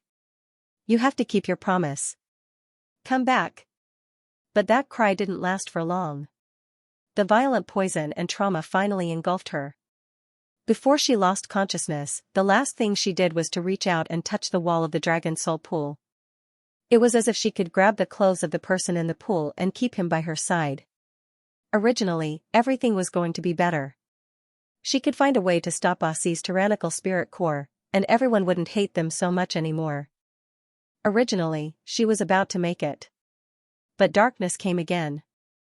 This time, to her, there might not be another day. Aussie. Xianxia murmured and finally slowly closed her eyes. The evil spirit of the devil dragon was finally suppressed. Nangongxi sacrificed his flesh and blood to strengthen the bond that was about to break. And the dragon soul pool that merged with Nangongxi's soul was difficult for Su Shuangling to destroy again. Everything was over. Not a single blade of grass or tree on Jiao Mountain could be used by Su Shuangling anymore.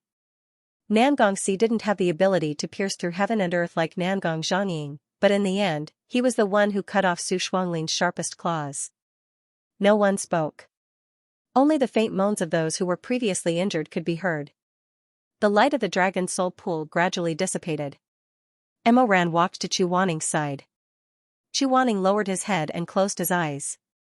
The hand that was holding Neobajan was pale and cold. Because of his forbearance, light blue veins were slightly protruding under his skin. Master. Chu Waning didn't say anything. In the end, he just put Neobajan beside Yu Wangxi, together with Nangongxi's quiver. He stood up. There was moisture in his eyes, but when he looked at the passageway leading to the soul-summoning altar, the moisture condensed into frost. He didn't say a word. Heaven's ask flowed with golden light in his hand. He walked towards the dark passageway. Emoran followed him, and the disciples of the Peak of Life and Death followed silently. No one asked, and no one said anything. They all understood what it meant to be the vanguard, but they all followed. No one backed down. Then it was the treading in snow palace, lonesome moon night. Before entering the passageway, Xianxia pointed at a few healers and disciples who were guarding the passageway and said, "You all stay here and take care of the injured, especially Miss Yi. If these people who didn't die lose their lives, a whole year's worth of salary and spirit stones will be deducted." Yes, Sect Master. The door leading to the soul-summoning altar had already been opened. After suffering losses along the way, they came to the last place in the Confucian Wind sect's ancestral temple Heavenly Palace. Finally, they arrived at the soul-summoning altar. The soul-summoning altar. Chu Waning was the first to walk out of the tunnel. Unlike the narrow tunnel, when he stepped out of the last stone step, what entered his eyes was a large and empty platform. It was difficult to see the end of it, as if it was a pure land floating above the 9 heavens. At this time, a bright moon was hanging in the sky. The high platform was lonely and barren. When he looked up, he could only see gusts of cold wind and hazy clouds. At the center of the high platform, there was a person sitting there. Su Shuanglin. The people behind him came out one after another, but when they saw Su Shuanglin, they all fell into a daze. Shui Jingyong was even more shocked. What is going on? Another person gasped and whispered, "Heavens, how could this be? Is he dead or alive?" Emoran walked towards him. The closer he got, the more goosebumps he saw. Su Shuanglin was sitting cross-legged on the ground with his eyes closed. The right half of his body was completely rotten. It was impossible to see the shape of a human. Pus and black water constantly gushed out from his body. The stench was overwhelming. In front of him, to the left, and to the right, there were 5 extremely fierce divine weapons. Emoran's fingertips couldn't help but curl. He saw the no-return. The no-return stabbed deeply into the ground. A faint green glow climbed up from the ground and finally merged with the radiance of the other 4 weapons into a stream. It surged into Su Shuanglin's heart cavity, illuminating Su Shuanglin's bony face, making it flicker between light and dark. Behind Su Shuanglin, there was a mass of black smoke spiraling and twisting. It seemed to be some kind of enchantment that was about to take shape. The others followed one after another. Xianxia muttered in disbelief, This is the martial spirit technique? Shui Meng didn't know what the martial spirit technique was. Just as he was about to ask his father, he turned his head and saw Shui Jingyong's pale face. Obviously, he didn't believe that someone would use this kind of technique. What the hell is this?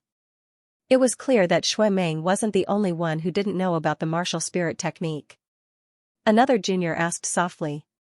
Chu Wanning stared at Su Shuanglin's face and said, "The martial spirit technique is to offer one's soul to the bloodstained divine martial and make a contract with it. After death, one's soul will be devoured by the weapon spirit of the divine martial and become a sacrifice to refine the divine martial." Sacrificial weapons? Shui Meng was stunned. Why would you do that? Because he doesn't have enough spiritual energy, Chu Wanning said. This is a method that can rapidly and greatly increase one's strength. He offered his soul to Shen Wu, and Shen Wu lent his power to him. While they were talking, they suddenly heard a faint sigh. Almost everyone couldn't help but take a step back. Shui Meng unsheathed the dragon's sword and stared at Su Shuanglin's face. Su Shuanglin slowly opened his eyes. Under the moonlight, he raised his head. Half of his face was normal, but the other half was a puddle of smelly mud. Grandmaster Chu. Everyone, you still found me. He supported himself with one hand on the ground and stood up shakily. His eyes swept across the faces that were either vigilant, disgusted, or fearful. He didn't care. His normal eye moved, and there was even a kind of malicious teasing and evil aura in it. However, he scanned the area again and again, but did not find the existence of that person. The malicious smile on his face froze and disappeared. Su Shuanglin fiercely shouted, "Where's Yi Wangxi?" Shui Meng angrily said, "You think you're worthy of mentioning her name? What did you do to her?" Shui Meng was even angrier. "Why do you care? You're such a heartless person without blood and flesh. What right do you have to worry about Yi Wangxi? Worry about her?" This word seemed to provoke Su Shuanglin. He was stunned at first, then narrowed his eyes and seemed to slowly calm down. "No, why would I worry about her? How ridiculous." Xianxia said coldly, "Why are you talking so much nonsense with him? Kill him." As he spoke, he raised his right hand and the snow phoenix sword appeared in his palm. He was about to slash at Su Shuanglin when a black shadow as fast as lightning blocked his attack. Xianxia raised his eyebrows and gritted his teeth. "Grandmaster Mo, why are you stopping me? I have something to ask him." Mo Ran said as he turned around. His eyes flashed with a complicated light. He pursed his lips. He seemed to want to say more, but in the end, he only spat out 4 words. "Where's your partner?" Su Shuanglin slowly, he was like this, but he could still slowly, and rubbed his toes. Mo Ran noticed that he didn't wear shoes today. "I already said that he's my partner." Su Shuanglin revealed his eerie white teeth and smiled. The smile on one side of his face looked very bright and carried a trace of ridicule. "Then you should know that I definitely won't tell you. I, Su Shuanglin, still understand the code of brotherhood in Jianghu. You heroes, gentlemen, don't waste your time." He deliberately glanced at the ghost in Mo Ran's hand and said, "There's no need to use other interrogation methods. At worst, I'll just cut off my own tongue. I always have a way to not tell the truth." Shui Meng seemed very astonished. Someone like you actually has the nerve to talk about the code of brotherhood in Jianghu. That's strange. Why can't I talk about the code of brotherhood in Jianghu? Su Shuanglin said, "Friends help each other, brothers respect each other, teachers are kind and disciples are filial. The good enjoy peace and the evil receive punishment. This is how the world should be. Do you think that only people like you can understand this principle?" Shui Meng was dumbfounded by his thick skin. She pointed at him and said, "Brother, brother, brother and brother? Teachers are kind and disciples are filial? You?" Su Shuanglin said slowly, "Yes, so what? Do you still have any sense of shame? You're the one who fought with your brothers. You're also the one who instigated Nangong Lu to eat Luo Fenghua's spiritual core. You've done all kinds of bad things, and you actually have the nerve to say that this is how the world should be?" Faced with Shui Meng's series of questions, Su Shuanglin grinned and didn't deny. Instead, he suddenly said, "Little brother, how old are you this year? Why are you asking this? It's fine if you don't tell me." Su Shuanglin looked him up and down and said, "I think you're around 20 years old. 20 years old people are always hot-blooded, innocent, and arrogant, thinking that there's nothing in the world that they can't do."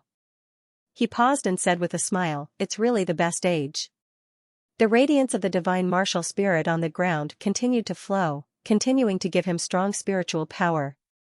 He used this spiritual power to maintain his control over the thousands of precious chess pieces and resist the counterattack of the chess pieces. But even so, his skin was festering at a speed visible to the naked eye. Su Shuanglin didn't care. He seemed to not see his body being swallowed by the evil spirit. He paced back and forth in front of the coiling barrier behind him. 20 years old. Do you know what I was doing when I was around your age? What else could you have been doing? Shui Meng said with righteous indignation, "Who doesn't know what you did? You stole the sect leader's ring and replaced your brother as the sect leader of the Confucian Wind sect. In just 2 months, you killed 2 high lords from the upper cultivation world. Later, someone came to you to ask for an explanation, but you dug out all their eyes. You damn pervert. You're unjust, heartless, and deaf. You're everything. If I were like you and did these things when I was 20 years old, I'd rather die at the age of 12. Shui Jingyong saw that he was agitated and was afraid that he would attract Su Shuanglin's attention. He whispered, Mang don't talk too much. Don't. Little did he know that this sentence was heard by Su Shuanglin. He smiled and waved his hand. Go on. Why don't you talk too much? Shui Meng saw that he was still smiling. His expression was like watching a parrot flapping its wings and singing on a shelf. He was full of amusement. He couldn't help but feel hot blood rushing to his head. He said angrily, You're really shameless. You're incurable. What's there to be shameless about? What you said is nothing, Su Shuanglin said. You said that I stole the sect leader's ring. Since ancient times, high positions have been occupied by the capable. My brother is a good-for-nothing. He doesn't know anything, but he can still make a name for himself by relying on his smooth tongue.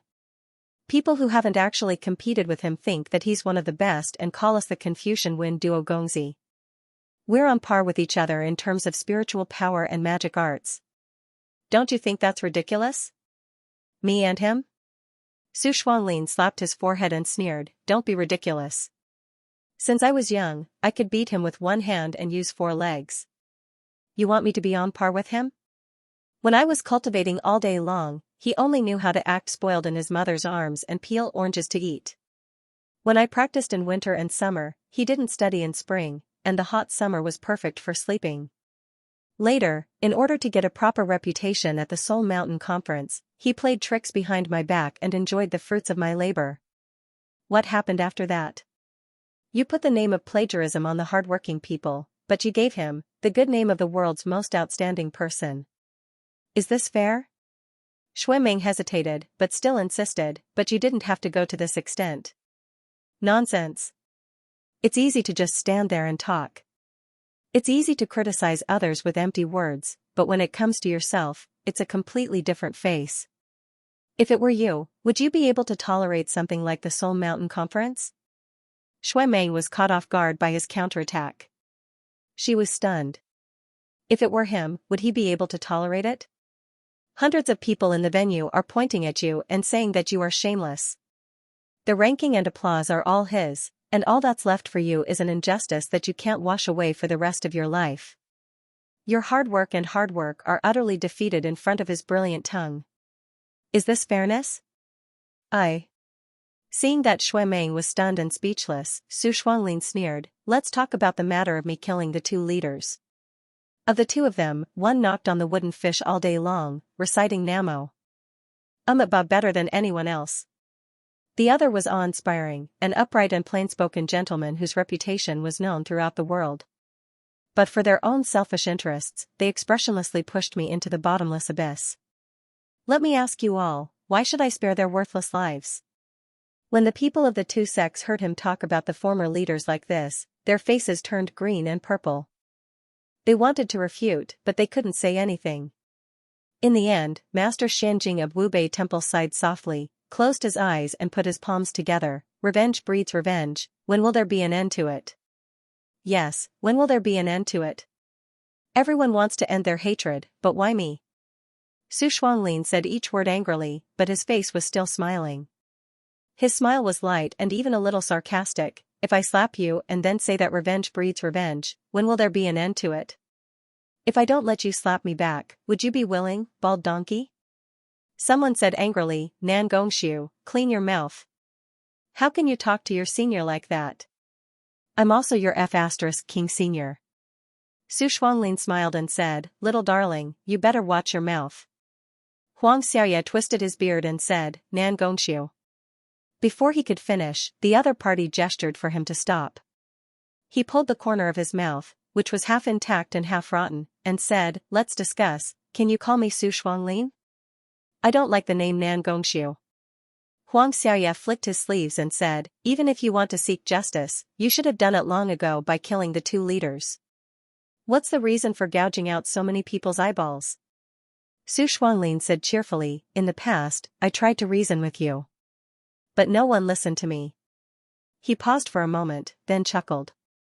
What happened after that? I became a lunatic, but you guys wanted to drag a lunatic into a debate about black and white. You gentlemen. Interesting. He clapped his hands. This is so interesting. Emma Ran, who had been standing at the side and hadn't said anything, suddenly asked, so, you want to be fair, right? Su Shuanglin's gaze moved up inch by inch, moving to Emma Ran's face. The two of them looked at each other on the cold stone platform. In Emma Ran's eyes, Su Shuanglin's figure gradually blurred. It was as if he didn't see the man in front of him with rotting limbs. He saw another figure through Su Shuanglin, wearing a pearl crown and a black and gold robe. He saw the Emperor Ta, he saw himself in his previous life. On the way here, we met Nangong Lu. He called you your majesty, and you gave yourself the title of God, Emma Ran said. You became the emperor of this heavenly palace, holding the power of judgment. Whatever you say is right, whatever you say is right, whatever you say is wrong, whatever you say is wrong, whatever you say is wrong. Life and death are all up to you. Is this what you call fairness? Su Shuanglin was silent for a moment, then laughed coldly. Emma Ran saw the Emperor Ta laughing coldly, his pale and handsome face full of ridicule. So what if it is? You saw it too. I used to believe in you gentlemen, believed in the so-called fairness of the world, but what happened in the end? He paused, pacing back and forth in front of the divine battle array, his eyes flashing with excitement. It was you who worshipped cowards as heroes, and trampled heroes under your feet. It was you who treated hard work as dirt, and turned the latrine into an altar. It was you who saw flattery as friendliness, and pride as arrogance. You did all kinds of evil things, and trampled me into the mud. Then you tell me that no matter how many sins I have suffered, even if I am framed by my brothers, even if I am not fully clothed and humiliated, that is my own business. No matter what, I should not vent my resentment on innocent people. Ha, what a joke. Emma Ran saw the Emperor Ta's cold laugh become more and more exaggerated, and gradually turned into a hideous grin. You weren't the one who was condemned, and you weren't the one who bore the groundless accusation. Of course you can say all kinds of beautiful words. And I'm just using my own way to seek justice in the world, that's all. Justice in the world? Emma Ran stood opposite the Emperor Ta, and he asked, how many people have you killed for your own justice in the world? You self-proclaimed yourself as the emperor, and there are piles of bones and blood under your feet. Don't you have the slightest bit of repentance? What is there to repent for? I killed them, but I will give them a chance to be reborn. They will all become my chess pieces, and from then on, everything they do will be under my control. From then on, black and white will be clear, and good and evil will be clear. This is justice in the world. Emma Ran was silent for a while, and said, it seems that you really think of yourself as the ruler to measure the world. I am this ruler. Su Shuanglin stood in the wind. He was Nan Gongshu in everyone's eyes. He was the Emperor Ta in Emma Ran's eyes. He said, look at the front hall, don't you think it's beautiful? The good people all live and work in peace and contentment, while the ugly people are burned by fire, cooked in a cauldron. Whoever stabbed others with a knife, let them stretch out their neck to be killed. Every debt will be settled clearly. A debt of blood must be paid in blood. Is there anything wrong with that? Emma Ran said, you really think highly of yourself. Then he heard the Emperor Ta reply, why should I look down on myself? In my opinion, this is the best karma. For a while, no one said anything. Most of the people were shocked by Su Shuanglin's crazy words.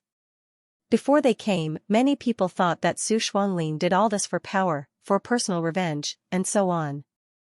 None of them thought that Su Shuanglin would think that everything he did was right, for the sake of justice. But in this world, who could be the fairest ruler?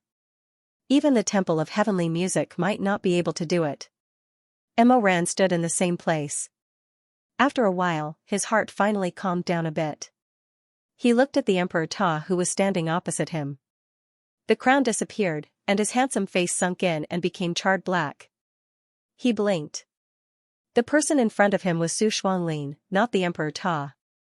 Because Su Shuanglin's actions were too similar to his actions in his previous life, he actually had the illusion that he was talking to himself through time and space. Okay, then can I understand that as the chess pieces in the hall, even if you don't supply enough spiritual power, you still want them to keep their minds when they were alive. You have built your own state in this heavenly palace. From now on, you are the God, the Buddha, the Emperor. You have divided the world into two. Good is good, evil is evil. This is the fairness you want. He said this passage. At the same time, his mind was like a blizzard, quickly flashing through many fragments of memories related to Su Shuanglin. In his previous life, in order to save Yi Wangxi, Su Shuanglin died under his sword. Standing barefoot in the Sanchen courtyard, Su Shuanglin laughed and teased the parrot. Beside the Jincheng pond, Su Shuanglin asked his elder brother for a piece of tangerine as a reward. The tangerine tree on Jiao Mountain, Nangong Lu, whose mind returned to its childhood, Luo Fenghua, which was snatched back from the Avici hell. One by one, they all came together and rushed into his mind like a tsunami. Mo Ran raised his dark eyes. There was neither ridicule nor disdain in those eyes. He just looked at him calmly. Am I right, Nan Gongxiu? Call me Su Shuang. No, you are called Nan Gongxiu. Mo Ran stepped forward step by step. He looked at the man whose flesh and bones were festering. He knew that there was no one present who knew better than him what Nan Gongxiu was thinking at this moment. They were both people who had been forced into a dead end. The Emperor Ta in his previous life, and Su Shuanglin in this life, were the same. He saw everything clearly. He stared at Su Shuanglin's face and did not miss the slightest change. He stopped and suddenly looked down. The sky is so cold, and the ground is so cold, Mo Ran said softly. Nan Gongxiu, why don't you wear shoes? The smile on Su Shuanglin's face suddenly froze. However, he quickly froze his sparkling eyes and said, I don't want to wear shoes. I want to. Do you like Yi Wangxi asking you this question? That day when I went to Sancheng Villa and saw you for the first time, you didn't wear shoes. Mo Ran said, she was the one who told you to wear them. I'm afraid you didn't notice the satisfaction on your face. Mo Ran stared at Su Shuanglin's face. That was the answer he had guessed in his heart when he was on Feihua Island and looked at the blazing hellfire on the opposite shore of Lini. Nan Gongxiu, you've been hoping that someone would notice your bare feet. You've been hoping that someone would tell you. Su Shuanglin, who had been smiling all this time, suddenly had a trace of fear on his face. He took a step back, wrinkled his nose, and said with a ferocious expression, shut up. Mo Ran naturally would not shut up. He looked at Su Shuanglin. What was originally just a guess turned into reality when Su Shuanglin suddenly reacted violently. Mo Ran looked at him. He felt that he was not looking at Su Shuanglin, but the him from his previous life who was trapped in the darkness and could not escape. Put on your shoes. The ground is cold. Suddenly, Su Shuanglin leaped up like a cheetah. Light and shadow flashed, and Su Shuanglin suddenly pounced on Mo Ran and grabbed him by the collar. The normal human hand and the smelly ghost claw grabbed him at the same time. Su Shuanglin's eyes were bloodshot. He gritted his teeth and said, shut up. You shut up. Okay, before I shut up, I'll say one more sentence. Don't say. Su Shuanglin was almost desperate. He was like a dragon who had its reverse scale pulled out. Blood flowed out like a stream. Don't say. Yi Wangxi, you really look like Luo Fenghua. Su Shuanglin's voice was casual, but it drained all of his strength in an instant. He was speechless and stood on the ground blankly. Some of the people around them who had seen Luo Fenghua and Yi Wangxi were stunned. In their minds, they recalled these two completely different people. They were not related, and even in the turbulent world of mortals, one had already died, while the other had just been born. But with this reminder, they suddenly realized. It was really like that. Yi Wangxi's every move, even his temperament, voice, and expression were exactly the same as Su Shuanglin's teacher, Luo Fenghua. Su Shuanglin suddenly withdrew his hands from Mo Ran. His fingers twisted ferociously.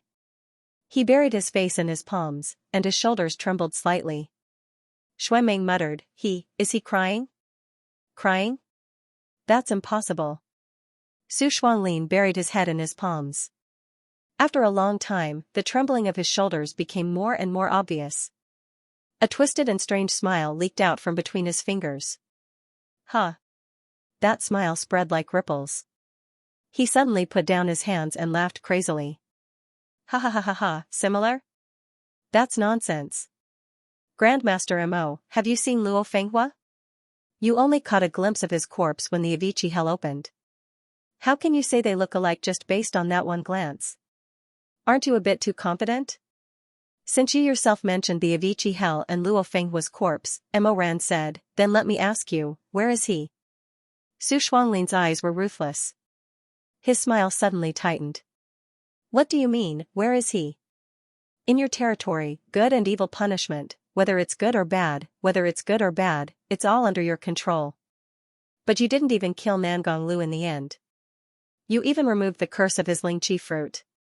I don't know why you did that, but since he's here, there's no reason for you to abandon Luo Fenghua. Your spiritual power is insufficient, and you want to offer your soul to Shenwu. But Jin Chengqi and Peach Blossom Spring fought against you several times. I know that your strength isn't so weak. Su Shuanglin. The reason why you can't hold on is that, besides using the exquisite chess game too much, there's another reason. That's the second forbidden technique you've been painstakingly cultivating all these years. Mo Ran paused for a moment. His knife finally pierced down. Did your rebirth technique finally save Luo Fenghua from the 18 levels of purgatory? Before he finished speaking, Su Shuanglin's face had turned ashen. He was about to say something, but suddenly, the black formation behind him that had been circulating all this time emitted a white smoke. Shui Jingyong, who was experienced on the battlefield, reacted the fastest. Oh no, there's something behind that formation. Everyone's weapons were drawn. Shui Jingyong shielded Shui Meng behind him with a pale expression. Meng don't go over there. Stand behind me. Just now, when everyone saw the martial spirit array, they naturally didn't want to break it. This was because once the martial spirit array was broken by someone else, Su Shuanglin's spirit energy would quickly deplete, and it was very likely that he would immediately die. No one expected that Su Shuanglin would hide another array under the martial soul array. What kind of array was it? Was it a space crack for escape? Furthermore, it was a ferocious blood curse in a life and death struggle. Chu Wanning raised his hand and placed a barrier between them and the array. Nangongxi had died in front of him. He didn't want to see more young cultivators die in front of him. Chu Wanning said, be careful. Don't be rash. The sky suddenly darkened and the clouds gathered. The bright moon hanging high in the sky was covered by thick, ink-like clouds. In an instant, sand and pebbles flew everywhere, confusing everyone. Su Shuanglin was dressed in a pure white unlined garment. He stood in the middle of the sudden gale and suddenly grinned at them. Many thanks for listening to my idle chatter for so long. Thank you, thank you. Everyone, the formation is open. As he spoke, the withered ghost claw pointed backward, and the black array formation surged into his palm like a flying dragon. After this layer of array formation was withdrawn, it revealed the spell formation flowing with multicolored light below. Shui Meng was shocked. What array is this? Is it the array of rebirth?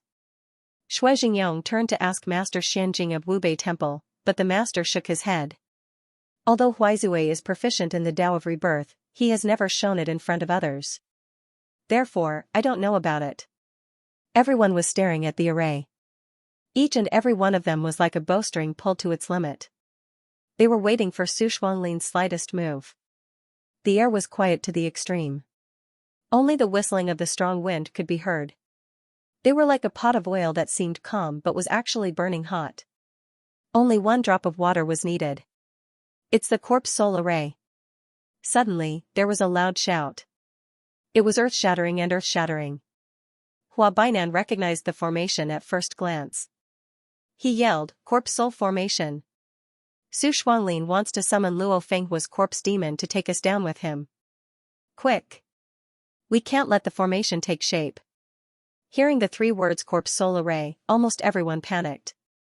They all knew that this was an evil secret technique that was second only to the 3 great forbidden techniques. It was an evil technique of the alchemy sect. As the #1 alchemy grandmaster in the world, Han Lin's sacred hand's words could not be wrong. Xianxia was also a person who was proficient in using medicine. Since he was young, he had heard of the corpse soul formation like thunder. Thus, his reaction was much faster than normal people. He rushed in front of the barrier and pulled out his silver phoenix. His spirit energy exploded as he fiercely attacked the center of the barrier. Zheng! The sword and saber collided. Sparks flew everywhere. Su Xuanglin quickly appeared in front of the corpse soul array and blocked Xianxi's attack with his saber. His eyes were cold and sharp. This is what I want for the rest of my life. Don't even think about taking half a step closer. Xianxia was furious. Is this what you want for the rest of your life? Su Xuanglin gritted his teeth. Nonsense. His hand that was holding the sword couldn't stop trembling. His veins were bulging, and his cheeks were flushed. Xianxia said, "You're already covered in wounds. Even if you turn into a corpse demon, what can you do? Drag a few more people down with you? What corpse demon? What do you mean by that? Open your eyes and take a good look. Where is this?" Swoosh. Just as Xianxia was restraining Su Xuanglin, an arrow infused with spiritual power shot out from somewhere and stabbed towards the barrier behind the two of them at an extremely fast speed. Don't. Su Xuanglin, who had always been calm, let out a horrifying scream for the first time tonight. Stop. Almost in the instant he was distracted, Su Xuanglin was struck by Xianxi's falling sword. In an instant, blood spurted out wildly. He was in so much pain that he suddenly knelt on the ground. However, his eyes were filled with madness and despair. He was not looking at his own flesh that had been cut off and his white bone exposed. His eyes were about to split open, but he was looking in the direction of the barrier. His face was still spattered with blood. His eyes were bulging, and his lips couldn't stop trembling. That type of terrified expression, regardless of whether it was the past Nan Gongsu's face or the later Su Xuanglin's face, had never appeared before. He was trembling, but his palm was still in the position of releasing spiritual power. He had used almost all of his strength in this attack just to stop that cold arrow in front of the formation. He succeeded. Su Xuanglin gasped for breath. Blood kept flowing out of the arm cut by Xianxia, and blood foam kept seeping out of the corner of his mouth.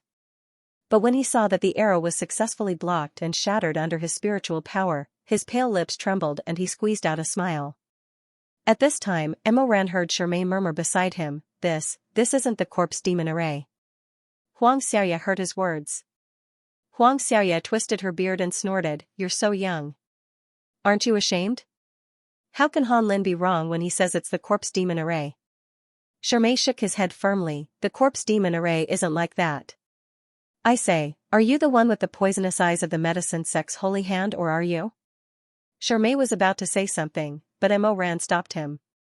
"Shermay, don't talk nonsense with this old man." Emoran said, "Are you sure this isn't the corpse demon array? It just looks like it, but it definitely isn't. The corpse demon array has a fish-scale luster. Although this array has light, it's coherent, not in a sheet shape." At this time, Xianxia, who was in front of the array, said angrily, "Nan Gongxiu, what are you selling?" Su Xuanglin completely ignored him. The formation emitted a dazzling brilliance. He dragged his battered body all the way to the front of the formation. Blood dripped all over the ground. The smile on his face became more and more obvious. The brilliance of the array illuminated his face, giving him a high-spirited look. For a moment, he looked like a young man. He murmured, "It's almost time." He raised his hand and lightly touched the surface of the array. As his fingers fell, ripples appeared. He felt like he was about to see an old friend he had been separated from for many years, a relative he had been separated from for a long time. His hideous wounds and rotting body couldn't stop his joy. His eyes brightened, and he kept murmuring, it's almost time, just a little bit more." The surging wind suddenly stopped, and the thick clouds dispersed, revealing the full moon in the sky.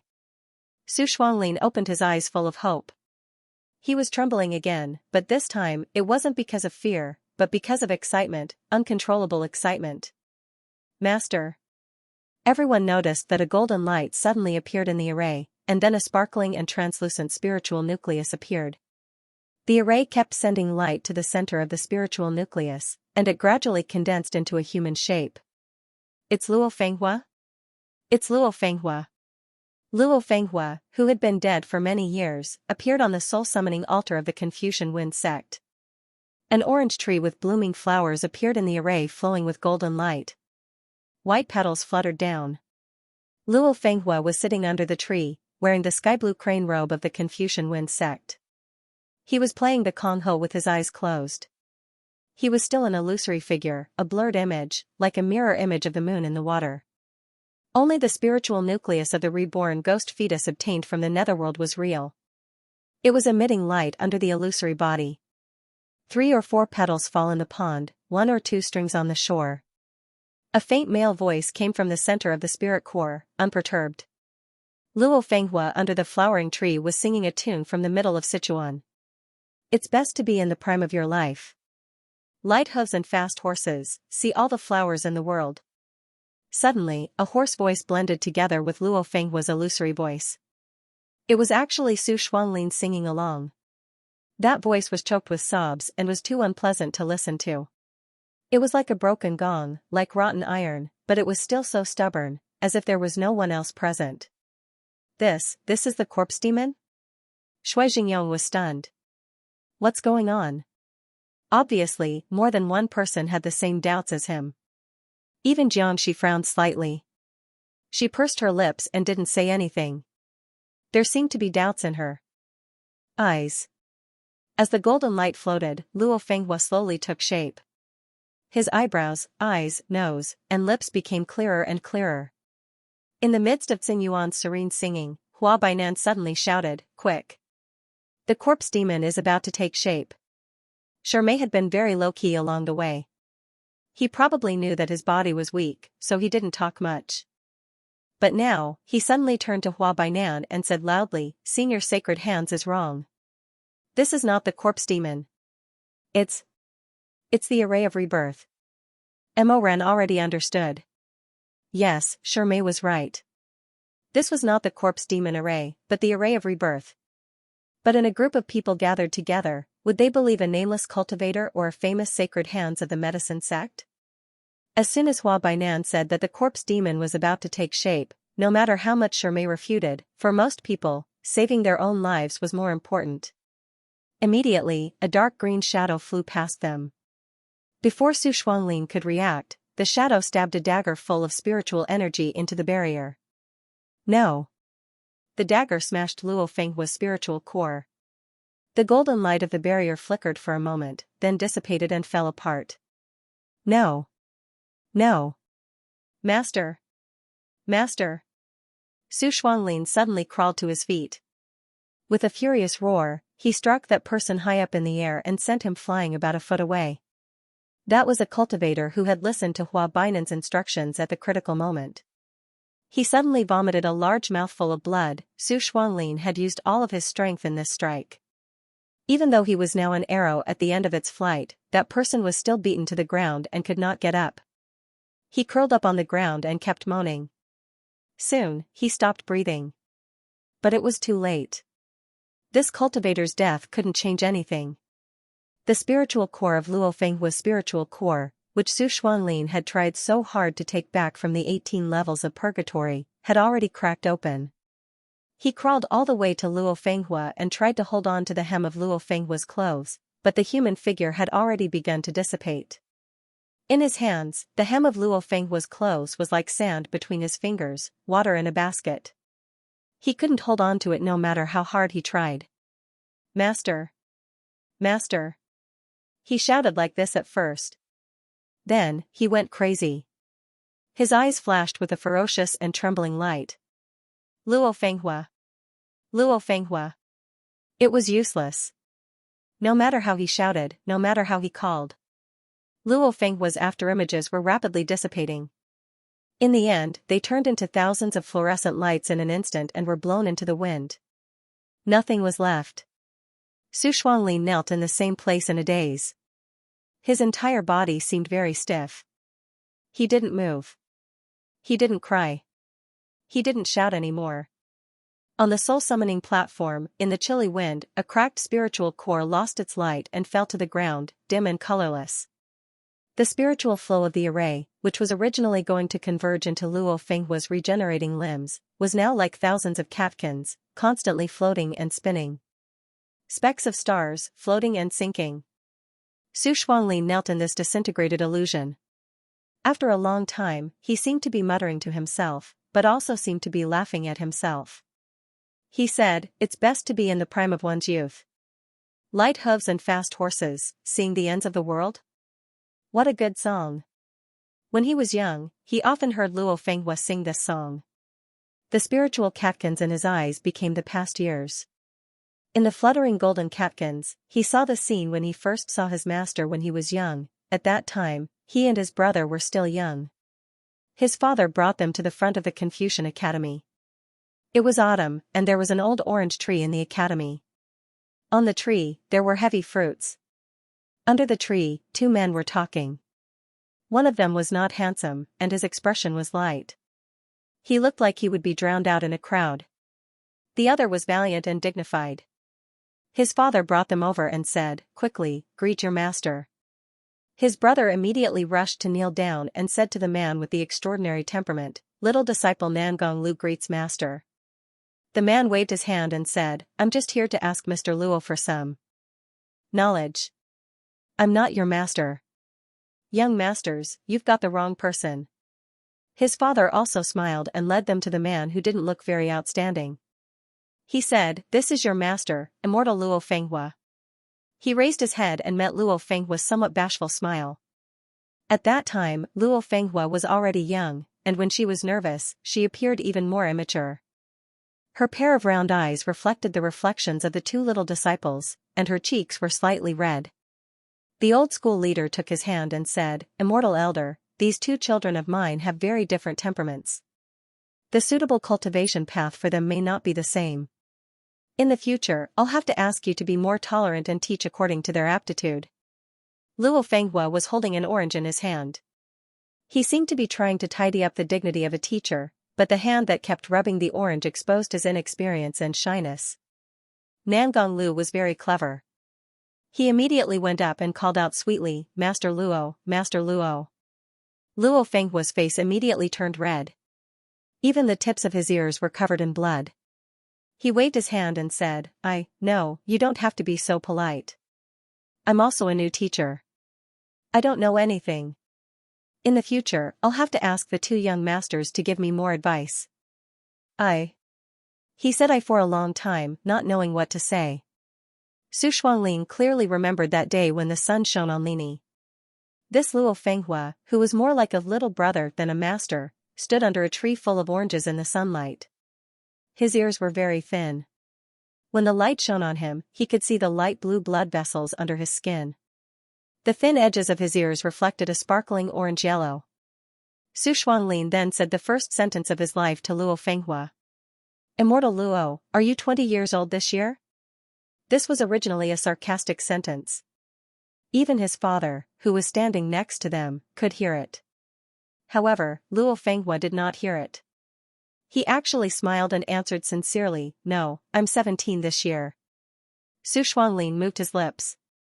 He wanted to say something, but in the end, he did not say anything. He simply waved his hand and left. His father pulled him back and pulled him to a corner. He said sternly, "Su, how can you judge a person's ability based on age? He's not much older than us. Previously, we invited Immortal Wang, but you said he was too old. Isn't it because he's old?" Su Shuanglin rolled his eyes. 97. "I think he's about to die and become an immortal. 17 won't do.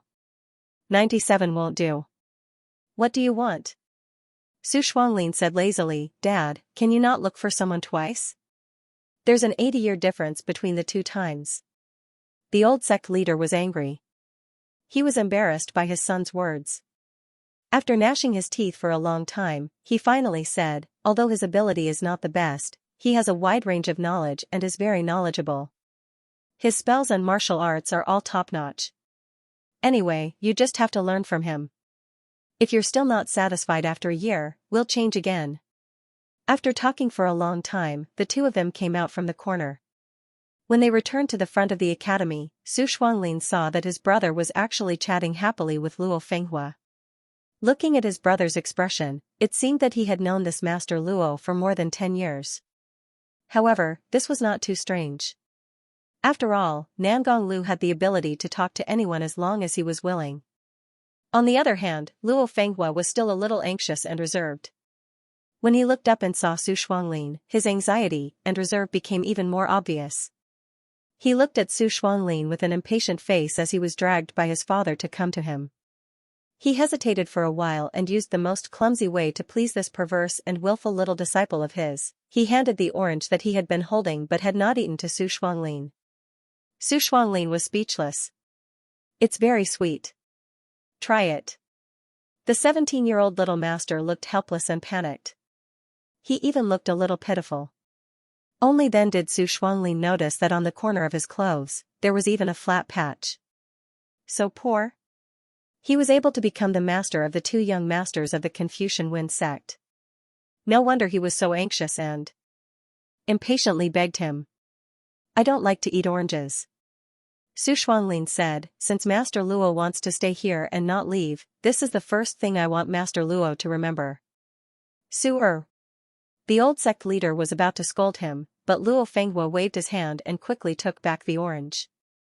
He said, "It's okay, it's okay. Lord, you don't have to worry about it. Sigh, I'm a rude child. I don't know how to respect my master. I've wronged you. It's okay." Luo Fenghua smiled and looked at Su Shuanglin again. His eyes were gentle and friendly, but he was also a little cautious. "Actually, it doesn't matter whether you acknowledge me as your master or not. I have some knowledge. You can learn from me. You don't have to acknowledge me as your master." The old sect leader hurriedly said, "How can that be? Titles are all empty." Luo Fenghua's cheeks were red. He scratched his head uneasily. "Actually, I also feel that I'm a little too young." He turned his head and said to Su Shuanglin, "If you don't mind, you can call me by my name in the future." Su Shuanglin looked at him quietly for a while. Suddenly, he sneered. Just as Luo Fenghua, this poor honest man, was confused by him and became more and more embarrassed, he straightened his clothes and properly bowed to him. Then, he raised his face. The fragrance of the orange trees and the shadows moved. Su Shuanglin smiled. His eyebrows were arrogant and domineering, and the corners of his mouth were slightly arrogant and evil. However, he was still young at that time. When he smiled, there was naturally a trace of tenderness and sweetness like a peach. That's right. Titles are all empty. So, why should he care so much about what he called the other party? Thus, Su Shuanglin lazily and unhurriedly called out, "Shizun." The orange leaves rustled, mottled, and flowing all over the ground. The wind started to blow. Forget it. I just have to make do with this one master. In less than a year, it's time to find the next one, he thought. At that time, Su Shuanglin really thought that everything was as usual, and that today was just an ordinary day in his life. 2 years passed in the blink of an eye. On an autumn day 2 years later, Su Shuanglin was lying on the roof of the Confucian Wind sect's main hall. He squinted his eyes and looked at the red clouds in the sky with a strand of green foxtail in his mouth. Very few people would go to the roof of the main hall. It was originally a place where he was alone, but at this moment, there were 2 people sitting on either side of him. One was his older brother, Nangong Lu, and the other was Master Luo, who was about the same age as them. Su Shuanglin felt that he was sometimes very much like some kind of beast that bared its fangs, not easily allowing others to enter its territory. Therefore, he also did not know why, when he was willing to take these 2 people to the roof, to accompany him in a daze, to watch the clouds, to watch the dragonflies fly low, and to watch the catkins float high. Lu-er. Su-er. Where are you? His father's anxious and slightly angry voice came from under the veranda. Really, every time I ask them to help clean the courtyard, they run faster than rabbits. These 2 little bastards. Nangong Lu quietly poked his head out from the corner of the roof and showed his eyes. He saw his father hurrying over and then retracted his head. Haha, they're gone. The old man is also stupid. Su Shuanglin lazily crossed his legs and looked at him disdainfully. He never knew to come to the roof to look for us. Luo Fenghua was a bit uneasy. Is it okay for us to do this? Sai, why don't you go down in a moment? Don't make Lord worry. What does it matter? Anyway, even if the sky falls, we'll hold it up. Nangong Lu made a face at him. What are you worried about, Ah Su? Am I right? Su Shuanglin didn't say whether he was right or wrong. He spat out the foxtail in his mouth, stretched, and sat up straight. Give me some melon seeds. Nangong Lu poured more than half of the melon seeds he brought up into Su Shuanglin's hand. Su Shuanglin slowly ate the melon seeds while squinting his eyes. He looked at Luo Fenghua with amusement and uneasiness. He licked off a piece of melon seed on his lips and smiled. Is Shizun scared? I just don't think it's a good idea. What's wrong with that? Su Shuanglin said, if the old man blames you, I'll give him a hard time. Luo Fenghua. Su Shuanglin then extended his hand to Luo Fenghua. Give me an orange. I thought you didn't like it. Su Shuanglin frowned. You're so long-winded. Are you going to give it to me or not? If not, I'll grab your ankles and throw you down. Ah Su, don't be so fierce when you're talking to Shizun. What Shizun? That's for outsiders to hear, Su Shuanglin said. Which Shizun would sneak onto the roof with his disciple to eat melon seeds? Luo Fenghua was embarrassed by his words and slowly lowered his head. Su Shuanglin loved to see him like this. Every time he saw him like this, he felt like a bully bullying the weak. He stared at Luo Fenghua for a while and suddenly grinned, revealing a mouthful of white teeth. Shizun Gij, am I right? Shizun Gij was a nickname that Su Shuanglin came up with on a whim. It was respectful and affectionate, but there was also a hint of teasing hidden within the intimacy. Thus, Luo Fenghua appeared very anxious and sad. No, don't call me that. A nickname is just a formality. Shizun Gij said it himself. Luo Fenghua. After teasing him, Su Shuanglin extended his hand again and pestered him again. An orange. You don't like it. I only brought one. It's for Ah Lu. Su Shuanglin's eyes widened, but he didn't glare at Luo Fenghua. Instead, he turned his head and glared at his older brother. Nangong Lu was stuffing pastries into his mouth when he suddenly choked. He waved his hand vaguely and said, well, I don't really want to eat oranges today. Shizun, you can give it to him. Luo Fenghua thought for a moment and said, you can each have half. As he spoke, he wiped the orange on his sleeve and peeled off the skin. He wanted to break it in half fairly, but one side was still bigger and the other was smaller. Thus, Luo Fenghua appeared to be a little distressed. Perhaps it was because he came from a poor family, but he was always troubled by such trivial matters. Sai. Give me the big one. Su Shuanglin didn't stand on ceremony. He took the orange and made the choice for Luo Fenghua, who was trying to be fair. Give him the small one. Luo Fenghua said, don't always bully your older brother. Before he could finish speaking, a piece of juicy orange was stuffed into his mouth. He opened his round eyes in shock and looked at Su Shuanglin blankly and confusedly. What are you talking about? Su Shuanglin sneered. His attitude was sloppy, but his eyes were very gentle. I still have to share my half with Shizun. Nangong Lu also came over and took the other half of the orange. He counted the number of pieces and divided them into several pieces, handing them to Su Shuanglin and Luo Fenghua. The sect leader of the Confucian Wind School, who came later, chuckled. Under the sunset, his soft hair slightly covered his forehead. Su Shuanglin looked at him in amusement. What are you doing? There are oranges. Let's eat them together.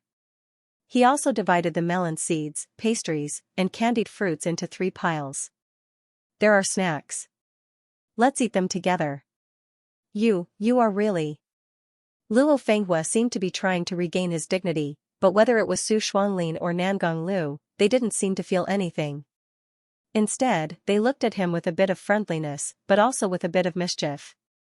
Luo Fenghua was happy to see this kind of friendly expression, but he also felt it was absurd. After half a day, he muttered, you are really messing around. Nangonglu said, we are not messing around, we are not messing around. Even if we are messing around, we are messing around together. When Su Shuanglin heard this, he finally burst out laughing. He supported himself with one hand on the roof and supported his forehead with the other. He smiled and said, okay, then the three of us will eat oranges and snacks together in the future. He paused for a moment and then looked up at the magnificent scenery of the Confucian Wind School's house. He grinned and said, there is a roof, let's climb up together. The scene flashed by. It was still that year, the Lantern Festival. Su Shuanglin was barefoot and had a leaf in his mouth.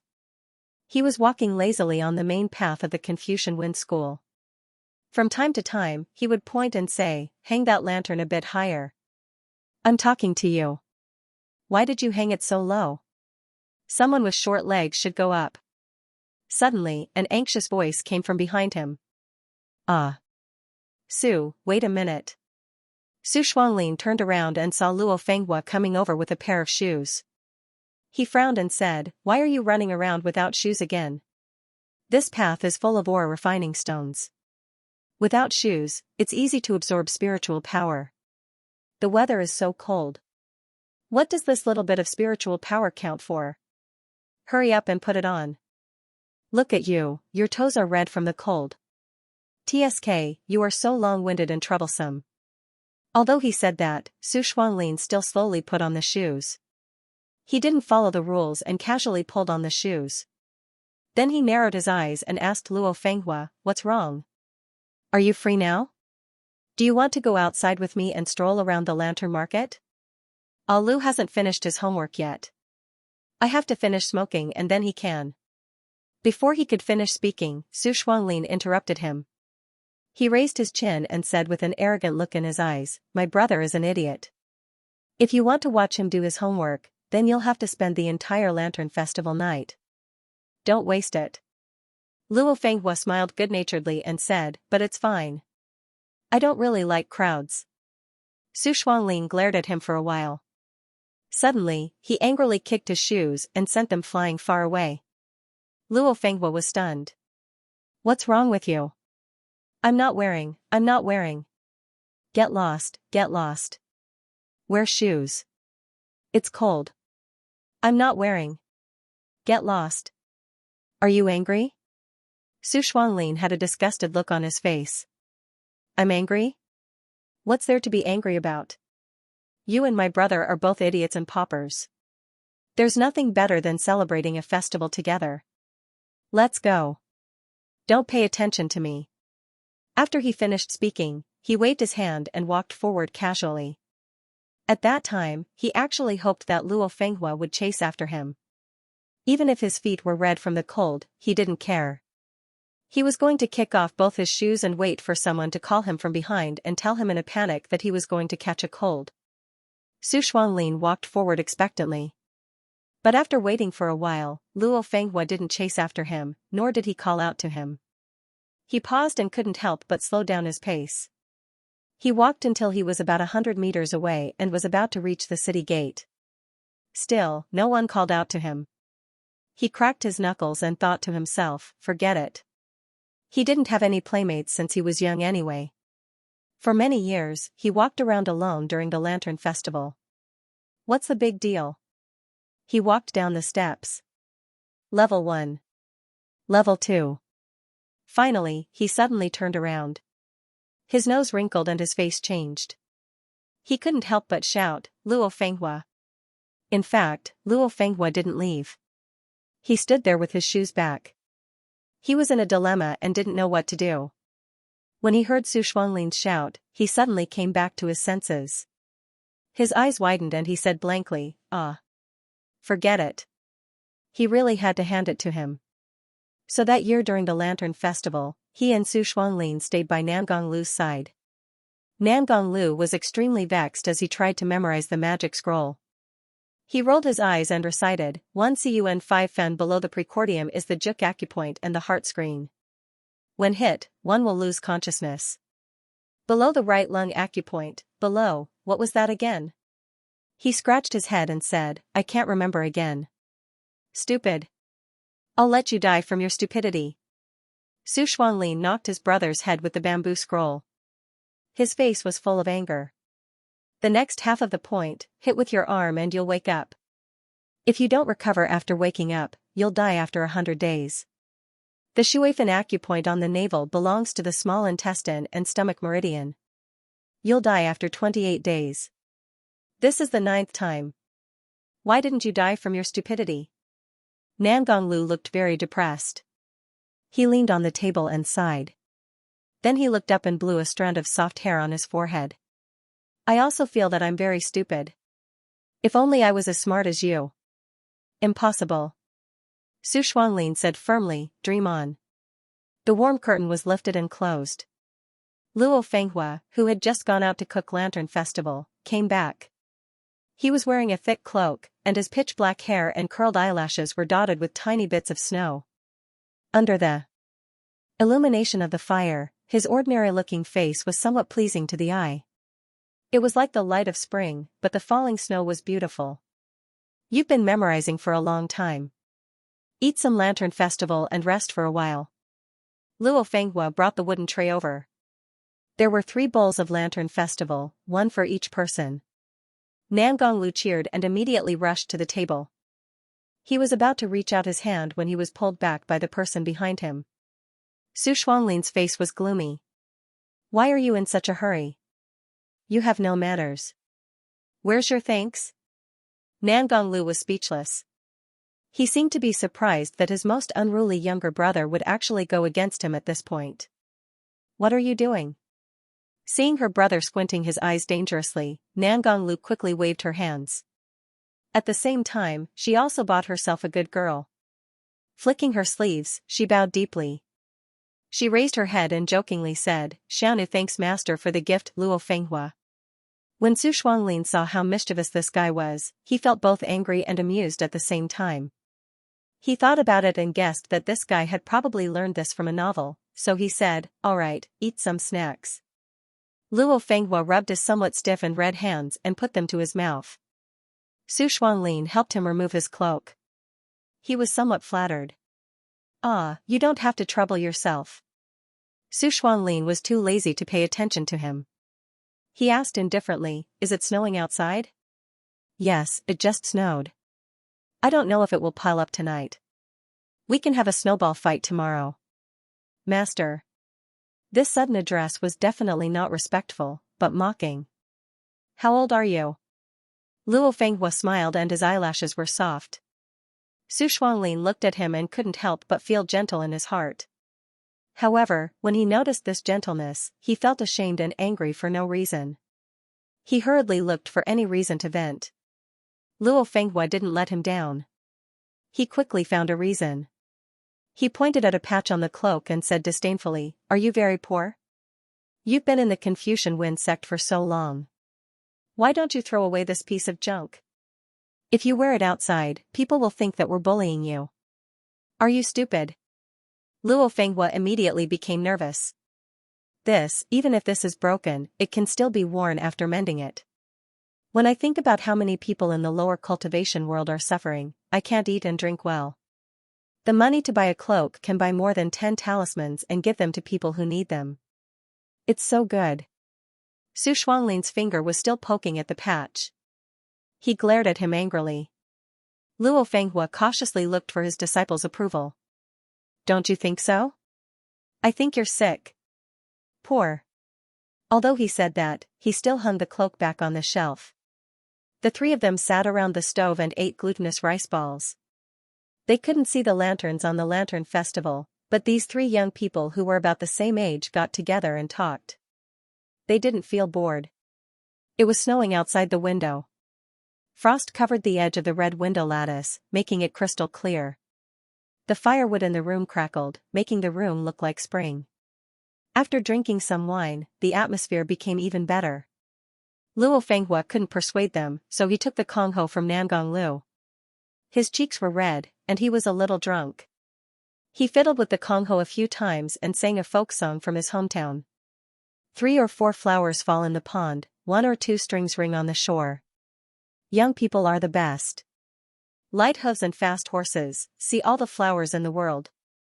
Shizun, this is a good song. Can you teach me what it's called? Young People's Song. Luo Fenghua gently said, it's a short song from Shu. I think it's very appropriate. Nangong Lu raised his head and laughed.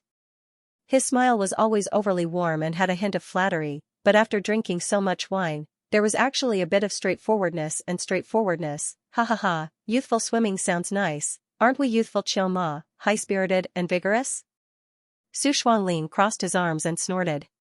You can't memorize a book after memorizing it 9 times.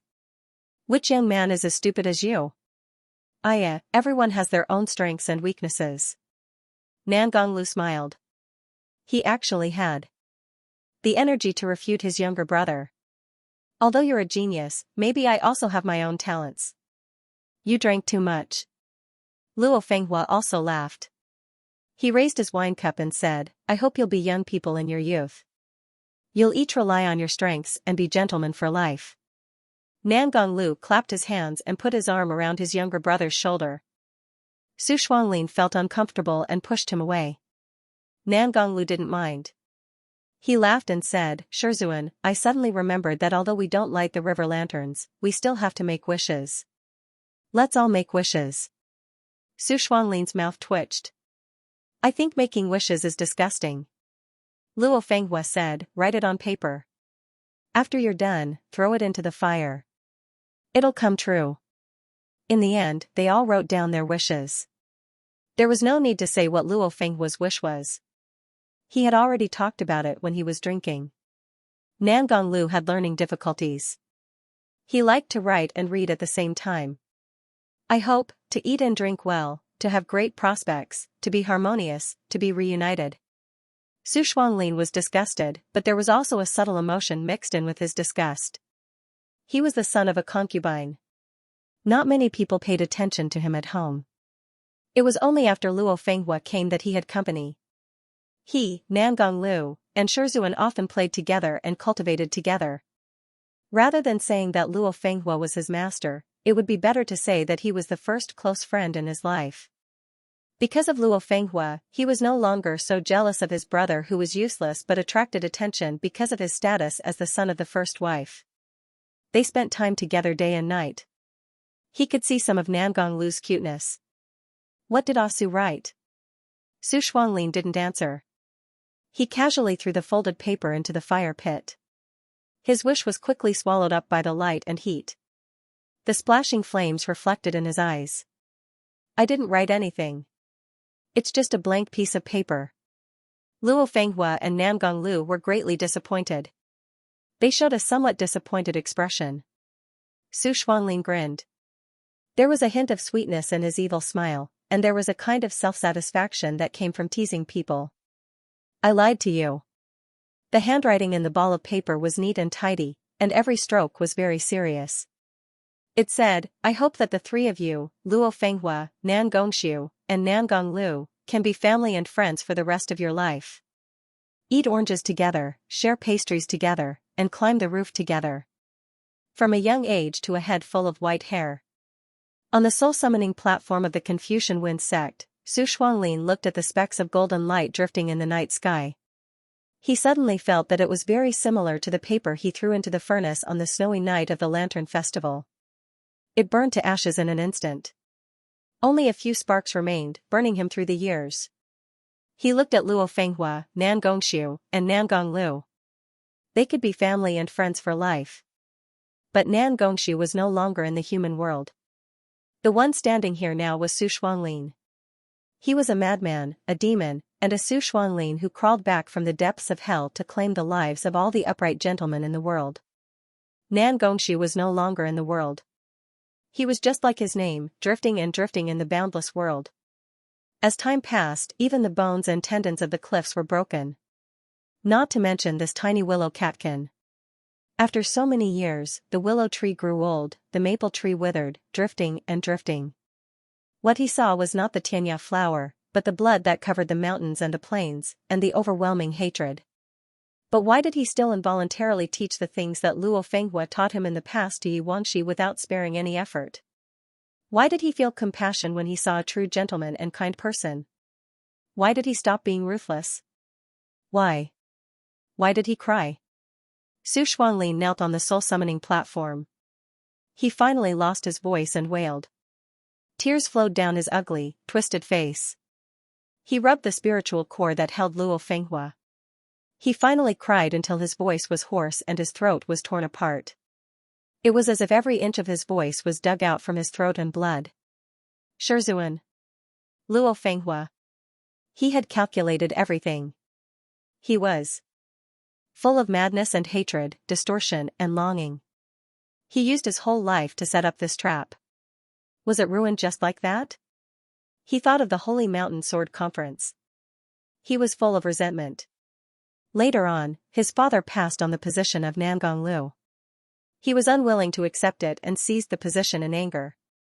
He still remembered his father's old and pale face, staring at him in disbelief. The position of sect leader is mine.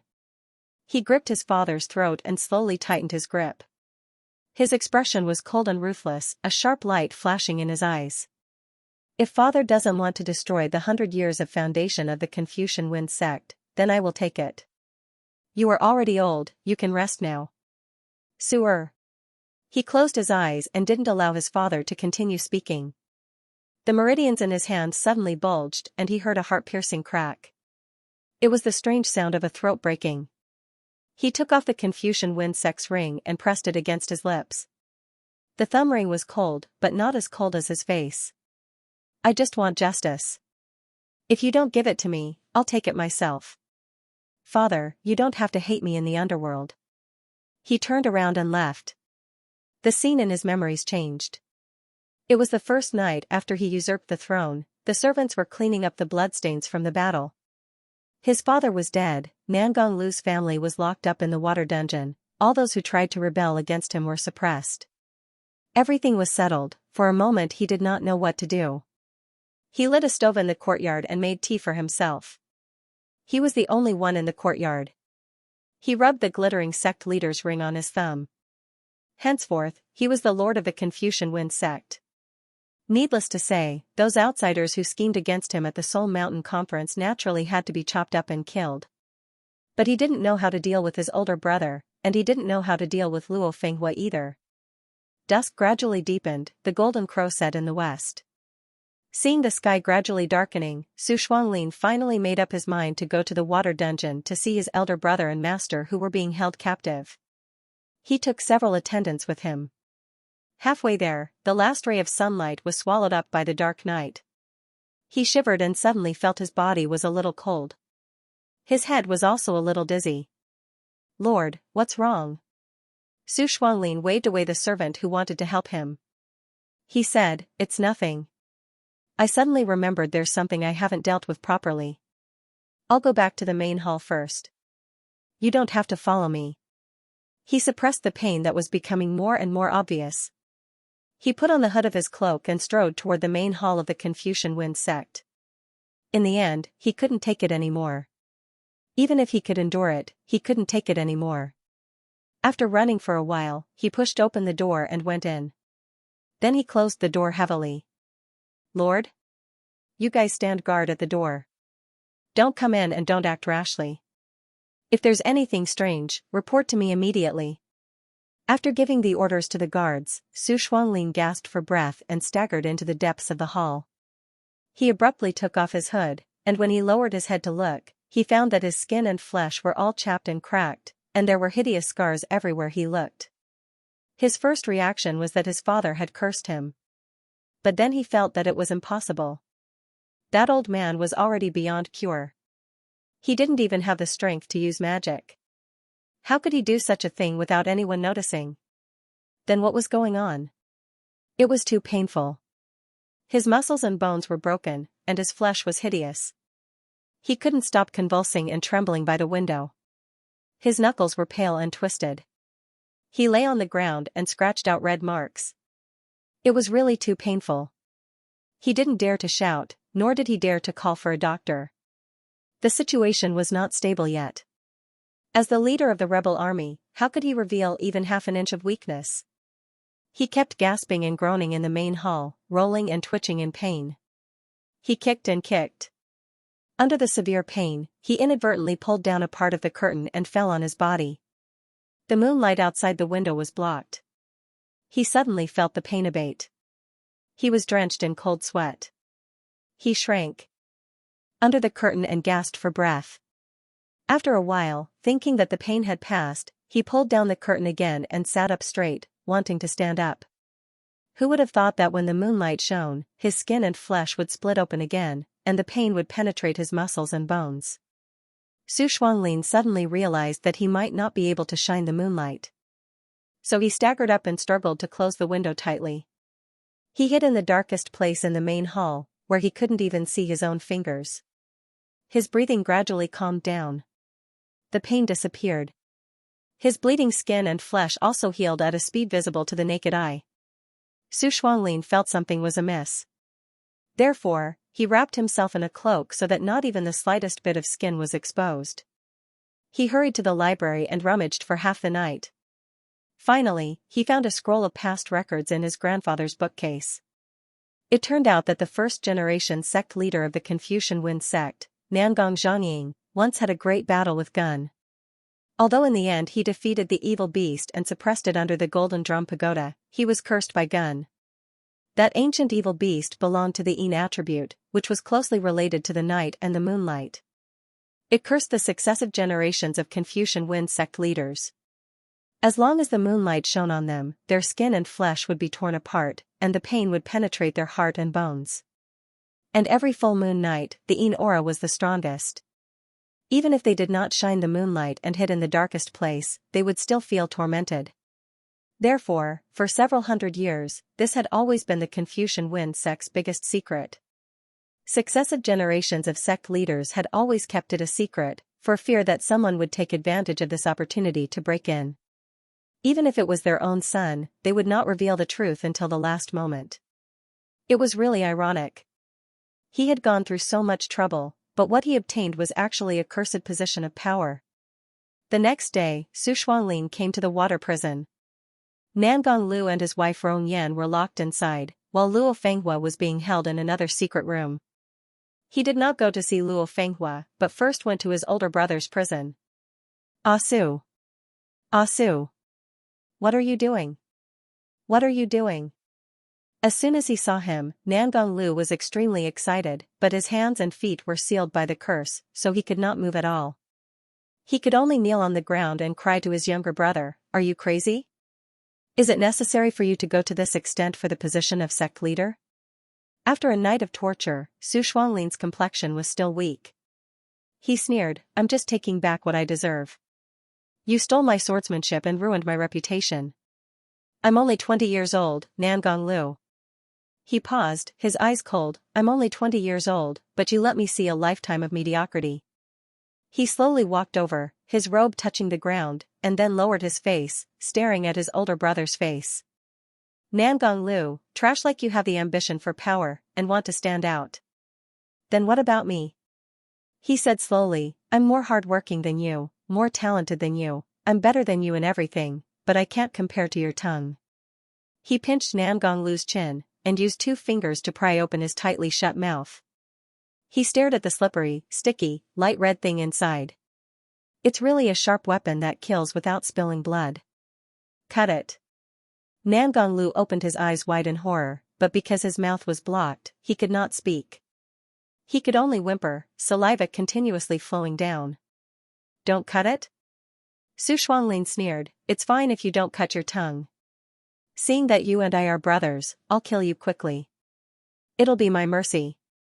As soon as he let go, Nangong Lu wailed, "Don't kill me.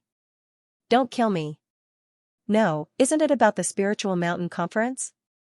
You take me out, I'll give you justice in front of the whole world." "It's too late."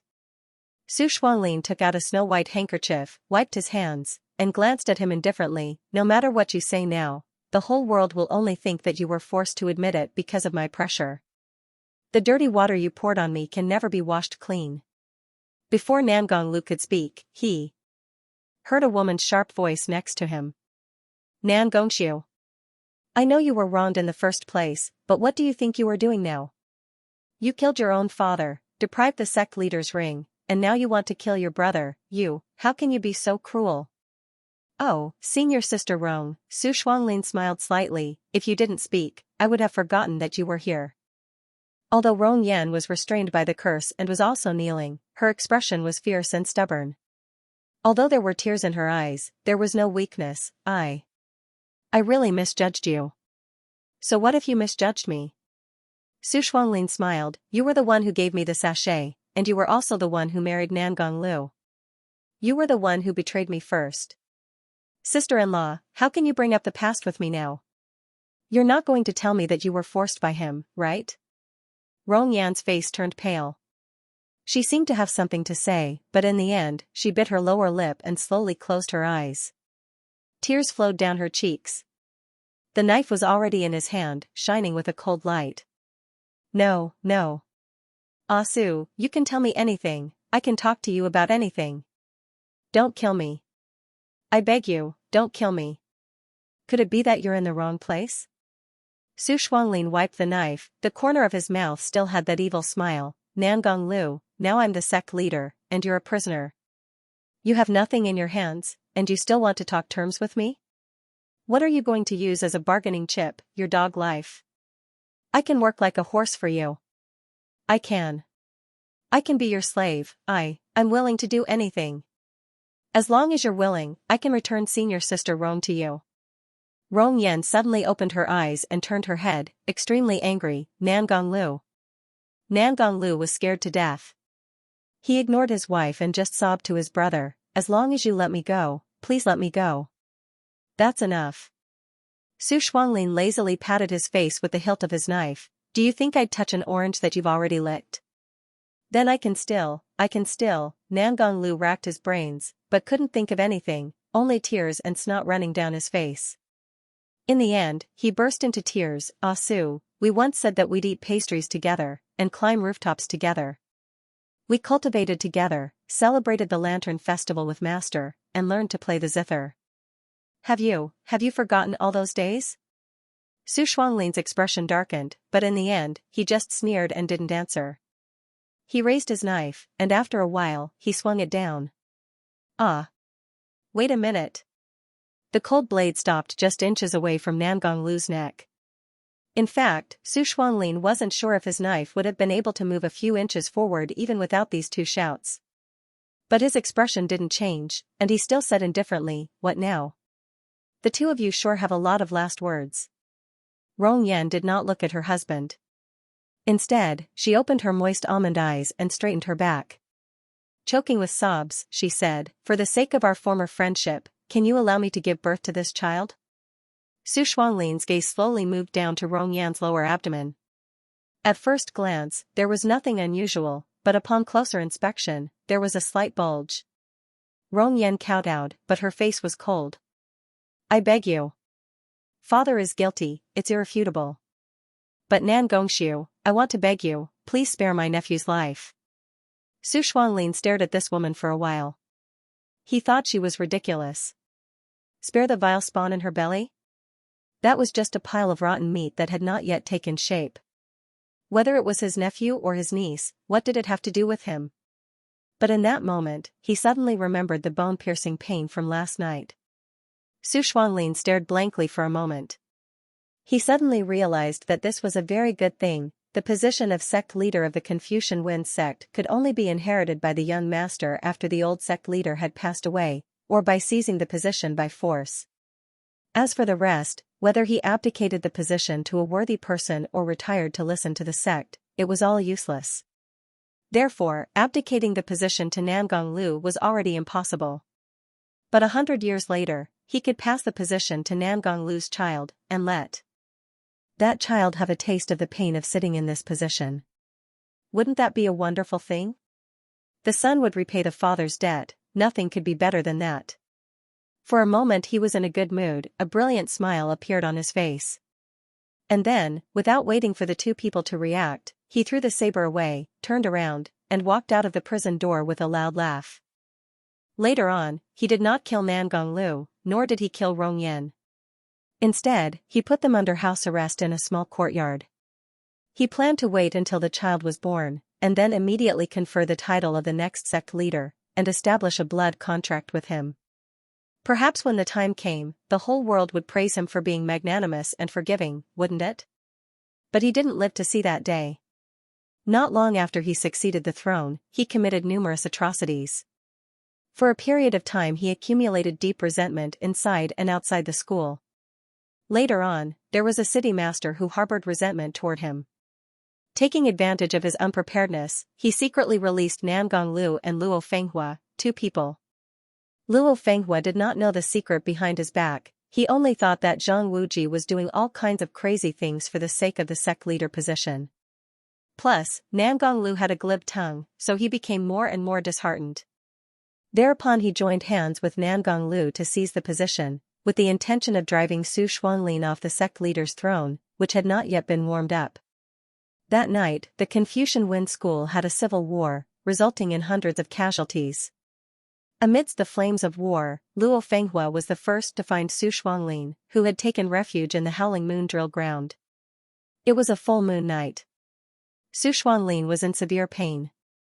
His whole body was covered in blood. He was lying in the forest, like a snake that had been skinned alive. All that was exposed was bright red flesh. When Luo Fenghua saw him, he thought that he had been injured by a spell in the chaos of the war. Although he felt resentment in his heart, he couldn't help but feel compassion for his former beloved disciple. Su Xuanlin raised his head, trembling in the forest, and showed a trace of a bitter smile. "You're here. I fought with him, but in the end you always helped him." Luo Fenghua said, "This time you went too far." "Did you kill Master Tian Chan?" "That's right." "What about Taoist Lin?" "He deserved to die." "What about your father?" After a moment of silence, Su Xuanlin said, "He was unfair. He believed that I was a thief. He asked for it." Luo Fenghua closed his eyes. His eyelashes were somewhat wet. How did you end up like this?" "Huh." Su Xuanlin laughed sinisterly. "Only others are allowed to betray me, but I'm not allowed to betray others? Only others are allowed to stab me, but I'm not allowed to draw my sword. Is this what you call the way of a gentleman?" Luo Fenghua's expression was extremely broken. He swayed in place for a while, then walked in front of Su Xuanlin. Before he spoke, tears flowed down first. "Why are you crying? What's there to cry about?" Su Xuanlin was angry for no reason. "If you want to kill me, do as you please. Why do you have to shed a few drops of fake tears in front of me? Anyway, in your eyes, in the eyes of the old man, in everyone's eyes, that good-for-nothing will always be more important than me." Luo Fenghua shook his head. He didn't say anything. He raised his hand and chanted a forbidden spell. "I've forbidden the spell that you learned with me when we were young." Luo Fenghua said, "From now on, Nan Gongxiu, you and I are no longer master and disciple." Su Xuanlin felt a heart-wrenching pain. Dun's curse was truly heart-wrenching. He rested in place for a while, then said stubbornly, "Don't think too highly of yourself. I've never thought of you as my master." Luo Fenghua stared blankly at him. After a long time, he seemed to want to say something, but there was a clamor behind him. The soldiers were approaching, and the shadows of swords and knives were flashing. Nangong Lu rushed over. "Shizun." When he saw Su Xuanlin and Luo Fenghua talking, his heart suddenly felt weak. He immediately said anxiously, "Shizun, don't listen to him no matter what he says. He's lying to you." Su Xuanlin laughed mischievously. This elder brother of his was always so naive and cute. Did he think that he would still bitterly pull on Luo Fenghua's clothes and explain the whole story, the cause and effect of the cause and effect? Not anymore. For him, life was like a game of chess. Once a move was made, the previous hundreds of twists and turns in his heart were no longer important. The only thing that mattered was the result. A person who had been killed was killed, and the blood that had been dyed was dyed. He couldn't clear his name, and he didn't want to clear it for himself. Luo Fenghua would never forgive him. There was no need to say anything else. He supported himself on a nearby tree and staggered to his feet. The moonlight shone on his face. His skin and flesh split open inch by inch. It was bloody and hideous. When Nangong Lu and the surrounding cultivators saw this, they couldn't help but take a step back. Someone misunderstood and said in astonishment, This is Luo Daozhong's doing? Death by 1,000 cuts, this is too cruel. Su Shuanglin grinned, revealing a mouthful of ghastly white teeth. He stared at his younger brother outside the forest. He suddenly felt that he didn't want to let this pair of master and disciple go so easily. Thereupon, he turned his head and said to Luo Fenghua, Tell them to get lost. I have something that I want to tell you personally before I die. I only want to tell you this. He supported himself on the pine tree and slowly moved with Luo Fenghua to a dark place. The moonlight was covered by the dense shadows. Su Shuanglin's complexion gradually relaxed. His chapped skin also began to heal little by little. Although there were still many small scars, they weren't as scary as before. Su Shuanglin didn't turn his head. With his back facing Luo Fenghua, he first asked, You came here alone with me. Aren't you afraid that I'll kill you? You won't. If you wanted to kill me or Ah Lu, you could have done it a year ago. Su Shuanglin suddenly turned his head.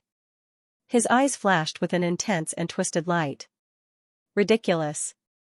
Do you think you understand me very well?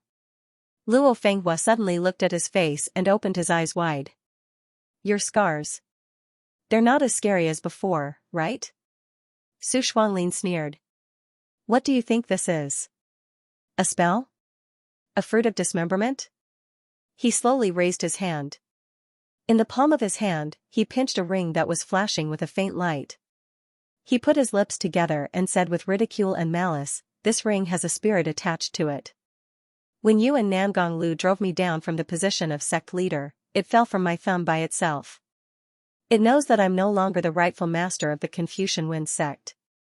However, there are two leaders who are scheming against each other, so it doesn't know who it should recognize. You took Ah Lu's position, so naturally it should be returned to him. Su Shuanglin grinned. That's exactly what I think.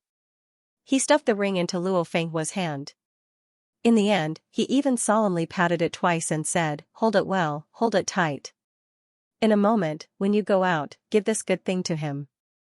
Remember, you must personally put it on for him. He's the real sect leader of the Confucian Wind sect. He paused for a moment and stared at Luo Fenghua's face, which was filled with pain. Then he leaned over, lowered his voice, and said in his ear, Next, I'm going to tell you a secret. Don't be afraid. This secret isn't dark at all. It's just a heroic past, that's all. Slowly, in a low voice, he subdued Nangong Zhongying. Then he told Luo Fenghua about how Luo Fenghua had cursed generations of Confucian Wind sect leaders in full detail. Full of malice, he dipped his teeth into poisonous fangs and pierced them into Luo Fenghua's flesh. He saw Luo Fenghua's expression become more and more unsightly, his round eyes becoming wider and wider. He saw Luo Fenghua being pushed against a tree, trembling slightly. He felt extremely happy. Huh. Didn't you spoil him? You, both of you, don't you all treat Nangong Lu as a treasure? I want you to personally deliver the poison to him. The corners of Su Shuanglin's mouth slowly widened, and then he revealed a sinister and treacherous smile like a lynx. He raised his hand and stroked Luo Fenghua's cheek. Shizun, the story is over. You can go out now. He paused, and his expression became even brighter. Go pay a visit to the Confucian Wind sect's 6th generation sect leader, Nangong Lu. Go. That day, he was covered in blood. He flew away from the Confucian Wind sect on his sword and wandered for half a night. Exhausted, he landed in Sichuan's colorful butterfly town. He came across a little girl sitting in the courtyard. When a little girl saw he was injured and bleeding all over, she was so scared that her face turned pale and she trembled, but she still poured a bowl full of water from the house and gave it to him to drink. He drank the water and stared at her. He didn't know why, but he suddenly felt that the little girl looked very similar to his close friend, his benevolent master, and his mortal enemy. Her eyes were very similar to Luo Fenghua's. He saw the orange tree in the courtyard was full of fruit. Suddenly he had an idea and wanted to eat it very much. But the little girl's words were full of pedantic and sour stench. She opened her mouth and closed her mouth about a gentleman, which made him very tired. It was as if he could see that ridiculous thing Luo Fenghua really saying, I hope all of you will be young and weak for the rest of your life. Each of you will rely on your own merits to be a gentleman for the rest of your life. A gentleman for the rest of his life. It was really ridiculous. He shook off the tangerines, cut down the orange tree, and then swaggered away, leaving the little girl crying in the courtyard. But he was still angry. That night he indiscriminately killed several more villagers. He raised his sword and cut them down. The more he moved away from the word gentleman, the happier he felt. And then he left, intending to conceal his identity and end the rest of his life. But it was at that time that he heard in the tea house that Luo Fenghua had usurped the throne and become the first-generation sect leader of the Confucian Wen sect. The customers in the tea house were all saying, who would have thought? It's really true that you can't judge a book by its cover. Poor Nangong Lu raised his army to plot a rebellion, who would have thought it would be a wedding dress for someone else? He must hate his Shifu to death, right? This Luo Fenghua is really blinded by greed, his heart is gradually turning black. He is not a good person. Su Shuanglin was sitting in front of a small greasy table. He was holding a cup of tea that was about to reach his mouth, but he did not drink it. He just sat there listening to the conversation in a daze. His vision was turning black. The earth was spinning and the sky was spinning. But he had never thought that in the end, Luo Fenghua would make such a choice. He would rather bear misunderstandings and hatred. He would rather be condemned by thousands and spurned by tens of thousands. He would rather be cursed and live a life worse than death every full moon night until the end of his life. Luo Fenghua could not personally stab this sharp sword into his disciple's heart. In the end, he was one step behind. Tap. Tap. Tap. Footsteps slowly sounded. Su Shuanglin broke away from his memories. He opened his eyes. In his blurred vision, the face of a young man appeared. On the empty soul-summoning platform, Mo Ran walked in front of him and half knelt down, looking at him. In that instant, Su Shuanglin felt that this young man's eyes were very strange. There were too many things hidden in them. He did not seem like a young man in his early 20s. Mo Ran said. Nangong Lu, you planned all of this to bring him back to life? It's none of your business. You left Nangong Lu behind and resurrected Luo Fenghua. From now on, no one can enter this Jiao mountain. You want to spend the rest of your life here in peace. Am I right? Su Shuanglin shouted harshly, it's none of your business. Mo Ran picked up the broken spirit core on the ground. There was still light flowing in the core. He said, you disguised yourself and returned to Nangong Lu's side as Su Shuanglin.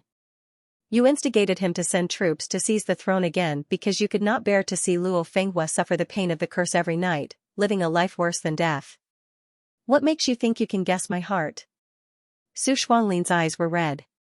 There was a moist and ruthless light in them. You think you know everything? I don't. I can only guess, Mo Ran said, but... Looking at your expression, I also feel that my guess is not wrong. Su Shuanglin gritted his teeth and spat out, the younger generation is arrogant. It's all the same. When you were 20 years old, didn't you also become arrogant? Mo Ran looked at him calmly. Nan Gongshu, that year you helped your elder brother regain the position of supremacy, but you did not expect that he would be plotted against twice. In order to obtain the position of supremacy, he was already ruthless. You did not expect that after he seized Luo Fenghua's position, he would cut the weeds and eliminate the roots and kill him. You did not expect his death at all. Your mind was in chaos. You did not know what to do. He stared at Su Shuanglin's face. He understood that kind of state of despair better than anyone else. He was reading Su Shuanglin's heart. He was reading his own heart. What should you do in despair? If it was him, what would he do? Rebirth. He would want that person to be reborn. Mo Ran looked at Su Shuanglin, who was curled up in a ball on the ground, and said in a low voice, you didn't expect Nangong Lu to be so vicious as to directly kill Luo Fenghua. In desperation, you simply beat him at his own game. You said that the curse on the ring was left by Luo Fenghua, and instigated Nangong Lu to throw Luo Fenghua's corpse into the blood pool according to Confucian Wen sect's rules, and detain him to the 18th level of hell. Is he crazy? Shui Meng was stunned. Since he wants Luo Fenghua to be reborn, he must treasure this person. Then why does he want to push him to the 18th level of hell? Because once a soul enters hell, it can't be reincarnated. Mo Ran looked at him with pity in his eyes. This way, Luo Fenghua won't be reincarnated immediately. You can study the method of rebirth, and let Luo Fenghua come back. Then, you can build a utopia, a place where you are a god, a place that is fair and just. Su Xuanlin. After a few moments of silence, this person whose face was mostly festering suddenly laughed. He stared at Mo Ran's face. Grandmaster Mo, I only found out today that you are actually a madman. He paused, and then said in an extremely soft voice, because only a madman can understand me. When he finished speaking, he laughed heartily. His laughter was like a bald vulture with wings. Although he was old, he still fiercely and stubbornly occupied the precipice, and would not show the slightest bit of weakness until he died. Mo Ran closed his eyes, and said softly to him, Nan Gongxiu, listen, there are still people in this world who know the method of rebirth. If you are willing, I will do my best to plead with Master Huizue of Wubei Temple to return your master's life. He opened his palm and handed the broken spirit core back to Su Xuanlin. But please, tell me. It was as if he was trying to grasp the last strand of floating grass to save his life. He frowned, and in a place where no one could see, there was a trace of helplessness in his eyes. Please tell me, who is the person who has been helping you from behind the scenes? Mo Ran said, who taught you this strange method of rebirth? Who taught you the exquisite chess game? His memories and his previous life. Was a Confucian wind sect, in front of Yi Wangxi, and died under a flurry of swords. Since that was the case, Su, in his previous life. But in this life, everything was different. Su Xuanlin had set up a trap in Jin Chengqi early on. He designed the peach blossom spring, the colorful butterfly suppressing the heavens, and when the method of sacrificing people didn't work, he quickly changed his method. He searched everywhere for divine martial arts, and finally pulled Luo Fenghua out of purgatory. Such a method of rebirth was definitely not something that he came up with himself. You want to know? Su Xuanlin's eyes flashed with malice. My skills were indeed taught by someone, but I am not willing to tell you. Would you rather be his chess piece until you die? Chess piece? Su Xuanlin smiled. You are thinking too much.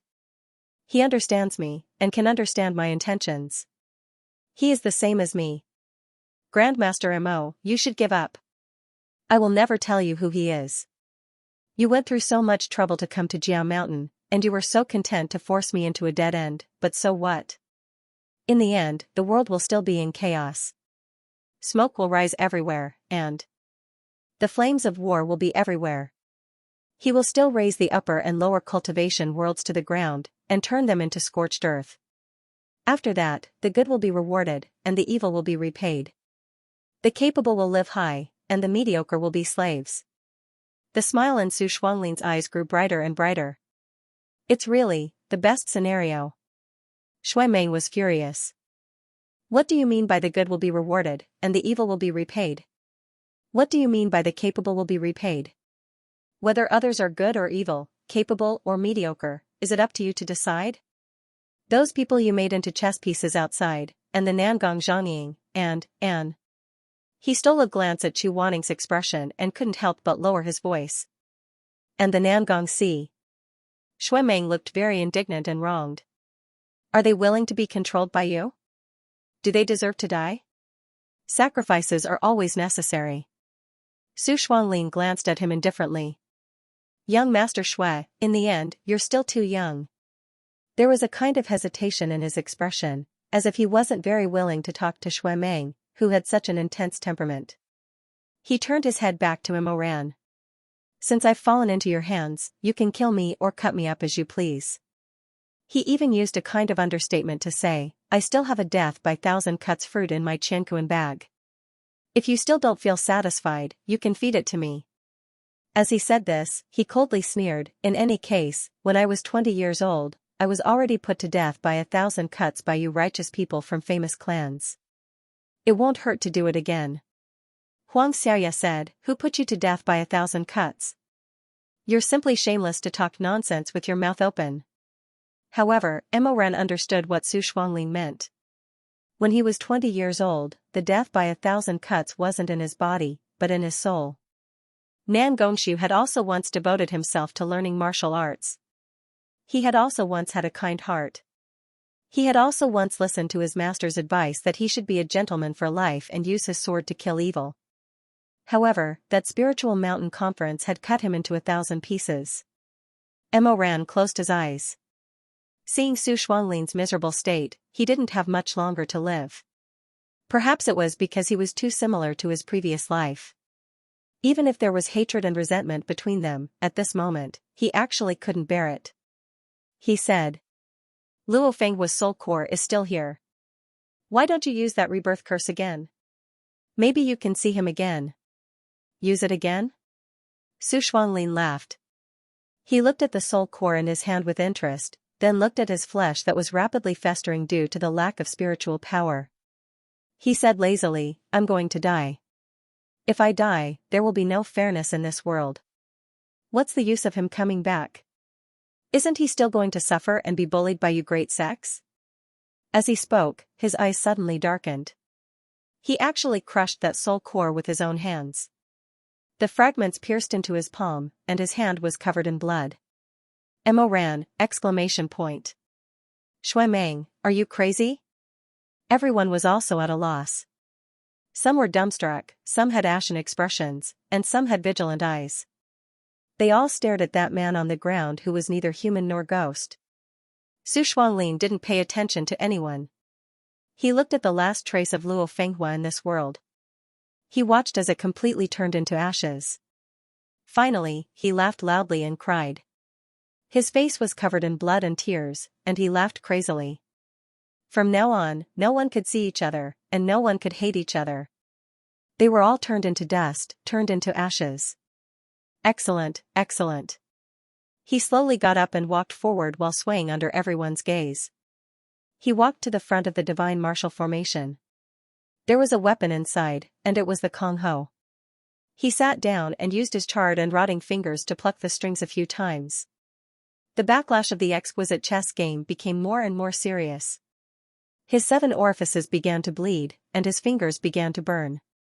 In the end, his entire body was engulfed by the flames, but he still played in the flames. His expression seemed to be somewhat happy and relaxed, but that happiness and relaxation could no longer be seen. His skin and flesh were rapidly shrinking, curling, and shriveling. Raging flames deceive the heavens. Su Shuanglin's lazy voice came from the flames. That voice was calm and unruly, as if no amount of pain could affect him. No matter how close the death was, it couldn't threaten him. It's best to be young and weak. Light hooves and fast horses, looking at all the flowers in the world. There were many older people in the crowd. Unexpectedly, in this lazy and carefree tune, they suddenly thought of the young man at the spiritual mountain conference. He was dressed in green and had an upright appearance. That young man walked out of the dark tunnel, walked out of the wasteland of memories. He confidently stepped into the arena, carrying his sword that had been through hundreds of battles. His hands were full of calluses from practicing swordsmanship. He was so young, so handsome, so magnificent, and even a little arrogant. He glanced at the 10 great sect masters and the spectators who were shouting and shouting. Suddenly, he grinned. His smile was extremely clean. The young man in his early 20s stopped. His back was straight as he faced the arena that was filled with sunlight. Facing the bright future in his eyes, he cupped his fists and said, Confucian Wind Sect, Nan Gongxiu. Today is the first battle. I hope that seniors will not be stingy with their guidance. In the end, he failed to live up to his expectations. After a long time, the flames extinguished. Only 5 ownerless divine martial weapons were left on the soul-summoning platform. There was also a rebirth array that had not completely disappeared yet. Whether it was Luo Fenghua or Su Shuanglin, they were all gone. Shui Jingyong was somewhat in disbelief. He blankly opened his eyes and muttered, is it all over? Ba. Karma and reincarnation are all retribution. Master Xianxia of Wu Bei Temple closed his eyes and put his palms together. He sighed deeply and said, I hope that all the hatred in the world will return to dust. Shui Mei rolled his eyes at him. This old bald donkey didn't do much along the way, but he was quite good at speaking after the horse's back. What should we do next? He turned his head and asked his father, should we just go down the mountain like this? But he still has a colleague. We don't know who that person is. While they were talking, Xianxia suddenly shouted, be careful. Back off. Everyone abruptly followed his gaze, only to see that the rebirth array had shrunk to the size of half a palm. It paused for a moment before expanding again at an astonishing speed. It was as though a wound had split open in the sky, and strands of distorted black gas were gushing out from within. Shui Meng said in surprise, what's going on? Su Xuanglin is dead. Shouldn't this rebirth array disappear with him? Xianxia pinched his fingers and stared at the array for a moment. He cursed in a low voice, no, no. This isn't a corpse demon. It's not a rebirth either. I'm afraid that we and Su Xuanglin have all been deceived. What? Shui Mei was shocked. It's not a corpse demon, and it's not a rebirth array? Then what could it be? Xianxia said angrily, it doesn't matter what it is. The most important thing is to prevent this array from fully forming. In addition to him, the other masters also reacted quickly. In a flash, Chu Wanning, who didn't like to talk nonsense the most, took out Heaven's Inquisition and attacked the center of the array. Unexpectedly, although he took the lead, someone else followed closely behind him. A dark green shadow suddenly swept out from the crowd like a cheetah pouncing on its prey. A cold dagger flashed in its sleeve and fiercely stabbed toward Chu Wanning's back, as if it wanted to stop him from moving. Master! Master! Two cries of alarm came from Shui Meng and Shermei. However, they were too far away to help. There was a piercing sound. It was the sound of a blade entering flesh. Shui Meng closed his eyes. When he opened them again, his face was pale. He looked in that direction with a pale face. He was stunned. Surprisingly, Chu Wanning wasn't injured. In the nick of time, it was Mo Ran who reacted quickly and stood in front of the figure with the dark green cloak fluttering in the wind. That person's dagger had already sunk into his shoulder, leaving only the hilt with a silver snake pattern on it. Mo Ran's shoulder clothes were instantly dyed red with blood. He lowered his eyebrows and clenched his teeth. His eyes flashed with a cold light. Those were the fierce eyes of a falcon when it finally killed a cunning rabbit. Grandmaster Hua. He suddenly tightened his grip on Hua Bainan's hand that was still holding the dagger. Enduring the pain, he pulled the dagger out of his own flesh. His forehead was covered in fine beads of cold sweat, but he still clenched his teeth and mocked, you sneak attacked my Shizun from behind. Do you think I'm dead? The night wind blew, ruffling the green gauze that Hua Bainan had put on again to cover his ugly face. Hua Bainan was silent for a moment, then said, how long has Grandmaster Mo been suspecting me? Ever since you were poisoned and stayed on the mountainside. Hua Bainan chuckled. Oh, that was something I couldn't do anything about. After all, I was hoping to kill a group of people in the main hall. Mo Ran gritted his teeth and said, why did you stop Su Xuanglin earlier? What else could I do? Let the formation change and let him realize that the rebirth formation that he worked so hard to set up was fake? Wouldn't that be big trouble? At this time, Chu Wanning had already struck down Heaven's Inquisition, directly at the center of this mysterious formation. However, as soon as it landed, he was shocked to find that the spiritual aura of this formation was so strong that it couldn't be easily suppressed. When he turned around, he saw Mo Ran standing behind him, his shoulder injured by Hua Bainan's dagger. He couldn't help but feel anxious. Mo Ran, don't worry about me, Mo Ran said. Destroying the formation is more important. I'll guard this place. Chu Wanning couldn't do anything about it. Inside the secret array, there was a vicious flow of spirit chi that he had never come into contact with before. Even the rainbow butterfly suppressing the heavens and splitting the heavens couldn't compare to it. He continued to pour his spirit chi into Heaven's Inquisition, but he could only prevent the array from continuing to evolve, but he had no way to make it disappear. On the other side, Xianxia suddenly understood, but he couldn't believe that the first divine hand of his sect had an ulterior motive behind his back. He couldn't help but feel defeated. After a while, he said, Hua Bainan, you. At this moment, while Binan's hand was being held tightly by Mo Ran. He didn't turn around, but when he heard Xianxi's voice, he smiled faintly and said, "Sect leader, don't act rashly. Lone Moon's Knight had a rule, always be mindful of everything. Naturally, I've kept that in mind. So along the way, I've looked for opportunities to plant a heart drill worm on many people that I've carefully raised for many years." Everyone's expression changed in horror. After a moment of silence, it was like a pot of boiling porridge. Did the divine hand plant a worm on their bodies? It didn't hurt or itch, and they didn't even feel anything. But suddenly, they felt like their entire bodies were itching, as if there was a heart drill worm hiding in every corner of their bodies that could take their lives. "Hua Bainan, you're crazy. You're so vicious." Some people cried out anxiously, rubbing their bodies. "Where is it? Where is it? Did I get hit? I didn't have any contact with him at all. I don't think I have it on me." There was also someone with a straightforward temperament who couldn't stand Hua Bainan's despicable methods. He shouted angrily, "You with the surname Hua. Don't try to confuse the crowd with your lies. There are so many cultivators here, and they're all the best in their respective sections. Do you think they'll be afraid of a threat like you?" Before he finished speaking, Hua Bainan lightly waved his hand. The man who provoked him suddenly swayed, and then his eyes bulged. He grabbed his own throat and fell to the ground. He kept rolling around, shouting, "Ah! Ah!" Pus and blood quickly gushed out from his nose and eyes. His eyes rolled back, and he spasmed violently. Feces and urine flowed all over his crotch, emitting a foul stench.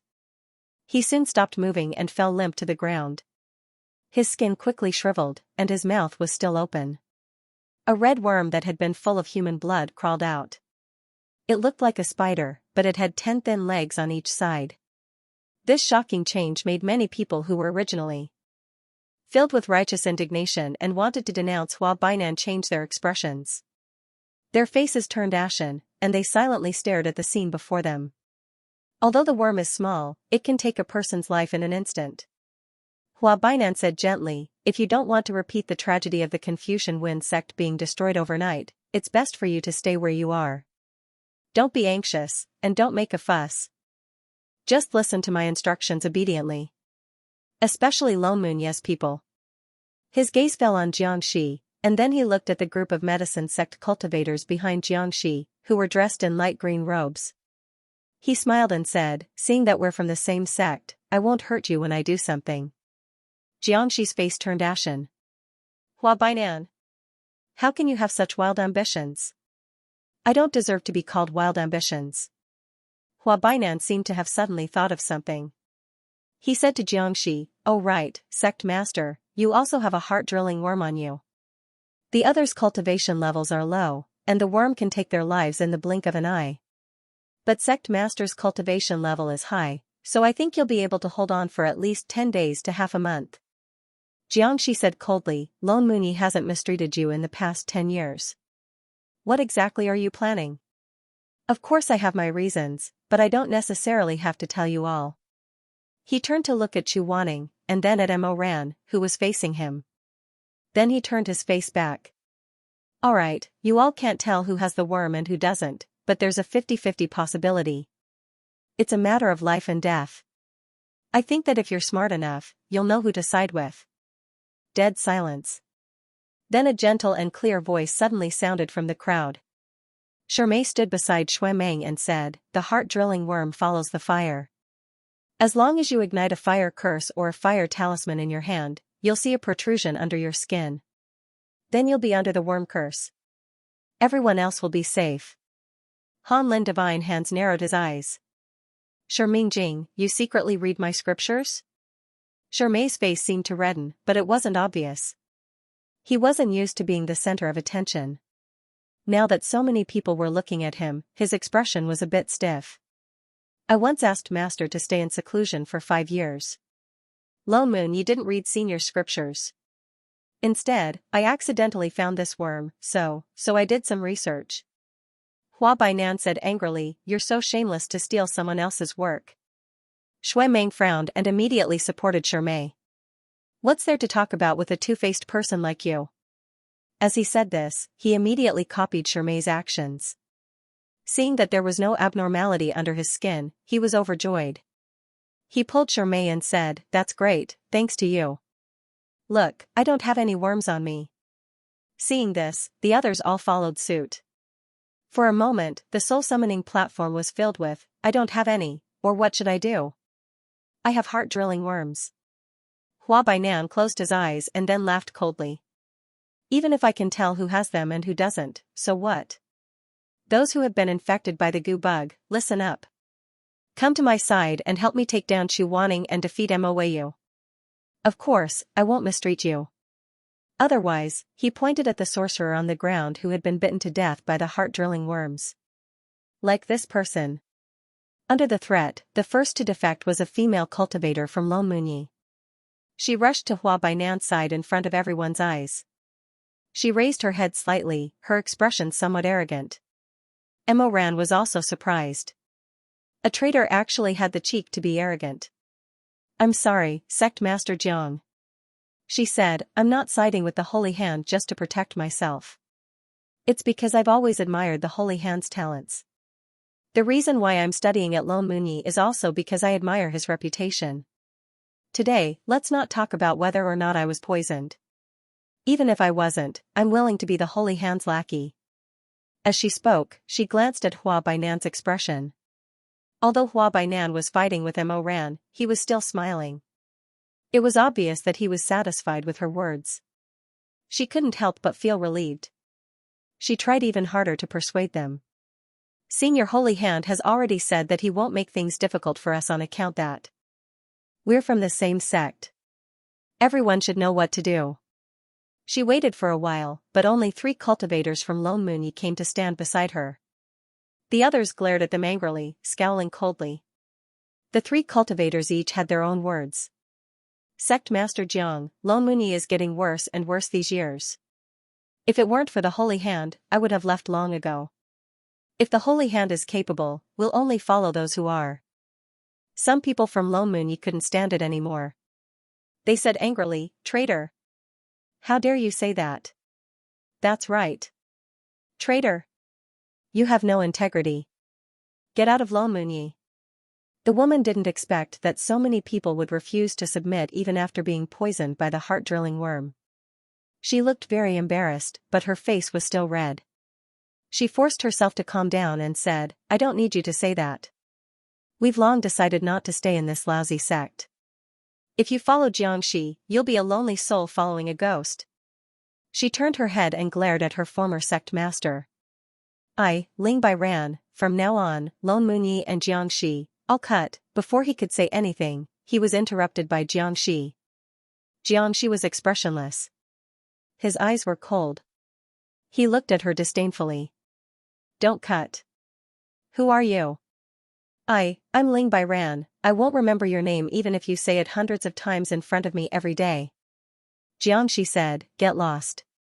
The female medicine sect master was very angry. She bit her lower lip for a while and said indignantly, I didn't expect a sect master to be like this." "You're only seeing me today?" Jiangxi sneered. "But speaking of which, Lonmunyi has thousands of disciples. This is the first time I'm seeing you. To be honest, if it weren't for this situation today, you might not even have the chance to speak to me in this lifetime." With that, he flicked his sleeve. A fragrant wind blew. Jiangxi had already started fighting with Hua Bainan. Hua Bainan already had the extremely difficult Mo Ran in front of him. Now that Jiangxi was here, it was obvious that he couldn't bear the consequences. In a moment of desperation, he activated a wave of heart-drilling worms. Everyone present who had goo worms in their bodies was immediately bitten by thousands of ants. They were in unbearable pain. Save me." Jiangxi's figure also paused. However, he was indeed the sect master of Lonmunyi. He immediately tapped several of his vital acupoints and temporarily alleviated the pain. His face was still pale as he continued to fight with Mo Ran against Hua Bainan. Hua Bainan was not stupid. He crooked his finger and released the heart-drilling worms from the 3 people who had defected to him. He said sternly, "Accept the challenge."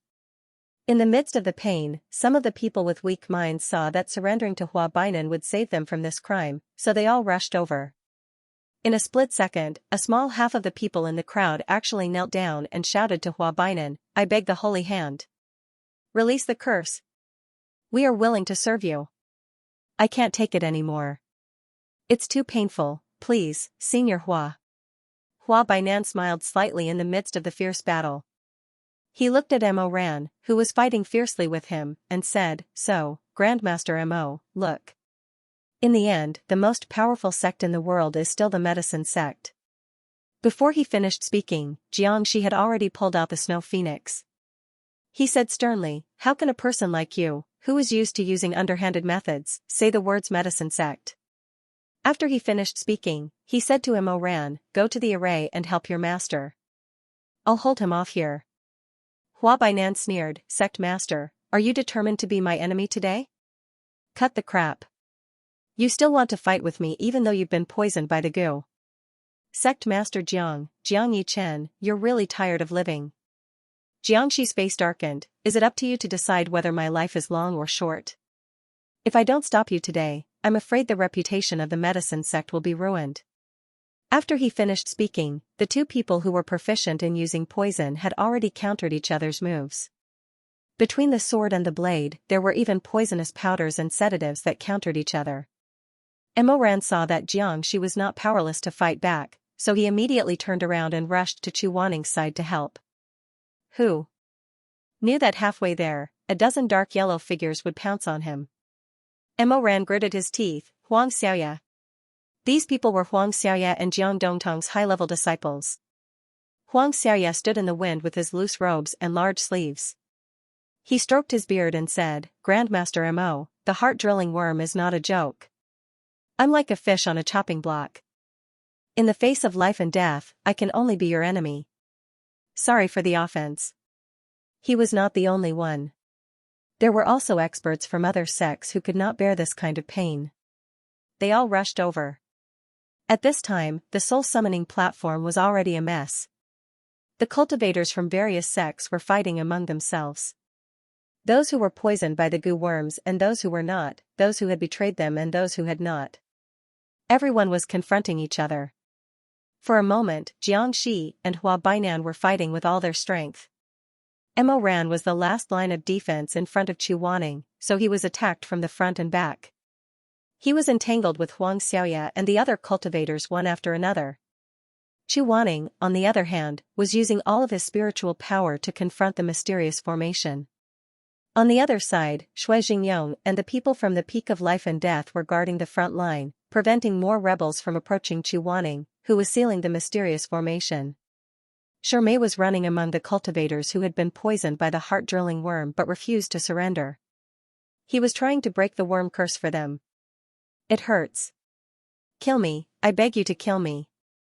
Shermei bent down and picked up a young man who was rolling on the ground. The young man grabbed his hand and cried, "It hurts so much. I don't want to surrender, I don't want to surrender. Just kill me. I beg you, kill me. Kill me. Bear with it." Shermei comforted him while placing his fingertips on the young man's pulse. "I can't take it anymore. Look at me, look into my eyes." But the young man did not listen to Shermei at all. His fingers were tightly clenched, and his whole body was twitching like a fish that had been fished out of the water. He gasped for breath, "I can't take it anymore." Shermei had no choice but to force the young man's face to face and lift his tightly closed eyelids. This was not easy because the young man kept kicking and struggling, leaving red marks on the back of Shermei's hand. "Look at me, look at me." The young man was barely called back to his senses. He panted and turned his eyes, looking at Shermei with tears in his eyes. Shermei silently recited the incantation and stared into the young man's eyes. Suddenly, the young man shivered and felt something quickly climbing up his waist. Soon, it climbed to his chest, throat, and throat. Ugh! He suddenly turned over, and with a strong feeling of nausea, he vomited a big puddle of vomit. The smell was very pungent, and there was a red heart drill worm in it that kept spasming. Shermei pointed in the air and immediately broke the worm into pieces. He suddenly stood up and shouted, "The heart drill worm can be controlled by the eye healing technique. I can help you to do it." He ran around and shouted anxiously, "Stop fighting. Don't kill each other if you can do it. You can do it, you can do it." But in the chaotic battle, not many people listened to him. His voice was not loud and was soon drowned out by the shouts, howls, explosions, and collisions. Xianxia heard Shermei's shout and froze. A healing technique? Like many insects, when some poisonous insects entered the body, as long as the corresponding eye healing technique was used to guide them out of the body, they would be lured out of the body like moths to a flame. The poison of the goo insect would then be neutralized. Hua Bainan obviously heard it too. He cursed in his heart, and his eyes flashed with a fierce cold light. Along the way, I killed all the cultivators who knew eye healing technique. I didn't expect that on this shabby peak of life and death, there would be someone who knows this kind of high-level medicine grandmaster technique. It's really, the knife in his hand brushed past Xianxi's snow phoenix, and sparks flew when they collided. Hua Bainan gritted his teeth and said, "Young man, you're awesome." Suddenly, he withdrew his sword. Then, his entire body swept backwards like a bat, and leaped into the midst of the fierce battle. Oh no! Xianxia was startled as she saw through Hua Bainan's intention. She was just about to gather her qi to catch up when the heart-drilling worm flared up. Her chest constricted and she spat out a large mouthful of blood. She stabbed her sword into the ground and knelt down. His blood-soaked lips opened and closed as he watched Hua Bainan leave. He wanted to warn the others, but he couldn't make a louder sound. Dang. Xian. Shermei was detoxifying a cultivator of the treading snow palace who was poisoned with a goo worm. After the cultivator vomited out the heart-drilling worm, he no longer felt the pain in his heart. He quickly stood up and shouted to Shermei. "Stop fighting. Come and detoxify the goo. We can detoxify it." Shermei was also busy trying to stop the fight. He dragged a dozen people to Shermei's side and kept shouting, "Okay, okay, bear with it. Don't cry out in pain. I'll detoxify it for you. I'll detoxify it for you right now. Who is my shitty? His skills are top-notch, and he's no worse than Loman's disciples." Shui Meng said and called out to Shermei. But the moment he looked up, his voice stopped. "Shermei! Behind!"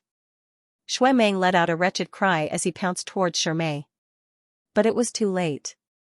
Hua Bainan was like the king of hell, the god of death. He flew through the air and grabbed Shermei's neck from behind. "Shermei! Sherming Jing!"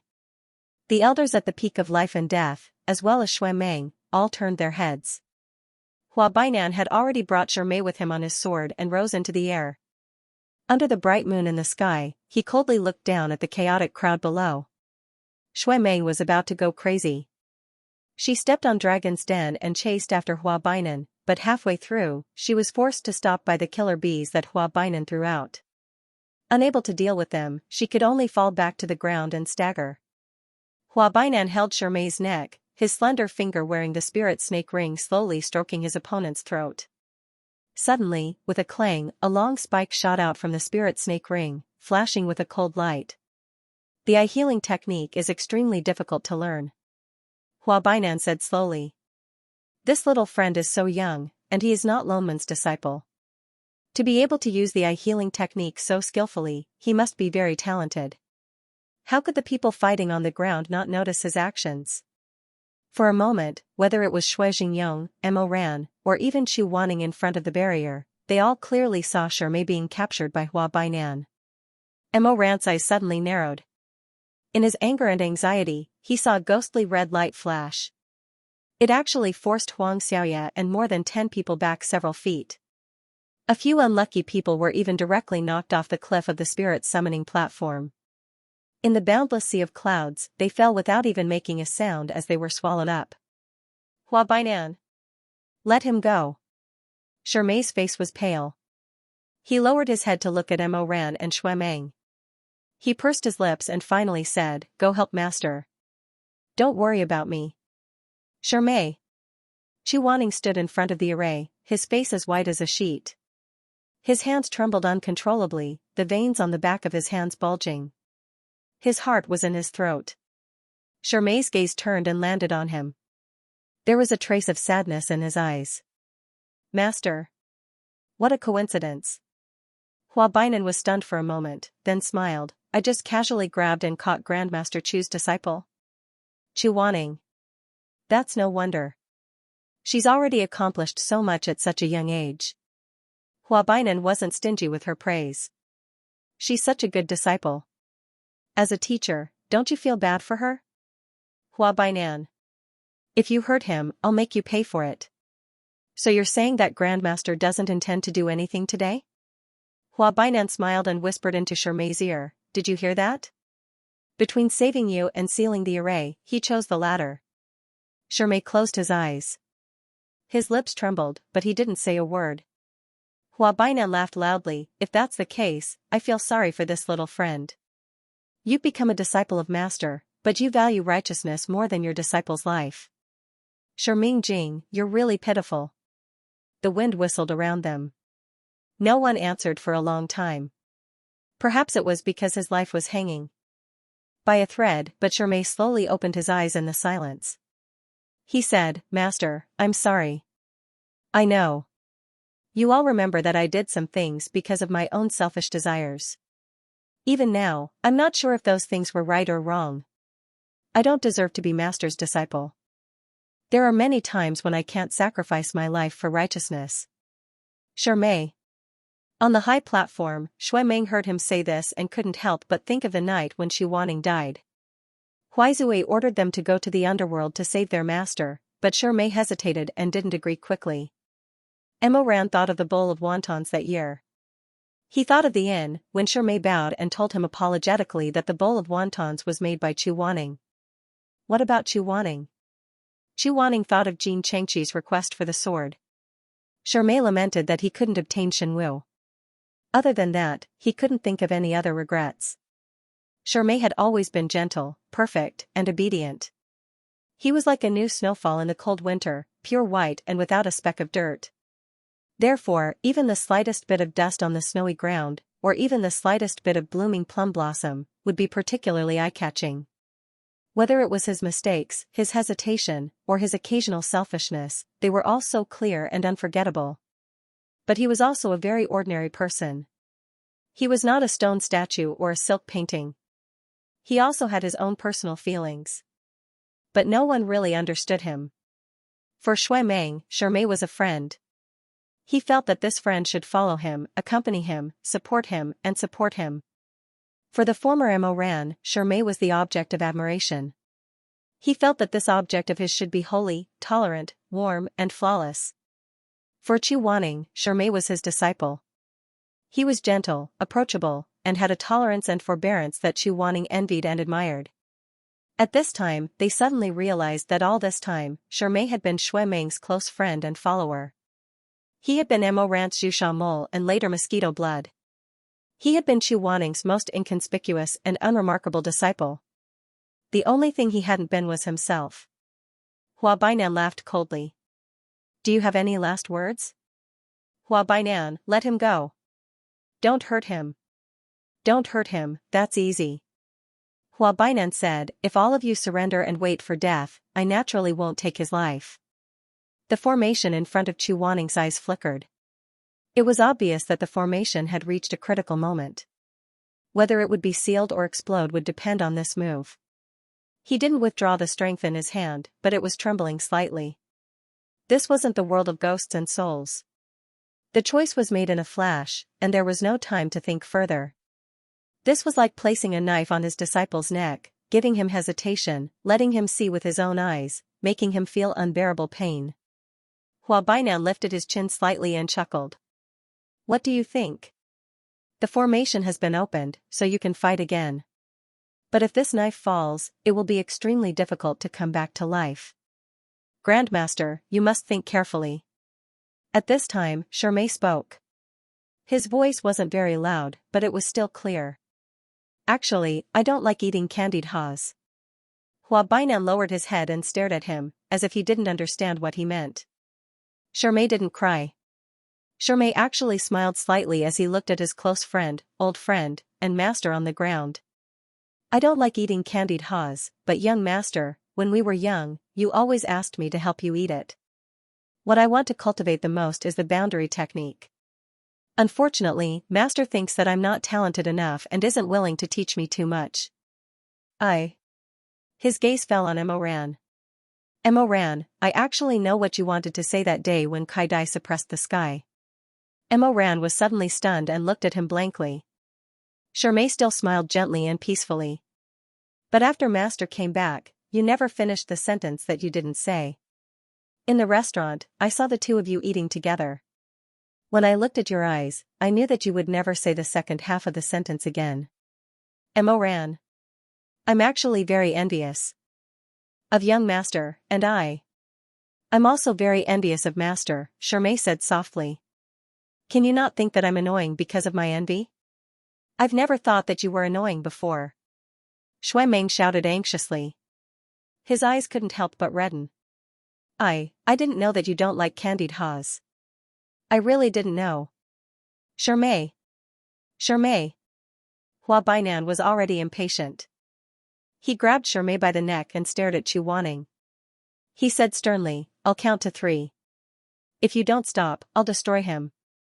No. Shui Meng turned around in a panic and shouted anxiously at Chu Wanning. Master, please stop first. We can't watch something happen to Shermay in front of us. Just stop. 1. The trembling of Chu Wanning's fingers went from almost undetectable to clearly visible to everyone. He looked at Shermay. His usually sharp phoenix eyes met with his usually gentle peach blossom eyes. His phoenix eyes moistened. 2. Bang, at this moment, blood splattered everywhere. Shui Meng and Emoran's shouts were like sharp swords that pierced through the roof. Shermay. You don't have to count to 3. Blood dripped down. Shermay raised his hand and covered his eyes.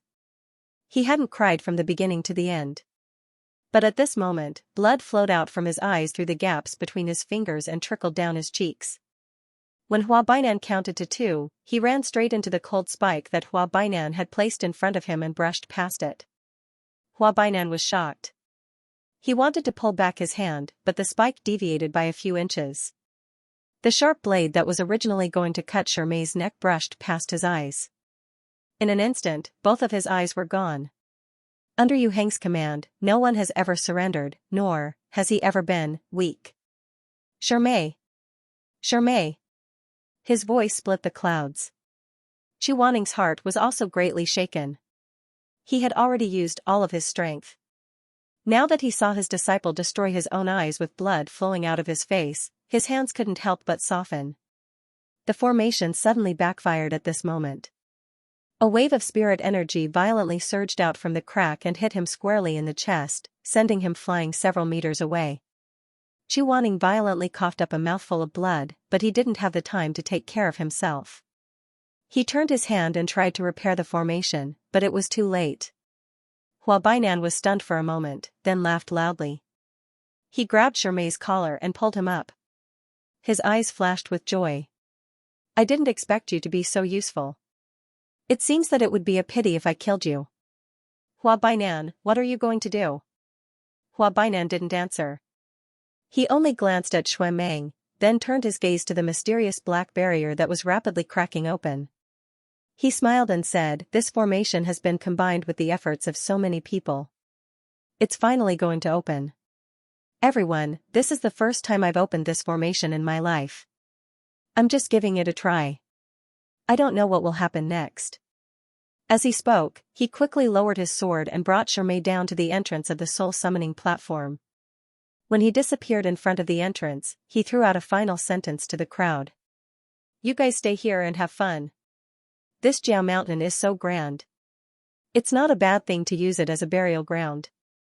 Almost at the same time, a deafening sound came from the sky.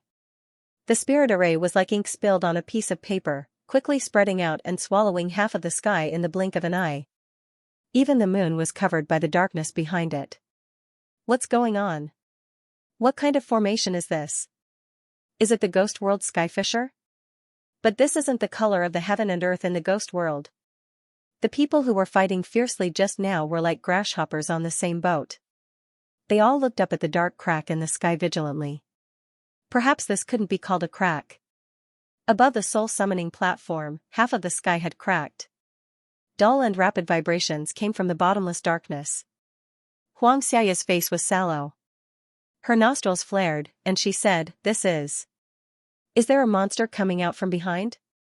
Why is there such a big commotion?" Emoran took the lead and stood at the front with the ghost sword in his hand. Suddenly, a bolt of lightning flashed across the night sky. Rumble. Heavenly thunder space break. It's cracked. There's something behind. Something's coming out. Is it a malicious ghost?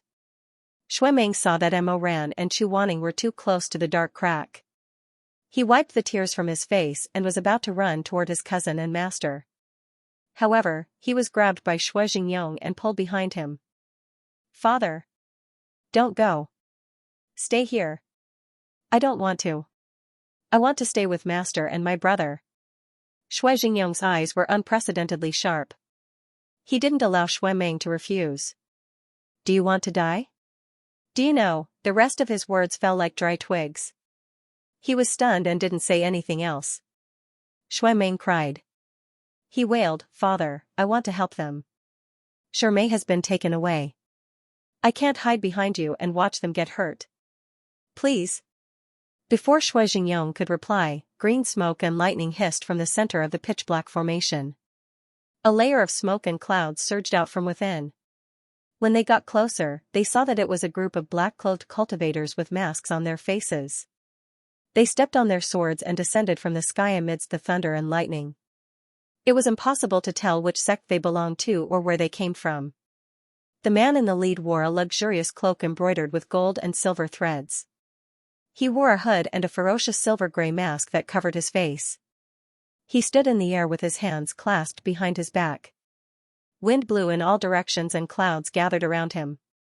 Even though he didn't say a word, he emitted an immeasurable murderous aura. "What the hell is this?" Shui Jingyong was stunned. The others who hadn't seen much of the world couldn't say a word. They just stared blankly at the sky. Was it a ghost? But no, there was no such ghost. More and more people flew out of the black clouds on their swords. There were dozens of people, hundreds of people. In the end, they stood in the clouds and were on par with the cultivators on the ground. There were almost 1,000 of them. Shui Jingyong shuddered. After a while, he gathered his breath and shouted, "Are you a human or a ghost? Why don't you tell us who you are?" The man in the lead rolled his eyes. When his gaze fell on Shui Jingyong, there was a meaningful look in his eyes. "Say something. Do you understand what we're talking about?" Shuemeng also shouted. The man didn't say anything. He paused for a moment and raised a pale and slender hand. Then, he waved his hand and spoke concisely. "Kill." In an instant, the black-cloaked cultivators swooped down from the clouds on their swords. Like gulls pecking at food, they attacked the heavily injured people below. Emoran finally realized what was going on. As the Emperor Ta in his previous life, these people were obviously controlled by the precious dragon chess pieces. These chess pieces were exquisite, perfect, and powerful. They were completely different from the half-baked chess pieces made by Su Shuanglin. They were definitely no match for these people. Emoran turned around in horror and yelled at the people who had never experienced the true power of the precious dragon chess pieces, "Run!" He grabbed Chu Wanning's wrist tightly and pulled up Xianxia, who was kneeling on the ground. He pushed the people along the way, and his pupils contracted rapidly. "Run! Get out of here! Get out of the soul-summoning platform! Don't stay! Don't fight! You can't win!" He didn't need to repeat himself. When the first chess piece landed on the ground and waved his sword, everyone was shocked by his terrifying power. They all rushed toward the tunnel. The cowardly Villa Master Ma was running at the front. He was the first to reach the stone door of the tunnel and stopped. The people behind him stopped one after another, stacked on top of each other, and bumped into each other. Someone roared, "What's wrong? Why did you stop?" Villa Master Ma's voice was filled with fear and sobbing. He came from the front of the dark tunnel. It's closed." "What's closed?" When Hua Bainan escaped, he closed the stone door. Dilla Master Ma said. His legs gave way, and he knelt on the ground in despair. His face was full of tears and his body was shaking. This is the stone door of the Jiao Mountain. Once it's closed, without the blood of the Nangong family, it's impossible to open it. Someone said anxiously, although Nangong Si is gone, there's still Nangong Lu. Isn't his father, who was made into a precious dragon chess piece, still on the mountain? Where is he? He's in the front hall. I thought he was useless, so I didn't bring him here. Despair filled the entire tunnel, and the dark aura seeped into their bones. What should we do? Should we go out and fight? There were still people outside who didn't know what was going on and were trying to squeeze in. There were even more people who couldn't squeeze in. They could only brace themselves and stand behind the exit, fighting with the mysterious chess pieces that came out of the crack in the sky. In the darkness, Xianxia suddenly shouted, "Let me pass. I can open this door." He squeezed through the crowd with all his might. Like a fish swimming aggressively, he charged all the way to the front of the stone door. Dilla Master Ma raised his teary face and asked blankly, "Daoist Huang? Move aside, let me do it." "But your surname is Huang, not Nangong." Xianxia ignored him. He waved his wide sleeves as he charged over. Fortunately, he still had some of Nangong Si's blood on him. He had originally secretly saved it to open the secret room where the treasures were hidden. He even cast a spell on the blood to prevent it from drying up immediately. However, this spell wouldn't last long. At this moment, he couldn't help but feel lucky that all these shocking changes happened in the blink of an eye. He hoped that the blood would still be useful. Xianxia forcefully pressed down on the broken rock with his withered old hand. Sure enough, the demonic dragon's voice came from the tunnel, "Who are you?" His heart was beating fast. Xianxia said, "Confucian Wind Sects, 7th generation of blood origin sect, Nangong Si, greetings." He paused for a moment. The demonic dragon said in a hoarse voice, "Wang Li. Farewell, Master." Boom, the stone door fell. Xianxia was the first to come out of the tunnel, followed by the disciples of Jiang Dongtang. Dilla Master Ma quickly got up and raised his hand in panic, "Wait for me. I'm coming out, I'm coming out, I'm coming out." But a sword was pointed at his chest. Dilla Master Ma's face froze, and he looked up in shock. "Daoist Huang, what are you doing?" Xianxia sneered, "When I was hit by the heart-drilling worm, I was already on opposite sides with all of you. If I let you out now, I'm afraid that in the future, when the war is over, there will be many people who want to settle accounts with me. I'm old and can't afford it." Dilla Master Ma said in horror, "No, no, no. What are you doing? Don't mess around. Let's talk nicely. Aya, why are you looking for revenge? We have to do business. Daoist Huang, let us out quickly, and we'll give you half price for all the goods in Tabu Villa." "No, half price." Xiaoya's withered face showed a trace of malevolence, and he said mockingly, "Half price? After obtaining the treasures of Confucian Wind Sect's Jiao Mountain, how can the world's wealth still enter my eyes? It's just Tabu Villa, what's so good about it?" As he said this, he pushed Villa Master Ma fiercely. Ma Yun fell to the ground, and the people behind her also fell to the ground and sat on the ground. When they struggled to get up, the last scene they saw was Xiaoya and the people from Jiang Dongtang standing outside. Xiaoya pulled the mechanism that sealed the stone, and his face flashed with greed, longing, and schadenfreude. The people from Jiang Dongtang behind him were even more arrogant, and some of them even said bluntly, "Serves you right for looking down on us. Our Daoist Huang obviously didn't do anything wrong, but he was scolded by you all along the way and suffered all kinds of grievances. He risked his life to leave behind his blood, so why should we help you all?" Boom. The stone door was sealed again. This time, the tunnel fell into endless darkness and hesitation. It was dead silent. In the midst of despair, some female cultivators finally broke down and began to sob. Grief was contagious, and soon, most people became disheartened and lazy, losing their will to fight. They were trapped, unable to move forward, nor did they want to leave. "Sister. I don't want to die yet. Master. Father, let's go out and fight to the death." It's better than being trapped here. The voices of the people buzzed. At this time, a voice that had been silent for a long time suddenly sounded, with a hint of trembling and more resolute. He said, "I'll do it." Dilla Master Ma, who looked defeated, trembled and turned his head. When he saw a bunch of flames lit up, his eyes widened slightly and he said in shock, "Grandmaster Mo?" Mo Ran held the flame in his hand, and it reflected his handsome face. He walked to the stone and stood still. You also left behind Nangongxi's blood?" Mo Ran didn't answer. He knew that although there were people blocking the entrance of the tunnel, they wouldn't be able to hold on for long. Those chess pieces would kill their way in soon. On his way up the mountain, when Nangongxi was in danger, he was hot-blooded and wanted to do this many times, but in the end, he didn't do it. He had originally thought that he was blessed by the heavens and that he would be able to escape from the eyes of the crowd and escape the calamity of life. But at this time, he was trapped and knew that he had no other choice. There was no way out. Grandmaster Mo.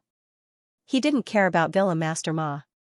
He took out the silver short knife at his waist and fiercely swiped it in his palm. In an instant, blood flowed all over his palm. At this time, Shui Meng and Shui Jingyong had arrived. Chu Wanning was also there. They stopped behind Mo Ran. Shui Jingyong's voice was full of confusion. "Ran Air, what are you doing?" "It's useless. The Jiao Mountain will only listen to the Nangong family's orders. You bleeding won't help." Mo Ran didn't turn his head. His bleeding hand was slightly trembling. In the end, he slammed his hand on the stone. It was cold to the touch, and it pierced through his flesh and bones. He closed his eyes. The demonic dragon Morning Dragon's distant voice once again echoed in this darkness. "Who are you?" His throat moved. Under the gazes of the crowd, Mo Ran slowly answered in a low voice amidst the oppressive silence. "Confucian Wind Sect, the 7th generation of the Blood Origin Sect." Shui Meng's expression suddenly changed. He staggered back a step and kept shaking his head. "What?" Shui Jingyong's expression was even worse than his. He stared at Mo Ran's tall and straight black back and muttered, "How is this possible?" Every word was like a sharp knife. Even though he knew that blood would flow out of his body, he had no other choice. He softly finished the last half of the sentence, "Mo Ran, Mo Weiyu, pay your respects." Shui Meng's voice was hoarse. He shouted with bloodshot eyes, "Impossible." However, the door was opened in the end. Wang Li's ethereal voice was like a sharp bayonet that pierced his eardrums and heart. "Wang Li. Farewell. Master. Ranner." Shui Jingyong was completely stunned. He couldn't say a word. Chu Wanning was also confused. He held Shui Jingyong in time and looked forward. The stone door rumbled. 1 inch, 2 inches, it disappeared into the ground again. The orange flames of the dragon soul pool outside surged into the darkness. Mo Ran stood against the light. The light polished his back until it was blurry and almost illusory. Mo Ran. Mo Ran. How did you open it? What 7th generation of the Confucian Wind Sect? How is this possible? How is this possible? Shui Meng seemed to be panicking and going crazy. How are you related to the Nangong family? You're clearly. Mo Ran paused. In the end, he said in a low voice in the swaying light, "Everyone, leave first." Mo Ran. He shouted himself hoarse. For a moment, Mo Ran tilted his head, as if he wanted to turn around and say something. But in the end, he didn't say anything. He didn't stop and didn't hesitate.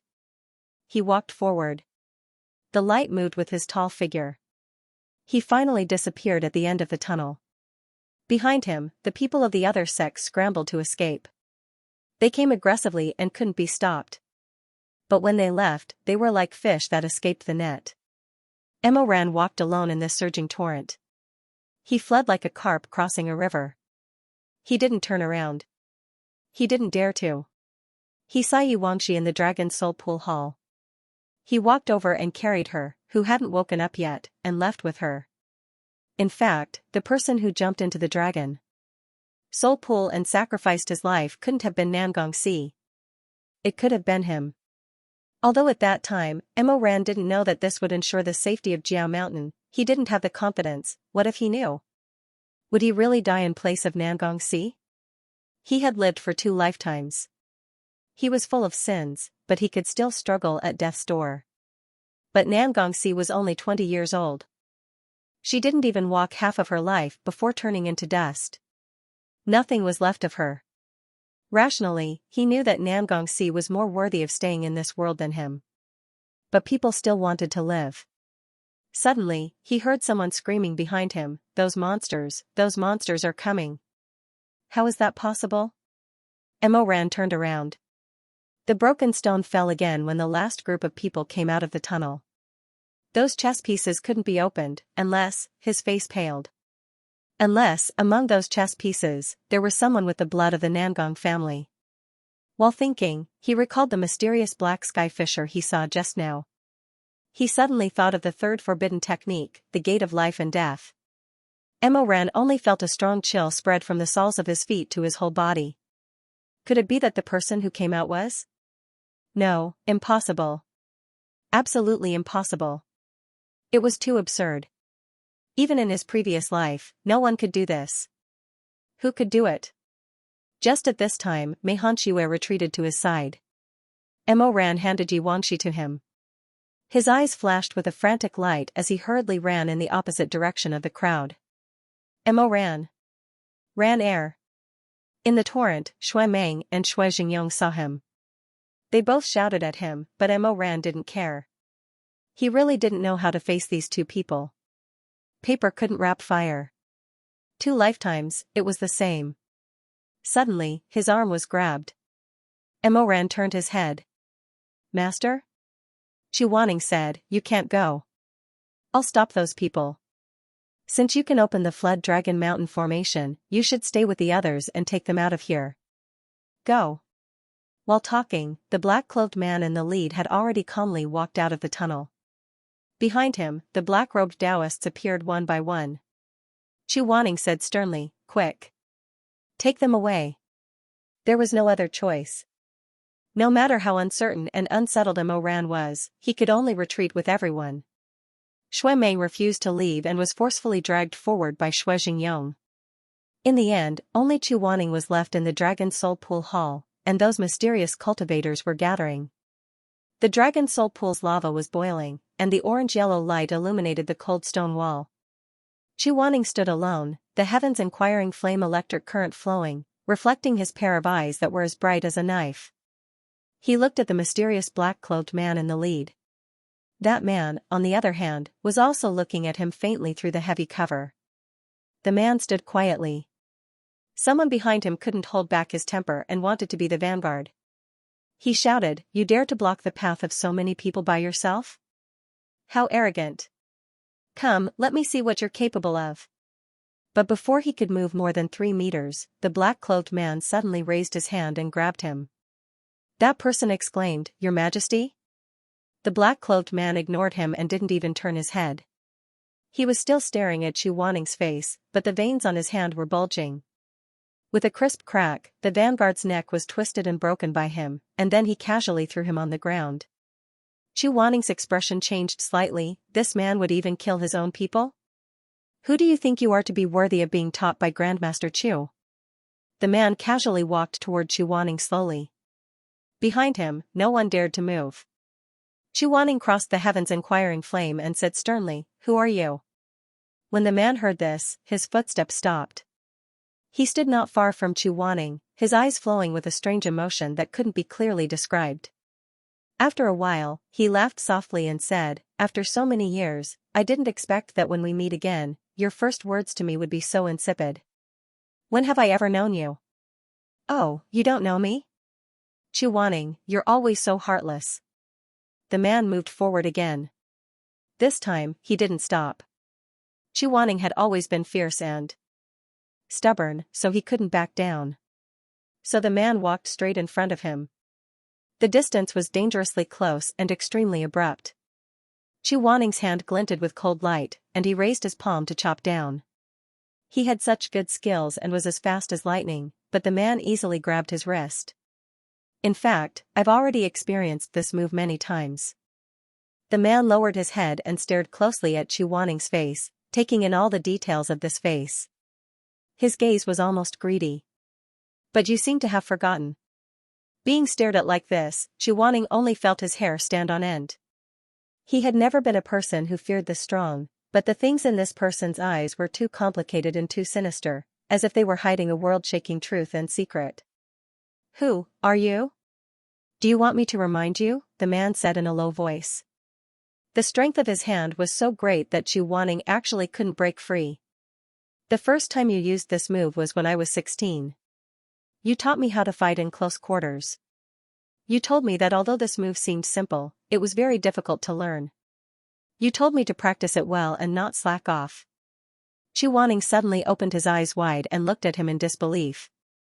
The man's eyes held a smiling expression, but also a treacherous light.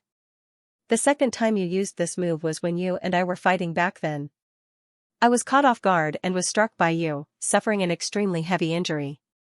He took Chu Waning's hand and pressed it towards his heart, not allowing him to refuse. Chu Waning suddenly realized that this man actually didn't have any heartbeat.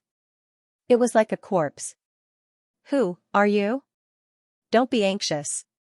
The man immersed himself in every word between his lips and teeth, and then sweetly fed it to his ear. This time, he was even closer, almost touching Chu Waning's face. He said in his ear, the third time you used this move was on my bed. I wanted to do you, but you said it was enough and wouldn't agree. He was very calm, but the strength in his hand was very strong. He tightly gripped Chu Waning's wrist and forced her hand to slide down his chest. In the end, he actually wanted to bring her hand to an extremely private place. As if he was stung by a snake or scorpion, Chu Waning's expression suddenly changed, and he fiercely wanted to fight with his life. However, the man seemed to be familiar with all of his movements and routines, and easily broke his move. Then, he actually hugged his entire body in his arms, and murmured intimately and erotically, "What do you say, Chu Waning? This lord originally came to kill you, to destroy you, but I didn't expect that after so many years, you've changed, and I've also changed. But when I see you, when I smell your scent, I still get hard very quickly. You let go of me." Chu Waning didn't expect that things would turn out like this. His face turned white, then red, then white. He looked like he was going to faint from anger, but no matter what, he couldn't break free from that person's grip. He was like an inescapable net, like a spider's web, entangling him and hugging him. Under everyone's gaze, he held his entire body in his arms. It was forceful, overbearing, ferocious, and crazy. Narrow and wet and sticky. So hard that it hurts, so hard that it swells. I'll kill you. The man seemed to be amused. He suddenly smiled and let go of his hand. Chu Waning's killing intent suddenly rose. His actions were ruthless and forceful, and he really wanted to kill him in one blow. The cloak fluttered, and he retreated in a hurry. He fluttered like a kite and landed steadily on the green brick stone. However, the cloak wasn't spared. It was split in half by Chu Waning and fell to the ground, shattering into pieces. The man didn't raise his head. His face was hidden in the shadow of the hood. He was silent for a moment in the shadow, and then he sighed and said, "You can't change your temper of shouting and yelling at the slightest thing. It's the same everywhere." But Chu Waning, Grandmaster Chu. The black-clothed man raised his hand, and a pitch-black wind came from behind. He caught it neatly.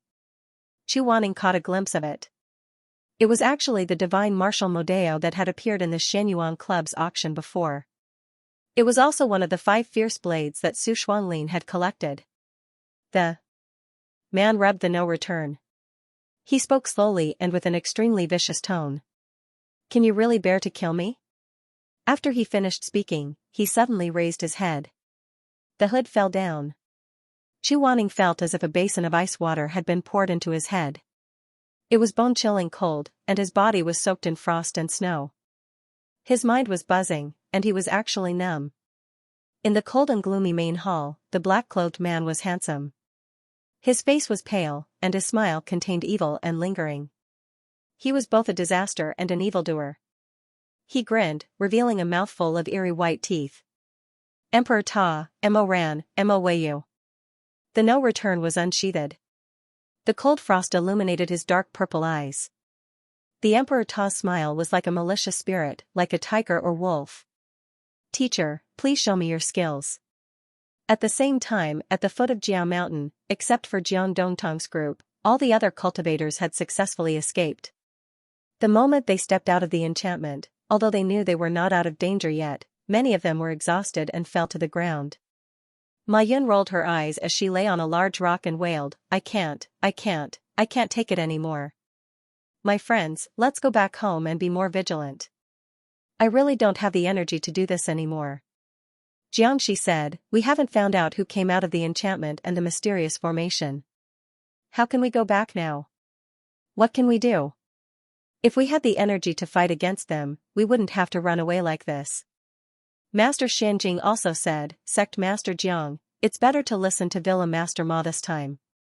Instead of stubbornly resisting here and ending up in a heroic and pitiful state, it's better to go back and regroup before making preparations. Xianxia pursed his lips and didn't speak. He looked at the people at the peak of life and death. However, Shui Jingyong and Shui Meng's expressions were very lax.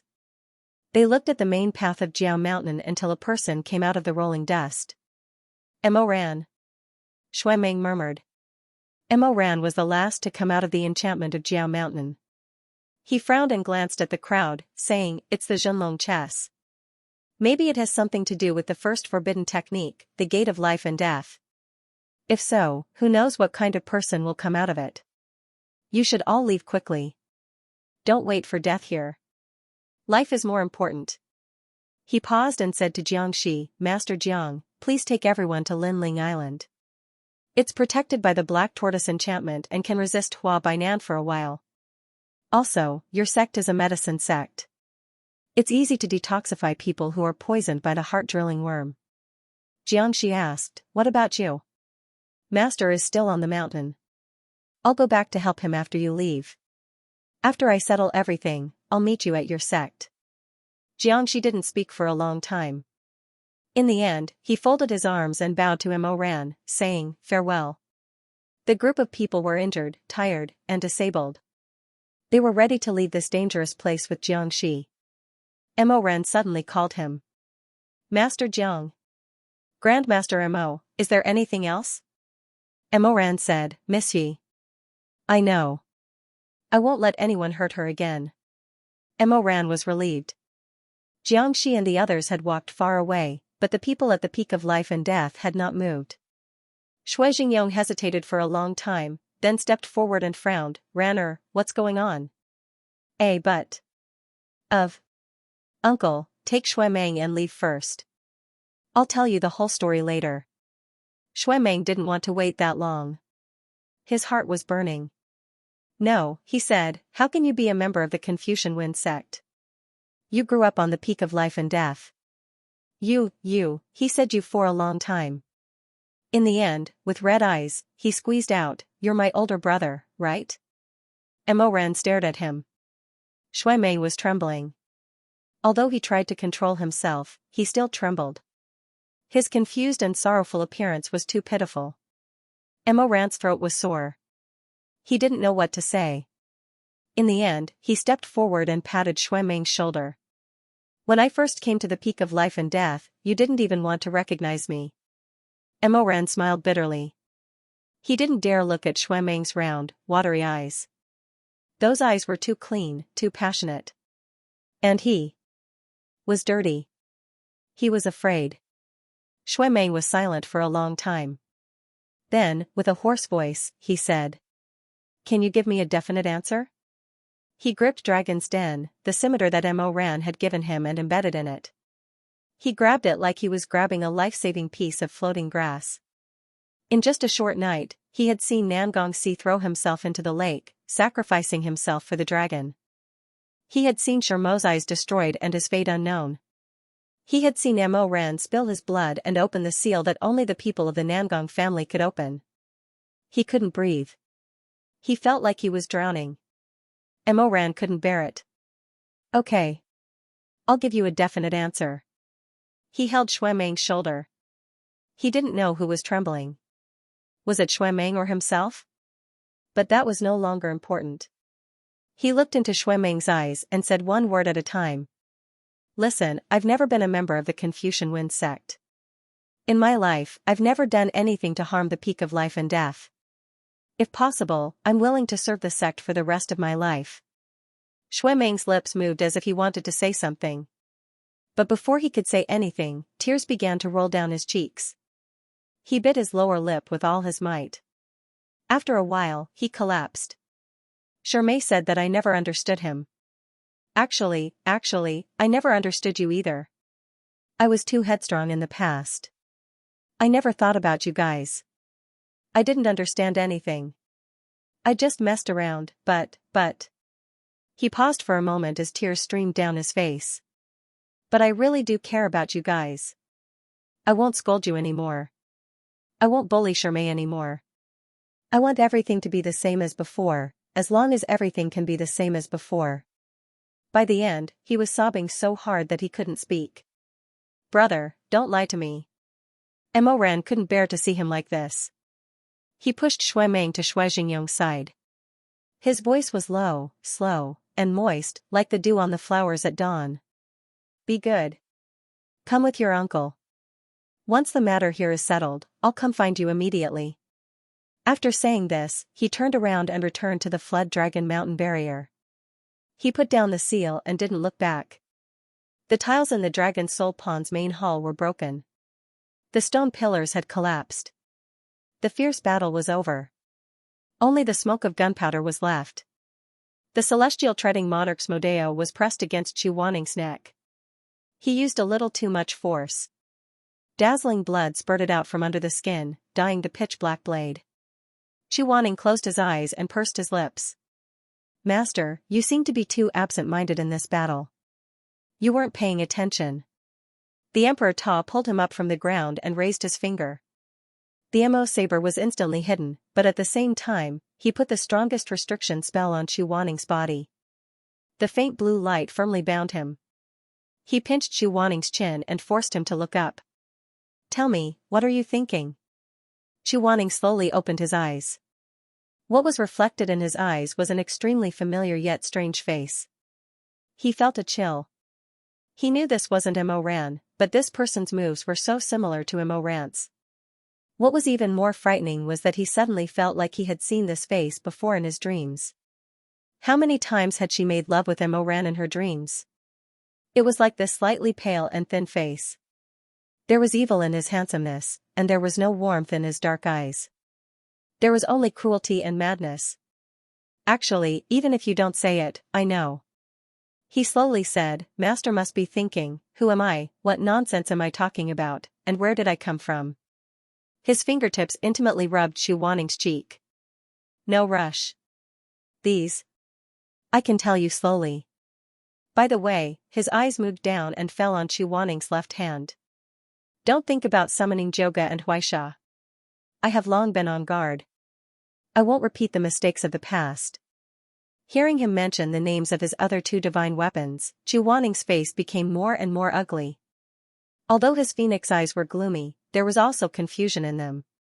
The celestial treading monarch was probably amused by his stubborn and confused expression. He actually chuckled softly. He touched Chu Waning's face. What's wrong? Are you surprised that I know about Jyoga and Huaisha? But it's no wonder. Before I came, I had already received the news. I have a good understanding of this mortal world. I know that the me in this time and space has not stepped on mountains of corpses and seas of blood, forcing you to draw your swords against him. Of course, he has never seen those two divine weapons. This mortal world's, you? The Emperor Ta smiled but did not answer. Chu Waning suddenly had a very creepy feeling. He felt that this Mo Ran looked at him as if he was looking at a corpse, a dream. His eyes were too naked, too crazy, and too full of lush emotions. Those emotions were so broad that it could drive any normal person crazy. The gate of life and death. He slowly said, this forbidden technique, Master must know very well. In another cultivation world, Master, you have been dead for many years.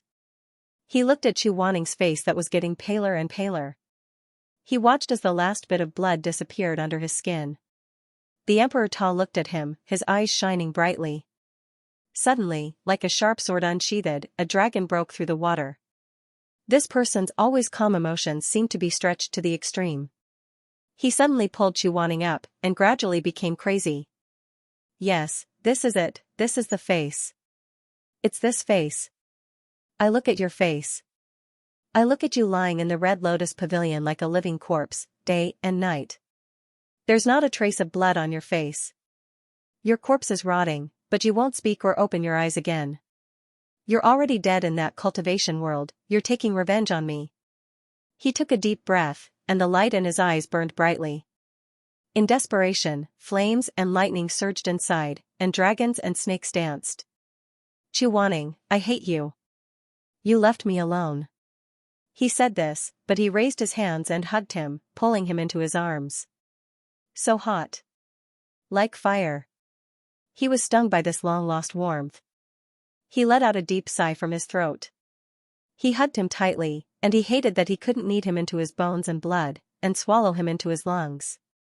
From now on, it didn't matter whether he lived or died, whether it was warm or cold.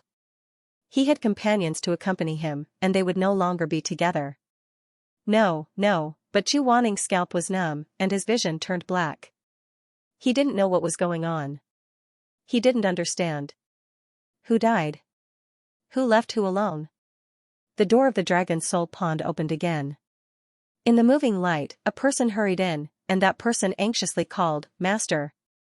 Hundreds of soldiers were on guard, blocking the front. When the Emperor Ta heard this voice, he was slightly startled at first, and then he smiled coldly.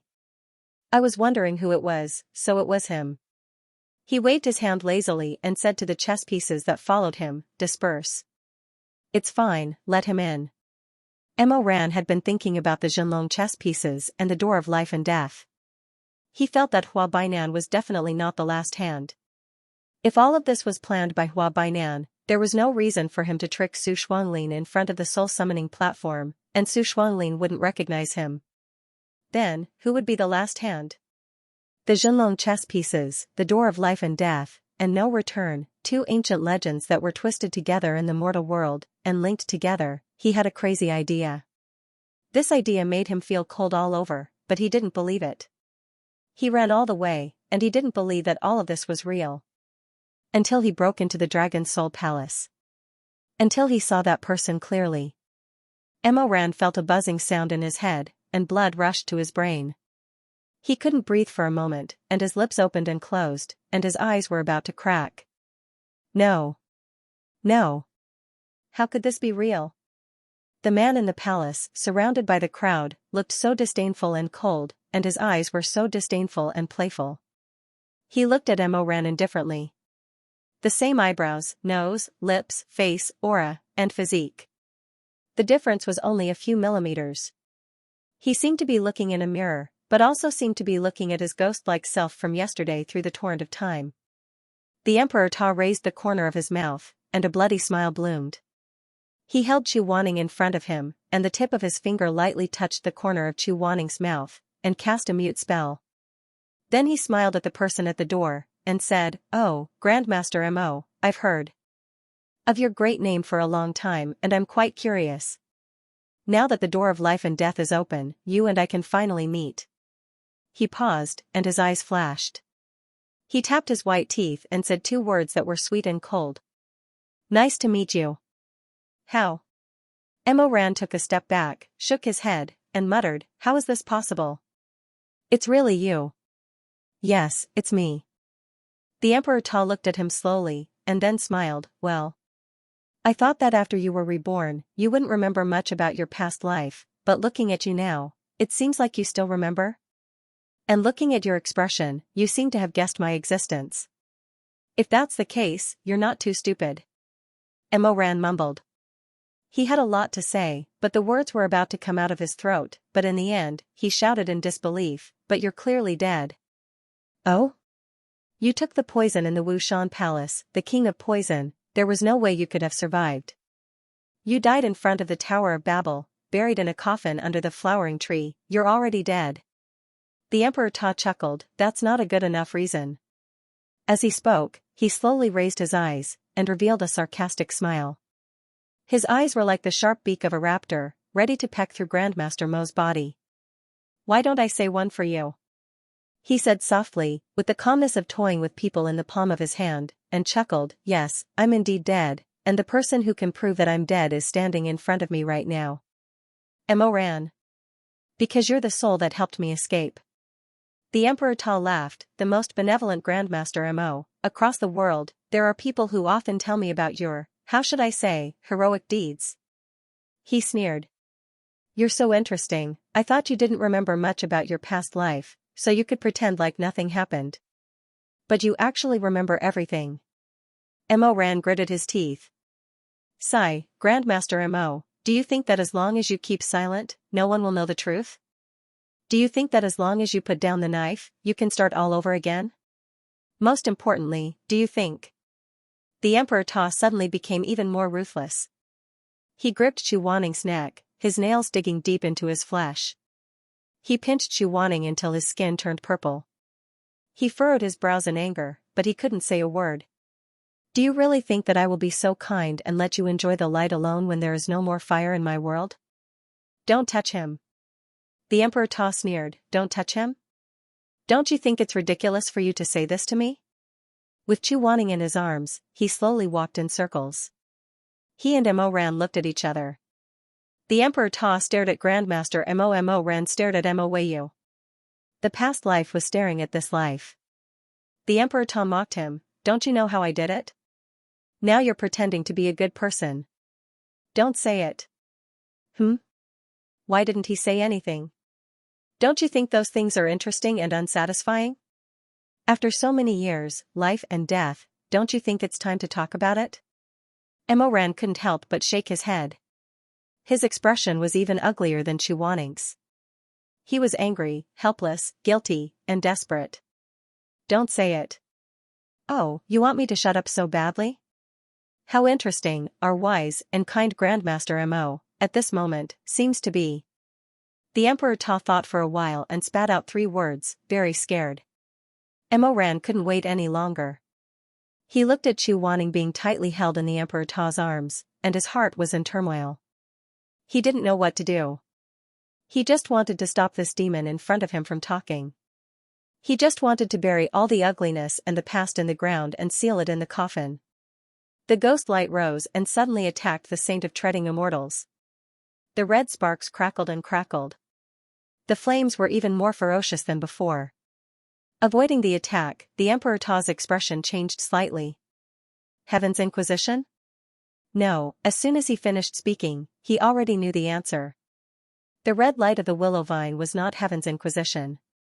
Your new divine martial art is very interesting. The Emperor Ta's expression was slightly complicated. He stared at the vine whip for a moment, then looked up at Mo Ran. His expression was even colder. If that's the case. As he spoke, he flew back and handed Chu Waning to one of his men behind him. He then raised his hand and summoned No Return. "Come, let's fight. I'm curious, which one is more powerful when I'm holding No Return, or when I'm holding the vine whip?" As he spoke, the Emperor Ta's finger touched the Modeo inch by inch. No Return's green light surged, and his spiritual power reached its peak. At the same time, Grandmaster Mo's finger touched the willow vine inch by inch. The ghostly red light overflowed, and the flame burned fiercely. "Fire attribute?" The Emperor Ta sneered. "Although I have a dual attribute of wood and fire, I clearly remember that I'm better at using wood, not fire. Why did you change your temperament?" Mo Ran kept silent and did not answer. His expression was cold and solemn. He pursed his lips tightly, and there was a trace of sadness in his eyes. Those were the eyes of a person standing on the edge of a cliff, teetering on the edge of a cliff. Clang! 2 figures that were almost identical leaped into the air and clashed fiercely in midair, pouncing and tangling with each other. Gui Gui and No Return roared noiselessly as a torrential spiritual current flowed out. It was as if a flood dragon had encountered a huge whale, or a flood had struck a ferocious beast. In a split second, the bricks of the Dragon Soul Palace were scattered in all directions. Stones and sand flew everywhere. Their surging frenzied current even raised the magma of the dragon blood pool. Everyone attached spiritual power to their feet to prevent the overflowing magma water from burning themselves. The Emperor Ta and Grandmaster Mo were no exception. The two of them fought fiercely, and they were evenly matched. The blades clashed and the vines danced like the wind. The black shadow pounced on the black shadow, and the bloody eyes stared at the desperate one. Every move was the peak, and the flame and lightning surged wildly. There was another sharp sound of weapons. The two of them tiptoed and soared into the air. The vine whip and the Modeo collided, and the splashing spiritual power reflected on the two pale faces. One of them died and came back to life. The other was better than death.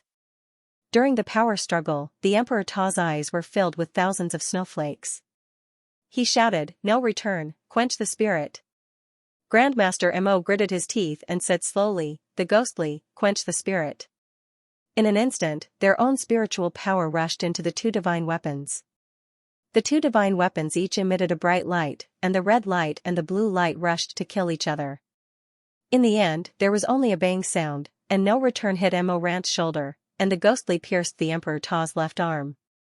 Both of them groaned and fell to the ground, one on the left and one on the right. They panted and didn't feel the pain of their wounds at all.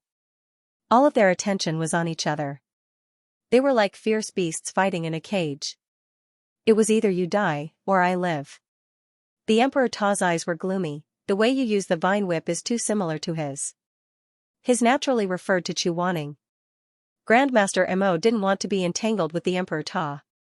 His eyes were murderous. "Why don't you get out of here?" "You want me to get out?" The Emperor Ta sneered. "Mo Weiyu, what right do you have? You've been wearing the sheep's skin for a long time. Don't tell me you've forgotten that there's still sheep's blood on your lips." Before they finished talking, they leaped up again and started to fight again. The Emperor Ta rushed forward. The lava under his feet was boiling, and sparks were flying everywhere. But how could Mo Ran not be aware of his moves? It was as if he was looking at his own reflection in the lake. Before the Emperor Ta's blade fell, he had already retreated a few feet. Under his feet, the sun was blazing, and the fire was flowing. The two of them advanced and retreated. Every move they made was within the opponent's expectation. In the blink of an eye, they had fought for more than 100 rounds. They were evenly matched, and no one had the upper hand over the other. Mo Ran's forehead was full of sweat, and the Emperor Ta was also breathing heavily.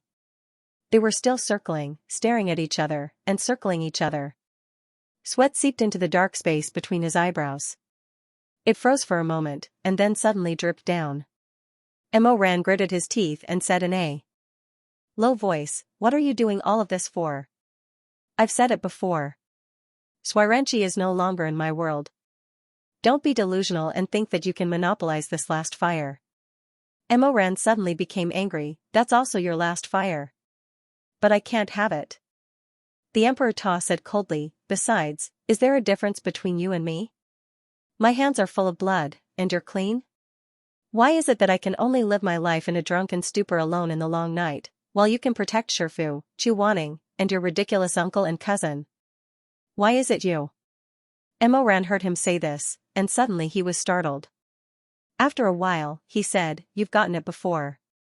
Mo Ran looked at himself in his previous life. He had always said in his heart, but never said it out loud. Now he murmured, "You've gotten it before. You've stepped on it. You've extinguished it with your own hands." The celestial treading monarch's expression suddenly became extremely dangerous. His nose wrinkled slightly, and there seemed to be waves of evil in his eyes. He was so gloomy that he even changed the way he addressed himself. "I destroyed him? Ridiculous. How can you be sure that it wasn't him who destroyed me? You don't know the truth of the heavenly fissure at all." "I don't need to know." The Emperor Ta said coldly, "Mo Weiyu, it's all too late. I think it's good this way. As long as he's alive, he's my man, and I can control him in the palm of my hand. It doesn't matter if he's happy or not. It doesn't matter if he hates me or resents me. It doesn't matter." He paused. "I just want to see him." Mo Ran's voice was filled with anger and pain. He was torn by shame and trembling. He trembled slightly. "You've already destroyed him once. You still want to destroy yourself, and destroy him in this world, the second time. The Emperor Ta suddenly smiled. His dimples were deep, and he looked back and forth at Mo Ran's face. Then he said, "What's there to destroy? Don't you think so too? It doesn't matter if this person is dead or alive. As long as you can control him, you can do whatever you want." Mo Ran shook his head, closed his eyes, and said hoarsely, "You're wrong. You shouldn't treat him like this. He's the person who treats you the best in this world." "That's ridiculous." The Emperor Ta's smile suddenly tightened. "He's the person who treats me the best in this world? Then what about Xianxia? Grandmaster Mo, don't you think you're ridiculous? The person you should be thinking about is clearly Xianxia Jing, who's always been gentle to you and never looked down on you. You're telling me that Chu Wanning is the best person in this world? Do you know what you're saying? You're the one who doesn't know what you're saying." They were close to each other, and their spiritual powers were colliding with each other. Mo Ran's eyes were red. "He treats you with all his heart, but he's very stupid. There are many things that he does so stupidly, but he doesn't tell you. Wake up, the person you like is not Xianxia. All these years, when have you ever had any thoughts about Xianxia? When you were lying on the empty bed in the Wu Mountain Palace, who was the person you were thinking about? I don't deny that he's very pleasurable to fuck." The Emperor Ta said indifferently, "But so what? He can never replace Xianxia." When Mo Ran heard him say that, he was obviously talking about himself in his previous life, but he was so angry that his blood rushed to his head. He gritted his teeth and said, "You're not allowed to insult him." The Emperor Ta narrowed his eyes. "Why? You're so protective of him now. Did you sleep with him again? In this life, you slept with him too?" His narrowed eyes were like that of a snake. The strength and spiritual power in their hands did not stop. The powerful technique even made the other chess pieces unable to withstand it. Some of them even curled up on the ground. The Emperor Ta stared at Mo Ran for a while, then his eyes fell on Chu Wanning. He murmured, "Grandmaster Mo, I heard that in this world, Xianxia is still alive, but you treat him like this." For a moment, Mo Ran did not know how to argue with this guy who came from the door of life and death, and did not know how to resurrect. In the end, he said, "What about you? Now that you've come to this world, Xianxia is still alive. But when I came in, why did you not let go of my master?" "Your master?" The Emperor Ta rolled his eyes and said sarcastically, "Ha, you know very well what kind of relationship your master is to me. Do you think I can hug him or not?" Mo Ran wanted him to let go of Chu Wanning, so he said, "If you do this, are you treating Xianxia like this? Xianxia is such a pure person. Of course, you can't blaspheme him." The Emperor Ta was not fooled and said lazily, "But Chu Wanning is different. He looks cold, insufferably arrogant, strong and conceited, but when he does it, he's like a slut. Have you forgotten?" Mo Ran did not expect him to be so lascivious and straightforward. He was stunned. Then, he couldn't help but think of Chu Wanning's muffled moans under him. Even though he didn't want to, he thought of how Chu Wanning had finally succumbed to her desire under the most intense and largest dose of aphrodisiac in his previous life. She had tangled with him crazily, taking the initiative to cater to him. Their sex was as intense as a beast's. That pair of eyes that were full of shame and unwillingness slightly closed. Chu Wanning's eyes lost focus, his mouth slightly opened, and he couldn't stop gasping. He suddenly closed his eyes, and when he opened them again, they were full of anger. "I'm not like you. In this life, I'll still what?" This time, it was the Emperor Ta who didn't understand. He felt that he had never pitied Chu Wanning, so he couldn't imagine Mo Ran's love and restraint in bed. After a while, he finally realized what was going on from the other party's angry and embarrassed eyes. However, he was even more stunned after realizing what was going on. "Are you kidding? Don't tell me you and him haven't." Mo Ran gritted his teeth.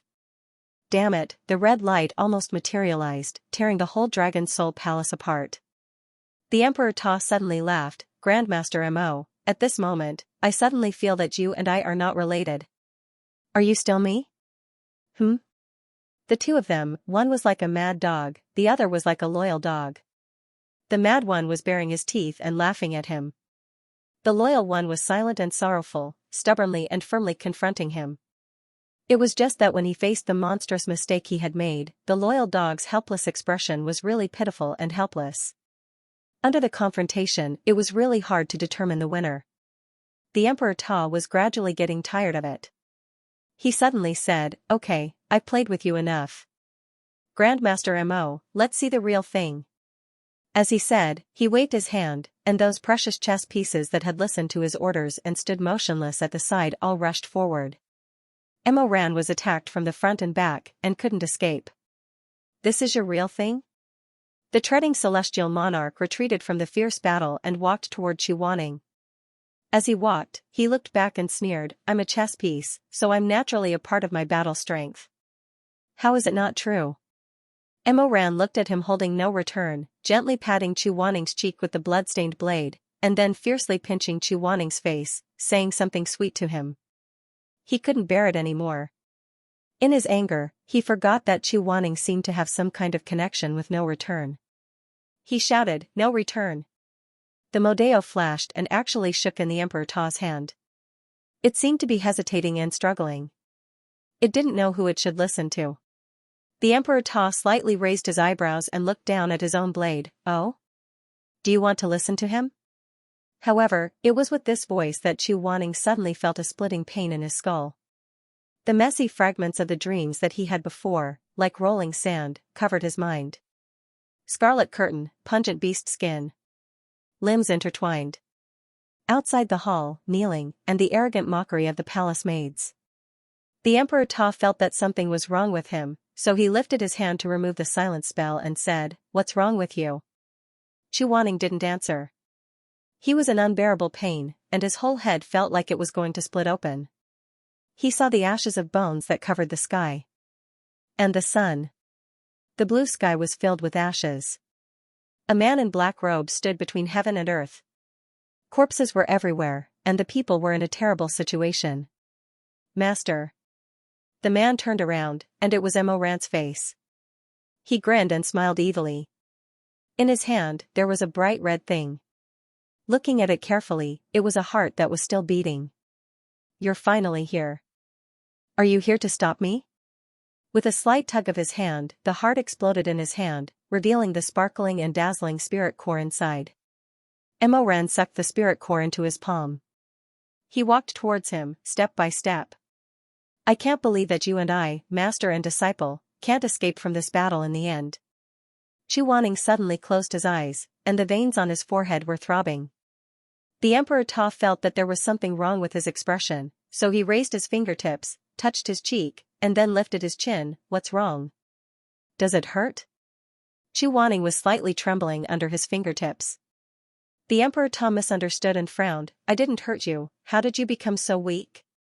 Seeing that Chu Wanning still didn't speak, he frowned and seemed to want to say something, but before he could open his mouth, he heard a heavy cracking sound outside. The Emperor Ta's expression changed slightly. Someone broke the enchantment of Jiao Mountain by force? His eyes were like lightning, and he suddenly turned his head.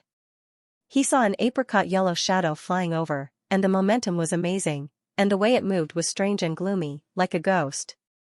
In the blink of an eye, Chu Wanning was caught in the palm of that person's hand. Mo Ran said, "Master." The Emperor Ta said, "Wanning." The two men who shouted at the same time looked at each other, and there was disgust in each other's eyes. But soon, Mo Ran and the Emperor Ta both turned their heads again, and stared at the uninvited guest floating in the air with the cassock fluttering in the wind. Master Huizue. Huizue's face didn't look so good. Compared to 5 years ago, his face was a lot more haggard, but the sharpness in his eyes didn't decrease at all, and was still like the light of the river and the sea, rippling and surging. Mo Ran's heart relaxed. He didn't know why Huizue suddenly appeared here, but since this person was willing to use the art of rebirth to save Chu Wanning, he wouldn't harm his master. But the Emperor Ta had never seen him before, and his expression was very dangerous. "What a little bald donkey, where did you come from? Why do you want to be my enemy?" Huizue glanced at him, and then his eyes fell on Mo Ran. He didn't seem to be surprised by the appearance of two Mo Weiyu at the same time. On his face, there was more of a kind of expression, not surprise, but worry. Benefactor Mo Huizue waved his sleeve. There were too many people here, and in order not to let the Emperor Ta hear, he used the sound transmission spell to send this sentence to Mo Ran's ears: I can't stay here for long, quickly come to Dragon Blood Mountain to see me. He paused, and added 3 words: you have to be quick. Then, just like how he came, he left like a gust of wind, and disappeared in an instant. These precious chess pieces, and the enchantment of Dragon Mountain, seemed to be unable to stop him. There was even a moment when Mo Ran saw that a cultivator had already grabbed his arm, but in the next moment, Huizui's figure was already far away from the hall door, and that cultivator's hand had nothing in it, only a mass of cold air. The Emperor Ta wanted to rush to catch up, but at this time a sharp whistle suddenly came from the sky. His expression froze, and he cursed under his breath. At this time? The whistle was sharp and ear-piercing, and his eyebrows furrowed. He glanced at Mo Ran, and although he was unwilling, he still pointed his finger in the air. Count yourself lucky, next time you and I will have a chance to fight. Then, he led the rolling waves of chess pieces, and quickly retreated in the direction of the soul-summoning altar. This fierce battle started fiercely, and it also ended quickly. In a moment, Huizui disappeared, and so did the Emperor Ta. There was no one left in the Dragon Soul Palace. Mo Ran chased out of the soul-summoning altar, but saw the Emperor Ta jump up, and rushed towards the center of the dark matrix. Those precious chess pieces followed closely behind, and one by one, they were swallowed up by the boundless darkness in an instant. And that matrix, after the last wave of cultivators entered, immediately shrank and distorted, and dissipated in the night sky, leaving only the Ame moon in the sky, glowing scarlet. The gate of life and death closed. Mo Ran stood on the soul-summoning altar, where the north wind blew. He looked at the boundless night sky, looked at the mess on the ground, and only felt a burst of cold, unable to return to his senses for a long time. All of this was like a dream, but he knew it wasn't. He knew clearly in his heart that everything that happened today was only the beginning. He was a ghost that escaped from the dead. Some things were just a matter of time, and there was no way to escape. The monstrous sins that he had committed were like a sharp sword hanging over his head. Finally, he was going to ask for his punishment, and take his life.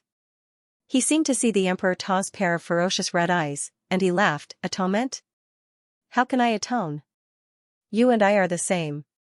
You will never be able to wash away the blood on your body. He saw the Shuemeng from his previous life screaming at him, Moyu. I hate that I can't cut you into pieces. I won't forgive you even in reincarnation. He heard the terrifying sound of Song Chiotong falling into boiling oil, and heard a moment of screaming. He heard Yu Wangxi say that out of the 70 cities of the brilliant Confucian Wind sect, not a single one was a man. He saw Su Shuanglin standing in front of Yu Wangxi, his face full of determination and anxiety. Ifu. His voice was like a sharp awl piercing the ear. Blood flowed like a stream. Finally, in the swaying light and shadow, in the stench of the past, in the nightmare of yesterday, he saw the figure of a person.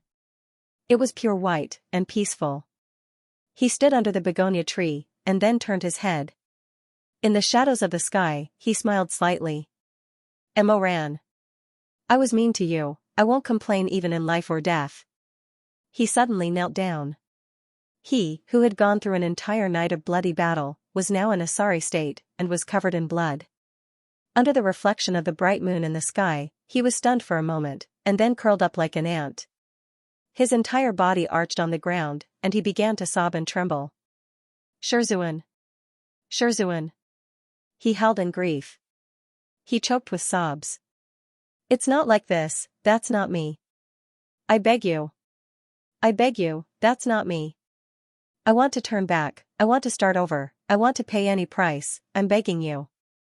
I'm willing to take out my heart, as long as you don't let me die in the name of the Emperor Ta. I really don't want to be that person anymore. I beg you. He thought of Shuemeng, thought of Shermei.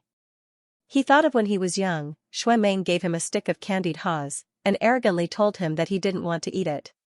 He thought of when he left, Shuemeng teared up and grabbed his collar, and said to him, Brother, don't lie to me. He thought of when he was young, Shermei came to him with a steaming hot soup, and said to him, Mo Ran, I don't have parents either, so we're going to be a family in the future, okay? He thought of Shermei on the spirit summoning platform, and blood and tears flowed down his eyes. He said, actually, you've never understood me. Then he thought of Shuizhengyong, and thought of Madame Wang. He thought of how they died in his previous life, and thought of Shui Meng's face, which was immersed in a sea of blood. He thought of Chu Wanning. He suddenly choked with sobs. His fingers dug into the ground so hard that his knuckles were scraped and his skin was torn. What do I do? What do I do? He was like a trapped beast that had been whipped until his skin was torn and his bones were blurred. He held in despair and grief. At this time, he suddenly understood. Before, he thought that the Emperor Ta was an extra in this world, but what about him? Wasn't it the same? He suddenly didn't know where was the most peaceful in this world. He suddenly didn't know if his old friends were still around, and who could forgive him. He was an extra. He curled up, and he trembled. He wailed, and he hugged himself tightly. Just like many years ago in the mass grave, beside his mother's rotting bones. He cried, and he didn't know where to stop, and he didn't know where his home was. At this moment, he was even more miserable than when he was young. He suddenly wasn't so sure. Mo Weiyu, who exactly was he? The Emperor Ta, Grandmaster Mo. The seventh generation of the Nangong family, the second young master who was picked up at the peak of life and death. He was an unforgivable devil. The kind and righteous Grandmaster. All of a sudden, he shattered into pieces.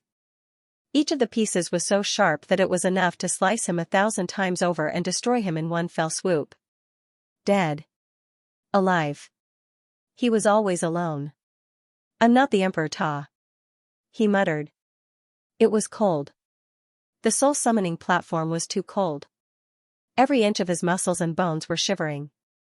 He closed his eyes, and tears fell. He sobbed, I'm not the Emperor Ta, what do I do? I really don't know what to do, forgive me, forgive me. But who should he beg for forgiveness? Chu Wanning? Himself in his previous life? The countless ghosts and vengeful souls that died at his hands? Or the fate of wandering around? No one could give him forgiveness. No one could. He buried his face in his palms. In this empty world, he finally choked with sobs.